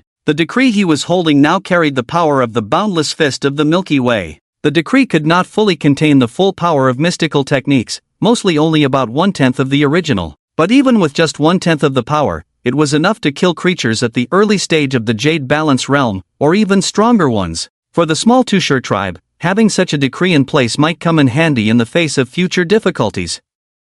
Tuer looked at the decree in Fang Chen's hand, hesitated to accept it, and quickly said, "Our Tushur tribe already owes you a great favor, it's really not appropriate to accept." Fang Chen calmly said, "I rarely give things to others." Hearing this, Tuer was afraid of displeasing Fang Chen, so he quickly accepted the decree. After a simple farewell, the two went their separate ways, with Tuer heading back home. Fang Chen wandered through the bustling market of the Launcher tribe, feeling quite intrigued by everything. The items sold on these stalls were not commonly seen in places like Nanyang. They were specialties of the Miao region. If he had the time, he would explore more, but for now, he wanted to take care of business first. The environment of the Launcher tribe was not much different from the Tushur tribe, with low-thatched or bamboo houses everywhere. However, the scale between the two was vastly different. Roughly estimating, the area of the Launcher tribe was 10,000 times that of the Tushur tribe. Moreover, the Launcher tribe was situated on a plain, with houses connected in a vast settlement. Such a large settlement was completely impossible in Nanyang or Shuoa. This Launcher tribe was like a large city with a population of several billion. Fang Chen walked up through the market and eventually stopped in front of an altar. The Lancher tribe was so vast that there were no less than 1,000 small altars like this in the tribe. The tribe's witch guards were usually stationed near the altars. Fang Chen's attire clearly marked him as not being from the Miao region, immediately drawing the attention of the nearby witch guards. "Outsider, what do you want?" A scruffy man with a beard approached and asked. Fang Chen replied, "I have something to discuss with your tribe's priests or elders." The man frowned, carefully sizing up Fang Chen. Although he couldn't sense Fang Chen's cultivation, his intuition told him that Fang Chen was extraordinary. Ordinary people did not carry themselves with such grace and demeanor. "Are you sure you want to see our tribe's elders and priests?" he asked again. "Their time is very precious. If you waste it, you might not have a good outcome. Even death would be considered lucky. Our tribe has plenty of torture methods." Fang Chen nodded, indicating his certainty. "Follow me. I trust you wouldn't joke about your own life," the man said. After exchanging a few words with the other witch guards, he set off with Fang Chen. In the Miao region, the two largest tribes were the Lancher and Xuancher tribes. These two tribes were so deeply rooted that even the top powers in the Great Gan dynasty and the Tian'in pavilion dared not easily offend them. Fang Chen now deeply understood this, sensing many powerful auras. He could sense 7 experts at the Yaoguang realm alone. Moreover, the combat power of Yaoguang realm witch cultivators was generally stronger than cultivators of the same realm, making them more difficult to deal with. Even if he could defeat them, he would have to pay a price. A quarter of an hour later, Fang Chen followed the witch guard to a bamboo house. Reporting to Elder Lanshang, "There is an outsider here who wishes to see you," the witch guard respectfully said. A gentle voice came from inside the house, "Let him in." "Go ahead." The witch guard glanced at Fang Chen and gestured for him to enter. After Fang Chen entered, he met the 9 elders of the Lan tribe. He was surprised to find that their attire and appearance were nothing like the people of the Miao region.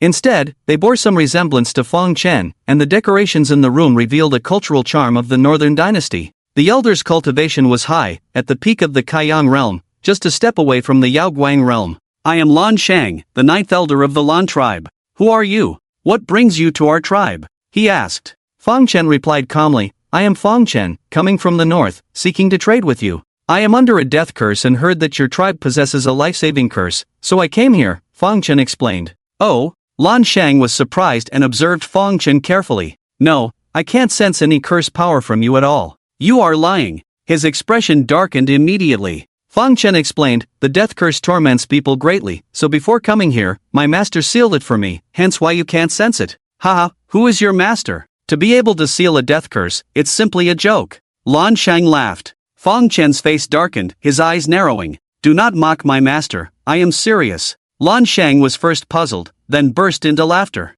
Apart from witch cultivators, other cultivators have no way to deal with curses. "Is your master perhaps an immortal or a supreme immortal? Your age seems to be in your early 20s, yet your temper is quite something." Fang Chen turned to leave, saying, "I will come back next time. It's not a good time to talk now, so be it. The death curse has been sealed by the Grandmaster for 100,000 years, he can come back in a few years. By then, the Lan tribe will have no right to make any demands, they will have to obey." Lan Shang watched Fang Chen's departing figure, his expression changing constantly. Fang Chen's words and actions were too strange, giving him an ominous feeling. It seemed that if he let Fang Chen leave like this, he would surely regret it in the future. Trusting his intuition, he quickly called out, "Wait, guests are welcome, I was indeed rude just now, please forgive me. I will take you to meet our high priest. In our Lan tribe, only the high priest can perform the life-saving curse, you can discuss with her yourself." Upon hearing this, Fang Chen stopped in his tracks and said, "I appreciate it." Following Lan Shang, Fang Chen arrived at the core of the Lan tribe, the witch god altar. This altar was one of the largest in the Miao region, with a history spanning over 1,000,000 years, making it a supreme treasure. 9 people sat cross-legged in mid-air on the altar, practicing cultivation. Within the altar's range, it felt like an independent world filled with incredibly pure spiritual and soul power. Fang Chen could only sense this from outside the barrier, not daring to imagine how it would feel inside. The 9 people in the witch god altar were the priests of the Lan tribe and the other 8 elders. Among these elders, only one had reached the peak of the Kaiyang realm. The rest were in the Yaoguang realm, the 7 powerful individuals Fang Chen had initially sensed. The most terrifying figure was the woman at the center of the altar. She was the true ruler of the Lan tribe, the high priest Lan Yen. Although Fang Chen couldn't sense her cultivation, just one glance at her made his heart pound, as if facing an abyss. He couldn't help but think that this woman had probably transcended martial arts and reached the realm of immortality. High Priest, this person claims to be under a death curse and has come to our Lan tribe seeking a solution, Lan Sheng announced loudly from outside the altar. He didn't dare to enter because he wasn't a pure Lan tribe member but had married into the tribe from the great Tian dynasty. His wife, the sixth elder Lan Yu, was currently cultivating inside the altar. The influential figures of the Lan tribe all turned their gaze towards Feng Chen upon hearing the words. Despite their usual composure, expressions of surprise appeared on their faces. With their level of cultivation, they could tell that Feng Chen's strength was extraordinary, but the extent of it remained elusive. What puzzled them even more was Feng Chen's young age. They couldn't tell if he was deliberately disguised by an old monster or truly a young genius. Feng Chen was about to speak when, in an instant, he was pulled into a separate space. Standing opposite him was Lan Yan, the high priestess of the Lan tribe. As the top authority of the Lan tribe, her aura was incredibly powerful, her gaze oppressive, akin to that of an emperor. Despite being an elderly woman, she appeared youthful and beautiful. Her skin was well maintained, delicate and fair. Her figure was exquisite, especially her long and shapely legs, perfectly proportioned. It's truly unbelievable, Lan Yan murmured, her eyes fixed on Feng Chen. What kind of being can seal the death-seeking curse purely with soul power? Feng Chen didn't answer her but instead asked, as the 9 elders mentioned, Priestess, you can dispel the death-seeking curse. Can you help me resolve it? Lan Yan nodded slightly and replied, yes, but I would like you to do a favor for the Lan tribe in return. What favor? Feng Chen inquired. Lan Yan explained, in the Miao region, there is a sacred place called the Witch God Temple. This temple was left by the ancient Witch clan and contains the inheritance of our witch lineage. It can be said that all the spells circulating in the Miao region originate from this Witch God Temple. The temple opens once every 1,000 years, offering the chance to inherit the Witch clan's legacy and acquire new spells. However, not everyone can enter the temple as it is protected by restrictions. Anyone over 50 years old will be blocked from entering. Even after entering the temple, there is a long way to go before reaching the inheritance site. In the past, descendants of our Lan tribe and the Chuan tribe would fight there, and only the strongest would qualify for the inheritance. Coincidentally, in 3 days, it will be the grand day of this 1,000th opening. Unfortunately, for decades, our Lan tribe has not produced a descendant with high martial prowess. On the other hand, the Chuan tribe has a remarkable genius. His name is Chuan Pu, only 31 years old, already at the late stage of the Heaven Realm, and he has mastered 5 Chuan tribe spells. He is too powerful and might intercept all the descendants of our Lan tribe on that path. Although I cannot determine your exact level, I know your strength is definitely not inferior to this prodigy of the Chuan tribe, so I would like you to lead a team to protect a person from our Lan tribe. Safely escort her into the temple and ensure her safe exit. Whether you can do what I ask or not, as long as you agree to help, I will lift the death-seeking curse for you. If you can protect her completely, I will also offer you a reward. You won't lose out. Feng Chen had no doubts about Lan Yan's words. He had already gathered information about the Witch God Temple from various texts and from tours accounts. He just didn't have a deep understanding of it. From Lan Yan's words, it was clear that not just any witch could enter the temple. Perhaps he could gain some benefits from it. He had long coveted witchcraft. I agree to this, Feng Chen replied decisively. Good. Lan Yan smiled faintly and then raised the green staff in her hand, pointing it towards Feng Chen. Although the death curse had been sealed by the Grand Master, Feng Chen could still sense its presence at times. However, at this moment, that peculiar sensation completely disappeared, and he was certain that the death curse had been resolved. Not only that, a pure soul force was injected into his spirit, causing his soul power to skyrocket at an incredible speed. In an instant, his overall soul power level had increased by more than half. Seeing Feng Chen so surprised, Lan Yan calmly said, the rebirth curse is not only able to dispel the death curse, its main purpose is to save crumbling spirits or directly increase soul power. Unfortunately, each time it is used, it inflicts great harm on oneself, and ordinary people cannot withstand the impact of the rebirth curse. Otherwise, with just this curse, how could I not cultivate a few young witch cultivators with strong abilities? Thank you. Feng Chen did not expect her to help lift the curse immediately, showing full sincerity. I will take you to find the target you need to protect now, so be sure not to mistake the person, she added. With a gentle wave of her staff, the environment around them changed once again, and they found themselves in a quiet bamboo forest. Mother! A young woman with a chest as large as a pomelo but with a pure face immediately walked towards them. Feng Chen carefully observed her demeanor and found that she did resemble Priest Lan Yan. Her cultivation level was not high, only at the early stage of the Tianji realm. In the Blood Marsh or Nanyang, she could be considered a rare talent. However, in the Miao region, she was not considered top tier. Yet, for some reason, he felt that this young girl with a childlike face was extraordinary, but he couldn't pinpoint what was wrong. Luor, let me introduce you. This is. Lan Yen turned to Fong Chen, feeling a bit embarrassed as she suddenly forgot to ask, "What is your name?" Fong Chen didn't mind and immediately introduced himself. "For the next few days, Master Fong, you will stay here," Lan Yen said. "Luor, get along well with Master Fong and don't forget your manners as a host." Lan Luo obediently nodded, "I understand." Fong Chen didn't say much. To him, it didn't matter where he stayed. Then Priest Lan Yen promptly left. After using the rebirth curse, her aura noticeably weakened. At this critical moment, she had no time to linger and had to recover quickly. Lan Luo timidly glanced at Fong Chen, then pointed to a bamboo house on the other side. "Master Fong, will you stay in that room? I just cleaned it up recently," she said. Fong Chen nodded lightly and walked straight towards it, seemingly not wanting much interaction with Lan Luo. Lan Luo was naturally shy and actually felt happy seeing this. After watching him enter the bamboo house, she returned to her own room. Time passed quickly, and the day of the Witch God Temple's opening was approaching. At this moment, Fong Chen, Lan Luo, and others were sitting on the back of a crimson flame bird, soaring thousands of feet in the air. This crimson flame bird was one of the demonic birds raised by the Lan tribe, at the mid-stage of the Kaiyang realm. Due to the proximity to the wilderness, most major tribes in the Miao region had the tradition of raising demonic birds and fierce beasts. Without large warships, they relied on these raised demonic birds and beasts for travel. The crimson flame bird flew for 2 full hours before landing at the foot of a mountain. This mountain was called the Sacred Witch Mountain, with the Witch God Temple located at the summit. Before them, people from the Chuan tribe had also arrived. They were accompanied by a fierce azure unicorn beast, with the same realm as the crimson flame bird. Excluding their respective priests, both tribes had 20 people each. These 20 individuals were undoubtedly the cream of the crop of the younger generation in their tribes. In Fong Chen's eyes, the young people of the Chuan tribe were indeed more powerful. After the crimson flame bird landed, a strange man approached from the other side. He appeared to be around 30 years old, but his eyes were filled with vicissitudes. He was the priest of the Chuan tribe,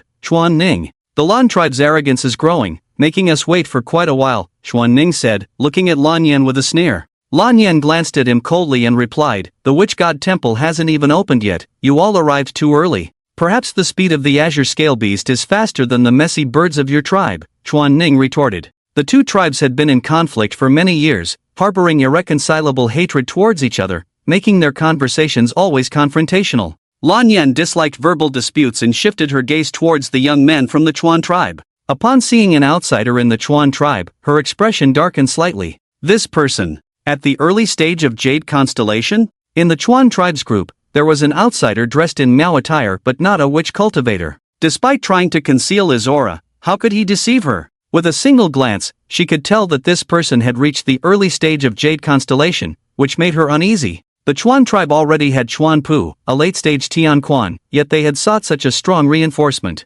Priestess Lan Yen, no need to be so surprised. Didn't your tribe also invite an outsider? Chuan Ning laughed brazenly at Lan Yan's reaction. But your outsider seems to have some tricks up his sleeve. Even with my cultivation level, I can't see through him. Perhaps he possesses some top-tier treasure that can conceal his aura. Lan Yen replied, "You have quite the means, inviting such a young genius." Judging by his bone age, the man appeared to be around 40 years old. To achieve the early stage of Jade Constellation at that age was remarkable. It was evident that he had a significant background, likely a direct descendant of a top power. "I am Mo Yuan, a disciple of the Heavenly Tao sect," the man stepped forward proudly. Although Miao cultivators usually stayed out of the conflicts in the southern Dipper domain, they were well informed about important matters. The rising stars of each major power were always closely watched. Lan Yen had heard of Mo Yuan. He was one of the Heavenly Tao sect's twin stars. It was said that when he was born, he caused celestial phenomena and carried great fortune. A strand of innate purple energy accompanied him, marking the beginning of his invincible path. He had entered the Heavenly Tao sect at a young age and quickly rose to fame in the Southern Dipper domain as a remarkable talent. "Why is a member of the Heavenly Tao sect involved in our Miao territory?" Lan Yen inquired. Mo Yuan calmly replied, "Senior, you misunderstand. I act on my own behalf, unrelated to the Heavenly Tao sect. I agreed to help Priest Chuan only because he promised me benefits. Besides, didn't you also invite an outsider?" "So be it," Lan Yen said coldly. She glanced at her daughter's side, feeling a hint of worry. Although she knew that Chen had a significant background, with someone behind him capable of sealing death curses directly, his strength undoubtedly surpassed hers. However, he was still too young, barely in his 20s. Mo Yuan, from the Heavenly Dao sect, was already in his 40s. With 20 more years of cultivation and his own considerable talent, he was renowned as a genius. Whether Chen could stop him was uncertain. "May I ask where you come from?" Mo Yuan looked at Chen, a hint of doubt in his eyes. Being invited by the Lan tribe as reinforcement, Mo Yuan didn't consider Chen weak. However, at this age and with this level of strength in the domain, he should have heard of such a powerful figure. Yet Chen's temperament, appearance, and energy fluctuations were all unfamiliar to him, not matching any prominent power's heir. "Just a wandering individual," Chen replied casually. Mo Yuan chuckled, "That's no fun. If you won't say, I'll find out later myself. When you make a move, I'll understand." At that moment, Chen heard a transmission from Priestess Lan Yen. This person is a well-known genius in the domain, not to be underestimated. His cultivation has reached the early stage of Jade Constellation, and he carries with him a unique aura, born with a strand of innate purple energy. The innate purple energy is the supreme gift bestowed by heaven and earth. Although only a strand, it is quite terrifying. This strand of innate purple energy merges within his spiritual power, enhancing the power of any magical technique he performs, making his combat prowess unparalleled. "Be careful when you face him later," Chen lightly acknowledged without saying much. The two sides stood at a distance, patiently waiting. Half an hour later, a dazzling rainbow light shimmered on the mountaintop. The first prohibition array near the shaman temple dissipated. This meant that the shaman temple was officially open. The people of the Lan tribe immediately climbed onto the backs of the crimson flame birds and flew towards the mountaintop. The people of the Chuan tribe also rode on the backs of the azure scale beasts, rushing towards the shaman temple. "Go!" With the simultaneous orders of the two tribes' priests, everyone rushed in. Upon entering the shaman temple, the people of the Chuan tribe immediately attacked the people of the Lan tribe. Chen conjured his lifeblood sword. The terrifying aura of bloodthirst not only intimidated the people of the Chuan tribe but even made the people of the Lan tribe instinctively feel fear and keep their distance from Chen. With a single sword strike, except for Chuan Pu and Mo Yuan from the Tian Dao sect, everyone else was slaughtered. The scene fell into silence, and the people of the Lan tribe were surprised by Chen's strength. Chuan Pu's face darkened with sorrow. Along with him, all were his close relatives and friends, now fallen on the spot. At the same time, he felt fortunate that he had cast a death curse on himself immediately upon entering the shaman temple. Chen's previous sword strike could have easily killed him as well. But this death curse saved him from that fate, otherwise, he would have been lying dead on the ground. Tick, tock. Mo Yuan, holding his chest where the sword had struck, looked at Chen with a solemn expression. "I didn't expect to find someone like you in the Southern Dipper domain, capable of injuring me with just one sword. Are you a disciple of the Sword Mountain Villa, or do you come from the prestigious Sword Dao family?" Mo Yuan inquired. Chen didn't want to waste words with a dead man and immediately leaped up, raising his blood sword. "Dragon Slayer." As the sword fell, the clouds in the sky split in half from the surging sword energy. "God Incineration Curse." These two were not going to sit idly by. Before Chen could execute the Dragon Slayer sword, Chuan Pu had secretly cast his curse. This God Incineration Curse was his proud technique, the strongest among the 14 witchcraft spells of the Chuan tribe, capable of ignoring any magical defenses. In an instant, Chen felt his soul starting to burn, unable to extinguish it no matter how he tried. Fortunately, the Fusang divine tree protected him, absorbing the heavenly fire as much as possible. Coming back to his senses, he looked ahead. Chuan Pu had fallen under his sword, but Mo Yuan was still alive. Just now, he had used his treasure, the Qiankuan mirror, with 12 prohibitions, to block Chen's sword strike. The defensive quality of this treasure was only one prohibition less than the snow jade Tianjing vase of the purple bamboo, indicating its strength. With Mo Yuan's cultivation level, he shouldn't have such a high-level treasure. However, he had been recognized by the Tian Dao sect as one of the inheritors, to prevent his premature death. Therefore, the high-ranking members of the Tian Dao sect decided to entrust him with the Qiankuan mirror, one of the 4 top-tier treasures of the Tian Dao sect. What a terrifying sword! If it weren't for my Qiankuan mirror protecting me, I would probably be dead by now. This person is too terrifying, I am no match for him. At this moment, Mo Yuan's heart was filled with retreat, not daring to confront Chen head-on. He immediately turned and flew towards the exit. In the face of life and death, he couldn't care less about his reputation. Chen naturally couldn't let him escape like that. He raised his hand to suppress him. Great Yin Yang Palm. With a palm press, the yin and yang energies rippled out like ripples. Mo Yuan's face showed fear, hastily using the Qianquan mirror to defend himself. With a bang, he was pressed down to the ground, his knees heavily kneeling on the floor. Even though the floor of the witch god temple was made of extremely hard blue goldstone, it was now crumbling. Purple chi coming from the east. Mo Yuan roared, and the strand of innate purple energy in his body flew out and entered the Qianquan mirror above his head. This strand of innate purple energy had been in his body for many years, and he had long developed different ways to use it. By integrating it with his spiritual power, he could greatly enhance the power of his magical techniques. By integrating it with his magical treasures, he could also significantly increase the power of the treasures. At this moment, with the blessing of the innate purple energy, the Qianquan mirror displayed great power. Fang Chen's great yin-yang palm was rebounded by the Qianquan mirror and instantly dissipated. Ha, even if your mystical techniques are powerful, so what? With my innate purple energy, at your current level, you can't break the Qianquan mirror. Today I admit defeat at your hands, Mo Yuan. But you are too much of a monster. If I don't eliminate you, you will be a great threat to me in the future. The experts of the Heavenly Dao sect are in the Miao territory. When you leave the Witch God Temple, it will be your time of death. Fang Chen's attack shattered Mo Yuan's Dao heart, so at this moment he was screaming and shouting like a madman. Regardless of whether what Mo Yuan said was true or false, Fang Chen would not let him escape. He always adhered to the principle of cutting the grass and rooting out the roots, never leaving himself with hidden dangers. He suddenly changed his appearance, with muscles bulging all over his body, looking like the roots of an old tree. His skin had turned completely red, with strange black patterns covering his body. Boom, boom, boom, he came through the air. Each step he took seemed to almost collapse the space. His power was terrifying. Mo Yuan, seeing this, was filled with fear and immediately tried to flee. But Fang Chen's figure flashed and appeared in front of him, blocking his way. He threw a punch. The terrifying sonic boom sounded like thunder. Mo Yuan quickly used the Qianquan mirror to defend himself, holding it in front of him. Fang Chen's mouth curved slightly, and in an instant, he appeared behind Mo Yuan. In his demonic state, his physical body had been greatly enhanced. The strength of the divine step technique was also closely related to the physical body. At this moment, with his physical body strengthened, the effect of the divine step technique naturally skyrocketed. Before Mo Yuan could react, Fang Chen had already slapped his head, smashing it to pieces. After Mo Yuan's death, the Qianquan mirror fell to the ground, and the strand of innate purple energy also emerged, on the verge of dissipating and returning to the heavens and earth. The innate purple energy was something everyone dreamed of, but no one tried to snatch it from Mo Yuan. The reason was simple: the innate purple energy couldn't be plundered. Once the individual it resided in died, it would quickly dissipate. Fang Chen, having witnessed its extraordinary nature,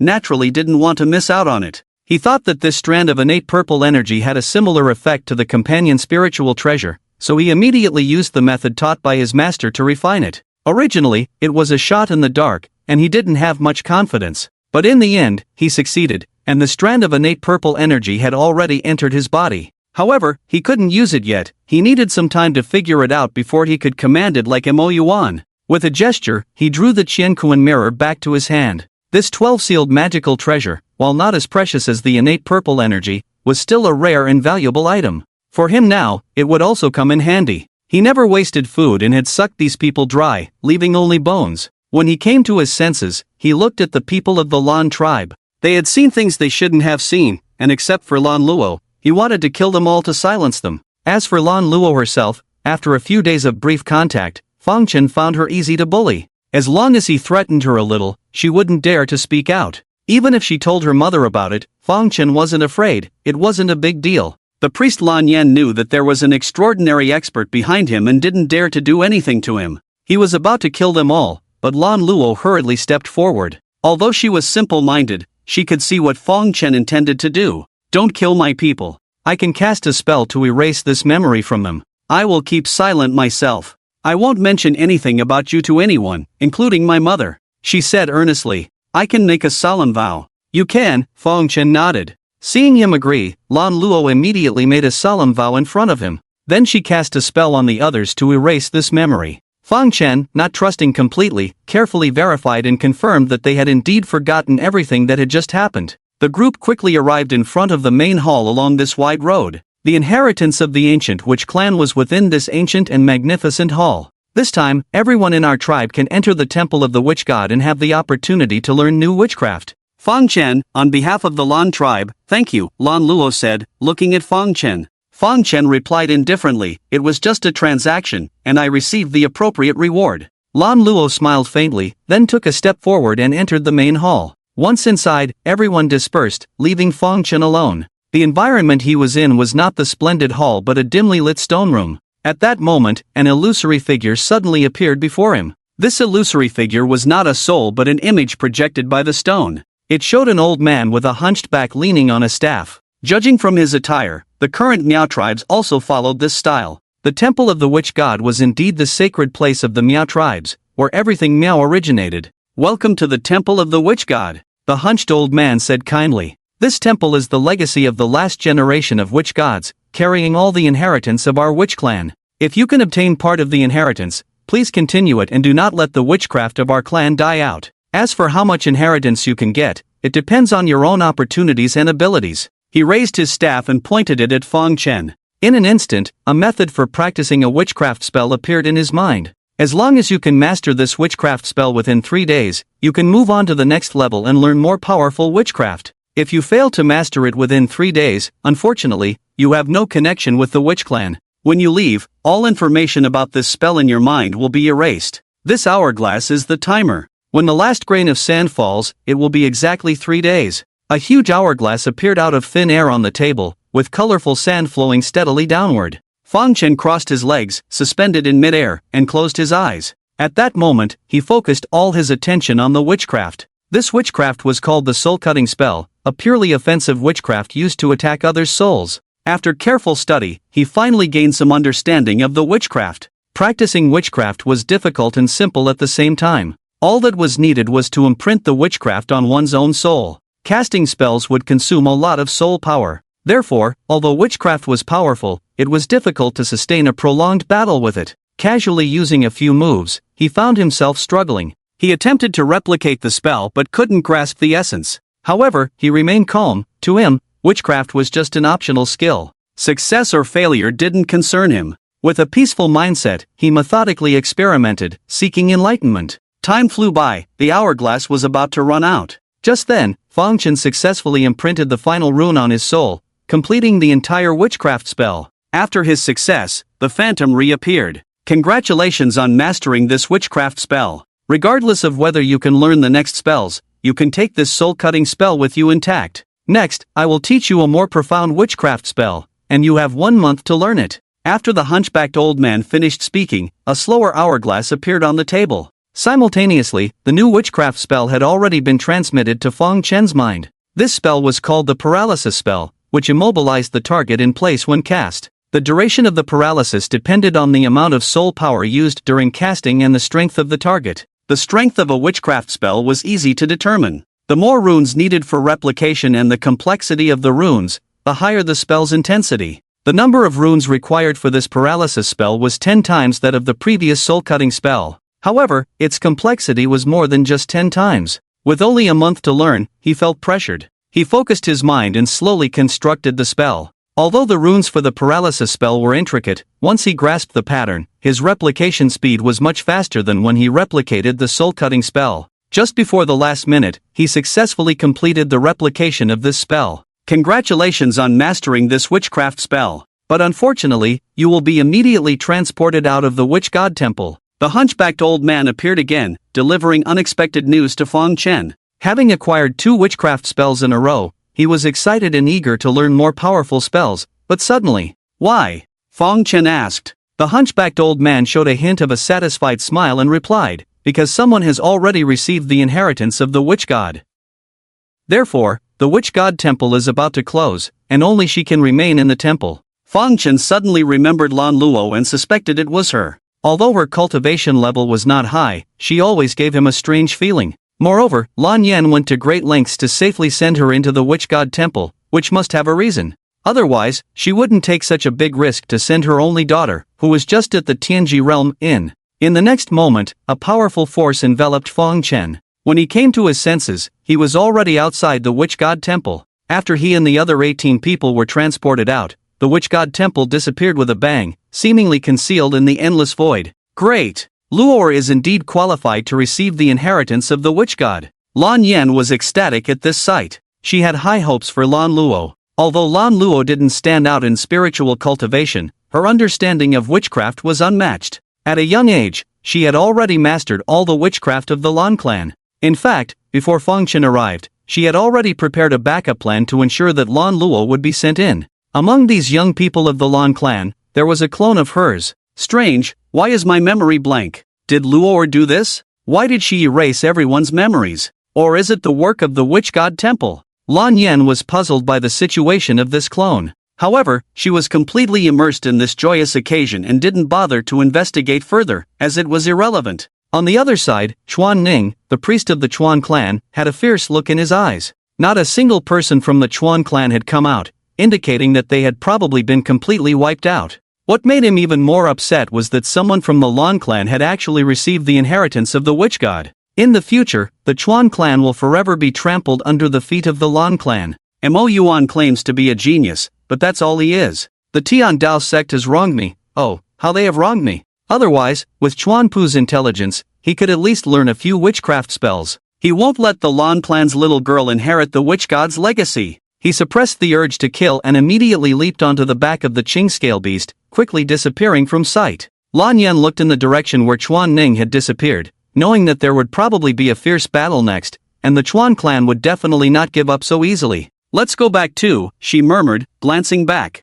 Lan Luo's acceptance of the inheritance would take many years, and until then, she could only wait silently. Back at the Lan clan, Feng Chen followed Lan Yan to her residence. She had promised to reward him generously if he successfully escorted her. In the courtyard, there was a well. This well was very special, as Feng Chen felt a continuous flow of spiritual energy gushing out of it. The high concentration of spiritual energy in the surroundings, even the entire Lan clan, seemed to rely on it. This well is the foundation of our Lan clan. My treasure has been accumulating at the bottom of the well, nurturing it every day, Lan Yan said. She reached out and forcefully sucked in. A crystal-clear stone appeared in her hand. At first glance, this stone seemed ordinary, but upon closer inspection, it was filled with terrifying energy. It seemed like once activated, it would erupt like a volcano. What is this? Feng Chen asked. Lan Yan explained, this is called the Rising Star Stone, a miraculous treasure nurtured by heaven and earth. It can be used to enhance the power of acquired treasures, effective for any level of acquired treasure. However, the energy it contains is fixed, so the extent of enhancement depends on the quality of the treasure itself. For lower-grade treasures, it can greatly enhance them, while for higher-grade treasures, it can only slightly enhance them. I obtained this Rising Star Stone by chance in the Central Divine Realm 80,000 years ago. After soaking in our clan's well for 80,000 years, its energy has increased significantly compared to when I first found it. I'm giving this to you as a reward. Such a rare item in the world. Feng Chen stared at the gem in amazement. Coincidentally, he had obtained one of the 4 great treasures of the Tian Dao sect, the Chen Kuan mirror. This treasure was already exceptional, and if it could be further enhanced, wouldn't it be wonderful? Thank you, Priest Lan. He accepted the Rising Star Stone. In fact, just by helping him lift the curse of seeking death, the Lan clan owed him nothing. He knew that Lan Yan's generous gift today was more about making friends with him. With Lan Luo inheriting the witch god's legacy, the Lan clan would surely rise in the future, and he was happy to have a powerful ally. After spending over a month in the witch god temple without eating or drinking, he was starting to feel a bit thirsty. Looking at the magical well, he scooped some water into his hand. Wait, you can't drink this water from the well. Lan Yan quickly stopped him. Feng Chen didn't want to offend, so he immediately poured out the water in his hand. He figured it was probably a rule of their clan not to allow outsiders to drink from this well. In this place, there were many strange rules, and he had long since gotten used to them. I'm not being stingy, it's just that the creation spring is not meant for drinking. Lan Yan explained immediately, fearing that Feng Chen might think poorly of their Lan clan. The creation well is extremely peculiar, constantly emitting spiritual energy. But under normal circumstances, it shouldn't be drunk. If a woman drinks it, she will become pregnant. If a man drinks it, he will have difficulty showing his prowess for a long time, feeling weak and impotent. Upon hearing this, Feng Chen quickly shook off the water on his hand and cleaned it. He had not expected that this seemingly tempting spiritual well would be so terrifying. In the tribe, if a woman doesn't want to marry but desires to have a child, she will come to me for this water to drink, Lan Yan said. Luor actually doesn't have a father. She was born from me drinking this spring of creation alone. Feng Chen didn't know what to say. What he saw and heard today truly broadened his horizons. With many things on hand, Fang Chen didn't leave Lan's tribe immediately. He now lived in Lan Yan's house, not in her room but beside the spring of creation. The well continuously gushed with pure spiritual energy, making it a delightful place for cultivation. He took out the star ascension stone and fused it into the Qian Kuan mirror. It immediately upgraded from 12 to 13 restrictions, matching the snow jade clean vase of purple bamboo. Although it only added one restriction, the power of this treasure doubled. Especially focused on defense, its defensive capability had reached its peak. After busying himself, he concentrated on pondering the strand of primordial purple chi in his body. Although it belonged to him now, using it still felt quite unfamiliar, requiring time to harmonize with each other. He sat suspended above the spring of creation, cultivating day and night, unaware of how much time had passed. Until one day, several terrifying auras descended upon Lan's tribe. Along with them were practitioners from the Chuan tribe and the Tian Dao sect. The Chuan tribes which practitioners were the majority, numbering nearly 10 million. On the altar, Lan Yan and the other 8 elders of Lan's tribe immediately ascended into the air. Chuan Ning, you shameless scoundrel. Lan Yan glared at Chuan Ning across from her. You actually colluded with outsiders, truly shameless. Chuan Ning sneered, so what if I colluded with outsiders? The Miao region should have changed hands long ago. We witch practitioners have been trapped here for generations, which is a mistake in itself. We should integrate into the entire cultivation world. Chuan Ning's words make sense. The elder of the Tian Dao sect beside him, Wenmu, said with a smile, Priestess Lan Yan, have you considered forming an alliance with our Tian Dao sect? You may know that we are currently in turbulent times, with a great terror about to descend.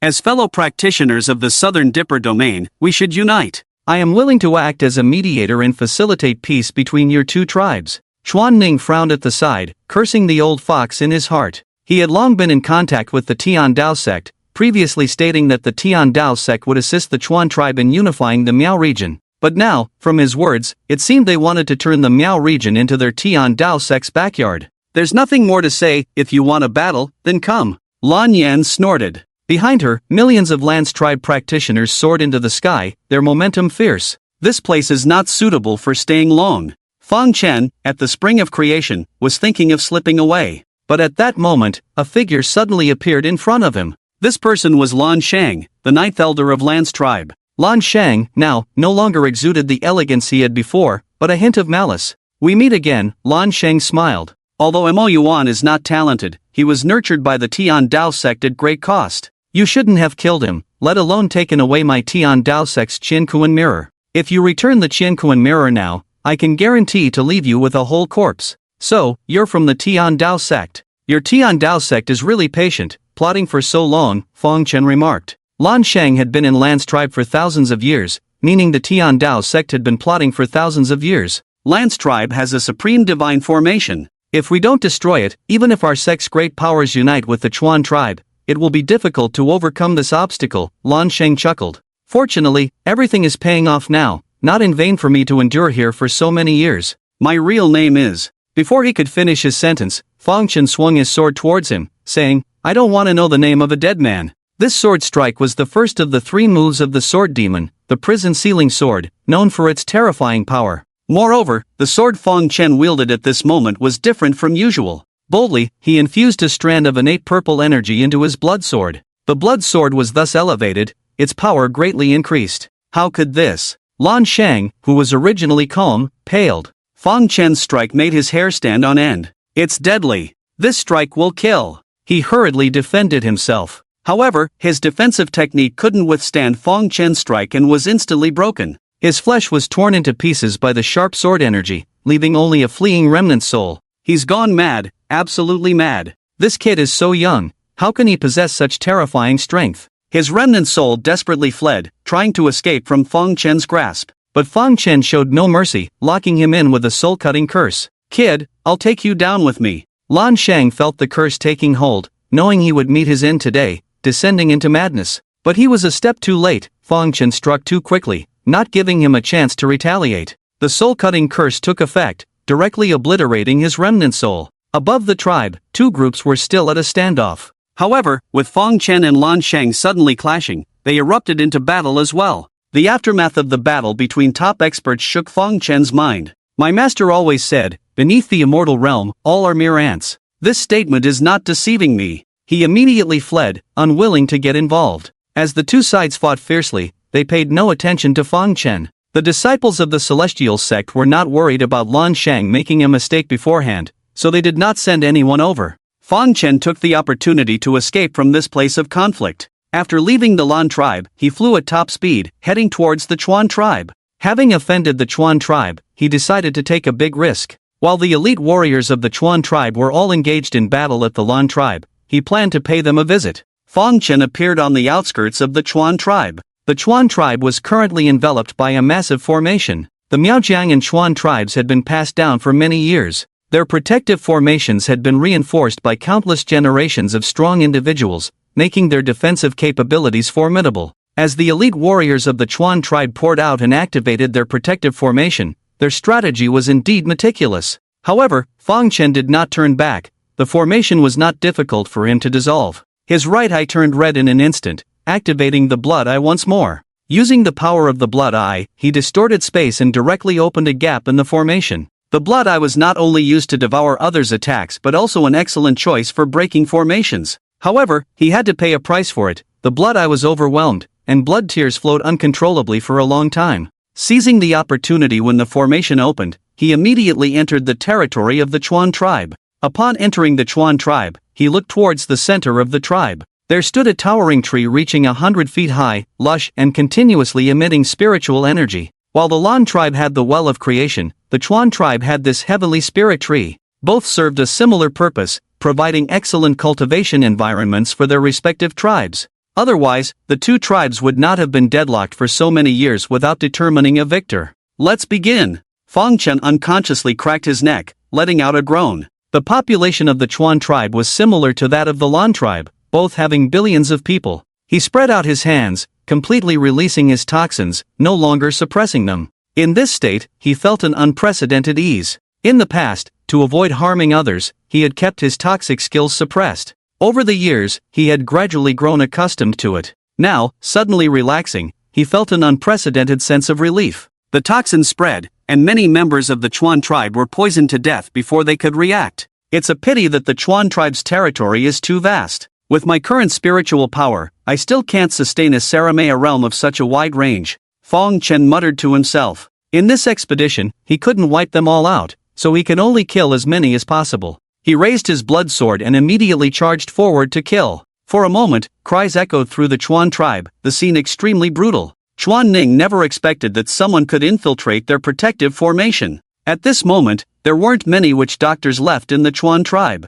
Fang Chen seemed like a wolf among sheep, unstoppable, cutting through the entire Chuan tribe. On the Chuan tribe's altar, a middle-aged man in the later stage of the opening sun realm sat cross-legged. He was the elder who stayed behind in the Chuan tribe, also the weakest elder in the tribe, Chuan Hang. Although his combat power was the weakest, he possessed a special curse that could completely conceal his presence. Therefore, as Fang Chen slaughtered throughout the Chuan tribe, he never noticed him. After the incident, Chuan Hang immediately informed the high priest Chuan Ning, who was battling in the Lan tribe. Then he began to brew something in the witch god altar. It was evident that he was very anxious, his face red and sweating profusely. Fang Chen had been killing for a long time, and countless people had died or been injured. Every second wasted meant thousands more deaths. Suddenly, he felt a huge weight lifted off his shoulders and took a long breath. Finally done. Let me show you the power of my Chuan tribe. A hint of ferocity flashed in his eyes as he merged with the ancient witchcraft figure that appeared on the altar.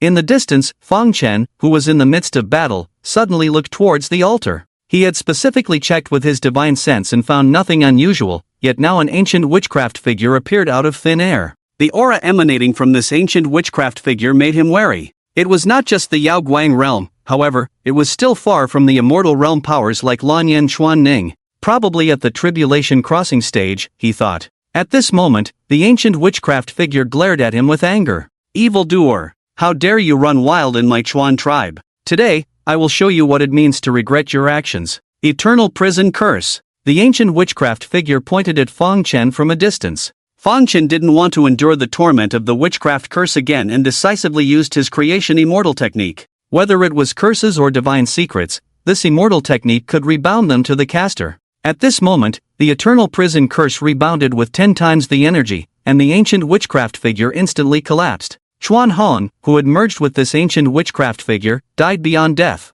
The eternal prison curse was terrifying, capable of directly dragging a person's soul into the 18 layers of hell for torment. Being rebounded by Feng Chen's creation immortal technique, he suffered 10 times the original pain, and his soul directly dissipated. After using the creation immortal technique, Feng Chen's aura instantly weakened. Although the immortal technique was extraordinary, it also consumed a lot of his own energy. Fortunately, this move resolved the major trouble directly. The rest were just small fry. He raised his blood sword again, immersing himself once more in endless slaughter. On the other side, above the Lan tribe, Chuan Ning and the Grand Elder of the Tian Dao sect, Wenmu, joined forces to attack Lan Yan. Despite Lan Yan's considerable strength, she was heavily injured at the moment. The three individuals were evenly matched in realm, and her struggle against the two was too strenuous. No, Elder Wenmu, I need to take my people back to the tribe first. The elder who stayed behind informed me that a scourge had invaded our tribe, causing a massacre. This person could break through our Chuan tribe's protective formation, so he must be extremely formidable. The ones left behind may not be able to stop him, so I must return immediately. Chuan Ning transmitted to the Grand Elder Wenmu of the Tian Dao sect. Upon hearing this, Wenmu coldly snorted, "Nonsense. If we don't kill this woman now, there will be endless trouble in the future. Once the tribe is gone, it's gone. Anyway, you're still alive, and I promise to give you an even bigger Chu family in the future. Sorry, I have to go back. I'll have to rely on Elder One from now on." Chu Ning didn't believe a word of his nonsense. More importantly, the Chu tribe was his life's work, something he couldn't let go of. Moreover, there were a large number of treasures in the Chu tribe, accumulated over millions of years. If they were taken by the intruding evil star, it would be a huge loss. He immediately turned into a rainbow and disappeared into the sky. Lan Yan was puzzled to see Chu Ning suddenly leave, but no matter what, it was a good thing. Her eyes were determined, and a blue hexagram mark appeared on her forehead. Divine Awakening. With a shout, a more terrifying soul force emanated from her.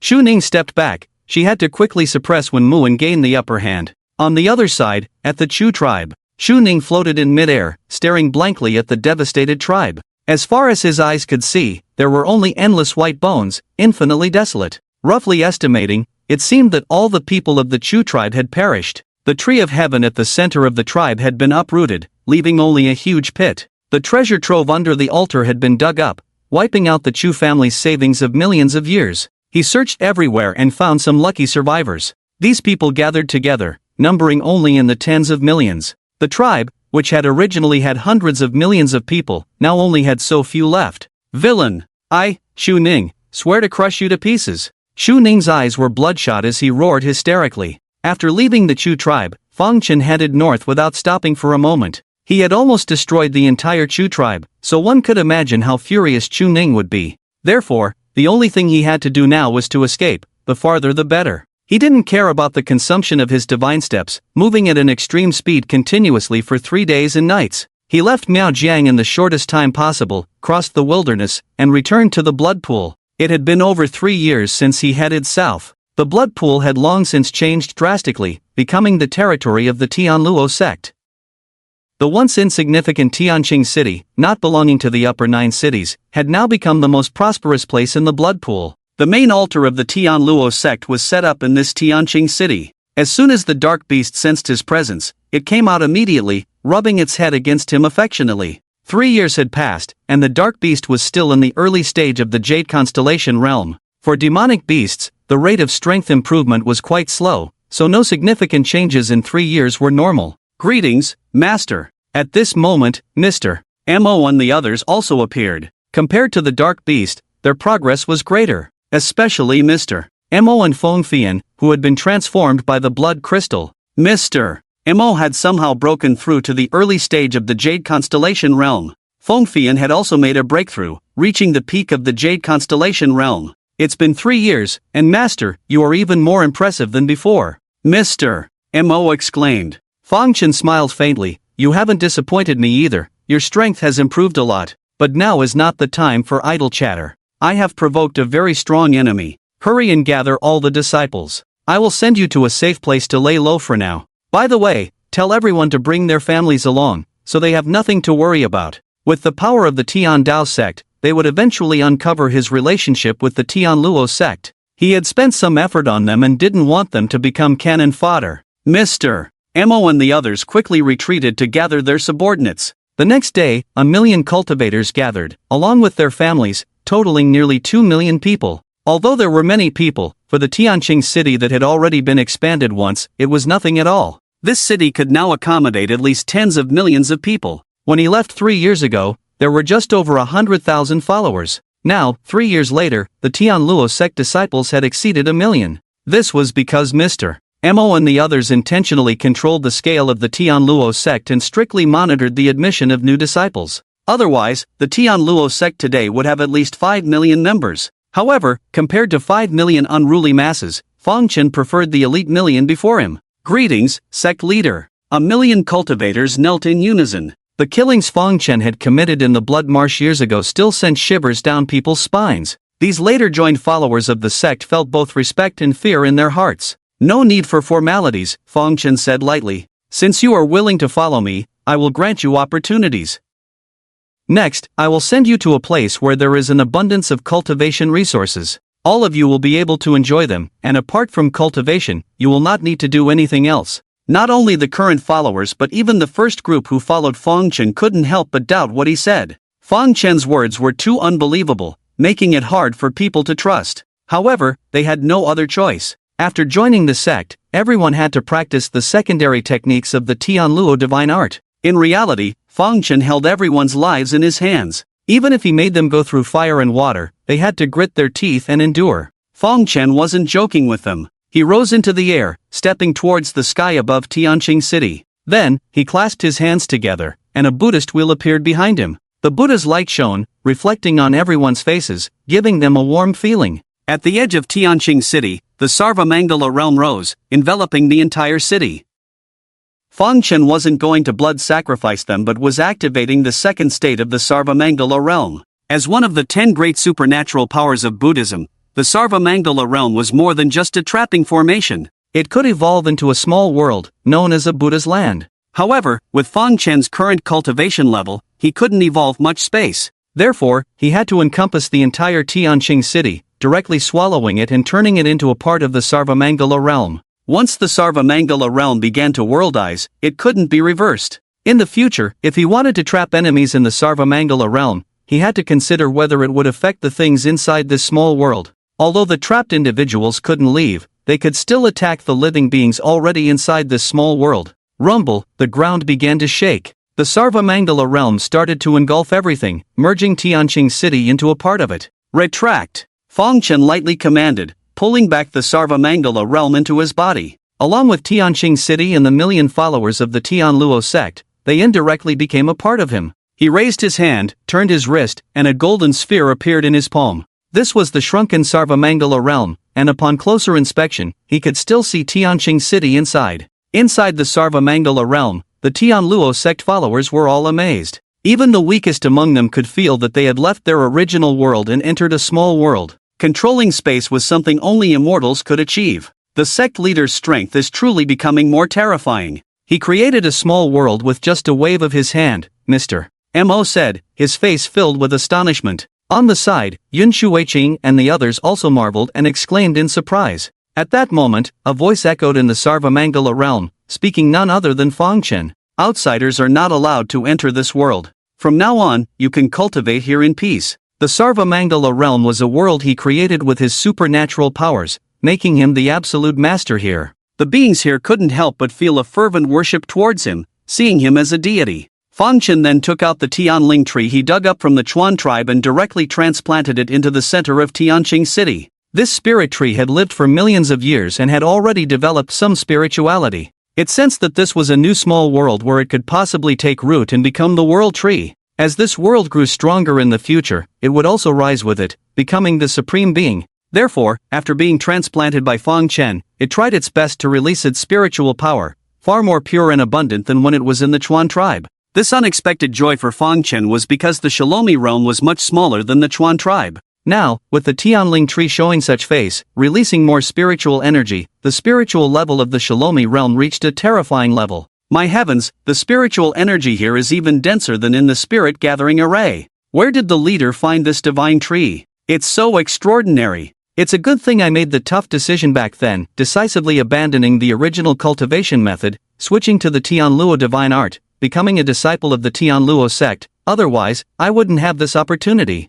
The Tian Luo sect members, who were initially anxious, were now excited and cheering. For cultivators, having such a place for their practice was like a dream come true. I still have some cultivation resources here. Ghostly second, you are responsible for distributing them so that all sect members receive a share. Then, spirit stones rained down from the sky, falling like they were worthless. Following the spirit stones were various elixirs, soul-nourishing tea, magic treasures, and so on. These were all obtained through his battles since he started. Of course, the majority came from the resources of the Chuan tribe. The Chuan tribe was a large tribe of several 100 million people with a heritage of millions of years. The profound background of such a behemoth was self-evident. Even if these million sect members didn't eat or drink and spent all their time cultivating, what Fang Chen provided now would be enough for them for hundreds or thousands of years. Fang Chen clenched his hand, and the world in his palm disappeared. He had already planted the seeds of hope. All he needed to do now was wait patiently, and one day they would bear fruit. He looked down at the ground, and after the entire city had been moved, a terrifying crater appeared. If someone unaware came here, they would surely be shocked. At this moment, he concealed his only weakness and had no other concerns. He took out a Dragon King mask from his storage ring and put it on his face. Then, using the heavenly concealment technique taught by his master, he changed his aura. The disguise of the heavenly concealment technique was top-notch. Even during the Miaozhang period, not even strong individuals like Lanyan could see through his true cultivation level. After changing his aura at this moment, he wouldn't be exposed either. With his current strength, he couldn't confront powerhouses like the Tiandao sect head-on, so he had to lay low for now. Since he started, his activities had been limited to the area around Nanyang Shuoa. Therefore, in a few days, the Tiandao sect and the remaining witch cultivators of the Chuan tribe would surely come seeking revenge. He planned to temporarily leave this place and head north to the Great Zhou dynasty. The Great Zhou dynasty was also a top power in the southern Dipper domain. Moreover, its heritage was deeper than the Great Gan dynasty behind Nanyang country. More importantly, the Zhou dynasty and the Han dynasty where the Tiandao sect was located were rivals. In the Zhou dynasty, he could safely develop for a while without worrying about the Tiandao sect's pursuit. However, before leaving, he inexplicably turned towards Nanyang country and decided to visit the imperial capital of Nanyang country first. Nanyang country, Imperial Palace. Li Hongtiao was cultivating in her practice room. At this moment, she was even more radiant and charming than before. The most terrifying thing was that in just 3 short years, she had actually broken through from the middle stage of Jade Constellation to the great perfection of Jade Constellation. The speed of her progress, breaking through 2 small realms in such a short time, was simply unimaginable. And the reason for all this was a past she didn't want to remember. Ever since that day when Fang Chen took possession of her, she felt like her body had been opened up. From that day on, her cultivation advanced by leaps and bounds, to the point where she didn't even need to practice, yet her cultivation soared rapidly. At first, she was excited, but later she began to feel a hint of fear. Good things don't just fall from the sky, and such a strange situation made it hard for her to feel at ease. However, after spending a lot of time researching ancient texts, she finally understood what was going on. She felt that she must be the legendary heaven-sealing body mentioned in the texts. The heaven-sealing body was extremely rare, and before the seal on the body was broken, one often couldn't perceive it themselves. Although she had shown some remarkable talent in the past, compared to the descendants of those major powers, she was nothing special. At over 800 years old, she had only cultivated to the middle stage of Jade Constellation, so she never thought she had any special constitution. I wonder where that bastard has gone. My people have been searching for him for years, but there's been no news. Although I owe my current soaring success to you, but 3 years had passed, and she still couldn't forget Fang Chen, wanting to seek revenge on him. Now, she was bursting with confidence, feeling that she must have surpassed Fang Chen by now. Your Majesty, Lord Wei requests an audience. At this moment, the voice of her trusted female servant came from outside the door. Li Hongtiao furrowed her delicate eyebrows and coldly snorted. Didn't I say I didn't want to see him? Tell him I'm in seclusion for cultivation. I did tell him that, but he... The maid hesitated to continue. But go ahead, Li Hongtiao said. He said that if your Majesty refuses to see him, this year, the Southern Yang Kingdom will probably need to increase its tribute by 70%. The maid muttered softly. Upon hearing this, a hint of killing intent flashed in Li Hongtiao's eyes, her face turning dark. However, these negative emotions quickly disappeared. She had endured for many years, and her temperament had been honed to a great extent. She stood up and left the training room. Before long, she arrived at the Golden Wang Palace. Inside the vast palace, there was not a single servant or eunuch in sight. There was only a carefree young man, sitting with his legs crossed on the dragon throne. Seeing Li Hongqiao approaching slowly, he remained unmoved, sitting in place. Empress Tiao, don't you want to see me? Wei Wujiao stared at Li Hongqiao, not hiding his possessiveness. Li Hongqiao calmly said, I happen to be in seclusion. What business do you have, sir? The tribute for this year, haven't I already submitted it? Wei Wujiao was a descendant of one of the top families of the Great Gan dynasty, and as a punishment for his mistake, he was sent to various foreign countries to collect tributes. He thought it would be a tough job, but when he arrived in the southern Yang kingdom, he was pleasantly surprised. He never expected to find such a beautiful woman in this small place. Although she was cold and gave off an air of aloofness, he was drawn to her. He liked seeing strong-willed women submit before him. Empress Tiao, you should know that my Wei family has high-ranking officials in the Ministry of Rights and the Ministry of Revenue.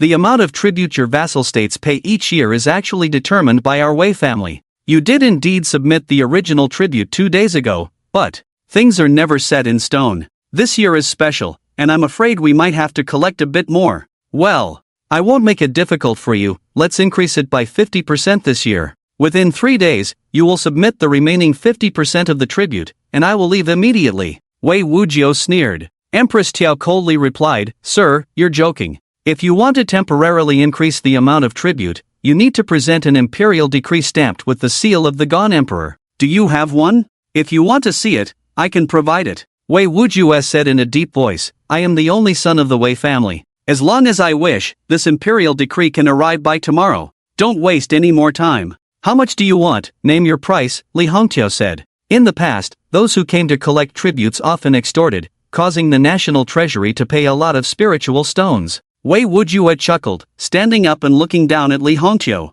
The Wei family is wealthy enough to rival a nation. I have no interest in your trifles. You should understand my meaning. I have taken a liking to you. If you accompany me, I will no longer trouble you. Otherwise, your Nanyang kingdom will face increasing tribute demands every year until your country is destroyed. Taking a deep breath, Emperor Tai felt she had encountered such a shameless envoy for the first time in many years. The anger accumulated over the years surged within her. She had had enough. With only the royal bloodline left in her, after killing someone, she could simply flee to a distant land. As long as she was alive, the Nanyang kingdom would not be considered extinct, and one day, the blood-sucking Great Gan dynasty would pay the price. With her mind made up, she was about to make a move. However, at that moment, a figure suddenly appeared behind Wei Wujiao. Who are you? Wei Wujiao also noticed him. You scared me. What's going on? Why can't I move? What do you want? Release this young master immediately. Do you know who I am? Fang Chen swung a slap,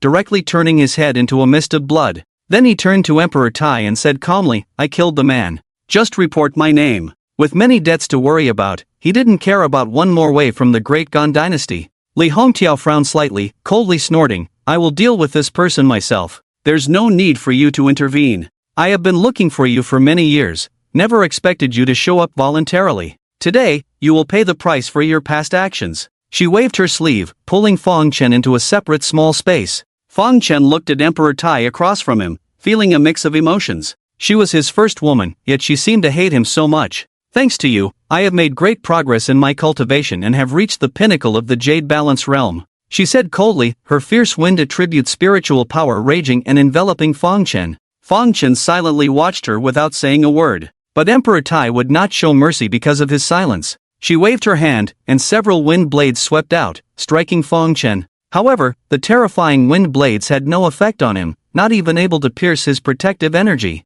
A few days ago, he had gone on a killing spree in the Chuan tribe. His strength had greatly increased. Although his physical body had not yet reached the level of forming a protective energy field, it had already developed a protective energy. The reason for the protective energy was simple. His blood and energy had become strong enough to naturally generate a field. This field, rooted in his physical body, was very stable, like a suit of armor. Seeing this, Li Hongqiao widened her eyes and unconsciously took a few steps back. Impossible! Is this the legendary protective energy? Your physical body has become so powerful. She couldn't accept this fact. For the past 3 years, she had fantasized every day about the day she would reunite with Fang Chen. But she never imagined it would be like this. She had made rapid progress, yet he had distanced himself further. It must be an illusion. I refuse to believe you have truly mastered protective energy, she said angrily, drawing a sword. As she was about to strike, Fang Chen suddenly appeared behind her, one hand gripping her wrist holding the sword. At the same time, his other hand pressed against her waist, using the stealing fragrance technique. Li Hongtiao's reaction displeased him, so he decided to be ruthless to the end. With a clang, the sword in Emperor Tiao's hand fell, her face turning somewhat strange. "You!" She gritted her teeth. Fang Chen smiled and whispered to her, "Actually, last time was not intentional, but this time." After a while, the surroundings quieted down. Fang Chen looked at Li Hongtiao in his arms, who was snoring, his expression changing constantly. Li Hongtiao, who had been extremely resistant, gradually seemed off. He thought it was his own powers that had caused her brain damage, which startled him. But then he realized he was wrong. Her consciousness was clear. Perhaps after suppressing it for 800 years, she also needed a moment of indulgence to release her pent-up emotions. After a while, the snoring in his arms stopped. Fang Chen lowered his head to look at her, only to see her eyelashes flutter, and she suddenly opened her eyes. Her beautiful eyes widened as she stared directly at Fang Chen, a blush appearing on her pretty face. "I think I might be going crazy," she murmured. "Fang Chen, you're so bad." Fang Chen reached out to tuck her disheveled hair behind her ear, nodding in agreement. "Yes." Li Hongtiao was born into the royal family, always suppressing herself, never relaxing even after ascending the throne. She never admitted that. In fact, 3 years ago, she was very lively. And today, it was the same, as if all her worries had disappeared, leaving only joy. What made her completely let go was that she, who thought her cultivation had greatly improved, was nothing in front of Fang Chen. She thought she could defeat him, but it turned out to be a joke. She was tired, completely exhausted. So she was completely in a state of indulgence, numbing herself. "Why did you suddenly come to find me?" she asked. Fang Chen replied, "I am about to embark on a journey, perhaps not returning for many years, so I wanted to see you one last time. After all, you are my first woman, although I know that between you and me, it's just a physical relationship." Li Hongtiao snorted and turned away. "The way you say it, it's as if there are other women?" she muttered. She was originally an icy empress, but at this moment, she was acting a bit like a little girl.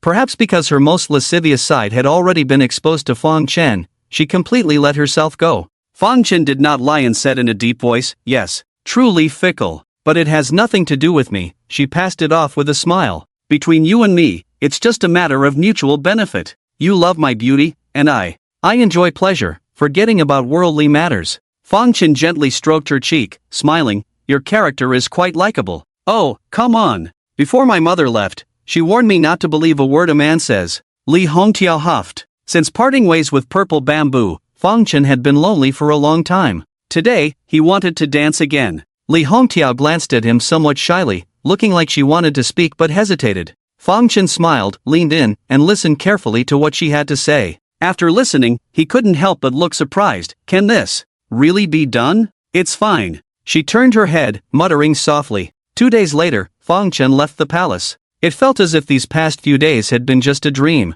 Inside the dragon court, Li Hongtiao's head was buzzing, feeling quite dreamlike. She didn't know how she ended up like this, but it was indeed strange. The second seal of the heavenly sealing body has finally been lifted. "At least my cultivation speed can increase tenfold," she murmured. Suddenly remembering something, a blush appeared on her pretty face. Her heavenly sealing body was different from the usual one. The usual heavenly sealing body had only one seal, which could be broken to unlock the seal and restore the original innate talent. But her heavenly sealing body had 2 seals. She had 2 seals because her talent was too terrifying. One seal alone couldn't contain it, so there were 2. That day, she whispered to Fang Chen, speaking of this second seal. Remembering the recklessness of that day, her heart couldn't help but race. She quickly shook her head, took a few deep breaths, closed her eyes, and meditated. "You little villain, next time we meet, I will make you pay. I don't believe that even with both seals open, I can't surpass you," she thought, a strong desire for victory burning in her eyes. Since leaving Nanyang, Fang Chen had been heading north. Now he was within the borders of the Jade Kingdom, very close to the Great Zhou dynasty. Suddenly, he looked to the left front, a hint of surprise flashing in his eyes. There was a strong demonic aura ahead, and he sensed a very powerful energy, indicating a vigorous demon was there. Since heading north, to avoid unnecessary trouble, he had spent almost all his time on the road. It had been a while since he last practiced, and now that he had a rare opportunity for good prey, he flew towards it. The place Fang Chen gazed at was where the Red Leaf City was located. A pink fleshy mountain rampaged recklessly within the city, a rare demon called Swaling. It had no definite shape, entirely made up of piles of flesh stacked together. Its skin was full of wrinkles but had a pink hue. Tentacles flew out from its body, and once they entangled a person, they could instantly devour the essence of a living person. The practitioners in Red Leaf City either ran or died, leaving only the slow-moving commoners struggling to survive. Sui Ling had low intelligence, only knowing to eat, but it grew rapidly. Its massive body was quite conspicuous, and Fang Chen could already see it from a long distance away. The aura Sui Ling displayed was only at the later stage of the Jade Constellation realm, but the life essence contained in its body made him excited. Go! Fang Chen summoned his blood sword and attacked Sui Ling. After refining hundreds of millions of people in the Miao territory, the blood sword had become extremely terrifying. Beings near it would unconsciously fall into a terrifying illusion of mountains of corpses and seas of blood, eventually dying in fear. If one's strength was stronger, they might resist it, but it was still difficult to withstand the terrifying killing intent contained in the blood sword. The blood sword turned into a rainbow and appeared above Red Leaf City in an instant. Although Sui Ling was clumsy, it still had the instincts of a living being. Sensing danger, it immediately extended thousands of tentacles, trying to suppress Fang Chen's blood sword. But how could it, with its might, move the blood sword? The blood sword pierced Sui Ling's body with irresistible force. A terrifying fleshy mountain 20 zhang high was instantly drained by the blood sword, leaving only a disgusting wrinkled skin. Fang Chen made a gesture and immediately retrieved the blood sword. The life essence devoured by the blood sword also nourished him, providing him with a small meal. In Red Leaf City, the surviving commoners wept and bowed in worship towards the direction Fang Chen had swiftly passed through. Seeing this scene, Fang Chen couldn't help but smile. He thought that if these commoners knew who he really was, they would probably run away immediately. Before long, Fang Chen frowned and looked back. He felt a strong presence chasing after him. Could it be pursuers from the Chuan clan or the Celestial sect? No, this aura is too weak. If they wanted to kill me, they would at least send a few experts in the crossing tribulation stage, right? Looking down on me with just the realm of Jade Constellation, how arrogant. He thought that this person might just be passing by and not necessarily after him. But after a while, the person continued to follow him, which was no longer a coincidence. He stopped and decided to wait for this person, to see what their intentions were. After a moment, a young man in a brocade blue robe, exceptionally handsome, appeared in his sight. Translation: for some reason, he vaguely felt that this person looked familiar, as if he had seen him somewhere before. Your Excellency has excellent speed, flying so fast. The man showed a warm smile. It's a good thing Your Excellency stopped and waited for me, otherwise I would have been left far behind. Who are you? What brings you here? Fang Chen asked coldly. I am Shangguan Beifeng, a member of the Shangguan family, the man in green replied. I arrived late, but fortunately Your Excellency had already killed the Sui Ling, which allowed me to save hundreds or even thousands of people in Hongye City. Shangguan Beifeng. Fang Chen finally realized why he found him so familiar. This place was the Jade Country, and the Shangguan family was the ruler of the Jade Country. The young Shangguan Beifeng in front of him had reached the mid-stage of the Jade realm at a young age, definitely a core figure among the younger generation of the Shangguan family. Although he was a man, he had a delicate appearance, resembling Shangguan Haiwei whom he had seen before. Most likely related to Shangguan Haiwei by blood. May I ask who Your Excellency is? Shangguan Beifeng inquired. Ling Fang. Fang Chen did not reveal his true name, but reversed it. Then may I ask about Ling Fang's background? Shangguan Beifeng asked again. Fang Chen, just a wandering cultivator, nothing special. Shangguan Beifeng smiled and said, since Ling Fang is not willing to disclose, I won't ask further. This place is adjacent to Dazhou, and Ling Fang is heading north. So, Ling Fang is also going to the Dragonfield Dao Gathering, right? Fang Chen asked, what is the Dragonfield Dao Gathering for? Shangguan Beifeng was somewhat surprised, even though Fang Chen did not reveal his identity. But in his view, Fang Chen must also be a descendant of a top power in the Southern Dipper domain. Otherwise, how could he, at such a young age, have the ability to kill the Sui Ling? But at this moment, Fang Chen actually asked him what the Dragonfield Dao Gathering was, which was truly unexpected. He patiently explained, in the Dazhou Imperial City, there is a vast area called the Dragonfield. In the Dragonfield, there is a celestial monument. Every 50 years, the Dazhou royal family invites all young talents from the domain to come and comprehend this celestial monument. This celestial monument is extraordinary, containing the profound principles of the Great Tao. Throughout history, many top figures have comprehended the Tao in front of the celestial monument, achieving unparalleled abilities. Shangguan Beifeng said excitedly. Of course, the act of comprehension is elusive and remains in the realm of legend. But for those who comprehend this celestial monument, there are indeed many who have enhanced their abilities. After receiving the invitation, I set off north, but along the way, I received a message from home saying that there was a disturbance caused by the Swaling nearby, so I diverted here. I have seen too many geniuses who are arrogant and do not care about ordinary people,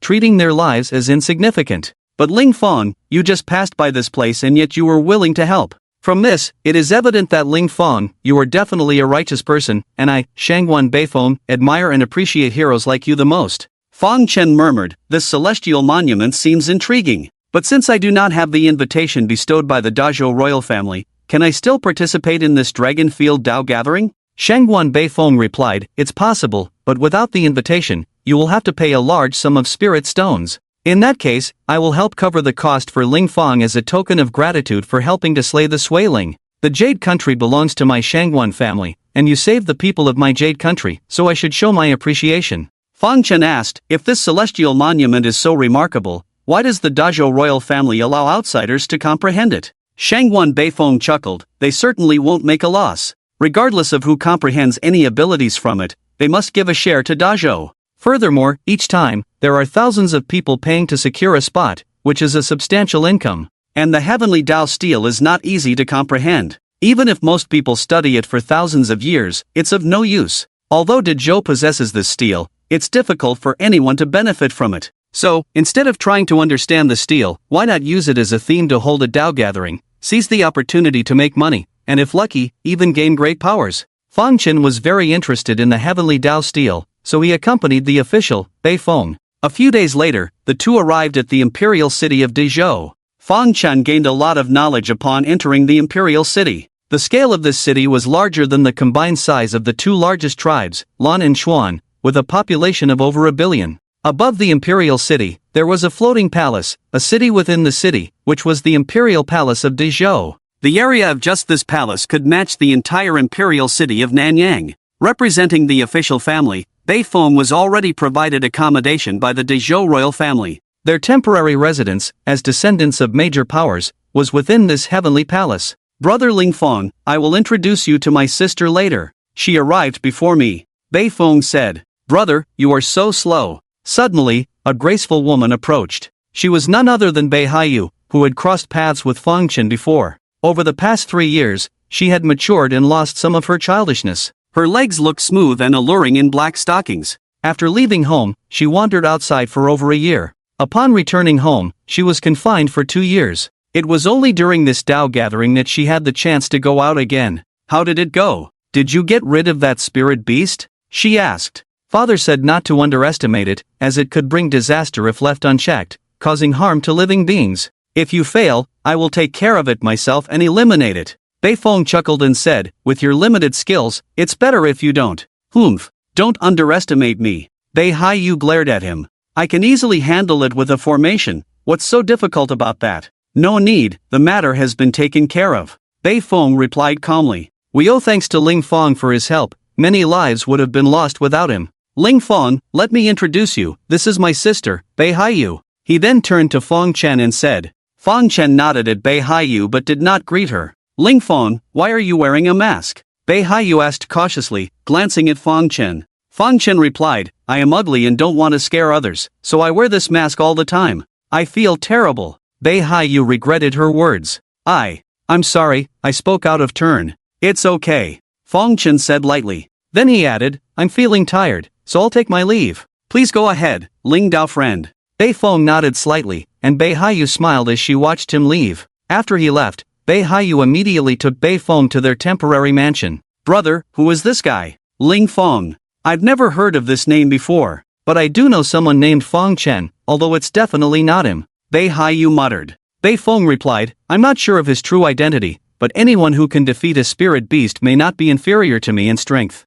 It's best to avoid contact with someone of unknown origin. Bei Haiyu pursed her lips and said, my intuition tells me that this Ling Fong Dao friend is not a good person. Rubbish, I think this fellow Ling Fong Daoist is quite good, worth getting to know deeply, said Shangguan Beifeng with a smile. By the way, I have news about the person you've been asking me to inquire about. Really? Shangguan Haiyue's eyes lit up at the words, tell me quickly. That person disappeared 3 years ago, without a trace, but has recently been active in the Miao region, Shangguan Beifeng said. Moreover, this person seems to have done something to offend the Chuan clan of the Miao region and the Tian Dao sect. The priests of the Chuan clan have offered a sky-high reward and are searching for his whereabouts all over the world. And the Tian Dao sect is also very interested in this person, sending out many people to track him recently, but it seems they have had no results. This person seems to have vanished from the world again, just like 3 years ago. Shangguan Highway sighed at the news. What a pity. Brother, do you think if we find him, we can protect him?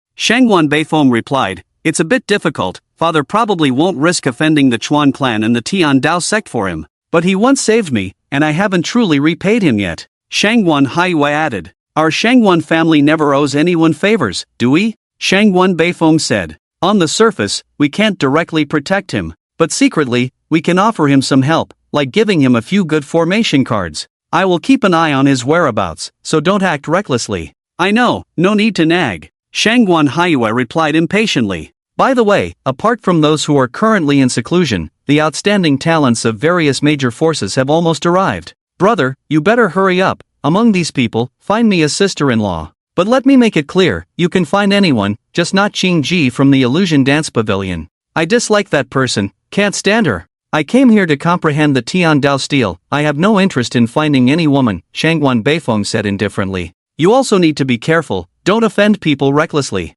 What's the issue between you and Qing Ji from the Illusion Dance Pavilion? I don't feel like telling you. Shangguan Highway snorted lightly and immediately went to attend to her own affairs. On the other side, Fang Chen followed the guidance of the token and made his way to his residence. Although he came with Shangguan Beifeng, he had to stay in a different area due to not having an invitation. Suddenly, he stopped in his tracks, a hint of joy flashing in his eyes. He sensed the presence of Zizhu. She was also here. He walked straight to a courtyard, where two pretty young nuns approached him. This is our temporary residence at Tianjingen. What can we assist you with, benefactor? One of the young nuns asked. Fang Chen said, I have something to discuss with Reverend Zizhu. I am her friend. May I know the benefactor's name? I can inform her. The young nun inquired. Tell her, 3 years, and she will know who I am, Fang Chen replied. The young nun nodded. Please wait here, I will go in and inform Elder Zizhu. At that moment, Zizhu was practicing in her room. She was not young, and of course, she was not here to participate in the Dragon Field Dao Conference,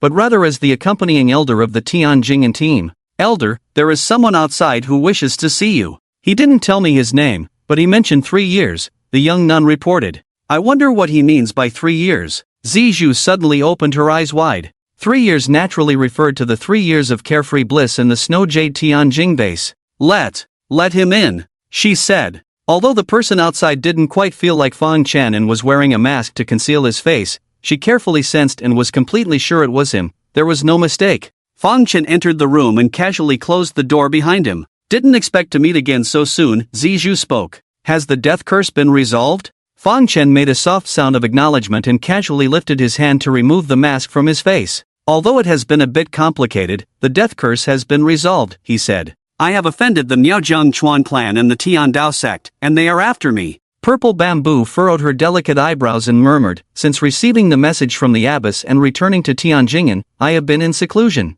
I had no idea so much had happened to you. Both of these forces are not to be underestimated, and with my current abilities, I can't help you much. However, if you are willing, I can recommend you to go to the Pulong Temple. The heritage of Pulong Temple is extremely profound. Even if the people of these two major forces know you are hiding there, they dare not act recklessly. With your talent, if you focus on cultivating in Pulong Temple for 1,000 years, you may be able to ascend to the realm of immortals. By then, you will have the power to protect yourself, and the sky will be the limit for you. Fang Chen said, I'd rather not. Plain and simple cultivation is not suitable for me. He took a few steps forward and approached her. Purple Bamboo swallowed nervously and immediately waved her hand, creating a barrier. You, my nemesis, I finally suppressed my evil thoughts and have been cultivating in peace for some time. The moment you appear, you disrupt me. She grumbled, a blush appearing on her fair face. Fang Chen spread his hands innocently and said, I haven't done anything. Purple Bamboo snorted lightly. Fang Chen said, please forgive me, Reverend. After a while, Fang Chen left the room. The two young nuns guarding the courtyard immediately greeted him respectfully and saw him off. Fang Chen had spent so long in Elder Purple Bamboo's room that they assumed the two must be longtime friends and thus did not dare to be neglectful. Inside the room, Purple Bamboo lay lazily, with a look of annoyance on her face. When they parted ways, she had vowed to let go of the past. But now, upon seeing him again, she had fallen back into old habits, especially with her disciple nearby. At that moment, a greeting came from outside the door. "Master, may I come in?" "Come in." Purple Bamboo sat up, adjusted her plain clothes, and said. A pretty young nun entered the room. Unlike the two disciples outside, she was the focus of this Longchang Dao gathering. The young nun's Dharma name was Jingchen, a standout among the disciples of Tian and a renowned talent in the southern Dipper domain. At only 29 years old, she was already a master in the early stage of the Jade Balance realm. "Why does the room have such a strange smell?" She sniffed deeply and muttered. "The great Zhou imperial family is really lacking in manners, arranging for you, master, to stay in such an untidy room." Purple Bamboo coughed lightly, feeling guilty as she waved her hand casually and said, "Jingchen, you're being too particular. For us monastics, does it matter where we stay? We should not be attached to material things." "You are right, master." Jingchen immediately lowered her head, clasping her hands together in repentance towards the Buddha. Purple Bamboo asked, "What brings you to see me?" "I heard that master had a breakthrough during the Longchang Dao event, comprehending the great supernatural power of Thousand-Hand Guanyin. I came to ask if there are any insights to be gained from it." Jingchen replied. "It's not a good thing to rely solely on luck, but opportunities are rare, and I don't want to miss out," she added. Purple Bamboo shook her head gently and said, "In fact, everyone's perception of the heavenly Dao steel is different. How much you can comprehend depends entirely on personal opportunities. I can't help you with that, but if there's any insight to share, it's to calm your mind. Don't let others influence you, and don't have too many expectations. Approach it with a calm heart. When I had my breakthrough during the Longchang event, I thought that gaining it was my fortune, losing it was my fate, and I focused solely on doing what I needed to do." "Thank you for your guidance, master." Jingchen nodded, finding Purple Bamboo's words quite helpful. Among their generation, where talents abounded, she always felt immense pressure. Therefore, she was eager to gain enlightenment in the dragon arena, to enhance her own strength and compete with the heirs of other powers. "Master, you look a bit tired? You should rest more," Jingchen said again. "You have already reached the realm of perfection in the Yaoguang realm. There is no need to rush in your cultivation. The abbess once said that with your talent, becoming an immortal in a few years is almost certain." Purple Bamboo looked at her disciple who cared for her, a hint of relief showing on her face. "Master, I'm fine, just had a little setback earlier. Resting for a while will be enough. You may go now. Rest well and strive to participate in the Dragon Arena meeting in the best condition." This disciple takes her leave. Jingchen bowed respectfully and withdrew gracefully. However, just as she was about to leave, Purple Bamboo suddenly called out to her, "Wait, master, do you have any teachings?" Jingchen asked. Purple Bamboo, "In this Dragon Arena meeting, there is one person you should pay attention to. This person is named Ling Fong, wearing a Dragon King mask on his face. You are not on the same level as him, and you must not conflict with him." "Ling Fong?" Jingkong frowned. "Among the many geniuses in the southern Dipper domain, I have never heard of such a person. The world is vast, with all sorts of wonders. Even among people of your age, there are many existences you cannot imagine," Purple Bamboo said lightly. "After this Dragon Arena meeting, this person will surely become famous." "The one who came to pay respects to the master just now, was it him?" Jingkong asked. Purple Bamboo nodded slightly. "Indeed. He came just now to seek guidance on some Buddhist scriptures from the master.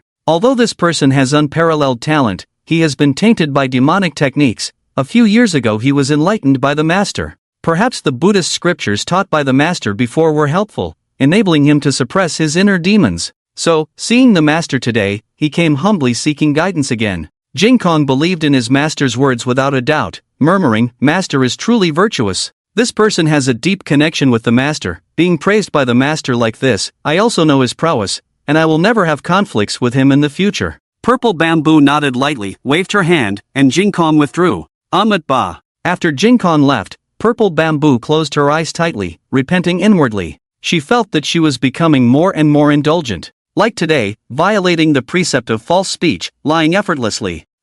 It's all that Fong Chen's fault," she muttered to herself again. On the corridor, a group of people walked towards Fong Chen. Fong Chen calmly passed by these people, but his heart was stirred up. It's always a joy to meet familiar faces when you're away from home, but unfortunately, he couldn't truly meet her. It had been almost 4 years since they last saw each other, and Beiying had changed a lot. She now looked like a fairy, noble, aloof, transcendent, giving off an unattainable feeling. She was no longer the shy girl who used to secretly glance at him while playing the zither in the pavilion. At the other end of the corridor, Beiying inexplicably turned back and looked at Fang Chen. A hint of confusion flashed in her eyes, but she quickly smiled and shook her head. "Junior sister, what's wrong?" Her senior sister beside her asked. "Do you know that strange guy just now?" Beiying said lightly, "No, I don't know him. Just suddenly thought of someone in my heart. I don't know who it is, but he's so charming that you've been thinking about him for so many years." The others laughed. "Several geniuses have expressed their admiration for you, but you have been ignoring them. It's really frustrating. If it were me, I might have children by now." Beiying said lightly, "I'm not interested in matters of love between men and women. I only have a passion for music and playing the zither." "That's for the best." The others laughed. Although the conversation was quiet, Fang Chen heard it clearly. Upon hearing that many talented individuals have expressed admiration for Beiying, he was quite surprised. Although the current Beiying's cultivation has greatly improved compared to the past, reaching the early stage of the Tianquan realm, she still falls far behind those prodigies who reached the Yuhuang realm at a young age. Perhaps she has exceptional skills in music theory? Fang Chen thought to himself. The melody of heaven and earth share longevity from back then still lingered in his mind. Upon returning to his room, Fang Chen immediately went into seclusion to cultivate. With many prying eyes around, he preferred not to move around too much. However, the night was restless, and in the dead of night, a graceful figure appeared by his bedside. The unique fragrance of purple bamboo identified her, and he opened his eyes abruptly. "What brings the Reverend here?" he inquired. "You little rascal, teasing me on purpose." Purple bamboo huffed lightly, then leaned in closer. "You promised to help me with my cultivation back then. If your cultivation has not succeeded yet, you need to work harder," Fang Chen replied. "I see you have long forgotten about cultivating your heart," he added. "How could you say that?" Seemingly struck a nerve, purple bamboo retorted angrily.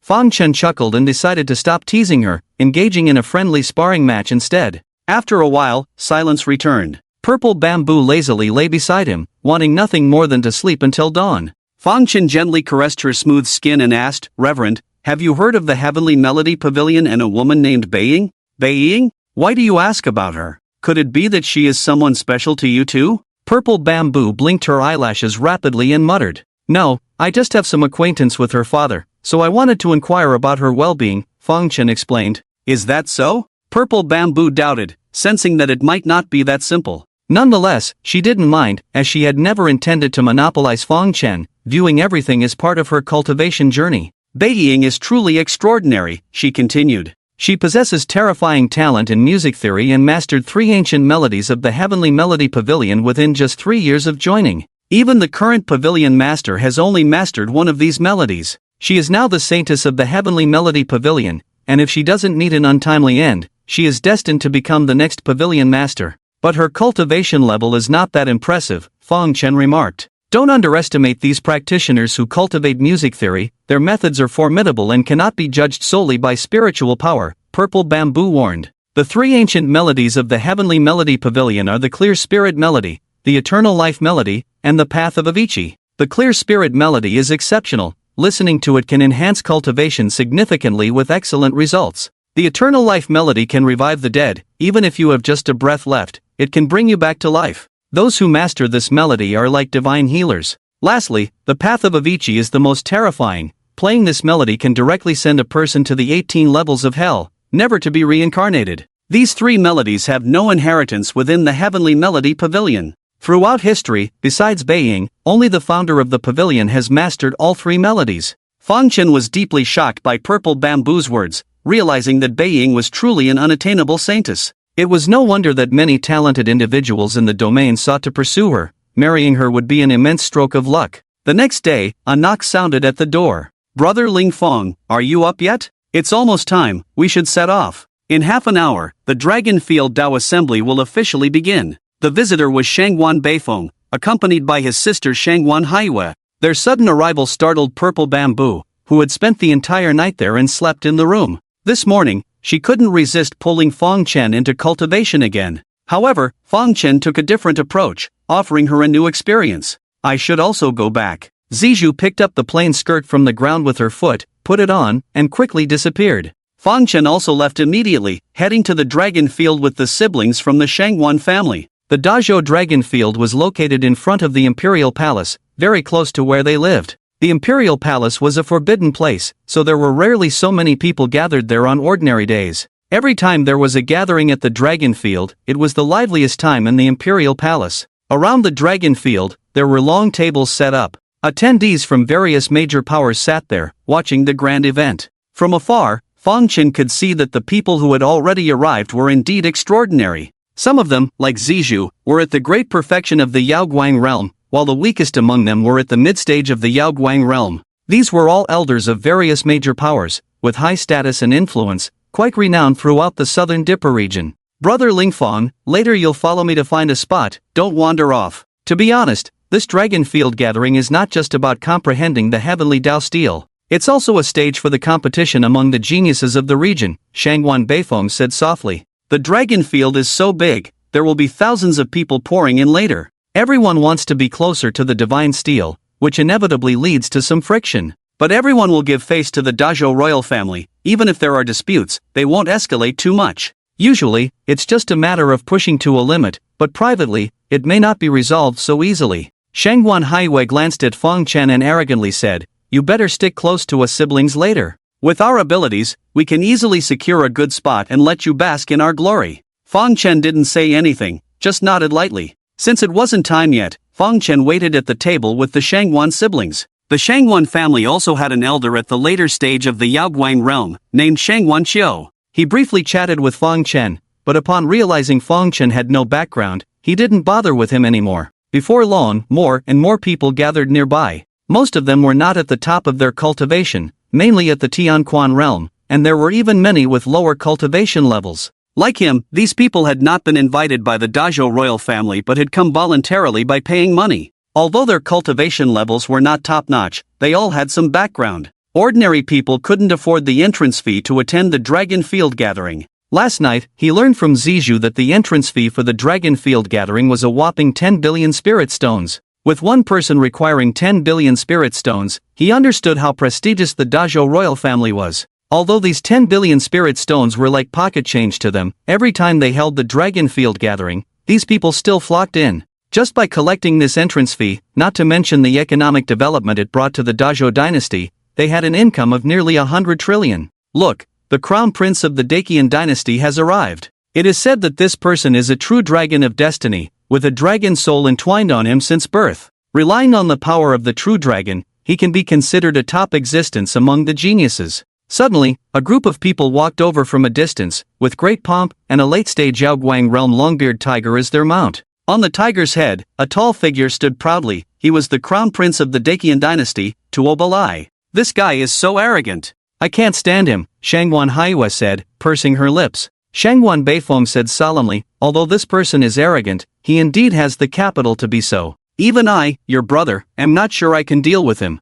Really? You are at the mid-Jade constellation realm, while he is only at the early Jade constellation realm, Shangguan Haiwei said in surprise. Shangguan Beifeng, my constitution is nothing special, just that I cultivate faster, so I can surpass my peers in the genius category. But this Tuoba Lai, from birth, has a dragon soul accompanying him. Crossing realms in battle is a piece of cake for him. Since you can't handle him, then it's up to me. Shangguan Haiwei chuckled. Shangguan Beifeng glanced at her and said, are you going to brag to death? Shangguan Haiwei stomped her foot in anger. Brother, you underestimate me too much. Do you know what I've been doing these 2 years while in seclusion? Shangguan Beifeng asked. It's nothing but cultivation. Seeing your cultivation reach the mid-stage of the Tianquan realm is indeed not easy, but father is really biased. He gave you all the good things these 2 years, and I didn't gain anything. Shangguan Haiwei smirked and whispered, cultivation advancement is just a side effect. This time in seclusion, I inscribed the instant radiance array on myself.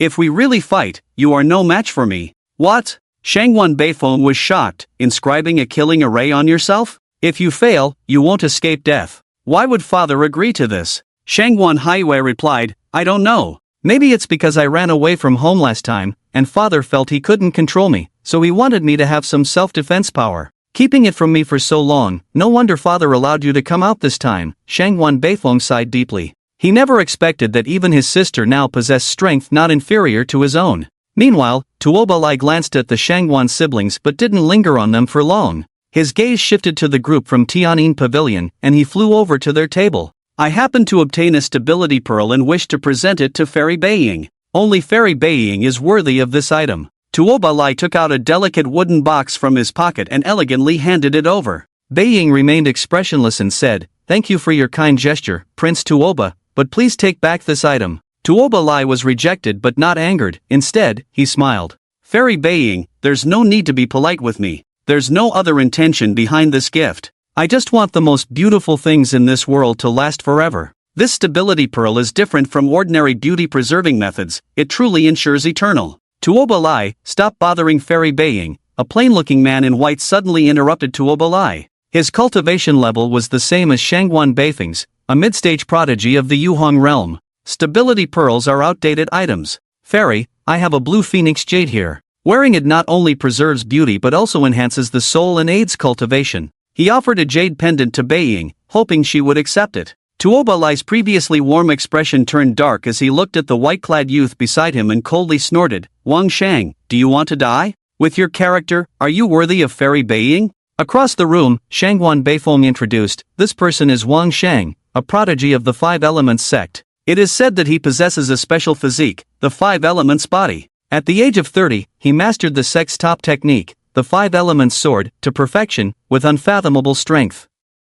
In my estimation, his strength may surpass mine or Tuoba Lai's." Hearing this, Fang Chen nodded slightly, thinking that these powerhouses in the domain indeed had considerable strength. At that moment, another person arrived, exuding arrogance. He immediately said, "Both of you, step aside for me. How can people like you deserve Fairy Beiying? Late-stage Yuhong realm?" Fang Chen noted his high cultivation level, understanding why he acted so domineeringly. Shangguan Beifeng introduced, "This person is from a body refining family, named Lin Wuji. He is slightly older among our generation, but still considered a peer. The Lin family possesses a kind of wild blood that allows them to rapidly increase their strength in a short period of time, and their combat power is quite terrifying. Moreover, this person has a straightforward temperament, very irritable, so Brother Ling Fong, do not provoke this person later." Lin Wuji also took out something, but it was completely different from Tuoba Lai and Wang Shang. It turned out to be a food box. "Before setting off, my mother steamed a basket of buns for me. These are made with top-quality ingredients, very effective. I hope Fairy Beiying won't look down on them. I, Lin Wuji, am a rough person. In fact, since the last time I participated in the Tian'in Pavilion ceremony, Lin Wuji said. Lin Wuji, with your pathetic appearance, you dare to say that the two of us are not worthy?" Wang Shang, who was beside him, was very dissatisfied and interrupted. Tuoba Lai also angrily said, "You are truly arrogant, later you will see. Don't accept it. Let's try later." Lin Wuji smiled. On the seats, Beiying couldn't stand it anymore, her face darkened. "Do not argue in front of my Tian'in Pavilion seat. Furthermore, I have said before, I have no interest in matters of men and women, it's the same for anyone. I hope you all behave yourselves and do not bother me again," she scolded. Seeing her angry, the three of them stopped arguing and reluctantly returned to their respective seats of power. On the seat of the Illusion Dance Pavilion, a charming woman said, "Sister Beiying is truly unaware of her blessings." Her name was Qingji, the pride of the Illusion Dance Pavilion, extremely bold. Her neckline was very low, revealing a tempting cleavage, almost half visible. "Why don't I have such good luck? These stinky men really have no taste." She laughed. Beiying glanced at her and said lightly, "Sister Qingji is joking. There are many who pursue you, I can't compare." "No way." Qingji covered her mouth and chuckled. Across from them, Shangguan Haiyue snorted coldly, "Humph. This flirtatious woman is shameless, dressed so provocatively." However, like Shangguan Beifeng, she was only communicating with the other two, not openly criticizing. Shangguan Beifeng said, "This person has charm in her bones, it's her nature. But don't be fooled by her charm, she's not easy to deal with. Brother Ling Fong, you must not be ensnared by her, or you will be drained dry." Fang Chen said calmly, "I am not interested in women." Shangguan Haiyue laughed, "Is that so?" At this moment, a group of people flew in on swords from the sky, attracting the attention of those present. "I didn't expect her to come too," Shangguan Beifeng muttered. "Brother Ling Fong, remember not to look directly at this person later. This person is the pride of the Divine Sword Mountain, Ouyang Shui, a rare genius in the way of the sword. She was born to be the leader of the sword, possessing extraordinary swordsmanship. The sword lineage excels in combat, and with her extraordinary swordsmanship, she is even more formidable. It is said that she and her mother were abandoned by their biological father, so she harbors a deep resentment towards men. If a man dares to look at her too much, he may lose his eyesight or even be killed on the spot. A few years ago, the arrogant genius of the yin-yang sect, he Tianlong, made disrespectful advances towards her, wanting to cultivate with her, but she chased him and he ended up dying tragically at her hands. This incident almost led to a war between the yin-yang sect and the Divine Sword Mountain, but for some reason, the matter was dropped. Since then, Ouyang Shue's reputation has been fierce, and few dare to provoke her. Fang Chen looked at the group of people from the Divine Sword Mountain flying in the distance and nodded to himself. This person's swordsmanship is indeed remarkable. He could feel the powerful sword aura emanating from Ouyang Shui. Although she had restrained it enough, her sharpness was still evident.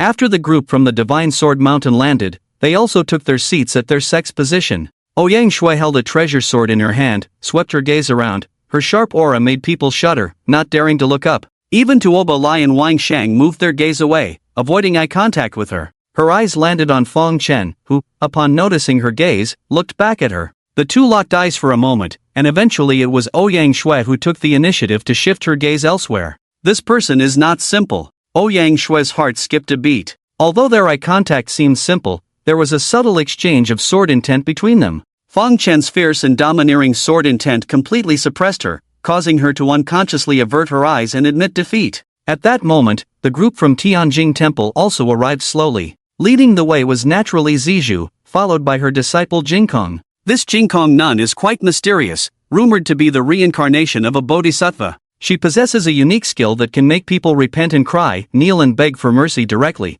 It's like killing without shedding blood. Shangguan Beifeng added. Moreover, her master is Abbess Zizhu, who is quite remarkable. It is said that when she was 900 years old, she had already reached the Yaoguang realm. Now she is about to undergo tribulation. Her cultivation far surpasses those of her generation. You see, although some of us in our 30s and 50s have reached the Jade Balance realm, we are not far from the Yaoguang realm. But as you may know, the later stages of cultivation are increasingly difficult to break through. From the Jade Balance realm to the Kaiyang realm, with our aptitude, it would take at least 1800 years to achieve. From the Kaiyang realm to the Yaoguang realm, it would take several thousand years of practice, to say the least.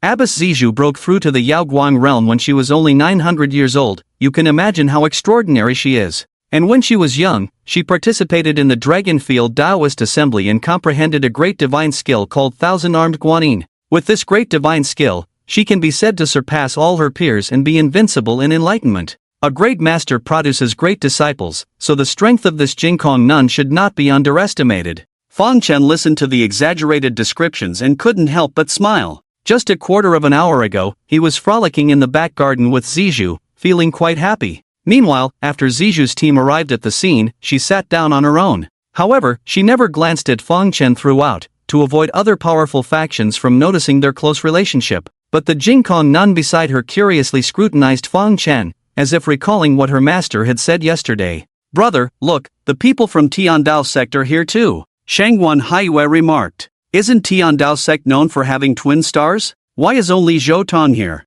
The other guy, Mo Yuan, usually likes to join in the fun. Why isn't he here for this Dragonfield Taoist assembly? Shangguan Beifeng replied, according to my sources, Mo Yuan was killed by someone. But I don't think this news is necessarily true. This person carries a great fortune, with a congenital purple aura protecting him. It's not that easy for him to die. Fang Chen watched as the group from Tiandao sect approached from afar, a faint smile playing on his lips. Just then, the palace gates opened. A handsome young man in a four-clawed python robe walked out slowly. He exuded an imperial aura, walking with the grace of a dragon and the might of a tiger. His own aura was quite impressive, emanating the powerful energy of the late Jade Balance realm. He walked straight to the main seat and greeted his uncle, Prince Rongkong. Brother Lingfeng, this person is the Crown Prince Rongqiao of Dezhou. Shangguan Beifeng introduced tirelessly. He is a bit older, already 82, but within 100 years, we are of the same generation. He is much more formidable than Tuoba Lai of Daqian, possessing the physique of an emperor. The emperor's physique is very rare and powerful. In a fight with him, one's own strength will be suppressed by 30% due to his emperor's aura. And the terror of the emperor's physique does not stop there. The more people loyal to him, the stronger his protective energy will be. So even though the current emperor of Dezhou is still in his prime, he has been early named as the crown prince. There are even rumors that the emperor of Dezhou has thoughts of abdication, wanting him to succeed early. In this way, as the ruler of Dezhou, his imperial aura can be fully displayed. Fang Chen observed this person, who indeed had remarkable qualities, and the oppressive imperial aura was something he had never seen before. Upon Rong Chao's arrival by Prince Rong Kang's side, Rong Kong stood up and glanced around. All the friends who could come have already arrived. Prince Rong Kong spoke, so let the Dragonfield Dao meeting begin. Before entering, I need to remind all of you. The purpose of this meeting is to comprehend the heavenly Dao steel, to enhance the strength of the younger generation in our southern Dipper domain, not to compete ruthlessly. So once you enter the Dragonfield, remember that harmony is paramount. Even if there are frictions due to vying for good positions, do not escalate, stop at a certain point. If things get out of hand, don't blame me for being ruthless. With that, he waved his hand, unlocking the seal of the Dragonfield formation. The outstanding talents of the major forces entered calmly, followed by the descendants of the medium and small forces who had spent a large amount of spiritual stones. Fang Chen followed behind Shang Wan's siblings, moving forward slowly. Before long, they arrived at the area closest to the heavenly Dao steel. There were 10 mats here, distributed in numbers of 1, 3, and 6, forming a triangle. Here, one could clearly see all the patterns on the heavenly Dao steel and feel the Dao Raimat emitted up close. Dezhou's crown Prince Rong Chao glanced around and said lightly, since the establishment of the Dragonfield Dao meeting, these 10 positions have been allocated based on strength. The position of the chief, this crown prince naturally deserves it. Does anyone disagree? Let me see if you are as formidable as the legends say. Yang Shui said coldly, unsheathing her sword and attacking him suddenly.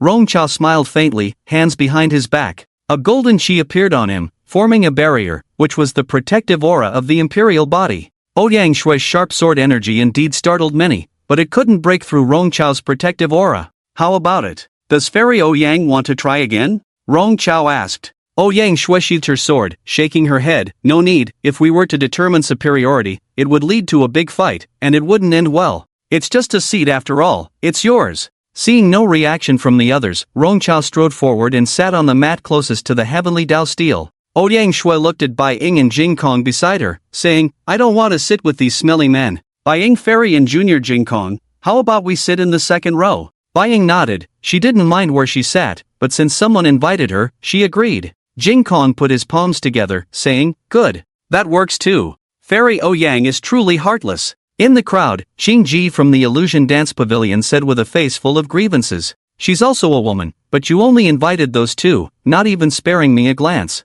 It really makes me feel cold. Yang Shui said lightly, if you feel it's unfair, you can spar with those two, winner stays, loser retreats. Xing Ji snorted, her big bun shaking up and down. Bai Ying's sister has so many protectors, I dare not provoke her. As for Junior Jing Kong, I can't beat him either. Forget it.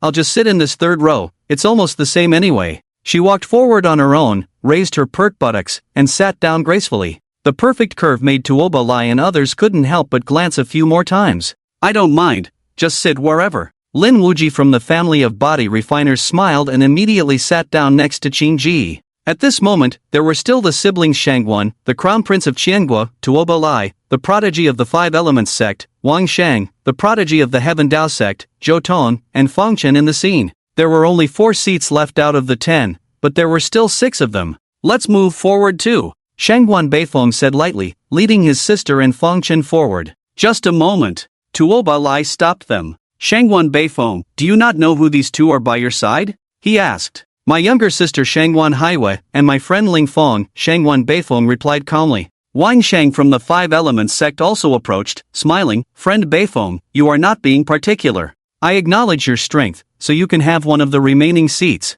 But what about your sister and friend? Zhou Tong from the Heaven Dao sect looked at Shangguan Haiwei and chuckled, I detest those who lack restraint the most in my life. Although the Dragonfield Dao gathering allows anyone who pays to participate, but the closest 10 seats to the Heaven Dao steel have always been reserved for the prodigies. Little sister, you have never shown your face before, is today your official debut? To claim to be a prodigy right after your debut, the Shangguan family sure has a lot of prestige. With that, he looked at Fang Chen beside him, and you, hiding your identity, still wearing a mask in front of us. Do you even deserve to stand alongside us? Zhou Tong's words seemed to be directed at those nearby who were itching for action, his tone suddenly becoming more intense. This made those from the smaller factions who had wanted to step forward all shrink back, not daring to approach. Shangguan Haiwei rolled up her sleeves, chuckling, looking down on me, huh? Come on, let me show you what I'm made of. This seat is as good as mine. Shangguan Beifeng stepped forward, protecting his sister behind him. He knew that Fang Chen's strength might not be inferior to theirs, and his sister had also grown stronger over time. With 3 of them, even if they clashed with Tuoba Lai and the others, they had a chance of winning.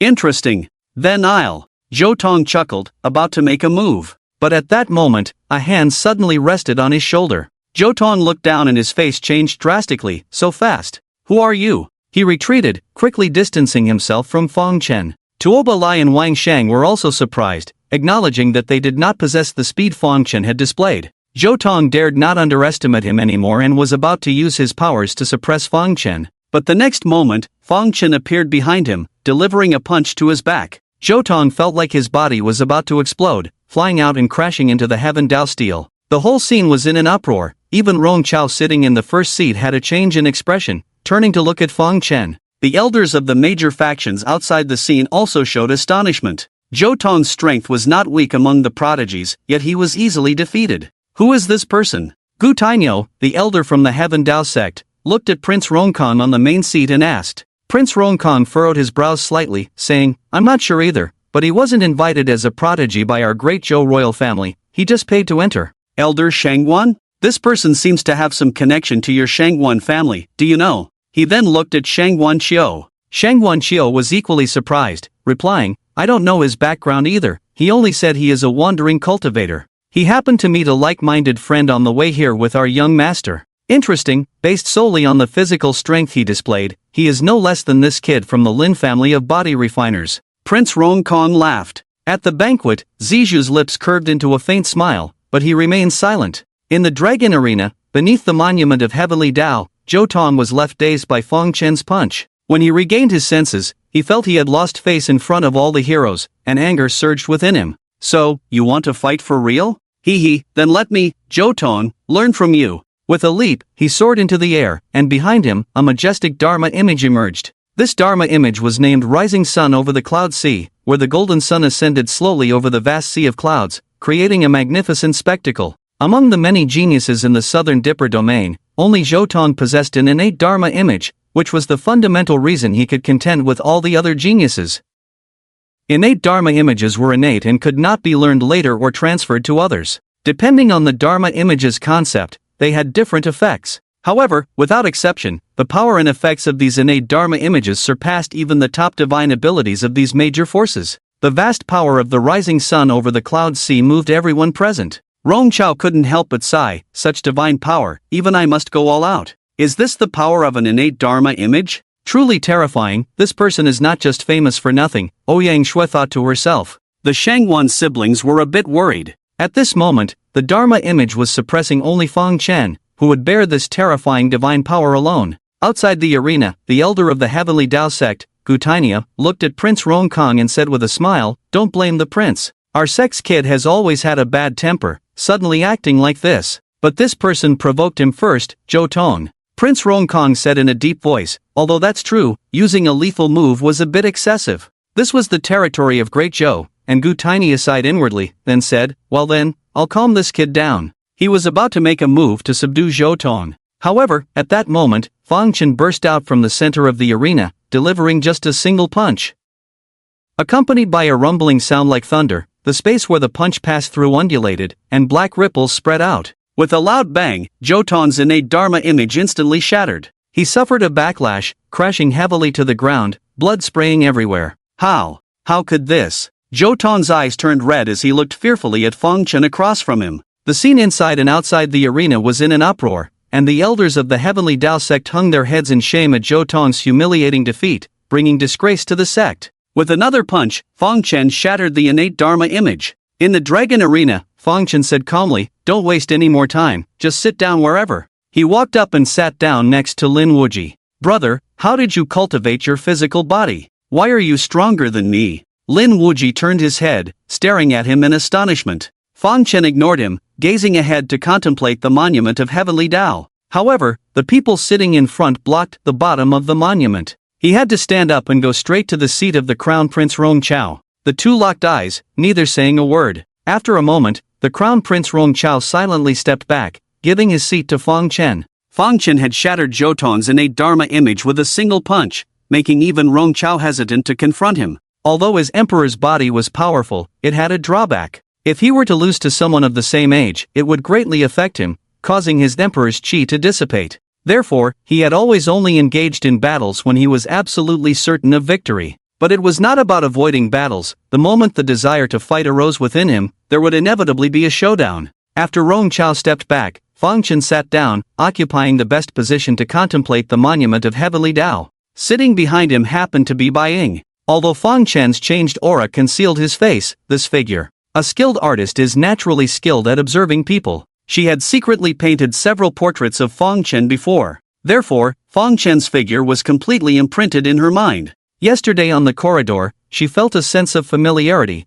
which made her turn back. And at this moment, staring at him from such a close distance, she already had a clue in her heart. It's you, it must be you. She felt a burst of joy in her heart. Behind them, the siblings Shangguan regained their senses and sat in the last row. Tuoba Lai and Wang Shang watched silently, not daring to say much. Zhou Tong's fate was vivid in their minds, and in their view, the Shangguan siblings were with Fang Chen. If they dared to obstruct, Fang Chen would definitely not stand idly by, and then they would be in trouble. The Shangguan siblings never expected that they originally intended to bring Fang Chen, but now they were benefiting from Fang Chen's presence. Finally, Tuoba Lai and Wang Shang exchanged a few moves, and Wang Shang took the last seat. Tuoba Lai silently walked to a position behind the third row, took out a cushion, and sat down. The Dharma was broken, and Zhou Tong suffered a great backlash. Furthermore, suffering a humiliating defeat in front of the heroes of the world, his Tao heart collapsed, with no intention of staying here any longer. After getting up, he staggered away from the dragon arena and eventually disappeared.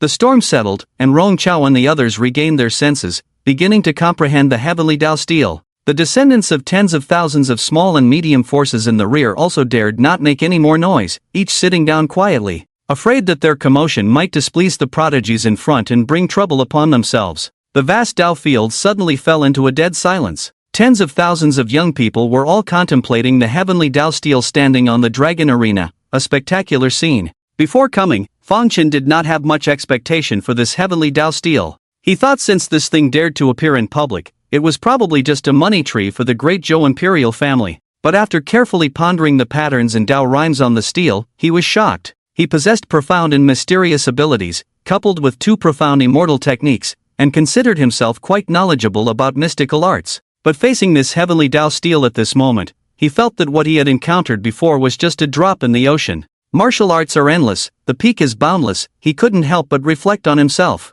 Since his debut, although he had experienced some setbacks, they were not much. Singing all the way forward quietly influenced his state of mind, making him somewhat arrogant. But now, after being struck by the supreme Tao, he realized his insignificance. The change in his state of mind quietly affected his state, and he became more focused on comprehending the truths contained in the heavenly Tao steel. Unconsciously, he entered a state of deep contemplation, and golden lotuses suddenly appeared around his body. In no time, tens of thousands of golden lotuses appeared above the Tao field, astonishing everyone. The golden lotuses slowly bloomed, and the profound Tao rhymes made Fang Chen feel a sense of ethereal immortality. But for others, it was just a vision that appeared before their eyes, without any sensation. Ouyang Shui and Rong Xiao and the others behind him were all shocked. Blooming golden lotuses on flat ground, this was a sign of deep enlightenment. Even if Fang Chen ultimately couldn't comprehend any great mystical arts, it would greatly help his cultivation. Outside the arena, the accompanying elders of various major forces were shocked to see this situation. Many of them stood up directly, gazing at Fang Chen in the field. Young people knew very little about the phenomenon of blooming golden lotuses on flat ground, but they deeply understood its terror. Blooming golden lotuses on flat ground not only indicated a state of deep contemplation but also meant that his strength surpassed the limits of his realm and gained recognition from the heavenly Tao. This guy, Purple Bamboo, looked at Fang Chen's figure, feeling a bit distracted. Although she already knew of Fang Chen's extraordinary nature, the phenomenon of blooming golden lotuses on flat ground still startled her. Amidst her astonishment, there was a faint sense of joy in her heart, a feeling of honor and glory. Meanwhile, deep within the palace, a dignified white-haired old man suddenly opened his eyes and gazed towards the dragon arena. "Who is this person?" the white-haired old man inquired. At that moment, a figure appeared beside him, none other than Rongshan, the emperor of Dezhou. "Ancestor, I do not know the origin of this person," Rongshan said with a bitter smile. "I have deduced that his past and future are shrouded in chaos, unknowable, beyond prediction. I suspect a great power has intervened in his life, causing interference with my divination." "Oh," the Dezhou ancestor furrowed his brow, then chuckled. It seems that this person is most likely a descendant of a prestigious clan or a traveler from the immortal sect. These ancient powers that have been passed down through the ages are truly formidable. The disparity in strength among the younger generation is so vast. Alas! It is regrettable that Rong dynasty has crossed paths with him. A battle is inevitable in the future. He cannot avoid it, and his defeat is certain. From then on, the emperor's aura will dissipate, and his imperial power will no longer reign supreme. Rongshan calmly remarked, "Ancestor, there is no need to be pessimistic. If the dynasty can rise after a fall, his imperial power will become even stronger." Difficult. After the collapse of invincibility, it is not so easy to regain confidence. The Dezhou ancestor shook his head. At the seating area outside, Elder Yutaniu of the Heavenly Tao sect watched Feng Chen in the arena, a hint of curiosity flashing in his eyes. Such a young man with such abilities, concealing his face as if afraid of being recognized. If he were a descendant of a prestigious clan or the immortal sect, there would be no need for such caution, nor would he bother. Could it be? He had a bold speculation in his mind, suspecting that this person was the Feng Chen they were currently pursuing. But if I am wrong, it could bring great disaster to our Heavenly Tao sect. Regardless, I must report this to the Grand Elder and let him decide. With a thought, he immediately sent a message to the Grand Elder, Wenmu. At this moment, Feng Chen was unaware that he had become the center of attention. He was completely immersed in the vast Tao, greedily comprehending its principles and creating his own supreme laws. Behind him, Beiying stared at him eagerly, without a hint of understanding the divine steel. Nearly 4 years had passed, and she had thought that she could now stand shoulder to shoulder with him. But the cruel reality told her that she still could not keep up with his pace. "Beiying, what are you daydreaming about? Opportunities are earned by oneself, blaming others or fate is of no use." She suddenly realized that she should not be so discouraged, reluctantly withdrawing her gaze and looking up at the Heavenly Tao steel. In the crowd behind her, people began to faint one after another. Some felt dizzy and unable to continue their comprehension, reluctantly leaving with a look of regret. They were unable to withstand the impact of the vast Tao. Soon, more than half of the descendants of the various minor forces had left. As time passed, more and more people exited the arena. In the blink of an eye, 10 days had passed. At this point, there were fewer than 10 people left on the Dragon Arena. Even Tianjios like Tuoba Lai and Wang Shang had also left. On this day, another anomaly occurred. Behind Beiying, a scene of a fairy playing the zither appeared, with celestial music resonating, invigorating everyone inside and outside the arena. Even the powerful elders like Zizhu felt their cultivation loosen, advancing slightly. This auspicious scene indicated that Beiying had comprehended a great divine skill in the Tao of music. When one person achieves enlightenment, even the animals and birds ascend to heaven, so all surrounding beings could benefit. The anomaly did not last long and soon dissipated. Beiying opened her eyes excitedly, a smile playing on her lips, truly reaping great rewards. She looked up at the divine steel again, but felt a foggy haze, as if unable to continue. Having already gained great benefits, she was no longer greedy and immediately left the Taoist temple. Ouyang Shui beside her was very envious, sighing helplessly. "It seems that I am ultimately not destined with this divine steel." It had been so long, and she still hadn't figured out anything. Seeing that Bai Ying had already left, she also gave up. Seeing Ouyang Shui also leaving with regret, Xingji and others who had harbored a glimmer of hope also left dejectedly. At this moment, only Feng Chen remained in the field. The events at the Dragonfield Taoist Assembly had long been spread throughout the entire Southern Dipper domain cultivation world. Many powerful forces that did not participate in this Taoist assembly also rushed over upon hearing the news. Some were draped in rosy light, resembling deities in the world. Some had thunderous movements on their bodies, full of destructive power. And some were hidden in the void, unknown to anyone. Their strength was much stronger than the likes of Zhou Tong, so they disdained to participate in the Dragonfield Taoist assembly. In the Dragonfield, Feng Chen still sat dryly in front of the divine steel of the Heavenly Tao, unaffected by the external environment. Because the scene was too grand, even the Emperor Rongshan of the Great Zhou dynasty came out of the palace. His appearance undoubtedly deterred some small fries who wanted to interrupt Feng Chen's enlightenment. The Dragonfield Taoist Assembly was a signboard established by the Great Zhou for many years, and the Great Zhou did not allow anyone to disrupt the order of the Taoist Assembly. If Feng Chen were to be interrupted today, the reputation of the Great Zhou dynasty would be ruined, and the Dragonfield Taoist Assembly would be in name only in the future. Rongshan was a transcendent powerhouse beyond martial arts.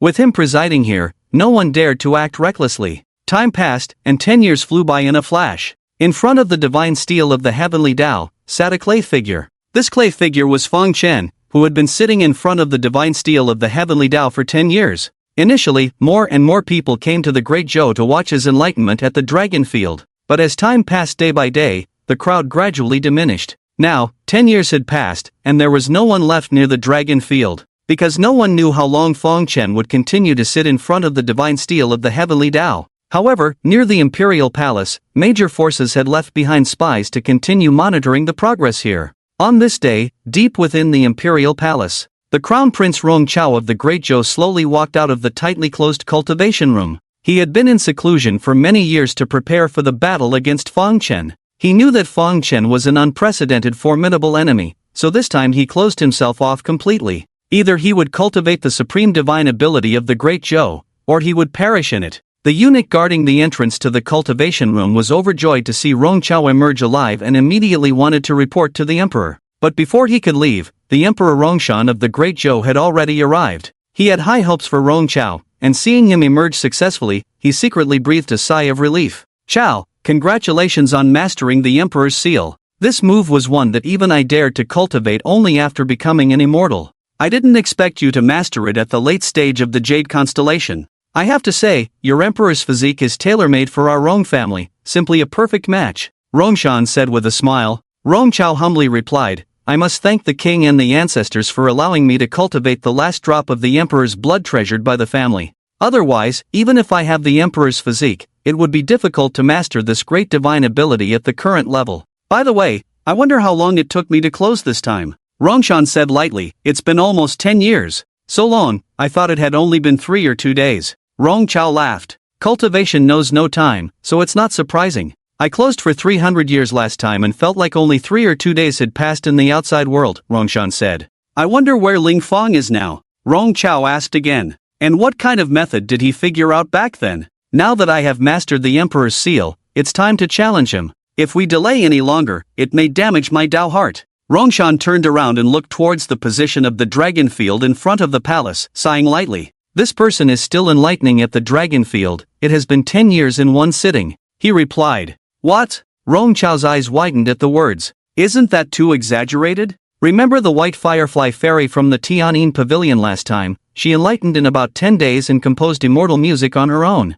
And many years ago, Abyss Purple Bamboo created the great supernatural power of Thousand-Armed Guanyin, which also took only half a month. Ling Fong enlightened for 10 years in front of the divine steel. This is simply..." After mastering the Emperor's seal, Xiao thought he would have the power to fight. But upon hearing this news from the king, he suddenly felt uneasy, thinking it was not good. Ling Fong enlightening for 10 years must be brewing an unparalleled supernatural power. This supernatural power would probably be stronger than the Emperor's seal he had mastered. In the year of great contention, heroes emerged throughout the world. Rongshan raised his hand and patted his shoulder. "Your Emperor's physique must maintain an undefeated record to sing all the way. It is indeed somewhat. Now with Ling Fong blocking your path, there will be Zhang San and Li Si in the future. Failure is not terrible. What's terrible is not daring to try again after failure, unable to break free from the gloom. You are much better than the king. The king hopes that in the future, no matter what setbacks you encounter, you can stand up again." Xiao looked towards the dragon field and said in a deep voice, "Your child will not let the king down. Ling Fong, oh Ling Fong, wake up soon. Our battle has been delayed for 10 years, I can't wait any longer." Just then, the weather suddenly changed. The clear sky was covered by dark clouds in an instant. Within the dark clouds, it seemed like something was brewing, giving people a sense of impending disaster. "Someone is crossing the tribulation?" Rongshan frowned, pondering in his mind with doubt. "No, there are no experts in the royal family planning to cross the tribulation in the near future." At this moment, the white-haired patriarch of the Rong family suddenly appeared beside them. The two of them quickly saluted. "Greetings, patriarch." The patriarch of the Rong family stroked his white beard, looked towards the dragon field, and murmured, "This celestial phenomenon is not someone crossing the celestial tribulation, but a calamity of heaven and earth against things that the heavens do not tolerate. Under the celestial tribulation, the person crossing it still has a 10% chance of survival. But the calamity of heaven and earth is different. The chances of survival for the one crossing it are less than 1 in 10,000. Calamity of heaven and earth. This kid is probably in trouble. It's a pity. Going against the heavens will ultimately lead to heavenly retribution. If the heavens want to punish him, no one can save him." Xiao furrowed his brows upon hearing this. "I hope he can make it through. He still owes me a battle. He can't just die like this." Even if he loses to him, it's better than this battle ending unfinished. The strange signs in the sky made many people feel afraid, but this was the imperial city of Dezhou. With two immortals guarding Dezhou, although the people were somewhat fearful, it did not cause panic. However, the various forces that had been monitoring Chen in the imperial city of Dezhou for the past 10 years suddenly thought of him. They became active again, coming to a position where they could see the dragon field, observing secretly. In the dragon field, the withered golden lotus flowers representing the great Tao disappeared into strands of golden light.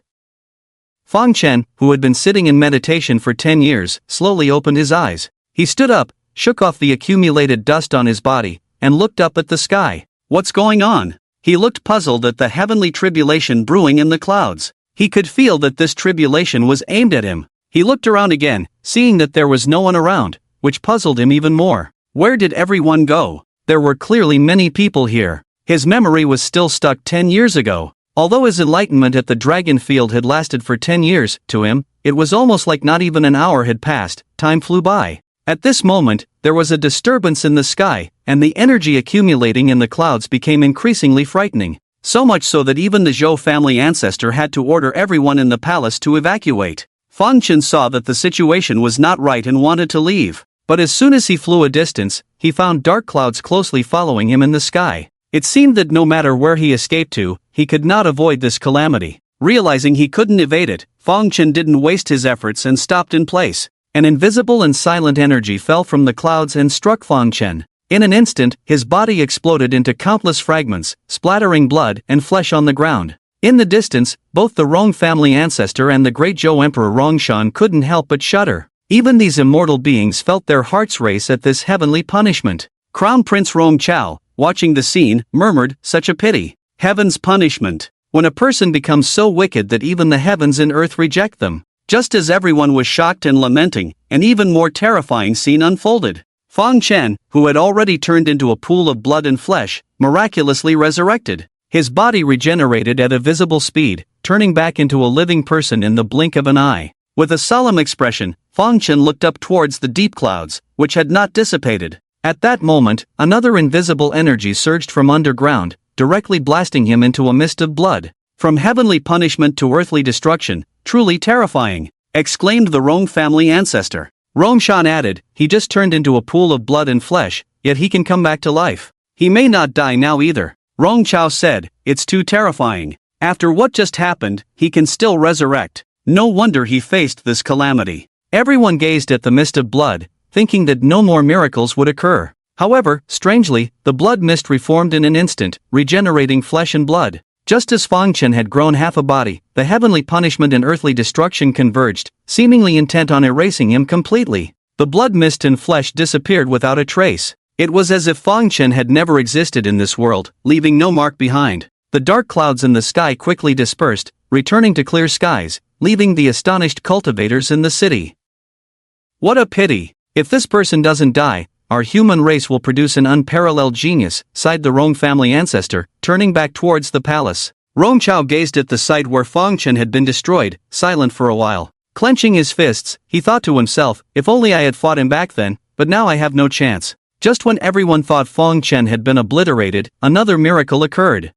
Chen reappeared in the same spot. Even with his undying spirit, he couldn't withstand such heavenly punishment and earthly destruction. So, in the final moment, he used one of his self-created Tao techniques, Void. Initially, he tried to resist the heavenly punishment and earthly destruction with his immortal creation arts backlash, but found it ineffective, because what sought to erase him was not a living being, but this entire world. The energy he redirected back was insignificant to this world, rendering it completely ineffective. Void was a clever spatial technique. When used, his soul and body would become intangible, impervious to any form of attack. Even the might of heaven and earth couldn't touch him. At the critical moment, he evaded the heavenly punishment and earthly destruction with this technique, fooling the heavens into thinking he had been obliterated, successfully escaping this wave of calamity. "He's still alive?" The Rong family ancestor, who had already turned to leave, turned back. Emperor Rongshan was also secretly shocked, thinking, "The descendant of the longevity family is truly formidable? I, a Jade Immortal, unexpectedly feel awe towards a young man at the Jade Harmony realm." Rong Xiao smiled and quickly flew to Chen's side. "Congratulations, Senior Ling Fong, on your rebirth through Nirvana," he said. Fang Chen looked at Rong Chao and asked, "Why is it so desolate around here? Has it been a long time?" Rong Chao nodded, "Indeed. It has been 10 years. Most of the onlookers had left as early as the first year you achieved enlightenment at Longfield." 10 years? Time has passed so quickly. Fang Chen looked surprised. "I am not talented, but I wish to challenge you," Rong Chao said. "I hope that Senior Ling Fang will not refuse." With that, a golden protective aura appeared around Rong Chao, and his whole being reached its peak. The imperial aura, exclusive to the emperor's physique, exuded immense power, enveloping Fang Chen. The emperor's aura had a suppressing effect on almost everyone, weakening their strength by 3 points. However, Fang Chen's chaotic holy body would not allow such a situation to occur. He emitted an even more powerful aura, instantly suppressing Rong Chao's imperial aura. Seeing that his emperor's physique, which had always been advantageous, could not suppress Fang Chen, Rong Chao did not find it strange and just smiled. "Try this move, Dragon Fist." He exerted a punch. The punch transformed into a fierce 5-clawed golden dragon, accompanied by the sound of a dragon's roar, heading towards Fang Chen. Fang Chen also threw a punch, but it was just an ordinary one. After a violent energy fluctuation, the 5-clawed golden dragon instantly dissipated, and Rong Chao was pushed back by Fang Chen's punch. He retreated 10 zhang in a row before stabilizing himself. "Well, let's settle it with one move." Rong Chao leaped up, spreading his hands. The unrivaled aura of the emperor continuously gathered in his right hand, forming the emperor's seal on his palm. This was a palm strike infused with the power of fate, completely different from ordinary techniques. Watching the majestic emperor's seal pressing down on him, Fang Chen's eyes flashed with a hint of surprise. This palm strike was indeed extraordinary. He found himself suppressed, unable to move his body and struggling to invoke his spiritual power. With a bang, the emperor's seal landed on him, shattering his protective aura. Fang Chen took 3 steps back before regaining his balance. Although this palm strike was formidable,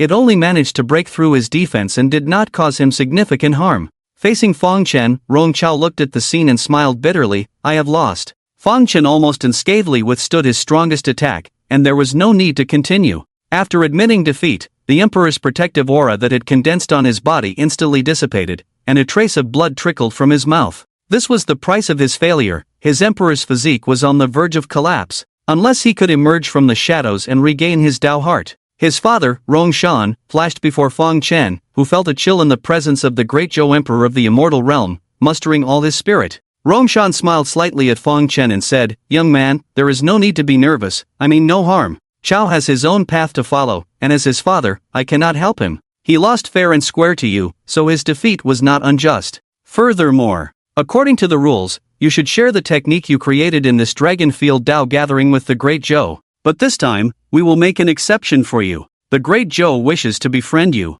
"Befriending me may not be a good idea," Fang Chen said seriously. Originally, he had no intention of sharing with the Great Zhou and had planned to slip away long ago. Rong Shan was first surprised, then he laughed. "By the way, there is something I must remind you," he said. "It's best not to leave the Great Zhou now because the disciples of the Celestial sect are waiting outside for you. They say your real name is Fang Chen, and not only did you kill their sect's genius Mo Yuan, but you also took one of the Celestial sect's 4 great treasures, the Chen Kuan Mirror. If they didn't want to escalate the conflict with the Great Zhou, they would have taken you in the Dragon Field long ago. Be careful." "Fang Chen, thank you for the reminder." Following Rongshan's wave, he took his son back to the palace. Fang Chen also left, planning to find a place to rest in the city first. However, as he had just landed and walked a few steps, someone suddenly called out to him from behind. "Master Fang, long time no see." Bei Ying's face blushed slightly as she spoke timidly. Fang Chen turned to look at her. Over the past 10 years, her appearance had matured somewhat, but she still appeared shy.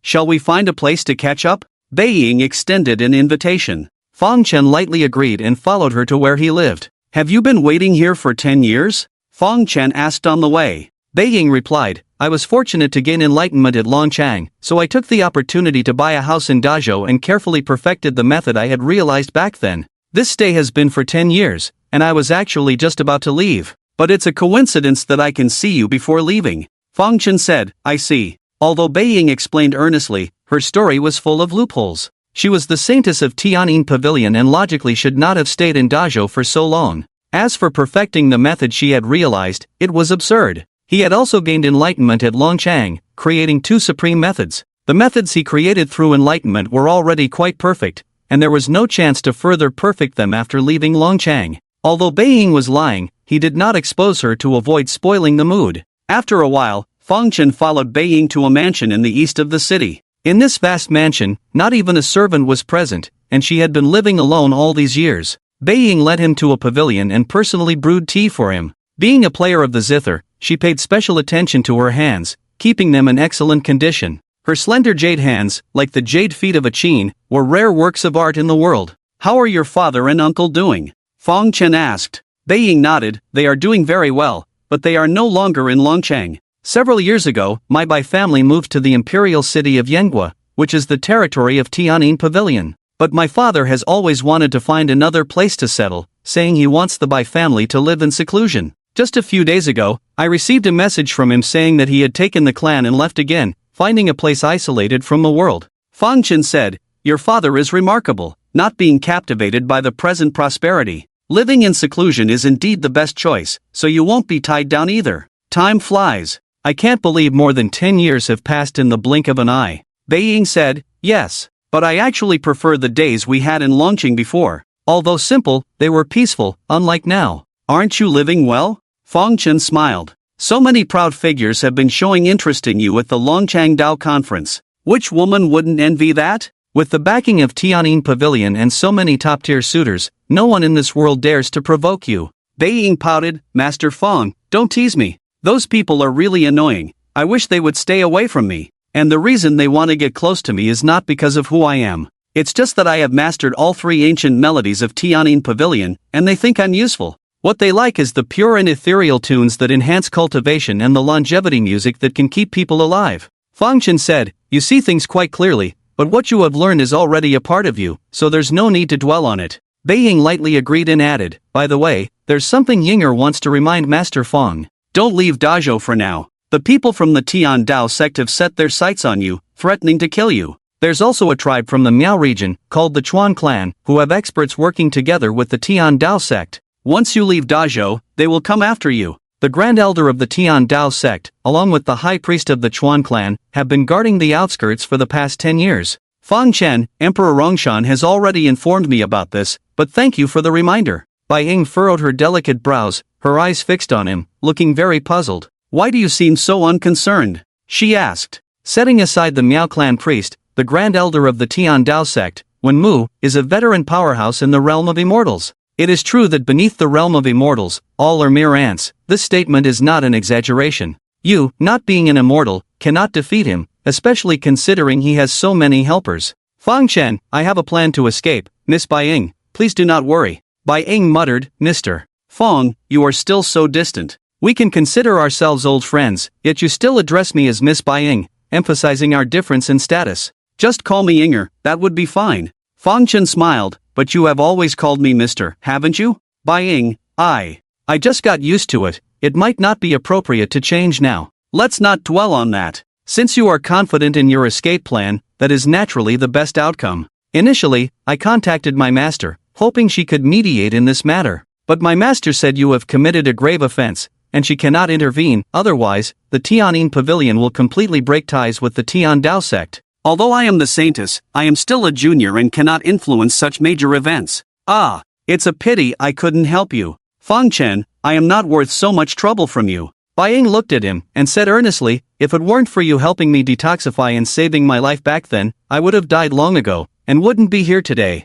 Moreover, there is nothing about worth or not worth, only about wanting or not wanting. Inger doesn't know why, but since the first time I saw you, it's not just because you saved me." With that, her delicate face blushed, turning red beyond reason. Fang Chen did not expect her to be so brave, directly expressing her love to him. "But you actually don't know me. I am a ruthless killer without blinking an eye. Since I started, I have killed countless, my deeds are full of evil," he said. "And I have had 2 women before. You are like a pure white flower, while I am just a puddle of mud in the swamp." Bai Ying was first stunned, then she smiled. "Who says they are a puddle of mud? Also, you are not a flower. So how do you know the flower wouldn't want to fall into the mud?" In fact, back in the Bai family years ago, Fang Chen had feelings for her. He enjoyed sitting in the rocking chair, closing his eyes and listening to her play the zither. Although they hadn't spent much time together, he could understand her zither music, and she could play the tunes he liked. Although they hadn't said anything, there was an unspoken understanding between them, a kind of inexplicable tacit agreement. But at that time, he had just come down from the mountain, his strength was not strong, and he didn't want to involve the Bai family, so he didn't think much about it. But now, everything was different. The charming woman in front of him had mustered the courage to express her admiration for him, waiting here for 10 years. Fang Chen truly couldn't bear to hurt her heart, so he followed his own heart. The flower wishes to fall, and the mud is delighted, he said. Bai Ying heard this, pursed her lips, and shyly lowered her head. Suddenly, she felt a bit at a loss, her heart in turmoil. Inger, why don't you play a few tunes for Mr. Fang? She suggested. Fang Chen nodded lightly, eager to listen. She waved her hand, removed the tea set from the table, and brought out an ancient zither. This ancient zither was one of the 2 supreme ancient zither passed down by the Tian'in pavilion, named Duyu, a treasure with 14 prohibitions. The most powerful treasure Fang Chen had seen before was the snow jade heavenly purification vase of the purple bamboo. Although the snow jade heavenly purification vase was only 1 prohibition less than Duyu, the 2 were worlds apart. Do you still remember the tune Heaven and Earth Share Longevity, young Master Fang? Bai Ying smiled gently, her slender jade hands plucking the strings of the guqin. That tune from years ago had shocked Fang Chen immensely. How could he forget? He closed his eyes, thoroughly enjoying the celestial music played by Bai Ying. After the tune ended, Fang Chen realized that his spiritual power had unexpectedly increased by about 3%. Back then, Bai Ying's tune had only a 1% effect, and now it had improved so much. He looked at Bai Ying sitting across from him. At this moment she resembled a pear blossom drenched in rain, her body glistening with sweat. Although this tune was profound, it was quite a burden for her. Your clothes are all wet. Fang Chen stepped forward, walking behind her, his large hand resting on her garment. He noticed a red string beneath the collar and impulsively tugged, accidentally pulling out a red belly band. Bai Ying trembled, shyly murmuring, You're so naughty. Bai Ying scolded him as naughty, but deep down, she was somewhat excited, anticipating even naughtier things to come. The enchanting atmosphere continued to ferment, and Fang Chen wanted to pluck this white flower before him. However, at that moment, a terrifying aura enveloped the pavilion, causing both of them to shudder. Humph! What a reckless rascal, being so lewd upon first meeting. Inger, why haven't you come over yet? A figure suddenly appeared outside the pavilion. This person had a high bun, a plump figure, and at first glance appeared to be a beautiful woman in her 30s. Adorned with delicate earrings, green bracelets, and other exquisite accessories, she exuded an air of wealth and elegance. She was Su Luomei, the head of the Tian'in pavilion, with a very strong presence. Madam! Bai Ying's face suddenly changed upon seeing Su Luomei's unexpected arrival. However, when she played Heaven and Earth Share Longevity earlier, she hadn't sensed her presence nearby. Therefore, she concluded that Su Luomei had just arrived, thankfully not hearing the cheesy words from before, or she would have been too embarrassed to face her. With a gesture, she quickly put away the guqin and immediately greeted her. Madam, why have you come? She muttered. Su Luomei looked as if she wanted to scold Bai Ying,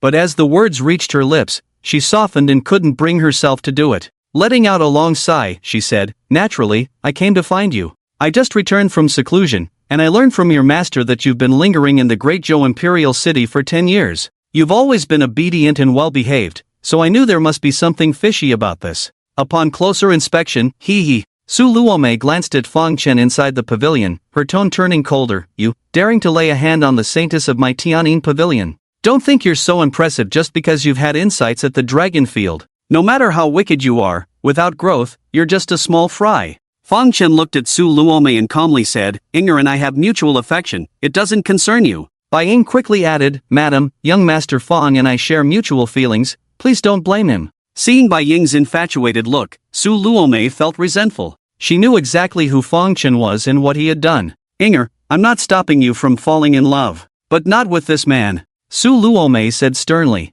Do you know how ruthless he is? He once slaughtered the Chuan clan in Miaozhong, sacrificing billions of lives to cultivate demonic powers. You've been blinded by infatuation, to be attracted to such a depraved demon. Bai Ying didn't know how to refute this, as she was aware of the truth of the matter. The Chuan clan priests are experts in the immortal realm, and the Tian Dao sect is watching closely. This kid won't have a good ending. Su Luomei added. Fang Chen replied, My life and death are not your concern, elder. Seeing Fang Chen's firm stance, Bai Ying felt a sense of unease. She knew her pavilion head very well, and she was quite domineering. Fang Chen repeatedly clashed with her, fearing that he might provoke her. Sure enough, a moment later, a hint of anger appeared on Su Luomei's face, and her celestial power surged as if she wanted to suppress Fang Chen. Suddenly, the space fluctuated, rippling like water. A cold woman appeared out of thin air, standing between Su Luomei and Fang Chen. Master? Bai Ying's eyes lit up when she saw the newcomer, exclaiming in surprise. This cold woman was Bai Ying's master, the Grand Elder Su Ruobing of the Tian'in Pavilion.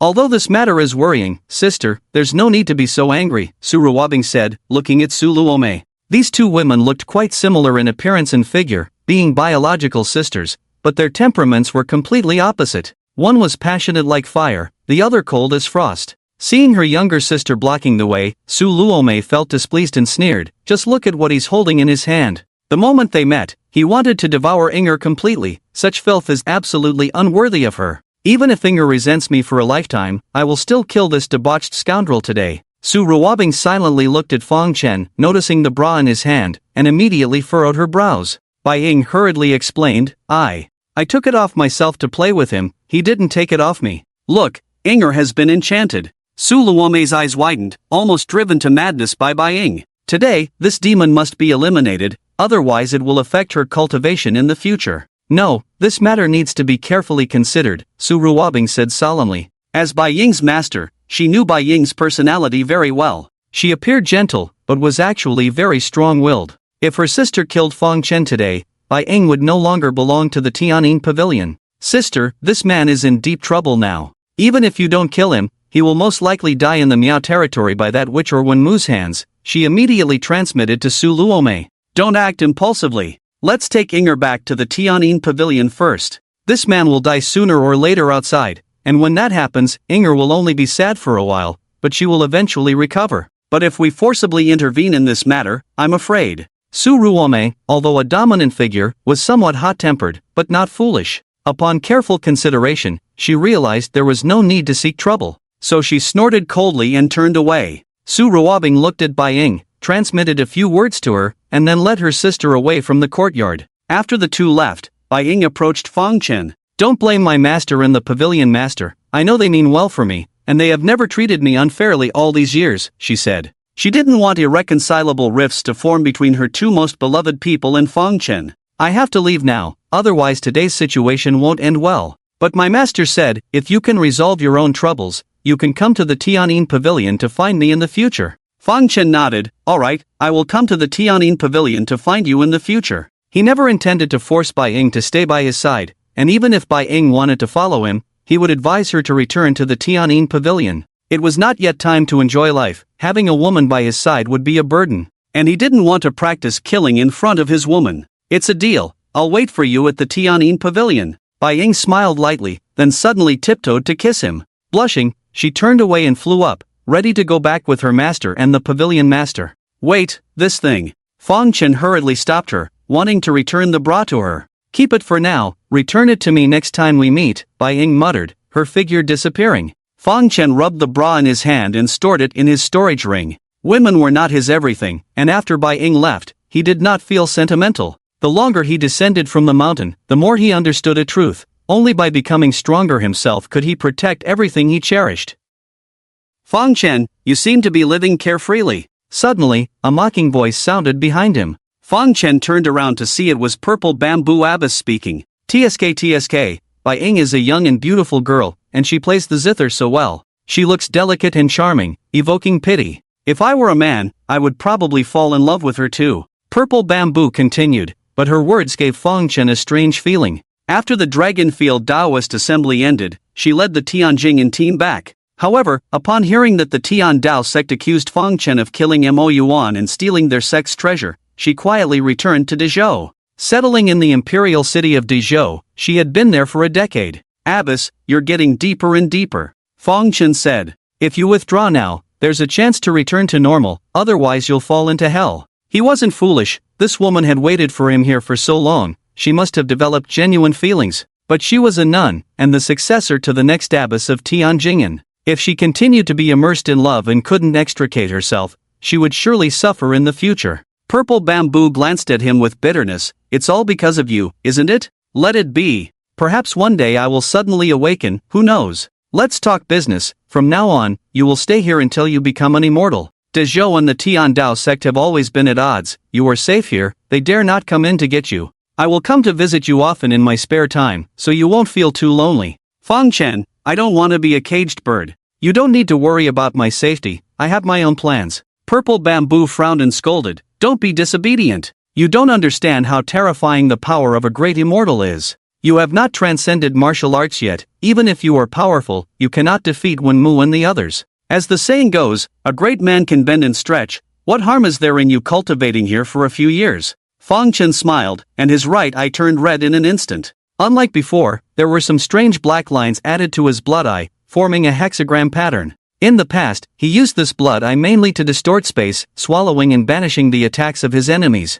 But after 10 years of enlightenment in the dragon field, he not only created 2 supreme techniques, but also made great progress in other aspects. The enhancement of the blood eye was one of them. He had caused the sudden appearance of a golden lotus on flat ground, and these blooming Taoist golden lotuses were not just for show. Nourished by the Taoist rhyme of the golden lotus, his blood eye evolved to be more perfect, and its power greatly increased. His right eye flickered with a red light, and wherever his gaze fell, space shattered, revealing cracks in the air. Seeing this, Purple Bamboo exclaimed, you actually have the power to break through space. Fang Chen exhaled lightly, the red light in his right eye receded, and everything returned to normal. He said, if I am not a match, I will dive into the chaotic flow of space, and they won't be able to do anything to me. When I reappear, even I won't know where I will end up, but I will definitely be far away from them. Although Wenmu, the elder of the Tian Dao sect, is strong, if you use this to escape, he won't be able to catch you. Purple Bamboo murmured. But Ning Chuan is a witch immortal. If he uses his spells, even if you hide in the void, you won't be able to escape.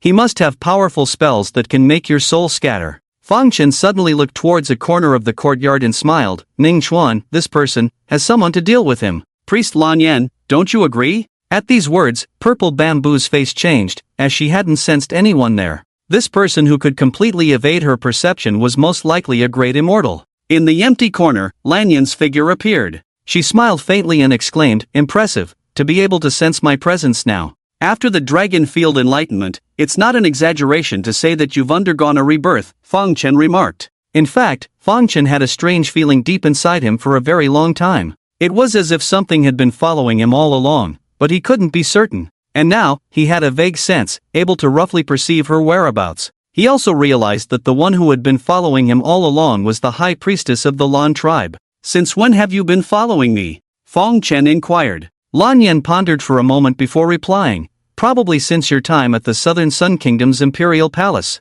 Fang Chen asked in surprise, so early, does that mean the Lan tribe? He suspected that the Lan tribe had already been wiped out. Lan Yan shook her head, although the Lan tribe is also on the brink of destruction, it's not as unlucky as the Chuan tribe. Thanks to your surprise attack on the Chuan tribe and the rescue at Wei, I had the opportunity to send some of our people to the Witch God Temple. Isn't the Witch God Temple supposed to have disappeared and been sealed off? Fang Chen asked, astonished. Luo and I share a deep connection as mother and daughter, even if we are separated by distance, Lan Yan explained. So, I had her cooperate at that time and forcibly opened the Witch God Temple. Unfortunately, even she couldn't dispel the prohibition of the Witch God Temple. In the end, only those under 50 years old could enter, and once inside, they couldn't come out until Luo completed the inheritance of the Witch God and fully mastered the Witch God Temple. But it's for the best, to prevent them from being wiped out by the remnants of the Chuan tribe and the followers of the Heavenly Tao sect. At that time, I was severely injured and wanted to find a place to hide and recuperate. It was quite a coincidence to run into you, so I ended up following you. I thought you were capable enough, and I could stay by your side peacefully for a while, but I didn't expect you to cause such a commotion after coming to Dezhou. I only learned later that the Qiankuan mirror has a twin treasure called the Haotian realm. These 2 treasures are among the 4 major inheritance treasures of the Heavenly Tao sect, one for offense and one for defense, and they can sense each other within a certain distance. During your dragon field enlightenment, the people of the Heavenly Tao sect sensed the Qiankuan mirror on you through the Haotian mirror and thus confirmed your identity. Fortunately, Dezhou and the Heavenly Tao sect are not at odds, otherwise, when Muning Chuan and others are guarding outside Dezhou, trapping me here as well, unable to leave. I regret following you now, sigh. Lan Yan sighed lightly, full of regret. Fang Chen asked, I see, but how is Priestess Lan Yan's recovery from her injuries? Lan Yan shook her head, I was severely injured fighting 2 opponents at once, and in just 10 years, it's not enough time for me to fully recover. However, the curse techniques of the Chuan tribe and my Lan tribe counter each other, so I can help you fend off his attacks. That's good, we'll break out together when the time comes, Fang Chen said. After sitting in seclusion for 10 years and enduring the calamity of heaven and earth, I have not fully recovered yet, so let me rest for a while before taking action. Lan Yen replied, "No rush, I'm not in a hurry either. When you're ready to leave, just remember to call me." She raised her hand and tapped Fang Chen's hand, leaving a mark on the back of his hand. "This is a unique communication mark of the Witch Clan, convenient for contacting each other," she explained. With that said, Lan Yen immediately disappeared, leaving. After she left, Fang Chen looked at Zizhu, who seemed a bit more relaxed. With Lan Yan's help, she wasn't as worried. But suddenly, she seemed to remember something, and her expression turned unpleasant. Fang Chen asked, "What's wrong?" Zizhu muttered, "This priestess Lan Yan has been following you for a long time. What if she sees us? If this matter spreads, I'll be in big trouble." Fang Chen murmured, "Don't worry, even if she knows, she will keep it a secret. After all, we are on the same side." Hearing this, Zizhu finally felt relieved. Zizhu stayed in this mansion for a few days, filled with Fang Chen's presence. By now, she had a rough idea in her heart and soon decided to leave. Having spent so many years in the Great Zhou Imperial City, she had always avoided returning even when the abbess called her.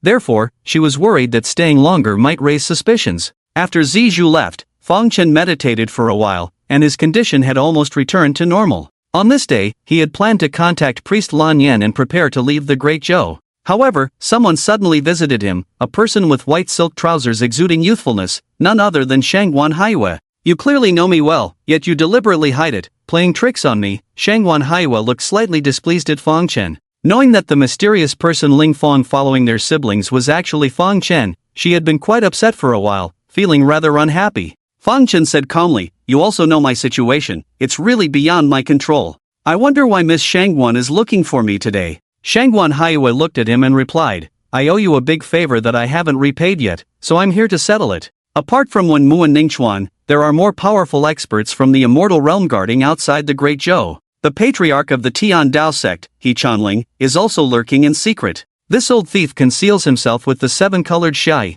making it difficult even for strong figures like Emperor Rongshan to detect him. If it weren't for my father's stargazing, we wouldn't have known that this old thief had already arrived. Hearing this, Fang Chen chuckled. The Tian Dao sect mobilizing two powerful experts from the immortal realm just to deal with a small fry like me is quite interesting. Shangguan Haiwei added, "But don't worry, my father has taken action and persuaded He Chanling to leave. The protective formation of the Tian Dao sect has always been maintained by my Shangguan family, so He Chanling dare not disrespect my father. I can assure you that in the next half-month, He Chanling will be unable to make a move, so you must leave the Great Zhou as soon as possible in these few days. This is an ancient escape talisman. Just crush it, and you will be randomly teleported to a place thousands of miles away. Although the Tian Dao sect currently dares not come in to get you, if you delay, they will not sit idly by as your strength grows, and they will definitely take a desperate move. My father also mentioned that a great calamity is approaching, and the Great Zhou may not necessarily protect you. Instead of entrusting your life to others, it's better to take control yourself." With that, she took out a simple jade slip from her bosom and handed it to Fang Chen. This ancient escape talisman was a valuable item given to him for free, so he naturally wouldn't refuse. "Thank you." He nodded towards Shangguan Haiwei. Shangguan Haiwei looked at him, appearing hesitant to speak. Seeing her like this, Fang Chen said, "Feel free to speak your mind." Shangguan Haiwei took a deep breath and said, "What I want to say may not be to your liking. With your talent, if you can follow the right path, your future will be limitless. Those demonic techniques, you should stop practicing them and refrain from harming the innocent." She sighed softly. "I know saying this is like talking to a brick wall, sigh. Even senior sister Zizhu couldn't influence you, so I guess my words won't make a difference either." Fang Chen glanced at her suspiciously. "How do you know that senior sister Zizhu tried to influence me?" Shangguan Haiwei widened her eyes, feeling annoyed with herself for letting slip. Back then at the Blood Marsh, I asked senior sister Zizhu to try and guide you. Of course, I didn't say that you were the one who slaughtered the Infinite City, just that you were my friend who accidentally fell into the demonic path, and I wanted her to help you out." "You almost got me killed," Fang Chen remarked. If he hadn't had some strength back then, he might have really been eliminated by Zizhu for the sake of purifying and upholding righteousness. But if it weren't for her intervention, he would have found it difficult to have the subsequent story with Purple Bamboo. Truly, the ways of the world are mysterious. Shangguan Haiwei lowered her head in embarrassment. "So, you mean the nun almost killed you?" I didn't expect her to act like that. Purple Bamboo's reputation precedes her, known as the Jade Guanyin. I just wanted her to help you." Fang Chen replied, "It's all in the past now. Just don't meddle in my affairs in the future." Shangguan Haiwei nodded, "I understand. I won't interfere anymore." Goodbye, I wish you good luck." With that said, she turned and left immediately. After she left, Chen looked down at the communication mark on the back of his hand and immediately contacted Priest Lanyan. Before long, Lanyan appeared by his side. "Are you ready to leave?" she asked. Chen's lips curled slightly as he asked, "Do you want to avenge the Lan clan?" Lanyan furrowed her brows and muttered, "Of course, but now is not the time. My daughter has inherited the legacy of the witch god. In a few years, when she also enters the realm of immortality, it will be the time for my Lan clan to seek revenge. Vengeance does not wait, but I, Chen, cannot wait," he said firmly. "The Lan clan and the Tian Dao sect have joined forces to try to kill me. I slaughtered several billion people from the Lan clan, but the Tian Dao sect has yet to pay any price." Lan Yan was puzzled by his words. "What exactly do you want to do? We are both in danger ourselves," she said. Chen replied, "I received information that the sect master of the Tian Dao sect is currently unable to divide his attention, and the other immortal powerhouse of the Tian Dao sect, Wenmu, is guarding the vicinity of Dezhou. At this moment, the two great immortal experts of the Tian Dao sect are both outside the sect. If we take this opportunity to infiltrate the Tian Dao sect..." Lan Yan widened her beautiful eyes, "You are terrifying." The last time Chen bloodily slaughtered several billion people from the Lan clan, although she was pleased, she also felt that Chen was too ruthless. And now, in their current situation, being chased and hunted down, he still wanted to counterattack, which made her feel a hint of fear. It was terrifying to be enemies with such a person, and she couldn't help but be glad that she hadn't offended him. After a moment of contemplation, she said, "Although Wenmu and He Changling are not in the sect, just the two of us, perhaps you don't have a concept of the strength of such a major power. If we storm the gates of the Tian Dao sect, we probably won't even be able to break through their protective mountain formation." Chen asked calmly, "How does the Lan clan's protective formation compare to the Tian Dao sect's mountain protection formation?" Lan Yan replied, "Perhaps the Tian Dao sect's mountain protection formation is stronger, but the difference between the two should not be significant. I was able to break through the Lan clan's formation back then, and today I can also break through the Tian Dao sect's mountain protection formation," he said. After some consideration, Lan Yan finally nodded, "All right, I'll go with you this time. The Tian Dao sect has reached into the Miao territory, causing almost all of my Lan clan members to be killed or injured. As a priestess of the Lan clan, I must seek retribution for their blood debt." A boundless killing intent shone in her eyes. The day the Lan clan tribe suffered so tragically was still vivid in her mind, and she had not dared to sleep peacefully for 10 years. Every time she fell asleep, she would be awakened by this nightmare. But whether this matter will succeed or not depends on fate, and it carries great danger. Chen added, "Once we enter the endless void, what situation we will face, I do not know. I have never entered the endless void before, and we may be swallowed by spatial turbulence, or torn apart by spatial storms. That day when I displayed the power of the blood eye, shattering space, it was just to reassure Purple Bamboo. Otherwise, this foolish nun wouldn't want to leave, and might even face the Tian Dao sect with us. If it were as easy as he said that day, he would have left long ago, so why bother to confront those two immortal powerhouses?" Upon hearing this, Lan Yan smiled faintly, "I didn't expect you to be quite sentimental." Chen replied calmly, "You're overthinking. If she stays by my side, she will only be a burden, which is why I want her to leave first. I hope that our luck will be better, allowing us to safely leave the endless void and return to a place within the southern Dipper domain, not too far from the Tian Dao sect. If these two conditions can be met, it will help you seek revenge for the Lan family. If anything goes wrong, don't blame me." In truth, he already had a way out if it was just to escape. The ancient escape symbol given by the Shangguan family was enough to get him out of danger. However, the distance this ancient escape symbol could teleport was too far. If it sent him millions of miles away, he might end up in another realm outside the southern Dipper domain. In that case, he would miss this opportunity and wouldn't be able to return within half a month. Lanyan's delicate face tightened as she nodded. "It's fine, I'm willing to give it a try." Chen said, "Good. Hold on to me tightly. Don't let go, or if we get separated in the endless void, I still have a chance to return to the outside world, but you will be trapped there forever." Lanyan took a step forward, reaching out her small hand to hold Chen's large hand. "Is this okay?" she murmured, a hint of blush appearing on her face. She had cultivated for tens of thousands of years and had never been close to a man. Let alone hugging, even holding hands was a first for her.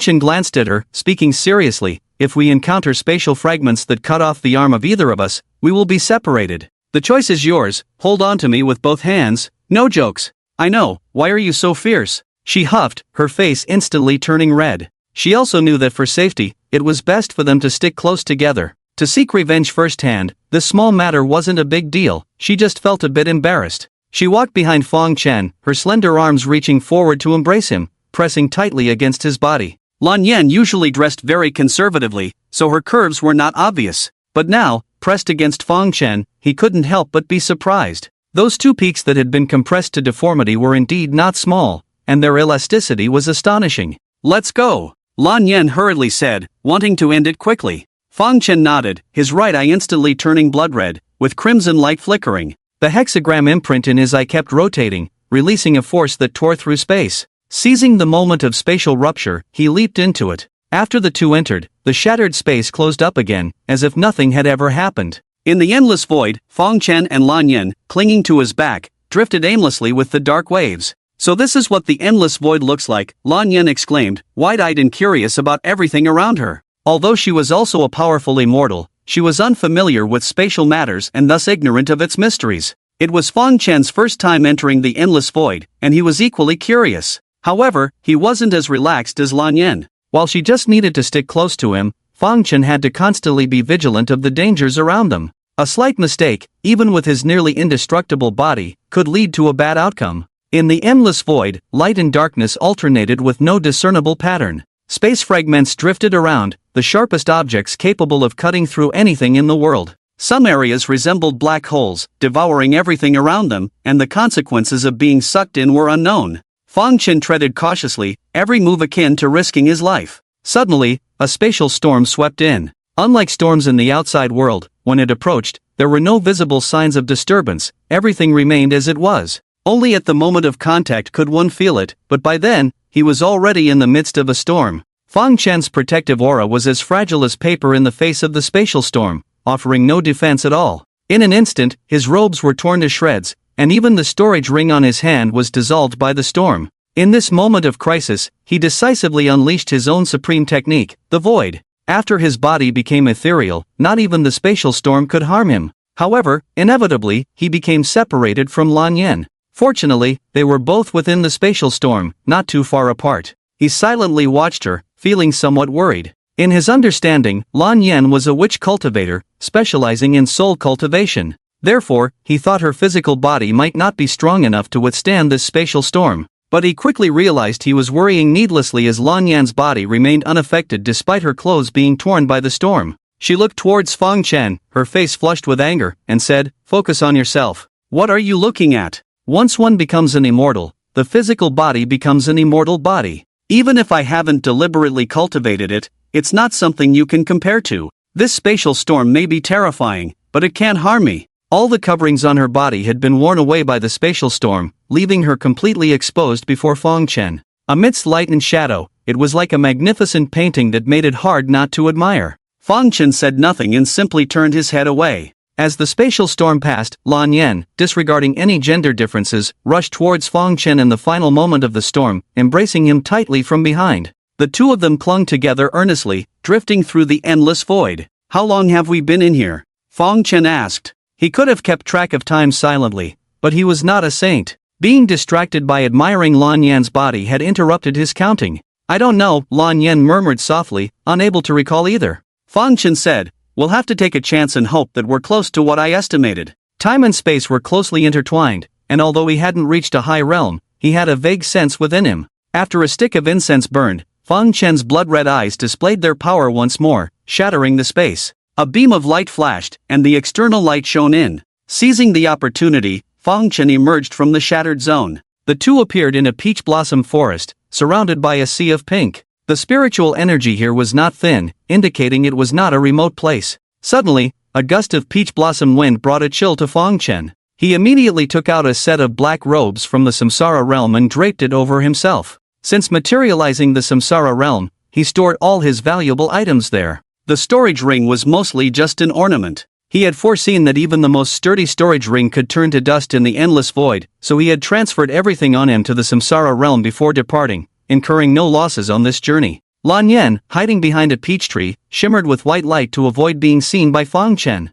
However, in the endless void, Fong Chen had already seen everything. Before entering the endless void, Lan Yan hadn't thought much and had stored what little she had left in her storage ring.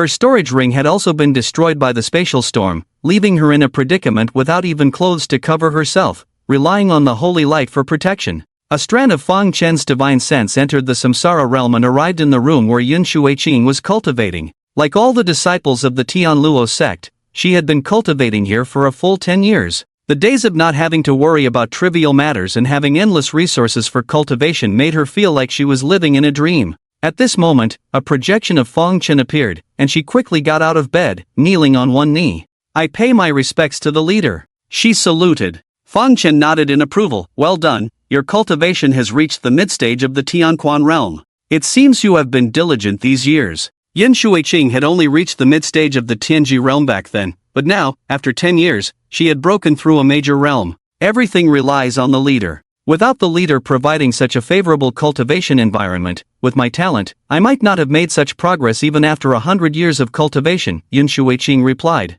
Fang Chen said, "Inform everyone later to temporarily halt cultivation for a while and focus on resting and recuperating. I may need your help in the future." "I obey," Yun Shuiqing replied firmly, looking quite pleased. They had been living off others for 10 years and had always hoped to be of use someday, otherwise, they would feel unsettled. "Also, bring me a set of clothes," Fang Chen added. "Undergarments, silk socks, hairpin, everything." Yun Shuiqing glanced at Fang Chen and muttered, "Is the leader asking me to strip on the spot? Or does he want them cleaned? There might not be completely unworn new clothes, after all, we haven't had the chance to buy new clothes in these 10 years. Fiend is the same, wearing the same few outfits back and forth." Fang Chen said, "Just clean ones will do." Yun Shuiqing lightly acknowledged and immediately got up to tidy up the wardrobe nearby. Fang Chen had sought her out because her figure resembled Lanyan's. In the peach blossom forest, Lanyan looked eagerly at Fang Chen. She hesitated to ask him for clothes. She even thought about making a pink flower skirt on the spot with these peach blossoms.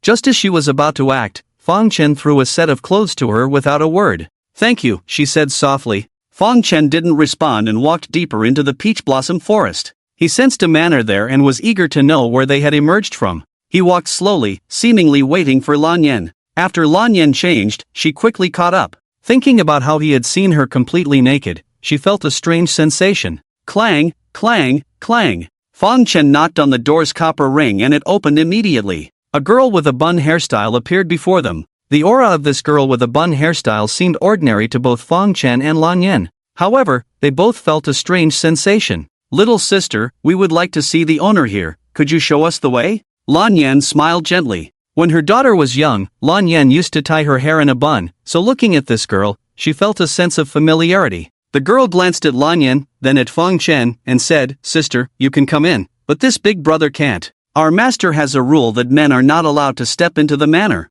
Fang Chen didn't mind as he turned away and gazed at the distant peach forest. Lanyan followed the girl with the bun hairstyle into the manor. After walking for a while, Lanyan noticed that there were quite a few people in the manor. Strangely, they were all women, with no sign of men. She soon met the owner of the Peach Blossom Manor. The owner was a graceful woman in purple attire, devoid of any spiritual fluctuations, just like an ordinary person. However, her demeanor exuded an extraordinary air, as if she were a hidden expert. "I am Lanyan, stranded here due to some unforeseen circumstances with my companions. May I ask, where is this place located, madam?" Lanyan couldn't quite figure out this person, so she spoke very politely. The beautiful woman said lightly, "The northern part of the Qi dynasty is a wilderness."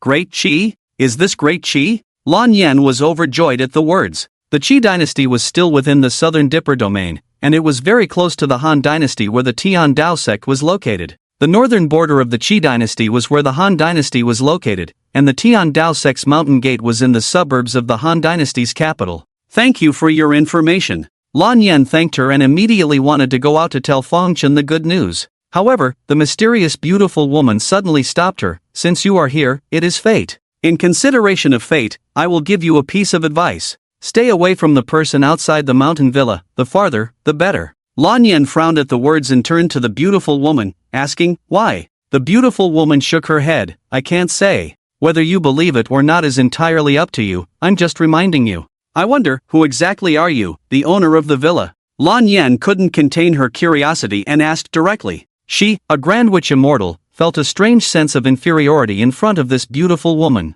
At this moment, she said some incomprehensible words, which made her even more certain that this person was someone extraordinary. I have been in seclusion for many years, even if I tell you my name, you have never heard of it, the beautiful woman said lightly. Go! You two leave quickly, this place is not welcoming to outsiders after all. Farewell. Lan Yan bowed to her and then left. Back outside the mountain villa, she immediately took Fang Chen away. She didn't say much about what she saw in the villa, keeping it a secret. Fang Chen had also long felt the strangeness of this place, seeing her so cautious, he wisely didn't ask further. Several days later, near the Tian Dao sect's mountain gate in the Han dynasty, Fang Chen looked at Lan Yan beside him, and Lan Yan nodded slightly, indicating that she was ready. Then Fang Chen's blood eyes surged, tearing open a gap in the Tian Dao sect's protective mountain formation. The two immediately slipped in through this gap and entered the Tian Dao sect. Fang Chen raised his hand, conjuring his blood sword. A tremendously evil aura rose to the sky, killing intent rampant, and Lan Yan couldn't help but take a few more glances.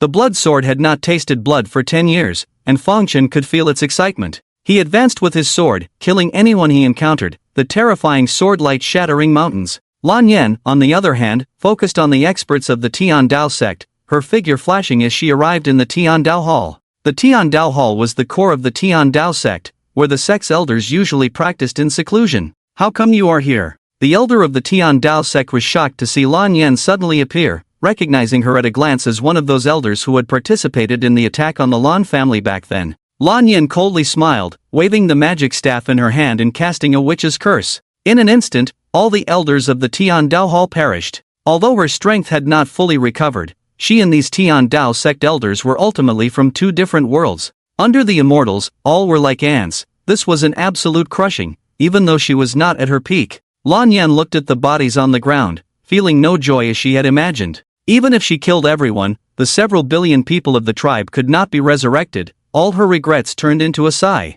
Suddenly, her face changed, feeling a terrifying aura outside. How could this be? Could the information be wrong? Or is it that the Tian Dao sect has hidden its strength, and there are not just two immortals? She actually felt that there was an immortal powerhouse in the Tian Dao sect, and at this moment, this immortal powerhouse appeared. Among the mountains of the Tian Dao sect, an old man in white robes stood with his hands behind his back, standing in midair. Although he was old, his long hair was still jet black and shiny, fluttering in the wind, very elegant. I don't know how Changling managed to control the sect, allowing people to come up to the mountain gate, the old man muttered. He glanced at Lan Yan and then shifted his gaze towards Fang Chen nearby. It's simply a great humiliation. You demon, using disciples of my heavenly Dao sect to cultivate, can you bear the consequences? His name was Hua Changfeng, the supreme elder of the heavenly Dao sect. Rumor had it that he had long been dead, but in reality, he had been alive all this time. Bold demon, I will capture you alive, making you beg for life but find no escape, yearn for death but find no release.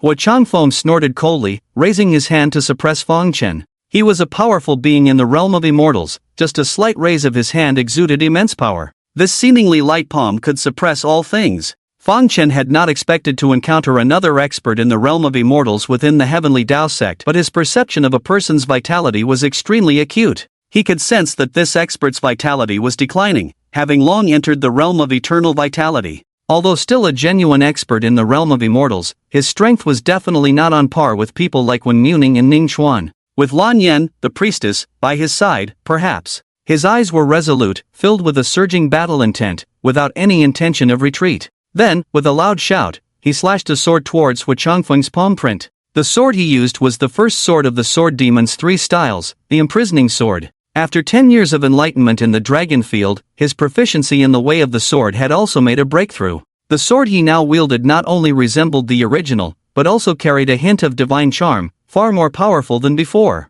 His sword shattered Hua Changfeng's palm print, blocking the attack. The aftermath of their clash rumbled around, shattering several suspended mountains, as if the heavens and earth were collapsing. Up in the sky, Hua Changfeng looked at Fang Chen, unable to hide his astonishment. Although it was just a casual strike from me, not even using a fraction of my power, the fact that he could withstand it at his level. This sword is incredibly profound, even the two sword stashes of the sword worship mountain may not compare to it. But no matter how grand your background is, today, I will definitely slay you here. Fang Chen had already bloodied many people, and his current stance was clearly aimed at the two sect. Hua Changfeng knew in his heart that the situation today was absolutely irreversible. He must cut through the chaos with a swift blade and then plan for the future. Young one, don't think that learning a few profound sword techniques will allow you to act recklessly. I am an immortal, and you are just a mere ant. Next, let me show you what true immortal power is. With a loud shout, Hua Changfeng erupted with a terrifying aura. The area enveloped by his aura formed a domain, which was the unique domain power of an immortal. In his domain, everything except himself would be heavily suppressed. An unbearable pressure suddenly struck. With a bang, Feng Chen knelt heavily on one knee, shattering the bluestone slabs on the ground. So, this is the power of a domain? Truly formidable. But, Feng Chen roared in anger, his body transforming into a demonic form. After bloodily refining hundreds of millions of beings from the Chuan clan back then, his demonic prison body had undergone a breakthrough. Rise! With a fierce expression, he slowly stood up, proudly standing within Hua Changfeng's domain. The sword strike Feng Chen had just made had only caught Hua Changfeng's attention, but now, Feng Chen was directly resisting the suppression of his domain power, which sent a chill down his spine. What's going on with this guy? He felt a bit flustered and immediately took action. He wanted to unleash his killer move and quickly subdue Feng Chen, not allowing him any chance to escape. Just as he was about to use his divine technique, he suddenly felt a palpitation. However, his attention had been completely drawn by Feng Chen just now, so even if he realized it now, it was already too late. Lan Yan suddenly appeared behind him, and she also made her move. Heaven's punishment curse. A vast soul power erupted from her body. After being cursed, Hua Changfeng's physical body and soul began to collapse, and his immortal power started to dissipate, causing his overall aura to plummet suddenly. This was Lan Yan's strongest curse. As long as she was given time to cast it, she could almost secure victory. However, after casting the curse, she did not launch another attack but immediately retreated. The Heaven's Punishment Curse was a sustained spell that required her soul power to maintain in order to have a continuous effect on the cursed individual. Hua Changfeng suddenly turned around and looked towards where Lan Yan was. I've been fooled, I should have dealt with you, the troublemaker, first. It was only then that he realized that Feng Chen was deliberately causing chaos to attract his attention. This way, if anything went wrong, Lan Yan hiding in the shadows would have time to react and cast spells.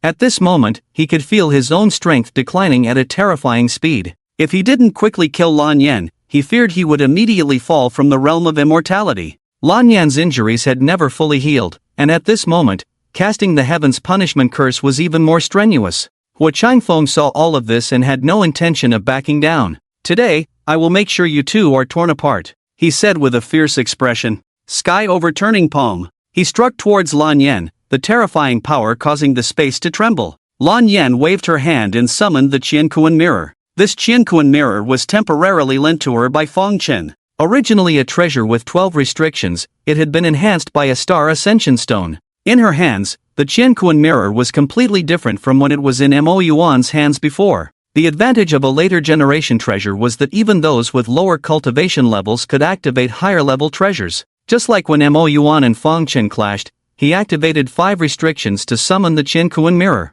But with Lan Yan's cultivation, she could now activate all 13 restrictions. Only when all restrictions were unlocked could the treasure display its full power. With a loud bang, a terrifying energy wave spread out. Lan Yan was pushed back but remained unaffected. The Qiankuan mirror stood by her side, ready to defend against any attack. Qiankuan mirror? Hua Changfeng's face darkened at the sight. This was their Tian Dao sect's heritage treasure, now being used against him. He could sense that the power of the Qiankuan mirror seemed stronger than before, likely due to an additional restriction. So be it, I will kill that boy first, then deal with you. This treasure has been lost for 10 years, it's time for it to return to my Tian Dao sect. He turned to Feng Chen, his eyes filled with killing intent. He reached into the void and drew out a sword. This sword is called Falling into the Abyss, one of the 4 great heritage treasures of my Tian Dao sect. Today, I will use this sword to behead both of you. The 4 great treasures of the Tian Dao sect were the Qiankuan mirror, the Haotian realm, the 7-colored Xiao, and this Falling into the Abyss sword. The other 3 treasures were all 12 restriction treasures, but the quality of the Falling into the Abyss sword surpassed them all, being a 14 restriction treasure. One sword reaches the heavens. Hua Changfeng leaped into the air, pointing the sword towards the sky.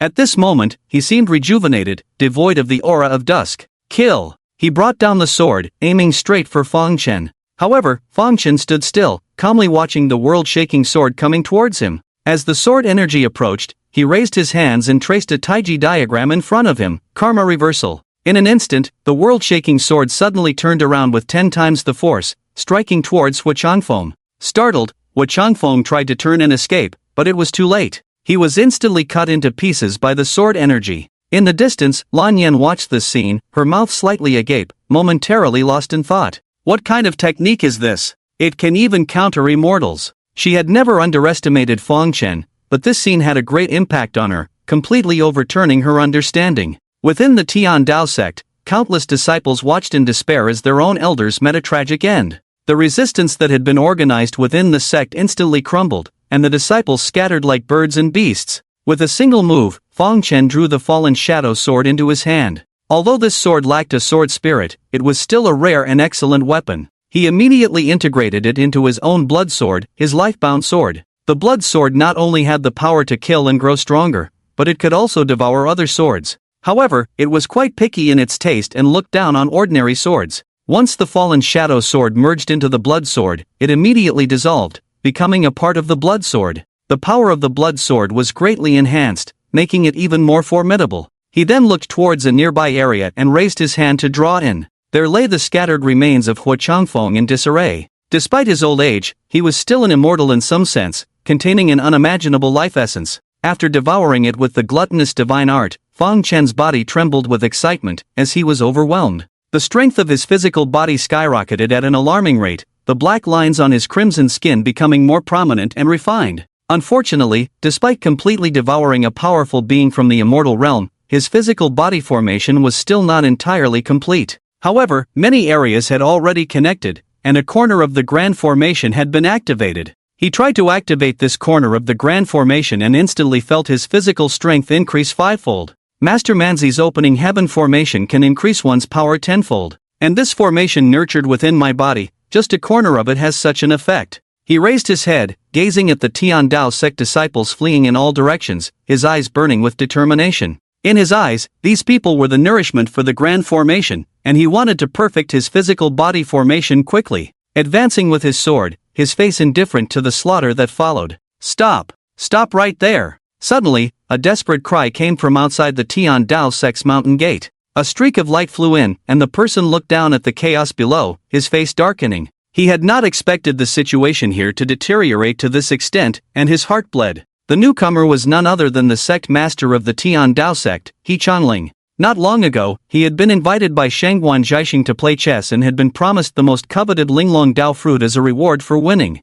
Although He Chanling found it strange, he eagerly accepted the invitation for the treasure. Just a quarter of an hour ago, he received a message from the sect saying that a great enemy was attacking. It was only then that he realized things were not as simple as they seemed, and he had likely been deceived. He hurried back, even burning his own life force, to return in such a short time. Sect Master, you're back. Quickly suppress these two evildoers. Sect Master, the elder just sacrificed himself to stop these two evildoers. The disciples of the Tian Dao sect, upon seeing their sect master return, wept tears of joy and quickly informed him. Upon hearing the news of the elder's sacrifice, He Chanling was first stunned, then erupted in anger. The elder was not only his mentor but also one of the foundations of the Tian Dao sect. He could overlook the deaths of millions of ordinary disciples, but the elder's sacrifice was a thunderbolt out of the blue, shaking the very core of the Tian Dao sect. Sinful scum, I'll send you to the 18th level of hell. He Chanling roared, unleashing his wrath upon Feng Chen and Lan Yan.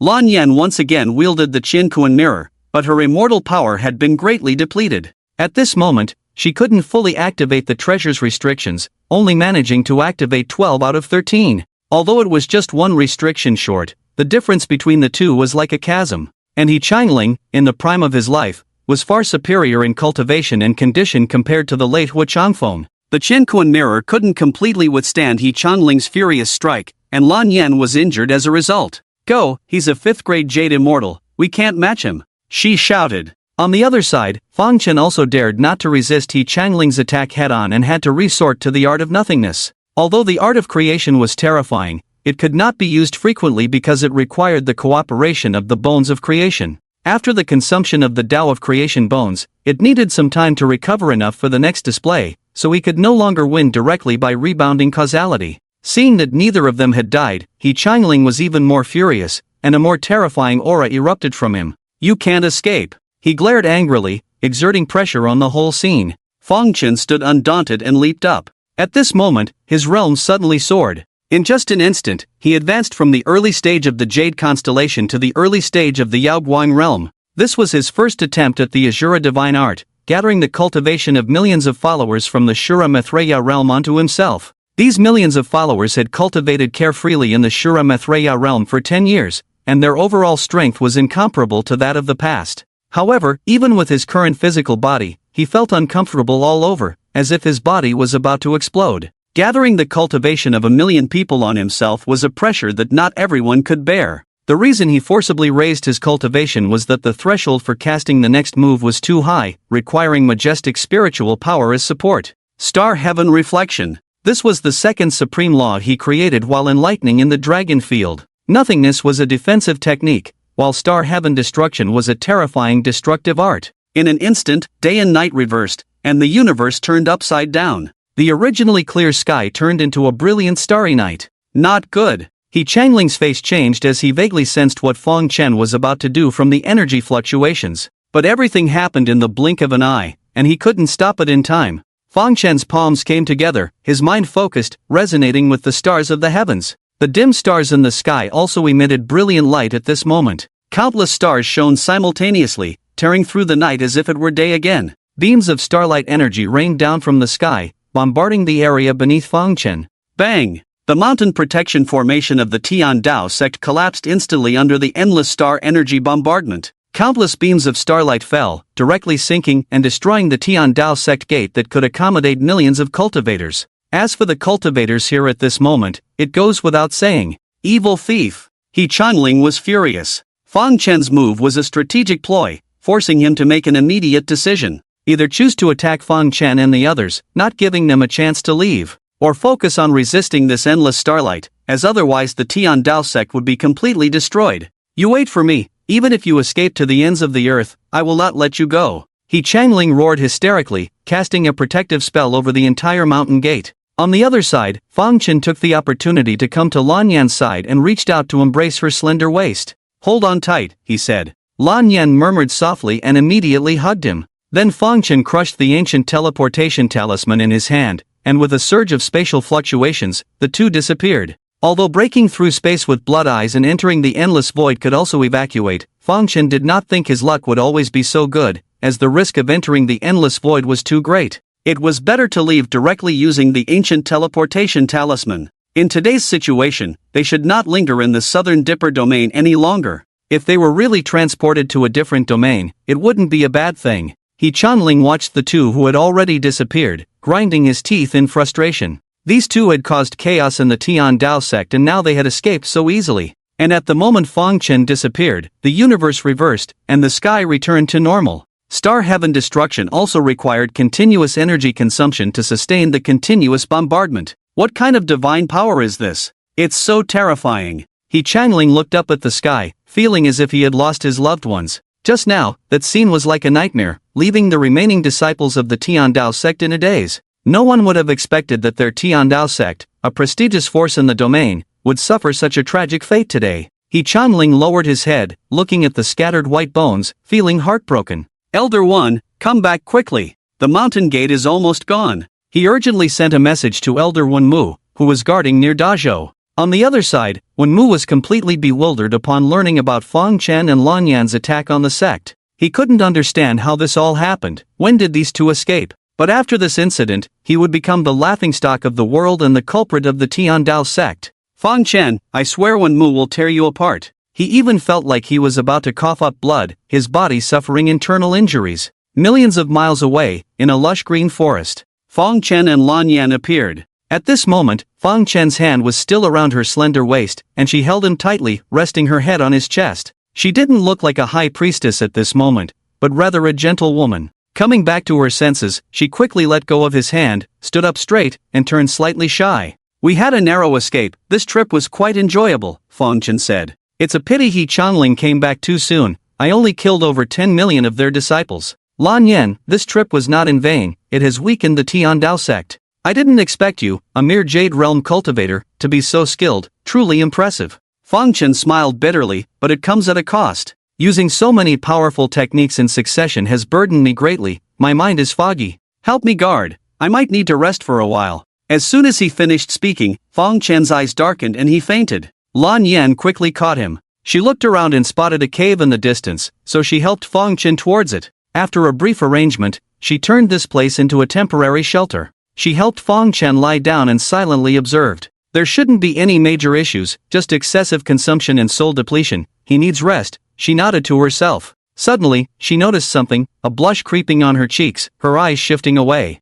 But after a while, seemingly unintentionally, she glanced back and forth. Fang Chen, how are you feeling? She asked, nudging him a few times. But she clearly knew he was asleep. Seeing no response even after nudging him, she became bolder and stared directly at him. I wonder what it feels like. Why did Zizhu? Anyway, this guy is fast asleep. In fact, she had secretly observed Fang Chen, Zizhu, and Li Hongqiao playing around. At first, she was just curious. You indirectly helped my Lan family back then, allowing the descendants of my Lan family to escape. Today, you led me to seek revenge on the Tian sect. I owe you too much. Consider this a reward for you, she murmured. In fact, she was finding excuses for her restless heart that sought excitement. Completely different from what I imagined, she thought afterwards. At that moment, Fang Chen suddenly sat up, staring blankly at Lan Yan. How could I dream of this? He muttered to himself, but this feeling is too real. Lan Yan widened her eyes, her long eyelashes fluttering crazily, also dumbfounded.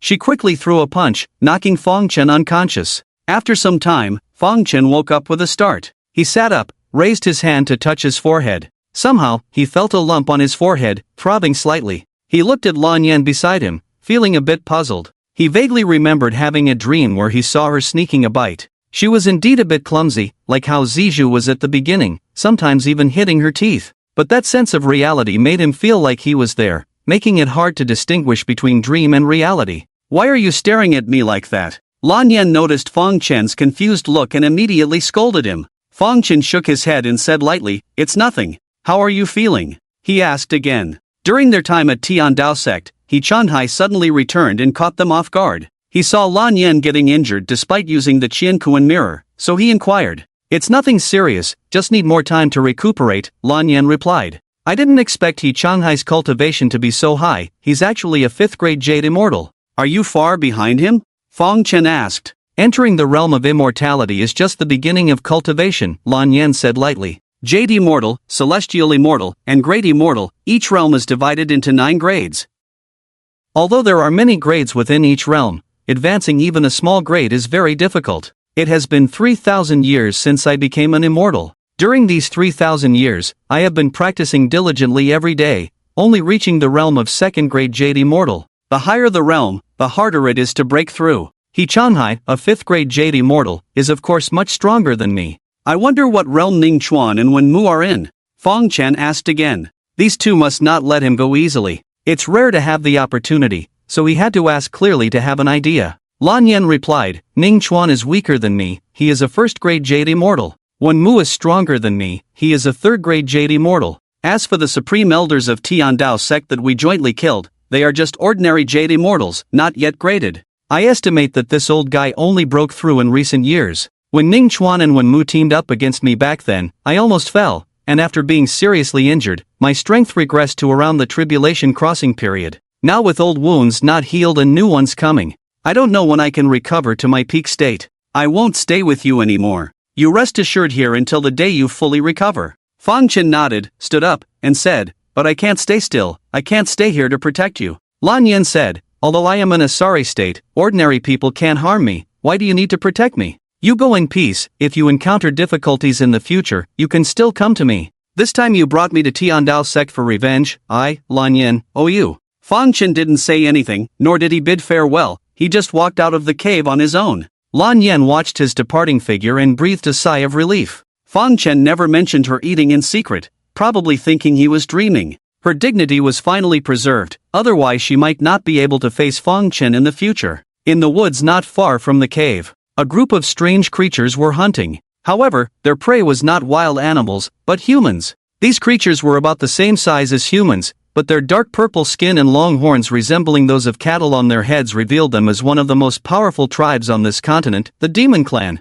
Ah, it's my turn. A young demon laughed as he pulled back his bow and shot an arrow. In front of them, a group of ragged humans were fleeing in panic. With a sharp sound, the arrow pierced through the chest of one of the humans, killing him on the spot. Ha, as expected, I hit again. The young demon was excited. I've taken down 10 heads, so I've won. Hurry up and bring out the demon stone for me. Several young demons around, holding bows and arrows, looked displeased as they took out some black stones and threw them at the man who had just shot an arrow. Losing the demon stones, they naturally felt unwilling and continued with the next round. Fang Chen silently watched this scene, his figure flashed, and he appeared in front of these young demons. The young demons were startled to see a human approaching suddenly and quickly stepped back. Where are we? Fang Chen asked. The young demons exchanged glances and then suddenly attacked Fang Chen. With a cold snort, Fang Chen shattered them, turning them into a mist of blood. He took a deep breath, inhaling the demonic aura and life essence of these demons through his nostrils.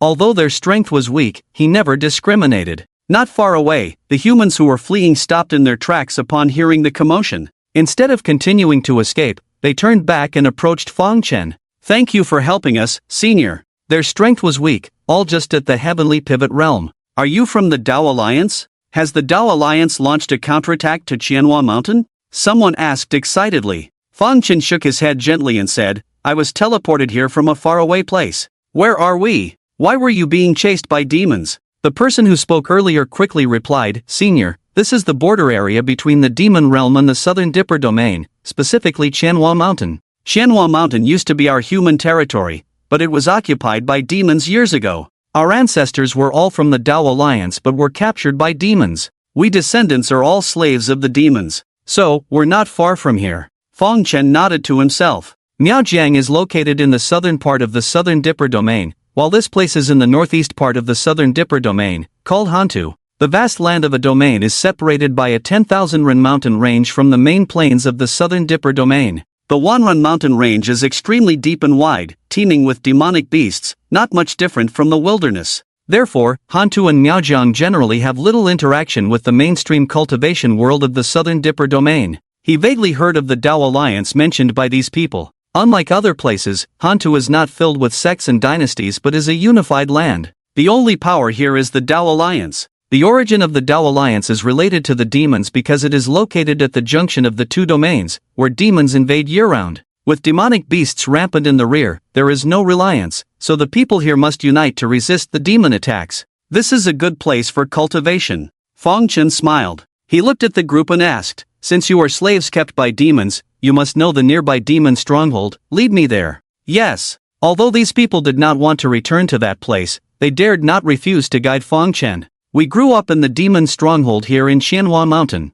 There are probably 50,000 demons in that stronghold, the person who spoke earlier introduced. The leader of the demons is called Anna. She is a mid-stage Yaoguine realm cultivator and one of the 7 frontline demon generals. In the palace where the demon general Anna resided in the Qianhua Mountain demon stronghold, she looked fiercely at the human woman who was tied up. I have put in a lot of effort to capture you, even sacrificing several experts under my command. And after capturing you, I have never tortured you, but treated you well with food and drink. But my patience is limited. If you do not pledge loyalty soon, I will kill you. She threatened. In front of her was the woman tied up, who turned out to be Fang Chen's old acquaintance, Dr. Do Qin. After leaving Miaojiang back then, she returned to Nanyang country, traveling around with her disciple to practice medicine. Later, due to an accident, they were transported through an ancient teleportation array to the Han territory. With the Han territory backed by the Wanren mountain range and facing the demon territory of Tian Moyu, it was difficult for the master and disciple to find a safe path. Therefore, they had to give up the idea of returning to Nanyang country and settle down here. Later on, they naturally joined the Dao Alliance and became physicians within the alliance. In the Dao Alliance, physicians held a high position, so the master and disciple had been living quite well all these years. However, just a few days ago, battles broke out on the front lines again, and Do Qin also went to the front lines to help treat the wounded. Little did she know, the demons had long noticed her presence. This time, the purpose of the war was not to conquer lands but to capture her. The demons had planned meticulously and were well prepared, so Do Qin was captured by them. She looked up at the demon leader in front of her and coldly said, Just kill me now. I, Do Qin, would rather die than join you and betray my people. With that, she closed her eyes, resigned to her fate. She knew that this time, there was no escape, and memories flashed through her mind. Strangely, the figure that appeared most in these memories was that of the demon leader. Her life had been too peaceful, with the majority of her time spent in quiet cultivation and healing the sick. Only those few moments were truly interesting. We promised that I would come back to find you. But it seems I have to break my promise. She sighed deeply in her heart. Despite having the protection of the holy Bodhi, once in the hands of the demons, she would inevitably meet her end. Anna had tried to coerce and tempt her many times, but seeing that she refused to compromise, she had to accept reality. Although demon essence was powerful, it lacked the malleability of human spiritual power. Therefore, there were no physicians among the demons. That was why Anna had gone to such lengths for Chen, but in the end, it was all in vain. Then I shall grant your wish. Anna's eyes flashed with a hint of severity as she raised her hand to strike. However, at that moment, a fierce cry for battle came from outside. General, it's bad. A human strongman is attacking. Lord Tuor was actually slain by him with a single sword. Upon hearing this, Anna's face suddenly changed, and her hand froze in midair. How is that possible? Tuor is a master in the late stage of the opening sun realm. She muttered, how could a human strongman suddenly appear in Qianhua Mountain? Has Qingping Ridge been breached? Or is he here specifically to rescue you? She looked down at Chen in front of her. In that case, I'll spare your life for now. She didn't kill Chen, intending to keep her as a bargaining chip. The newcomer had already slain her profitable subordinates, so she was somewhat wary of his strength. If things got tricky, she would push this woman out to test the waters. In the demon stronghold, Fang Chen was enjoying the slaughter. It had to be said that the demons were a highly skilled warrior race. In the past, many people faced with his slaughter were not opponents and lost their will to fight, only wanting to escape. However, these demons in front of him were different. There were hardly any who were afraid. He would kill one wave, and immediately another would surge forward. After Anna arrived and saw the bones scattered around, she was furious. Damn it! You actually used the bodies of my demon warriors to cultivate. I will kill you. She reached into the void and pulled out a black long spear. With a thrust, a point of extreme power crossed space and struck Fang Chen's forehead. This spear was her ultimate move, known as the Spear of the Utmost. The power of this spear was concentrated at the tip and could leap through space, directly hitting its target. A red dot appeared on Fang Chen's forehead, oozing a trickle of fresh blood. Anna's prowess was not low. This shot was powerful enough to break through his defense. However, for Fang Chen, it was just a scratch, causing no substantial harm. He gazed at the hot-bodied demon general before him and swung his sword in retaliation. This strike was the Dragon Slayer from the Sword Demon's three forms, a sword of slaughter. With a flash of the blade, Anna's body was cleaved in half. During his journey to the Tian Dao sect, he blood-refined a great immortal and the blood sword devoured the fallen abyss sword. Now, this blood sword was truly unstoppable. How? How could it be? General Anna was killed by him. Although the demon clan was fierce, witnessing their leader being slain by Fang Chen left them chilled. Some demons scattered and fled in disarray, their morale plummeting. Fang Chen proceeded to reap their lives effortlessly. Before long, the 50,000 demon army in the demon stronghold all perished by his sword. The blood sword hung in the air, absorbing the aura of bloodshed and life essence. Fang Chen approached the spot where he had slain the demon general Anna, bending down to retrieve a dark crystal from her bisected body. This item was not a demon stone used by their clan for cultivation but an energy core formed within her body, also known as a demon core. This can be used to refine demon crystals. Fang Chen murmured. In the past, within the Tian cave of the Blood Abyss, he obtained demon crystals refined by the Blood Demon Ancestor, forging the 800 demon guards of the Tian Luo sect. The method of refining demon crystals was detailed in the Blood Demon Ancestor's notes, mentioning the use of demon cores as a substitute for demon blood.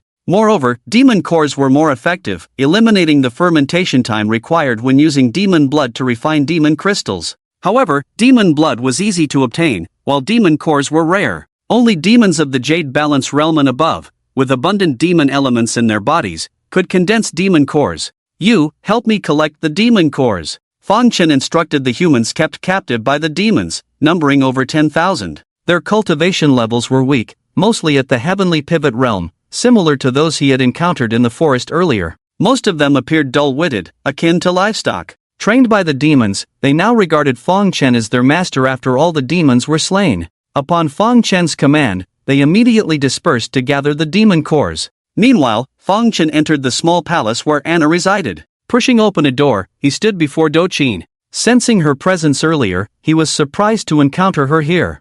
Chen, upon seeing Fang Chen, was also shocked. Why is it you? Fang Chen didn't explain much, moving closer to untie the ropes binding her. Being so close, a masculine aura enveloped her, causing Chen's heart to race.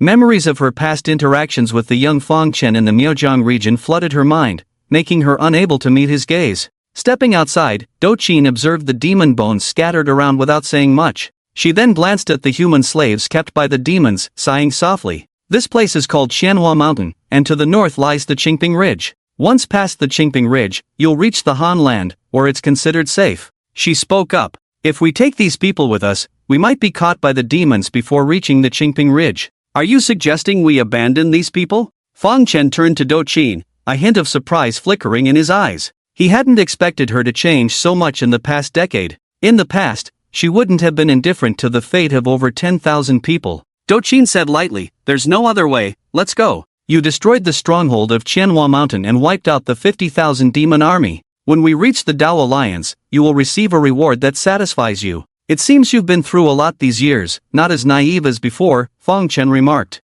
Qin smiled. "People always grow up. In these 7 or 8 years, I've been shuttling on the battlefield and have figured out many things. Abandoning these people, we can safely return, which is the beneficial choice for the human race.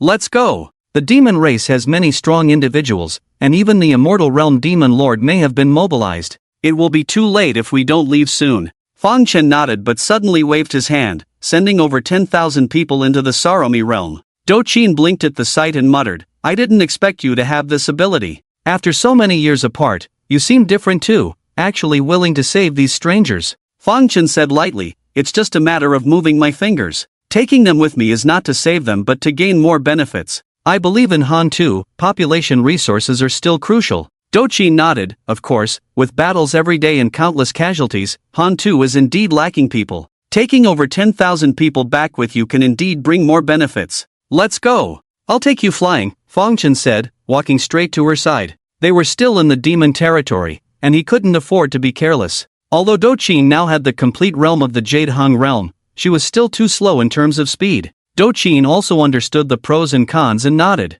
Then Fang Chen reached out and embraced her slender waist. At the moment of touching her slender waist, Qin's body trembled, muttering, "I thought you were going to take me flying on a sword." Fang Chen said, "Flying on a sword is too slow, not as fast as my legs." He wasn't lying. Simple sword flying was indeed slower than using his divine movement steps to travel.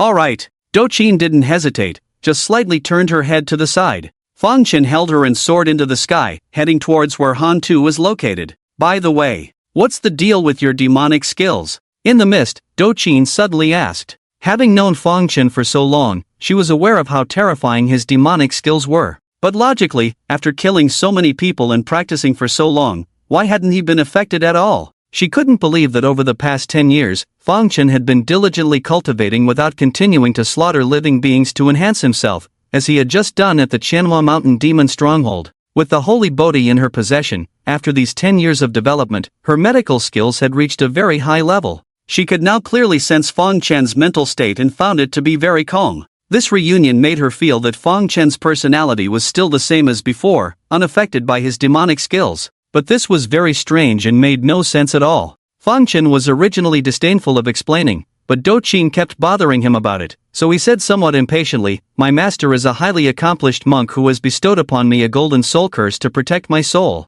Therefore, the negative emotions and energy generated by my cultivation of demonic skills cannot invade my soul, and I won't be affected in any way." Hearing this, Qin muttered, "I see, your master is truly remarkable. Why didn't you say so earlier? I've been worried, wanting to help you resolve this demonic power sooner." Fang Chen said lightly, "You're not related to me, so why explain so much to you?" Hearing this, Qin widened her beautiful eyes, feeling annoyed. She said, I remember when I was in Miaojiang last time." But upon careful thought, she realized that Fang Chen was just teasing her, saying one thing but meaning another. If he really treated her as a stranger, why would he be so intimate, holding her waist and leading her away from here? He could have just casually waved his hand and tossed her into some corner like he did with those people. Suddenly, she caught a glimpse of Fang Chen's unusual expression and blushed, turning her head away. It was inevitable for Xiangyu to act this way towards Fang Chen. However, his attention was more focused on the surroundings, constantly vigilant for any skilled demons who might be following. Before long, he looked ahead, his brows slightly furrowed. "Someone is approaching," he spoke up. Qin, startled, withdrew her hand and dared not move recklessly. She coughed a few times with a red face, her eyes wandering around. A streak of light flew over, and the newcomer was a woman in red armor. She exuded a heroic spirit. Despite being a woman, she did not lack in valor. However, the thick armor could not hide her proud figure, making her stand out like two towering mountains. This person's strength should not be underestimated, Fong Chen thought to himself. The aura emanating from this heroic woman was much stronger than purple bamboo, but compared to the supreme elder of the heavenly Tao sect, there was still a gap, albeit a small one. Therefore, he estimated that she should be at the nascent soul stage. As for which stage within the 7 stages, he could not determine. Senior Honying, Do Qin recognized the person and exclaimed with joy. So someone has already rescued you. Wu Honying looked at the two of them, revealing a hint of ambiguity in her smile. Is he your Tao companion?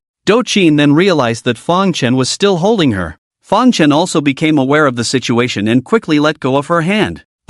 He is not my Tao companion yet, Do Qin explained shyly. He is Fong Chen, my friend, who happened to be accidentally transported to the vicinity of Qianhua Mountain and rescued me. Fong Chen, this is Wu Honying from the Tao Alliance, a senior. She introduced to Fong Chen. Now is not the time to talk, let's retreat quickly, Wu Honying said. Elder Wuji's Tianqi mirror shows that 2 demon sovereigns of the demon clan are heading this way. Among the demon clan, powerful individuals in the Jade Immortal realm are also called demon sovereigns, each one having a notorious reputation. After saying this, Wu Honying waved her hand, and a strange golden vortex appeared out of thin air. This is Senior Honying's companion spirit object, the Golden Whirlwind. Do Qin explained to Fong Chen beside her. This object can be used against enemies or to construct spatial passages. Be bold and follow us. Fong Chen nodded slightly and followed the two of them into the Golden Whirlwind. Companion spirit objects are mostly not as good as companion spirit treasures, but they are also extremely rare. Those who possess companion spirit objects are considered the chosen ones among billions of living beings, born with great fortune.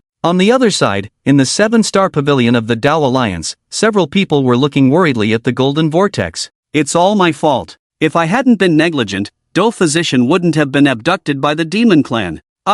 In recent years, Do Physician has made significant contributions to the Tao Alliance. If anything happens to her, I really can't face the Alliance leader. In the scene, a man with a black eye patch covering his left eye and several scars on his cheeks lamented. Elder Zhou, there's no need to blame yourself. The situation on the battlefield changes rapidly, and it's not something we can completely control, the monkey-faced youth beside him comforted. Elder Hongying and Elder Tian have already set out to rescue her. One is diverting the attention of the demon clan at Qingping Mountain, and the other is sneaking into Qianhua Mountain for the rescue. They should be able to save Do Physician. Just then, several figures emerged from the golden vortex. It was Fong Chen and the others arriving. Seeing Do Qin and Wu Honying return safely, the tension in everyone's hearts finally eased. Then they turned their gaze to Fong Chen, looking somewhat puzzled. Do Qin glanced around and introduced him to them. Esteemed seniors, this is my friend Fong Chen. It's quite a coincidence that he was accidentally transported to the area near Qianhua Mountain.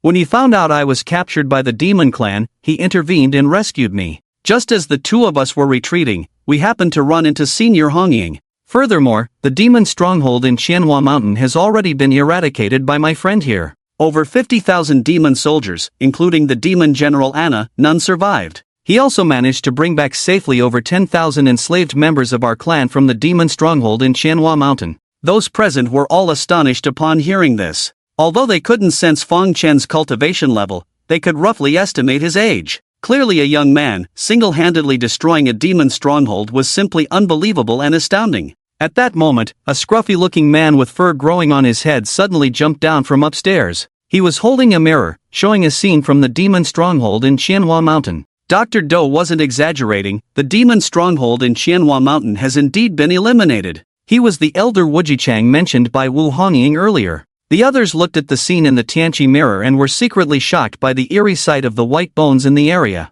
However, the Tao Alliance never emphasized the distinction between good and evil, so although they understood that Fong Chen practiced demonic cultivation, they did not oppose him for it. The Tao Alliance was solely focused on protecting the Han land and confronting the demon clan, with no interest in such trivial matters. I am Fong Chen, I greet the elders. Fong Chen took a step forward and saluted the group. At that moment, the people in the 7-star pavilion were all at a similar level of cultivation to Wu Honying, at the stage of crossing the tribulation. Friend Fong Chen is truly talented, being so young yet able to annihilate Anna's demon stronghold. The young man with a monkey face clicked his tongue in admiration. Although the young man with the monkey face looked young, like the others present, he was also an old monster. I am Elder Ho Jun of the Dao Alliance. At the triple tribulation stage, he introduced himself. The one-eyed man beside him also introduced himself. I am Elder Wang Chen K of the Dao Alliance. At the quadruple tribulation stage, the eccentric Elder Wujichang put away the Tianqi mirror and spoke. I am truly named Wupeng. At the quintuple tribulation stage, Wu Hongying. At the quadruple tribulation stage, Wu Hongying also introduced herself. Apart from the four of us, there is also Elder Zhao Tianyu, who like Elder Wujichang, is at the quintuple tribulation stage. Among the ordinary elders of the Dao Alliance, there are only 5 of us. In normal battles, we are usually the ones in charge. When Fang Chen and Do Qin were flying alone before, Do Qin had already given him a rough overview of the Dao Alliance. The Dao Alliance was based on the entire Hanland and constantly battled the Demon Clan, so their strength was not to be underestimated. The Alliance leader was called Manhwa, a 9th-ranked Jade Immortal. Below the Alliance leader, the highest position was held by the 4 Great Sequence Elders. These 4 Great Sequence Elders were all in the Immortal Realm, ranging from 1st rank to 8th rank in strength. Below the 4 Great Sequence Elders were the ordinary Elders present, all at the stage of crossing the tribulation. The experts in the Yao Guang realm were only guardians in the Dao Alliance and often took part in frontline battles. Below them were the stewards, elite disciples, and ordinary disciples. The entire Dao Alliance was well organized and hierarchical, more like a military force than a cultivation sect. The Dao Alliance, including the Alliance leader, had 5 experts in the immortal realm, 5 strong individuals at the tribulation stage, and billions of disciples. In the Southern Dipper domain, they were considered a dominant force. The Heavenly Dao sect, the Great Zhou dynasty, and other top powers were completely overshadowed by them. If not for the Dao Alliance constantly battling the Demon Clan, their influence would not be limited to this northeastern corner. Normally, the Sequence Elders and the Alliance leader would not intervene. Once they joined the battle, it meant that the Demon Clan was preparing for a decisive battle. As for Wu Hongying and the others, they usually only supervise the battles and rarely have the opportunity to go to the battlefield. After experiencing several intense clashes between the Dao Alliance and the Demon Clan, they have now entered a relatively calm stage. Although the fighting never stops, the high-level members of both sides tacitly agree not to escalate the existing conflicts by going to the battlefield themselves. My friend here also wishes to temporarily join the Dao Alliance. What do the elders think? Do Qin looked at them and asked. Elder Wuji chuckled. Welcome, Daoist Fang Chen. I urge you to join my war department. With my Tianqi realm in hand, I can perceive all things and fight much more fiercely than them. Elder Zhou Yun, with a scar on his eye, coldly snorted. Your victories are mostly because you only pick easy battles. Young friend Fang Chen, join my war department instead. The fighting strength of my war department is the strongest and has held the front line the longest. On the other hand, Wu Hongying and the others also wanted to recruit Fang Chen and bring him under their command. But before they could speak up, a gust of flower petals drifted in from somewhere, instantly transforming into a figure. Seeing this, Wu Hongying and the others quickly knelt down and paid their respects. Greetings, Alliance leader. The newcomer was stunningly beautiful and exuded an aloof aura, with a vermilion mark on her forehead. She was the leader of the Dao Alliance, Fairy Mingyue. So, this is the 9th-ranked Jade Immortal?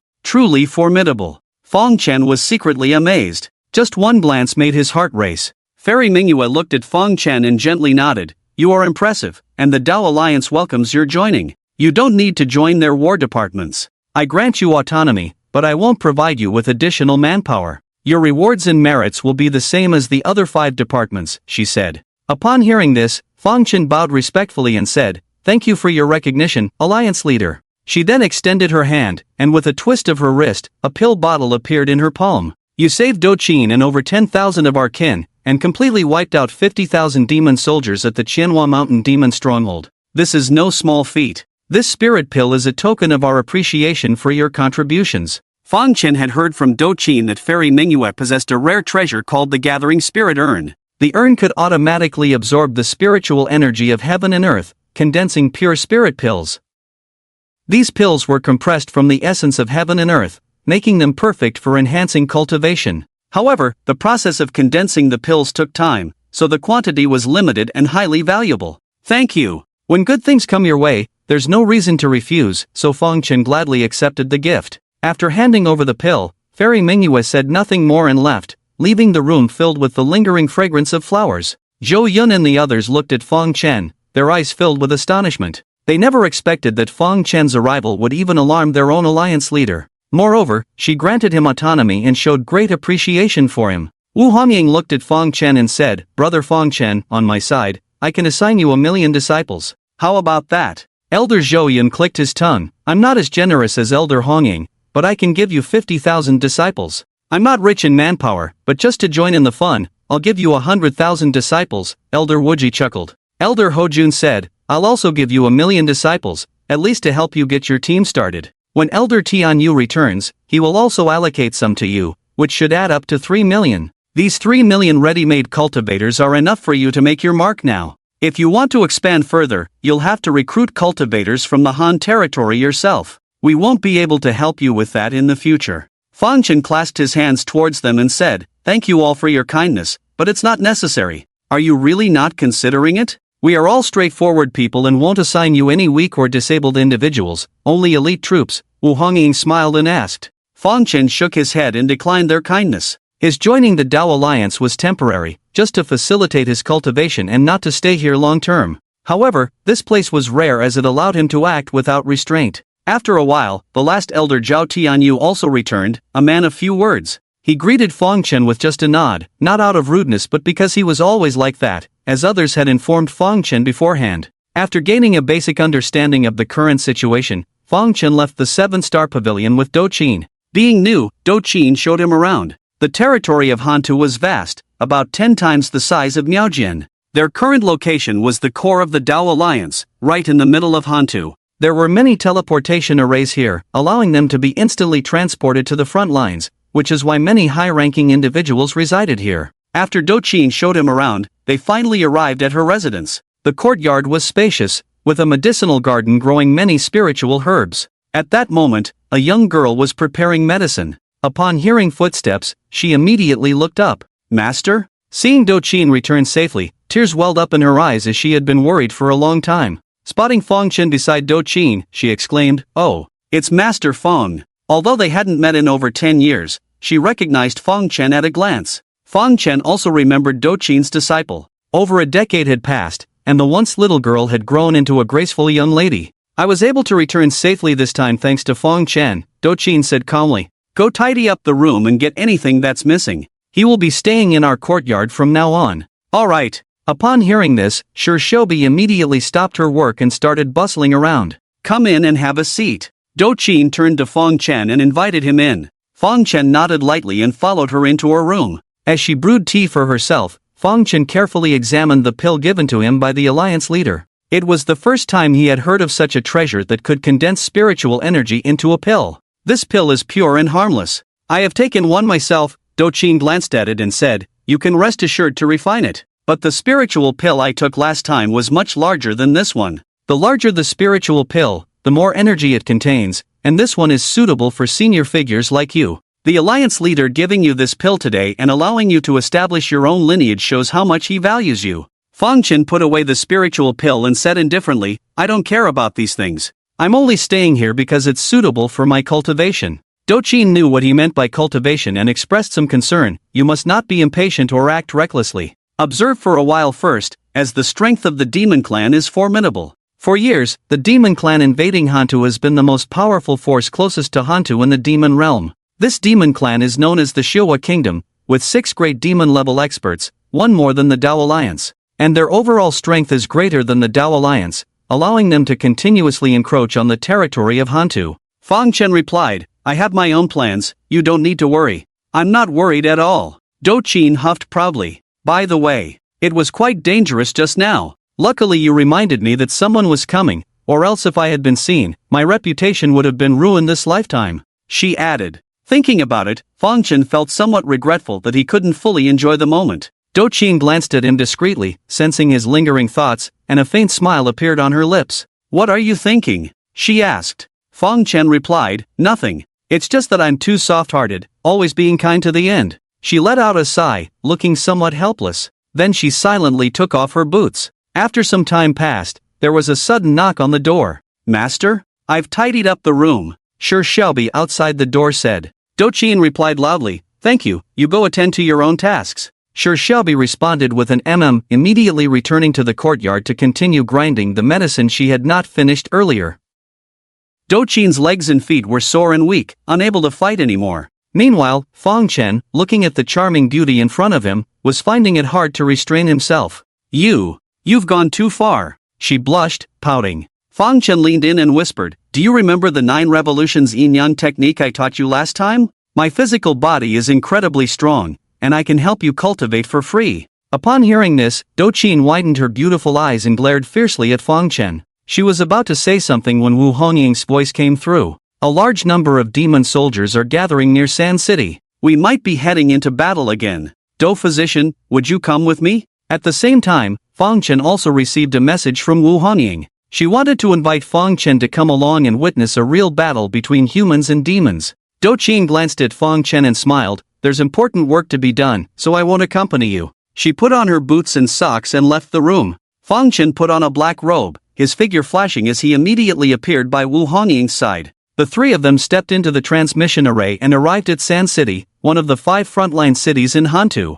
At this moment, outside Sand City, millions of demon soldiers were menacingly gathered. Fang Chen had slaughtered the demon soldiers of Qianhua Mountain, greatly angering the demon lords of Xiao country. They immediately gathered a large army to come and punish them, wanting the Dao Alliance to pay the price. On the city tower, Wu Hongying looked across and said in a deep voice, "It's him. The newcomer is the famous general of Xiao country, Saburo Inoue, who was at the realm of the 5th tribulation. In recent years, 7 great demon generals have risen to fame, and half of them are his subordinates, including Anna, who you have already killed." Fang Chen also sensed the powerful aura behind the demon army, estimating that Saburo Inoue's strength might be slightly higher than Wu Hongying's. At this moment, a man wielding a machete flew out from the vast demon army. He carried the machete on his shoulder, his cloak fluttering, looking quite imposing. "You human vermin hiding in Sand City, who dares to fight me?" The demon man shouted arrogantly. "I, Suzuki Kawagawa, have already defeated 13 human generals without a single loss." "Weaklings, you are truly too weak. Before a major battle, there is usually a duel between the generals," Wu Hongying said beside Fang Chen. "The leaders of both sides duel in front of the 2 armies. Winning can greatly boost morale. In a close battle where the sides are evenly matched, it can play a decisive role. Suzuki Kawagawa is one of the 7 great demon generals, at the late stage of the Yaoguang realm, stronger than Anna whom you killed. In recent years, 13 human generals at the Yaoguang realm have fallen by his blade." At this moment, a figure flew in on a sword and stopped in front of the city tower. This person exuded a powerful sword aura and was also at the late stage of the Yaoguang realm. His name was Gu Hongyan, an old guardian of the Dao Alliance and a close confidant of Wu Hongying. However, he didn't look too well, his face pale, and he suddenly coughed a few times. "I am willing to go out and kill this beast, to avenge our people." Gu Hongyan bowed to Wu Hongying. Wu Hongying looked slightly worried and asked, "Is your body okay?" Suzuki Kawagawa's strength should not be underestimated. If it were before. But now, it will be difficult for you to deal with him. Gu Hongyan replied, "Apart from me, I'm afraid no one else is his match. I have mastered the final layer of the Tsanglong sword technique. With the profoundness of the Tsanglong sword technique, I am confident." Wu Hongying took a deep breath and nodded. The solitary wild goose smiled faintly, riding his sword eastward, and arrived directly in front of Suzuki River. Both sides had been fighting on the front lines for many years, so they naturally knew the prominent figures in each other's camps. "Solitary wild goose, I heard your swordsmanship is formidable," Suzuki River assessed him with a sneer. "It's a pity you're a sickly person, not likely to live for many more years." Upon hearing this, the solitary wild goose replied calmly, "Enough talk, show me your blade." "As you wish." Suzuki River gave a light shout and raised the chopping knife in his hand to attack the solitary wild goose. Dragon's might slash. His strike was immensely powerful, the blade energy transforming into a black dragon, exuding a dominating aura. Faced with such a strong attack, the solitary wild goose stood still in place, even closing his eyes. With one hand on the sword hilt, he seemed to be preparing something. As the dragon's might blade approached, he suddenly opened his eyes wide, a sharp glint in them. "Draw sword stance." A flash of sword light passed, cutting the dragon formed by the blade energy into 2 halves in an instant, dispersing it into the air. Seeing this, Suzuki River said in a deep voice, "I didn't expect you, a sickly person, to be this skilled, but what just happened was merely an appetizer." With a frown, he raised his chopping knife and advanced, and the solitary wild goose immediately met him.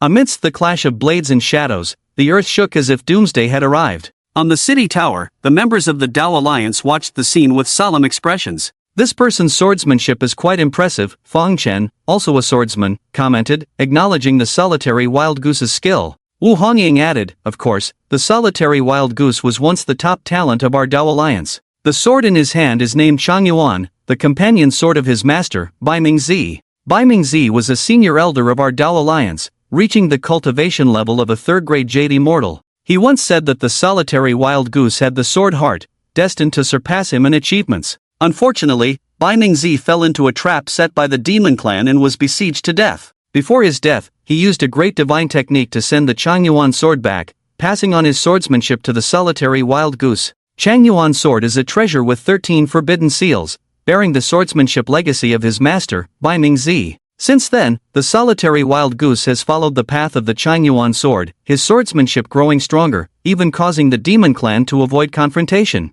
However, he is a person of ill fate, born with a rare and unfortunate constitution. Such individuals have short lives, and despite being over 3,000 years old, he is nearing the end. Do Qian interjected, an unfortunate constitution is a spiritual injury. With my current healing abilities, perhaps I can help him. On the battlefield, the solitary wild goose and Suzuki River fought bitterly. It was evident to everyone that the solitary wild goose was nearing his end. Hindered by his failing body, his attacks weakened the longer the battle went on, while Suzuki River grew more courageous. Just when everyone thought the solitary wild goose was about to be defeated, an unexpected scene unfolded. The momentum of the solitary wild goose's sword suddenly increased tenfold, catching Suzuki River off guard, and he was slain with a single strike. Although victorious, the solitary wild goose also coughed up blood, seemingly struggling to stand steady. His sword technique is profound, each strike is actually building up power, waiting for the final strike to erupt, Feng Chen remarked. Wu Hongying explained, this is the Xinglong sword technique, an ancient swordsmanship he learned in an ancient relic. Alright, it's time to get serious. Do you want to join in the fun? Feng Chen nodded, of course. Wu Hongying used a water moon retrieval technique to bring the solitary wild goose back from the battlefield. Although he had slain the demon general Suzuki River in this battle, he had also depleted many years of his lifespan. Already with little time left to live, he was getting closer to death, his hair turning as white as an old man's. However, there was no sadness on the solitary wild goose's face, instead, he appeared quite content. Before his death, being able to slay a demon general made him feel it was worth it, as it could save the human race from a lot of trouble. Han Yen has done his best, now it's up to all of you. He bowed to Feng Chen and the others. Mr. Han Yen, you can count on us. The other experts of the Dao Alliance were all filled with enthusiasm. Not only because the demon general Suzuki River was slain, but they were also inspired by Gu Hongyan's spirit. Form up, prepare for battle. With a command from Wu Hongying, the millions of cultivators in the city immediately soared into the sky. The demon race was a very warlike species, and even though the demon general was slain, they were still excited, roaring as they charged forward. The army of cultivators clashed with the demon army, and the great battle officially began. Feng Chen watched the grand scene from the city tower, feeling a hint of excitement in his heart. His lips twitched involuntarily, as if he were smiling. He raised his hand, summoning his lifeblood sword. The moment his lifeblood sword appeared, even Wu Hongying's expression changed drastically. Such evil, such a terrifying sword. She stared at Feng Chen's blood sword, thinking to herself. In the rear of the demon army, demon Marshal Inoue Saburo was also drawn to Feng Chen's lifeblood sword. Such a terrifying thing, it seems like it shouldn't exist in this world. Who is this person? Although his cultivation is not high, he still makes this marshal feel a hint of unease. Could he be a peerless genius secretly cultivated by the human race? Inoue Saburo pondered. At this moment, Feng Chen had already taken his sword to the battlefield. At this moment, he was like a ghost, wielding his sword wildly, piercing through the battlefield in no time. He was like an emotionless killing machine. No matter how many people were in front of him, they would all eventually be slain by his sword. In less than the time it takes for an incense stick to burn, over 1 million demons had died at his hands, including some high-level demon cultivators. On the city tower, Wu Hongying watched this scene, unsure of what to say. He's simply a killing star, no wonder the leader values him so much, truly. She murmured. Gu Hongyan, who was standing beside her with a sword, also looked dazed for a moment, then smiled. Truly formidable. This person's cultivation is only at the Jade Constellation realm, yet his combat power is so terrifying. His sword is very frightening. At the moment his blood sword appeared, I could feel my Changyuan sword trembling.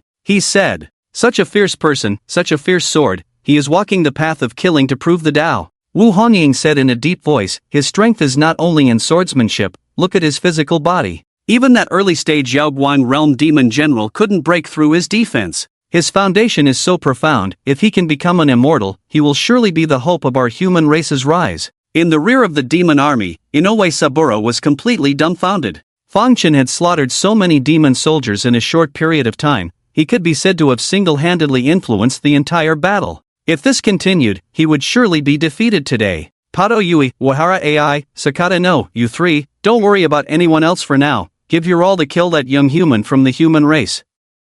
No matter the cost, you must kill him, otherwise he will surely be a great threat to our demon race in the future. Inoue Saburo quickly transmitted his orders to the three mid-stage Yaoguang realm demon generals on the battlefield. Upon hearing this, the three immediately approached Fang Chen's position. Suddenly, with three formidable demons approaching and the possibility of a sneak attack from the hidden 5th stage Calamity Demon Marshal, Fang Chen dared not be too careless. He let out a low growl that sounded inhuman, and then his body transformed into a demonic state, entering the state of the demon prison body. His skin turned crimson, black patterns covering it, faintly forming a set of runes. His eyes gleamed with a beastly red light, making him look unusually excited. At the same time, a corner of the physical body formation activated, instantly increasing his physical strength fivefold. He let the three demon generals attack without any defense, wielding his blood sword to strike back at them. The innate purple energy merged with the sword, enhancing its power. Retreat, this guy is not human at all. Ban Tian looked terrified.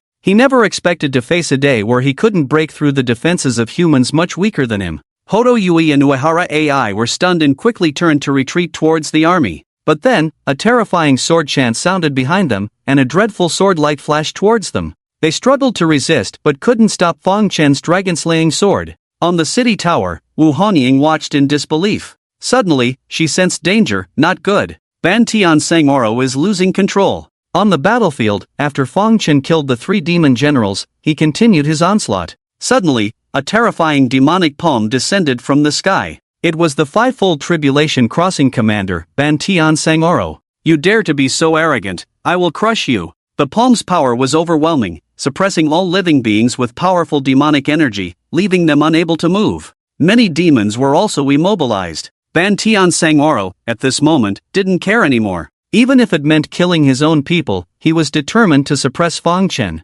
Fang Chen stomped the ground forcefully, breaking free from Ban Tian Sangoro's intimidation. A fierce glint flashed in his eyes as he absorbed the cultivation of millions of followers from the sorrowful realm with the Tian Luo divine technique. In an instant, his cultivation soared by two major realms, reaching the early stage of the Yaoguang realm. Mantra of the swastika. He lowered his center of gravity, gathering power in his palm. With a bang, he met the attack head-on. Buddhist techniques had a strong restraining effect on demons and ghosts, even considered divine restraints. The mantra of the swastika was the pinnacle of Buddhist techniques, and in Fang Chen's peak state, its power was earth-shattering. At the moment the mantra of the swastika struck, all demons in the field felt a chill. Ban Tian Sangoro, targeted by the mantra of the swastika, was filled with fear. His demonic palm was instantly shattered, and the power of the mantra imprinted on him, like a branding iron, causing the fivefold tribulation crossing expert to let out a heart-wrenching scream. Ban Tian Sangoro immediately turned and fled, forgetting even to command his army.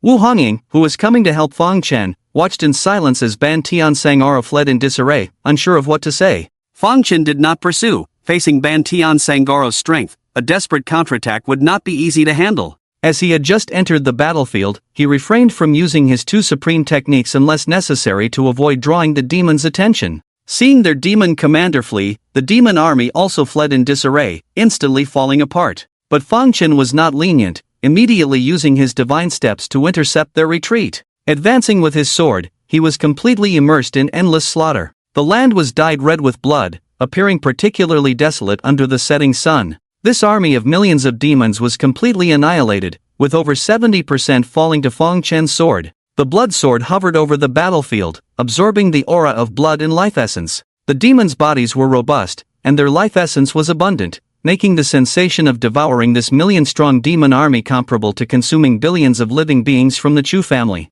The cultivators of the Dao Alliance watched Fang Chen from afar. Some eyes were fanatical, some fearful, but no one doubted that he was the hero of the human race. They called him the God of Slaughter. Today, under his leadership, the Dao Alliance achieved its greatest victory in recent years, wiping away past humiliations. On top of the city tower, Doqin looked at him, a faint smile playing on her lips. This place suits you well. After the Battle of Sha City, Fang Chen's reputation soared. This great victory boosted the morale of the frontline defenders, much to the delight of the elders. Wu Honying suggested holding a celebration banquet, but Fang Chen politely declined. He never liked noisy gatherings, let alone celebratory banquets. At this moment, he was in his room cultivating, refining the spiritual pill gifted by the Moon Alliance leader. This pill, filled with pure spiritual power, continuously elevated his cultivation. The energy contained within far exceeded his imagination. Before long, he broke through a barrier, reaching the mid-stage of the Jade Constellation realm. Yet the power of the pill was not depleted, still pushing his cultivation further. After a while, he broke through another barrier, reaching the late stage of the Jade Constellation realm. Previously, his main focus was on cultivating his blood sword in gluttonous divine art. The blood sword cultivated his sword, while the gluttonous divine art cultivated his body. Therefore, his performance in spiritual cultivation had never been outstanding. He exhaled slowly, opening his eyes gradually, only to suddenly catch a whiff of a floral scent. Looking up, he saw the Moon Alliance leader Fairy sitting silently on a chair, watching him. She was thoughtful. When Fang Chen was cultivating, she deliberately restrained her own fragrance until he finished. "Greetings, Alliance leader." He greeted immediately. Moon nodded slightly and said, "In the Battle of Sha City, your contributions were remarkable. This spiritual pill is a reward for your valor." With a wave of her hand, she presented another spiritual pill to Fang Chen. This pill was larger than the one he had previously refined, undoubtedly containing stronger energy. "Thank you, Alliance leader." He accepted the pill. "Although my spirit gathering pot can continuously produce spiritual pills, it takes a very long time." Moon continued, "The pill you just refined was condensed over 8,000 years in the pot, while the one in your hand was condensed over 30,000 years. I no longer have spiritual pills of such high quality, so even if you achieve more merits in the future, I have no more spiritual pills to give you." Fang Chen replied, "Do Qin already told me that my previous merits do not match up to the 8,000-year spiritual pill. Thank you for your appreciation, Alliance leader. Before I leave the Dao Alliance, I will make sure to kill more demons, not letting the Alliance leader down." Moon was a 9th-grade Jade immortal, with perception surpassing all those Fang Chen had encountered before. Although she couldn't determine Fang Chen's exact cultivation level before, she could sense how terrifying his physical body was and how sharp his sword energy was. So she boldly placed her bets on Fang Chen, hoping he would contribute more to the Dao Alliance. Fang Chen did not disappoint, immediately shining in the Battle of Sha City and making significant contributions. Moon looked at him and said, "Don't rush to refine this spiritual pill in your hand. Breaking through 2 small realms in succession, you need time to adapt. If your cultivation advances too quickly, it may destabilize your foundation." Fang Chen understood this point well and nodded, "Understood." Moon added, "The demon lords of the Little Wa country have been restless in recent years. I have a premonition that a full-scale war is about to erupt, and I might have to join the battle. So during this time, you can act freely without worrying about disrupting the war situation. But be cautious in your actions. I have informed the other elders to stay put from today onwards and prepare for battle with all their might. So if you fall into a trap, they may not be able to come to your aid immediately." Fang Chen was secretly delighted at these words, which were undoubtedly good news for him. "I have means to protect myself, Alliance leader, rest assured," he said. Moon nodded lightly and then immediately transformed into a flurry of flower petals, drifting away. After the bright moon had departed, Fang Chen also stepped out of the house. At this moment, Do Qin's disciple, Xiao, was practicing in the courtyard. She possessed considerable healing spiritual power, having inherited Do Qin's true teachings. As he passed by her, he went straight to Do Qin's door and lightly knocked. Xiao sneakily glanced back, a hint of a teasing smile on her face. She always felt that the relationship between her master and Fang Chen was out of the ordinary. "Come in." Do Qin's gentle voice came from inside the room. Fang Chen pushed the door open and looked at Do Qin, who was meditating on the bed. After a busy day in Sha City, she had indeed consumed a lot of energy. Do Qin looked at Fang Chen, feeling a bit puzzled. At that moment, she imagined in her mind that Fang Chen would pounce on her, tear her clothes apart, and then ruthlessly dominate her. "What are you here for?" she murmured softly. Fang Chen tossed her a few pages of paper, which he had torn from the blood demon ancestor's notes. They contained information about the method of refining blood crystals. Although the blood demon ancestor's strength was not top-notch, Fang Chen still admired the guy and found him quite creative.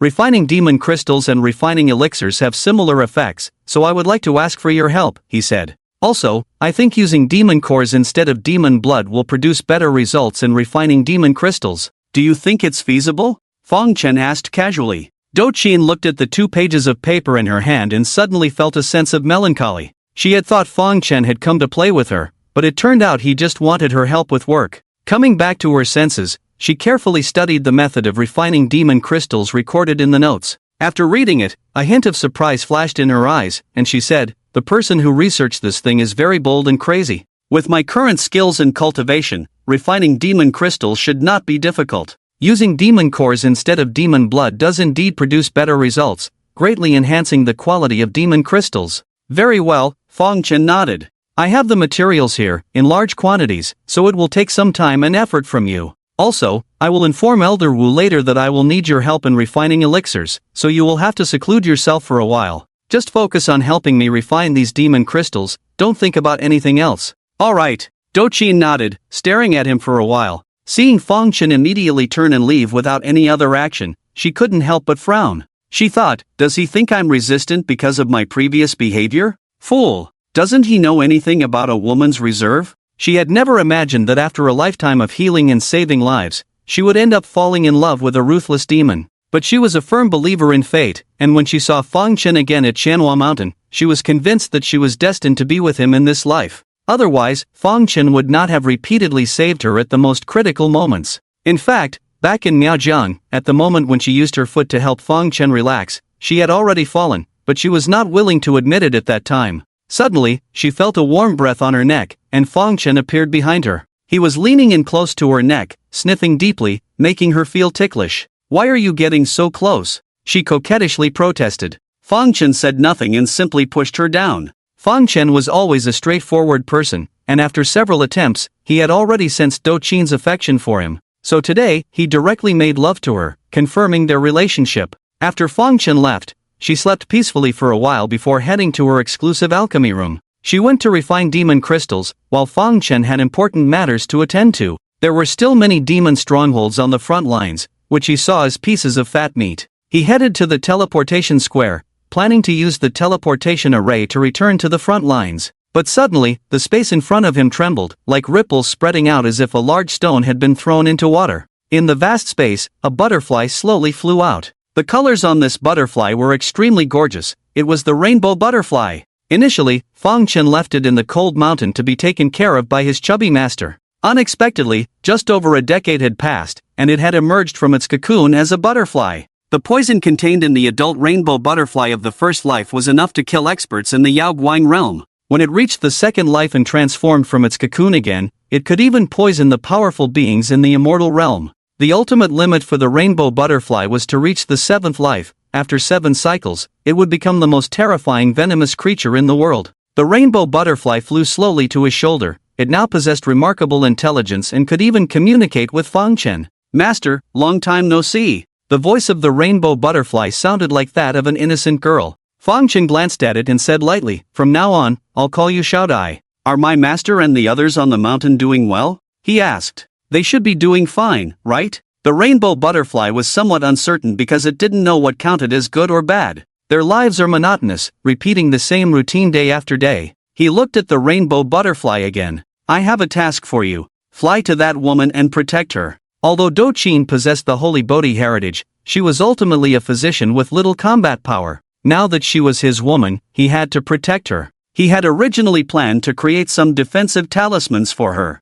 However, the arrival of the rainbow butterfly today was quite timely, so he could assign it to her. He was confident in facing experts in the Yaoguang realm now and didn't need the rainbow butterfly's help. Keeping it by his side would serve no significant purpose. "Yes, master." The rainbow butterfly immediately flew towards Qian's alchemy room. Once inside the alchemy room, it landed on Qian's hand. Qian was about to start working when she looked at this peculiar butterfly and couldn't help but be surprised. She turned to look at the room's door and the array but found nothing amiss. "Strange, where did you come from?" she muttered. "My master sent me to protect you." The rainbow butterfly immediately communicated with her using its spiritual sense. "Who is your master?" Qian asked. The rainbow butterfly replied, "My master is called Fong Chen." Qian blinked and a faint smile appeared on her lips. This guy. She had always thought Fong Chen was a blockhead who wouldn't win a woman's heart, but she didn't expect this move from him. She felt delighted at the moment. Wait, could it be the rainbow butterfly? She suddenly thought. She had heard Fang Chen mention the rainbow butterfly before, and the butterfly in front of her seemed to fit the description. Although it concealed its aura, she could sense the terrifying poison it carried, and it happened to have 7 colors on its body. As Fang Chen was about to reach the teleportation square, a person suddenly approached him. This person had white hair, a weak aura, and seemed to be nearing the end of his life. He was the lone Hongyan who had angrily slain the demon general in the Sand City, a former sword genius of the Dao Alliance. "Greetings, friend Fang Chen." Lone Hongyan bowed to Fang Chen, but his hands couldn't stop trembling. Fang Chen said, "Friend Hongyan, no need for formalities. What brings you to me?" Lone Hongyan asked, "I see that friend Fang Chen is heading to the teleportation square, to the front lines? If there is urgent battle, it can wait for later." Fang Chen said calmly, "There is no urgent battle, just planning to eliminate a few strongholds of the demon clan. Feel free to speak your mind, friend Hongyan." Lone Hongyan smiled and said, "I was fortunate to witness friend Fang Chan's unparalleled swordsmanship in the Sand City, truly eye-opening. Although I have practiced swordsmanship for 3,000 years, I know I am far inferior. For the Dao Alliance to have a sword expert like friend Fang Chen join is an honor for the Alliance. Today I came to see fellow Taoist Fang Chen to offer you an opportunity," said Gu Hongyan. "In the land of Hanan too, there is a historical site where I suspect it might be the remains of an ancient sword sect. I am willing to guide fellow Taoist Fang Chen and help you advance further on the path of the sword," Gu Hongyan continued. "I heard from Elder Wu that the final sword you used to defeat Suzuki Chuan was obtained from this ancient site? Is that so?" Fang Chen inquired. Gu Hongyan nodded. "Indeed, the Xanglong sword technique was indeed found there. If fellow Taoist Fang Chen is interested, I can share this sword technique with you." "No need for that. The sword technique taught by my master is profound and mysterious, and I have not fully mastered it yet. It's better not to learn more techniques and end up mastering none." Fang Chen gently shook his head. "True, fellow Taoist Fang Chen's swordsmanship is already profound, there's no need to learn weaker techniques," Gu Hongyan acknowledged. "However, within that historical site, there are likely even more profound sword techniques, and the Xanglong sword technique was merely obtained on the outskirts of the site. If fellow Taoist Fang Chen is interested, why not accompany me there now?" Gu Hongyan suggested. "Thank you," Fang Chen bowed. And so, Fang Chen followed Gu Hongyan as they departed from the Taoist Alliance. Although Gu Hongyan's sword flying speed was slow, Fang Chen did not rush him or suggest flying faster. He understood that practitioners of the sword often carried a sense of pride. Despite Gu Hongyan's frail health and imminent demise, he was surprised by Fang Chen's respect towards him, which warmed his heart. The two traveled in silence, slowly making their way forward. 3 days later, Gu Hongyan stopped in front of a cliff. The cliff appeared wide with thick vines crawling up its surface, seemingly unremarkable at first glance. However, Fang Chen sensed that there was a hidden formation covering the cliff. "This is the ancient site," Gu Hongyan stated. "A terrifying sword hangs in the air above the site, releasing a powerful sword aura. With my strength at the time, I could not withstand it for long. If one does not leave promptly, they will be crushed by it," Gu Hongyan explained. "But with your strength, you can surely stay longer and go further.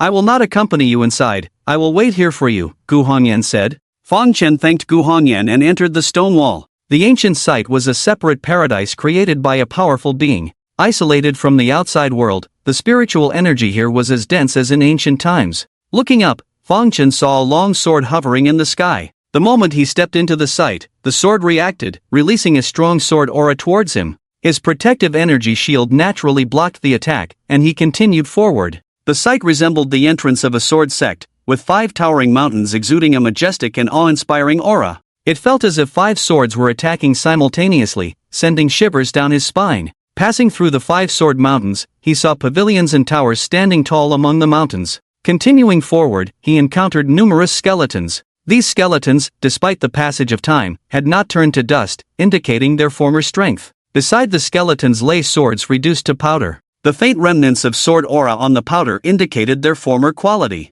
Moving ahead, he found several storage rings. Most of the items inside had been eroded by time, but some jade slips remained intact. The reason why jade slips are often used to record martial arts and supernatural powers is precisely because they can withstand the erosion of time without being affected. Most of the jade slips he obtained recorded swordsmanship and techniques helpful for cultivating the way of the sword. The Xanglong sword technique of Gu Hongyan was also found in a storage ring. Fang Chen walked for a while and suddenly felt a chill. He had been overlooking one question all along: the scattered bones did not match the surrounding environment at all. Among all cultivators, sword cultivators were considered to have the toughest temperaments. But why were there no traces of battle here? The pavilions and towers were intact, and if a battle had occurred, it would not look like this now. It should be that the enemy's strength was too powerful, directly killing everyone in an instant.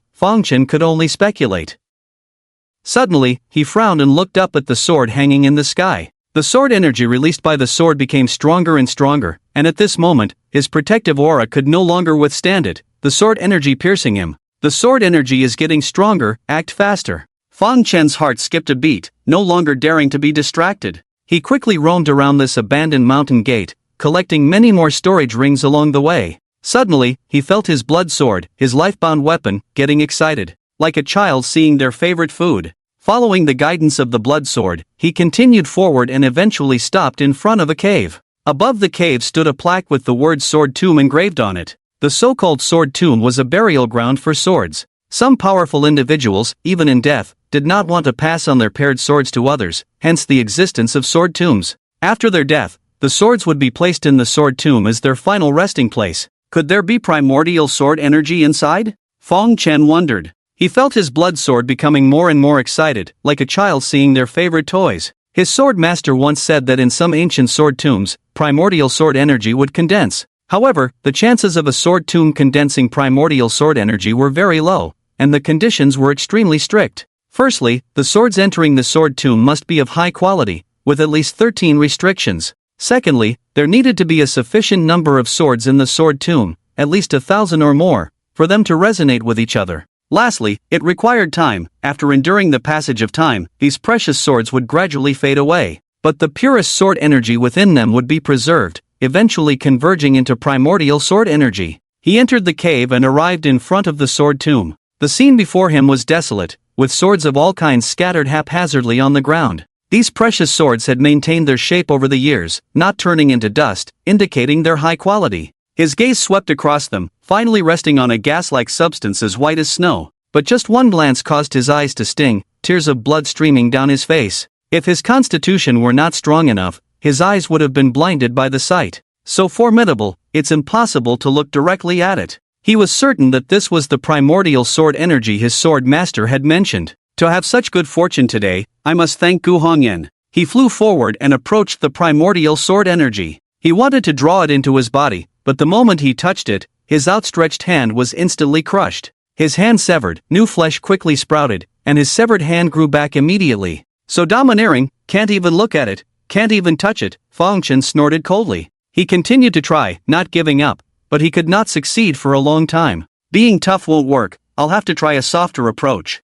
Chen sighed inwardly. He decided to first get closer to the primordial sword energy and let it accept him willingly. He slowly enveloped it with his divine sense. The reaction of the original sword energy was not intense, not severing his divine sense. Sensing a chance, he slowly drew closer to it. After an unknown amount of time, the original sword energy slowly merged into Chen's blood sword, becoming one with him. In an instant, a blood-colored sword energy soared into the sky. Even the sword hanging in the sky felt fear and immediately retracted its own sword energy. The original sword energy had a suppressing effect on all other sword energies, so in the future, when facing strong sword practitioners, he would have the upper hand from the start. On the sword mound, Chen suddenly opened his eyes. He stood up, shaking off the accumulated dust on his body. I don't know how long I've been sitting here, the dust on my body is so thick. He looked at the swirling dust around him, furrowing his brow. He left the sword mound and continued to search in this ruin. Now possessing the original sword energy, he was completely unafraid of the sword in the sky and could search here without hindrance.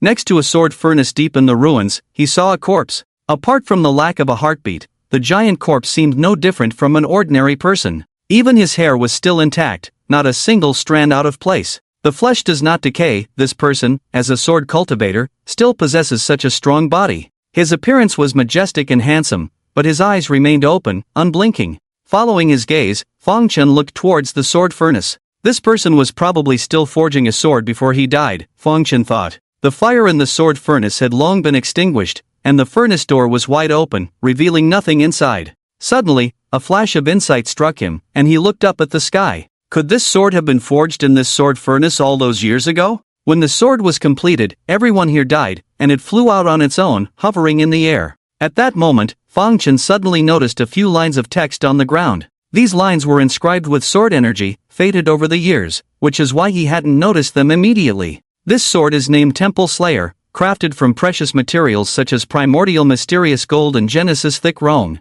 I also inscribed it with the penetration law, granting it the power to destroy everything. If this sword is completed, it will surely rank among the top swords. However, during the forging process, a curse entered the furnace, and after completion, the sword would have a major flaw. I opened the furnace to observe the sword and deduced that in the future, anyone who forms a contract with this sword and possesses a special constitution will be slain by the sword, turning into immortal. Chen looked up at the sky, a hint of strangeness in his eyes. A sword tainted by a curse, this sword is dangerous. But it would be perfect for Loner Goose. If this person is willing to switch to practicing the heavenly net divine art and become my follower, gifting him this sword would not be a bad idea. He beckoned towards the sky. With the original sword energy within him now, although this sword was extraordinary, it dared not act recklessly and obediently flew into his hand. In front of the stone wall, Loner Goose's white hair fluttered as he gazed blankly at the setting sun. His life was like this setting sun, soon to fade into silence. 3 years passed, and Chen still hadn't left this place, waiting here for 3 years as well. He regretted bringing Chen here in the first place. The prohibition on the stone wall was very special, only sword cultivators could enter, and even others as strong as Fairy Mingyue couldn't forcefully enter. Since his master Baiming Zi died, there were no top swordsmen in the Dao Alliance. In these 3 years, although some sword cultivators from the Dao Alliance went in search, they had no results. Their strength was insufficient, unable to withstand the sword energy of the floating sword, and had to retreat shortly after entering, unable to explore further. How long have you been here? Suddenly, someone behind him asked. Loner Goose turned around excitedly to look at the person asking the question. At this moment, Chen had naturally come out, and seeing him safe and sound, a heavy burden in Loner Goose's heart finally lifted. It's been 3 years, and friend Chen hasn't come out yet. I thought. Gu Hongyan revealed a faint smile. He could sense that Chen had gained a lot in this ancient relic, with the blessing of the original sword energy. In the eyes of a swordsman, Chen was formidable. Gu Hongyan wanted to say something more but couldn't help coughing, spitting out a lot of blood. In truth, he was on the verge of collapse, but this matter had been weighing on him, and with sheer willpower, he held onto this ailing body. Now, Hongyan can rest in peace, he weakly said, as if he could collapse at any moment. If in this life I cannot experience the glory of the sword path, I'll leave it to friend Chen to see. 3 years have passed in the blink of an eye, Chen sighed upon hearing this. Gu Hongyan, would you acknowledge me as your master? He asked in a firm tone. If you agree, I will help you defy fate. Gu Hongyan smiled at his words. Who wouldn't risk their life? If friend Chen truly has a way to save me, why not acknowledge you as my master? In my life, I have only admired 3 people, my master, the leader of the alliance, and now, you, friend Chen. Chen raised his hand and pointed to his forehead, imparting the secondary scripture of the Tian Luo divine art to him. By cultivating this technique, your life will be in my hands from now on, he said. Good. Gu Hongyan nodded in agreement. Although Chen had not been in contact with Gu Hongyan for long, his words and actions revealed that he was a man of integrity, absolutely trustworthy. After imparting the Tian Luo divine art, Chen immediately drew the Shursi sword. The shining long sword made Gu Hongyan's heart tremble. What a good sword, truly a remarkable one. Wait, this sword energy feels familiar, could it be? Chen nodded. Yes, it is the sword hanging above the relic. This sword is named Shursi, but when it was forged, the sword sect had long been destroyed. Otherwise, the name of this sword would have appeared on the list of ancient famous swords. During its forging, it was tainted by a curse. Those who form a contract with this sword will have their special constitution extinguished, turning into ordinary beings. Your cursed body is likely no exception. Quickly refine this sword. He raised his hand again and infused some life essence into Gu Hongyan's weak body, so he could endure until he refined the sword. Gu Hongyan took the sword in his hands and knelt down on one knee. If Hongyan can defy fate, I am willing to serve you until death. With that, he sat cross-legged, placing the Shursi sword on his knee. This was an ancient sinister sword, and whether Gu Hongyan could gain its approval and form a contract with it was another matter. Chen did not have high expectations and silently waited for the outcome. Time passed, days and nights flew by, 7 days passed. On this day, a terrifying sword energy erupted from Gu Hongyan, soaring into the sky. He had succeeded, the Shursi sword had acknowledged him, and the decaying aura within him was also extinguished by the sword. The cursed body was completely resolved, although the lost lifespan could not be restored. But with his talent, he had a great chance of becoming an immortal in the future, and the lost lifespan before becoming an immortal would be insignificant. Freed from the cursed body, Gu Hongyan felt an unprecedented sense of relief, exhilarated. Gripping the sword downward, he bowed to Fang Chen. In the remaining years of Hong An's life, I wish to be the sharpest sword in your hands. Fang Chen nodded slightly and said, let's go back. It's been 3 years, and I wonder how the situation is on the front lines. Although Gu Hongyan had waited for Fang Chen here for 3 years, there were also people who came to visit him from time to time. Therefore, although he was trapped here, he was well aware of the current situation.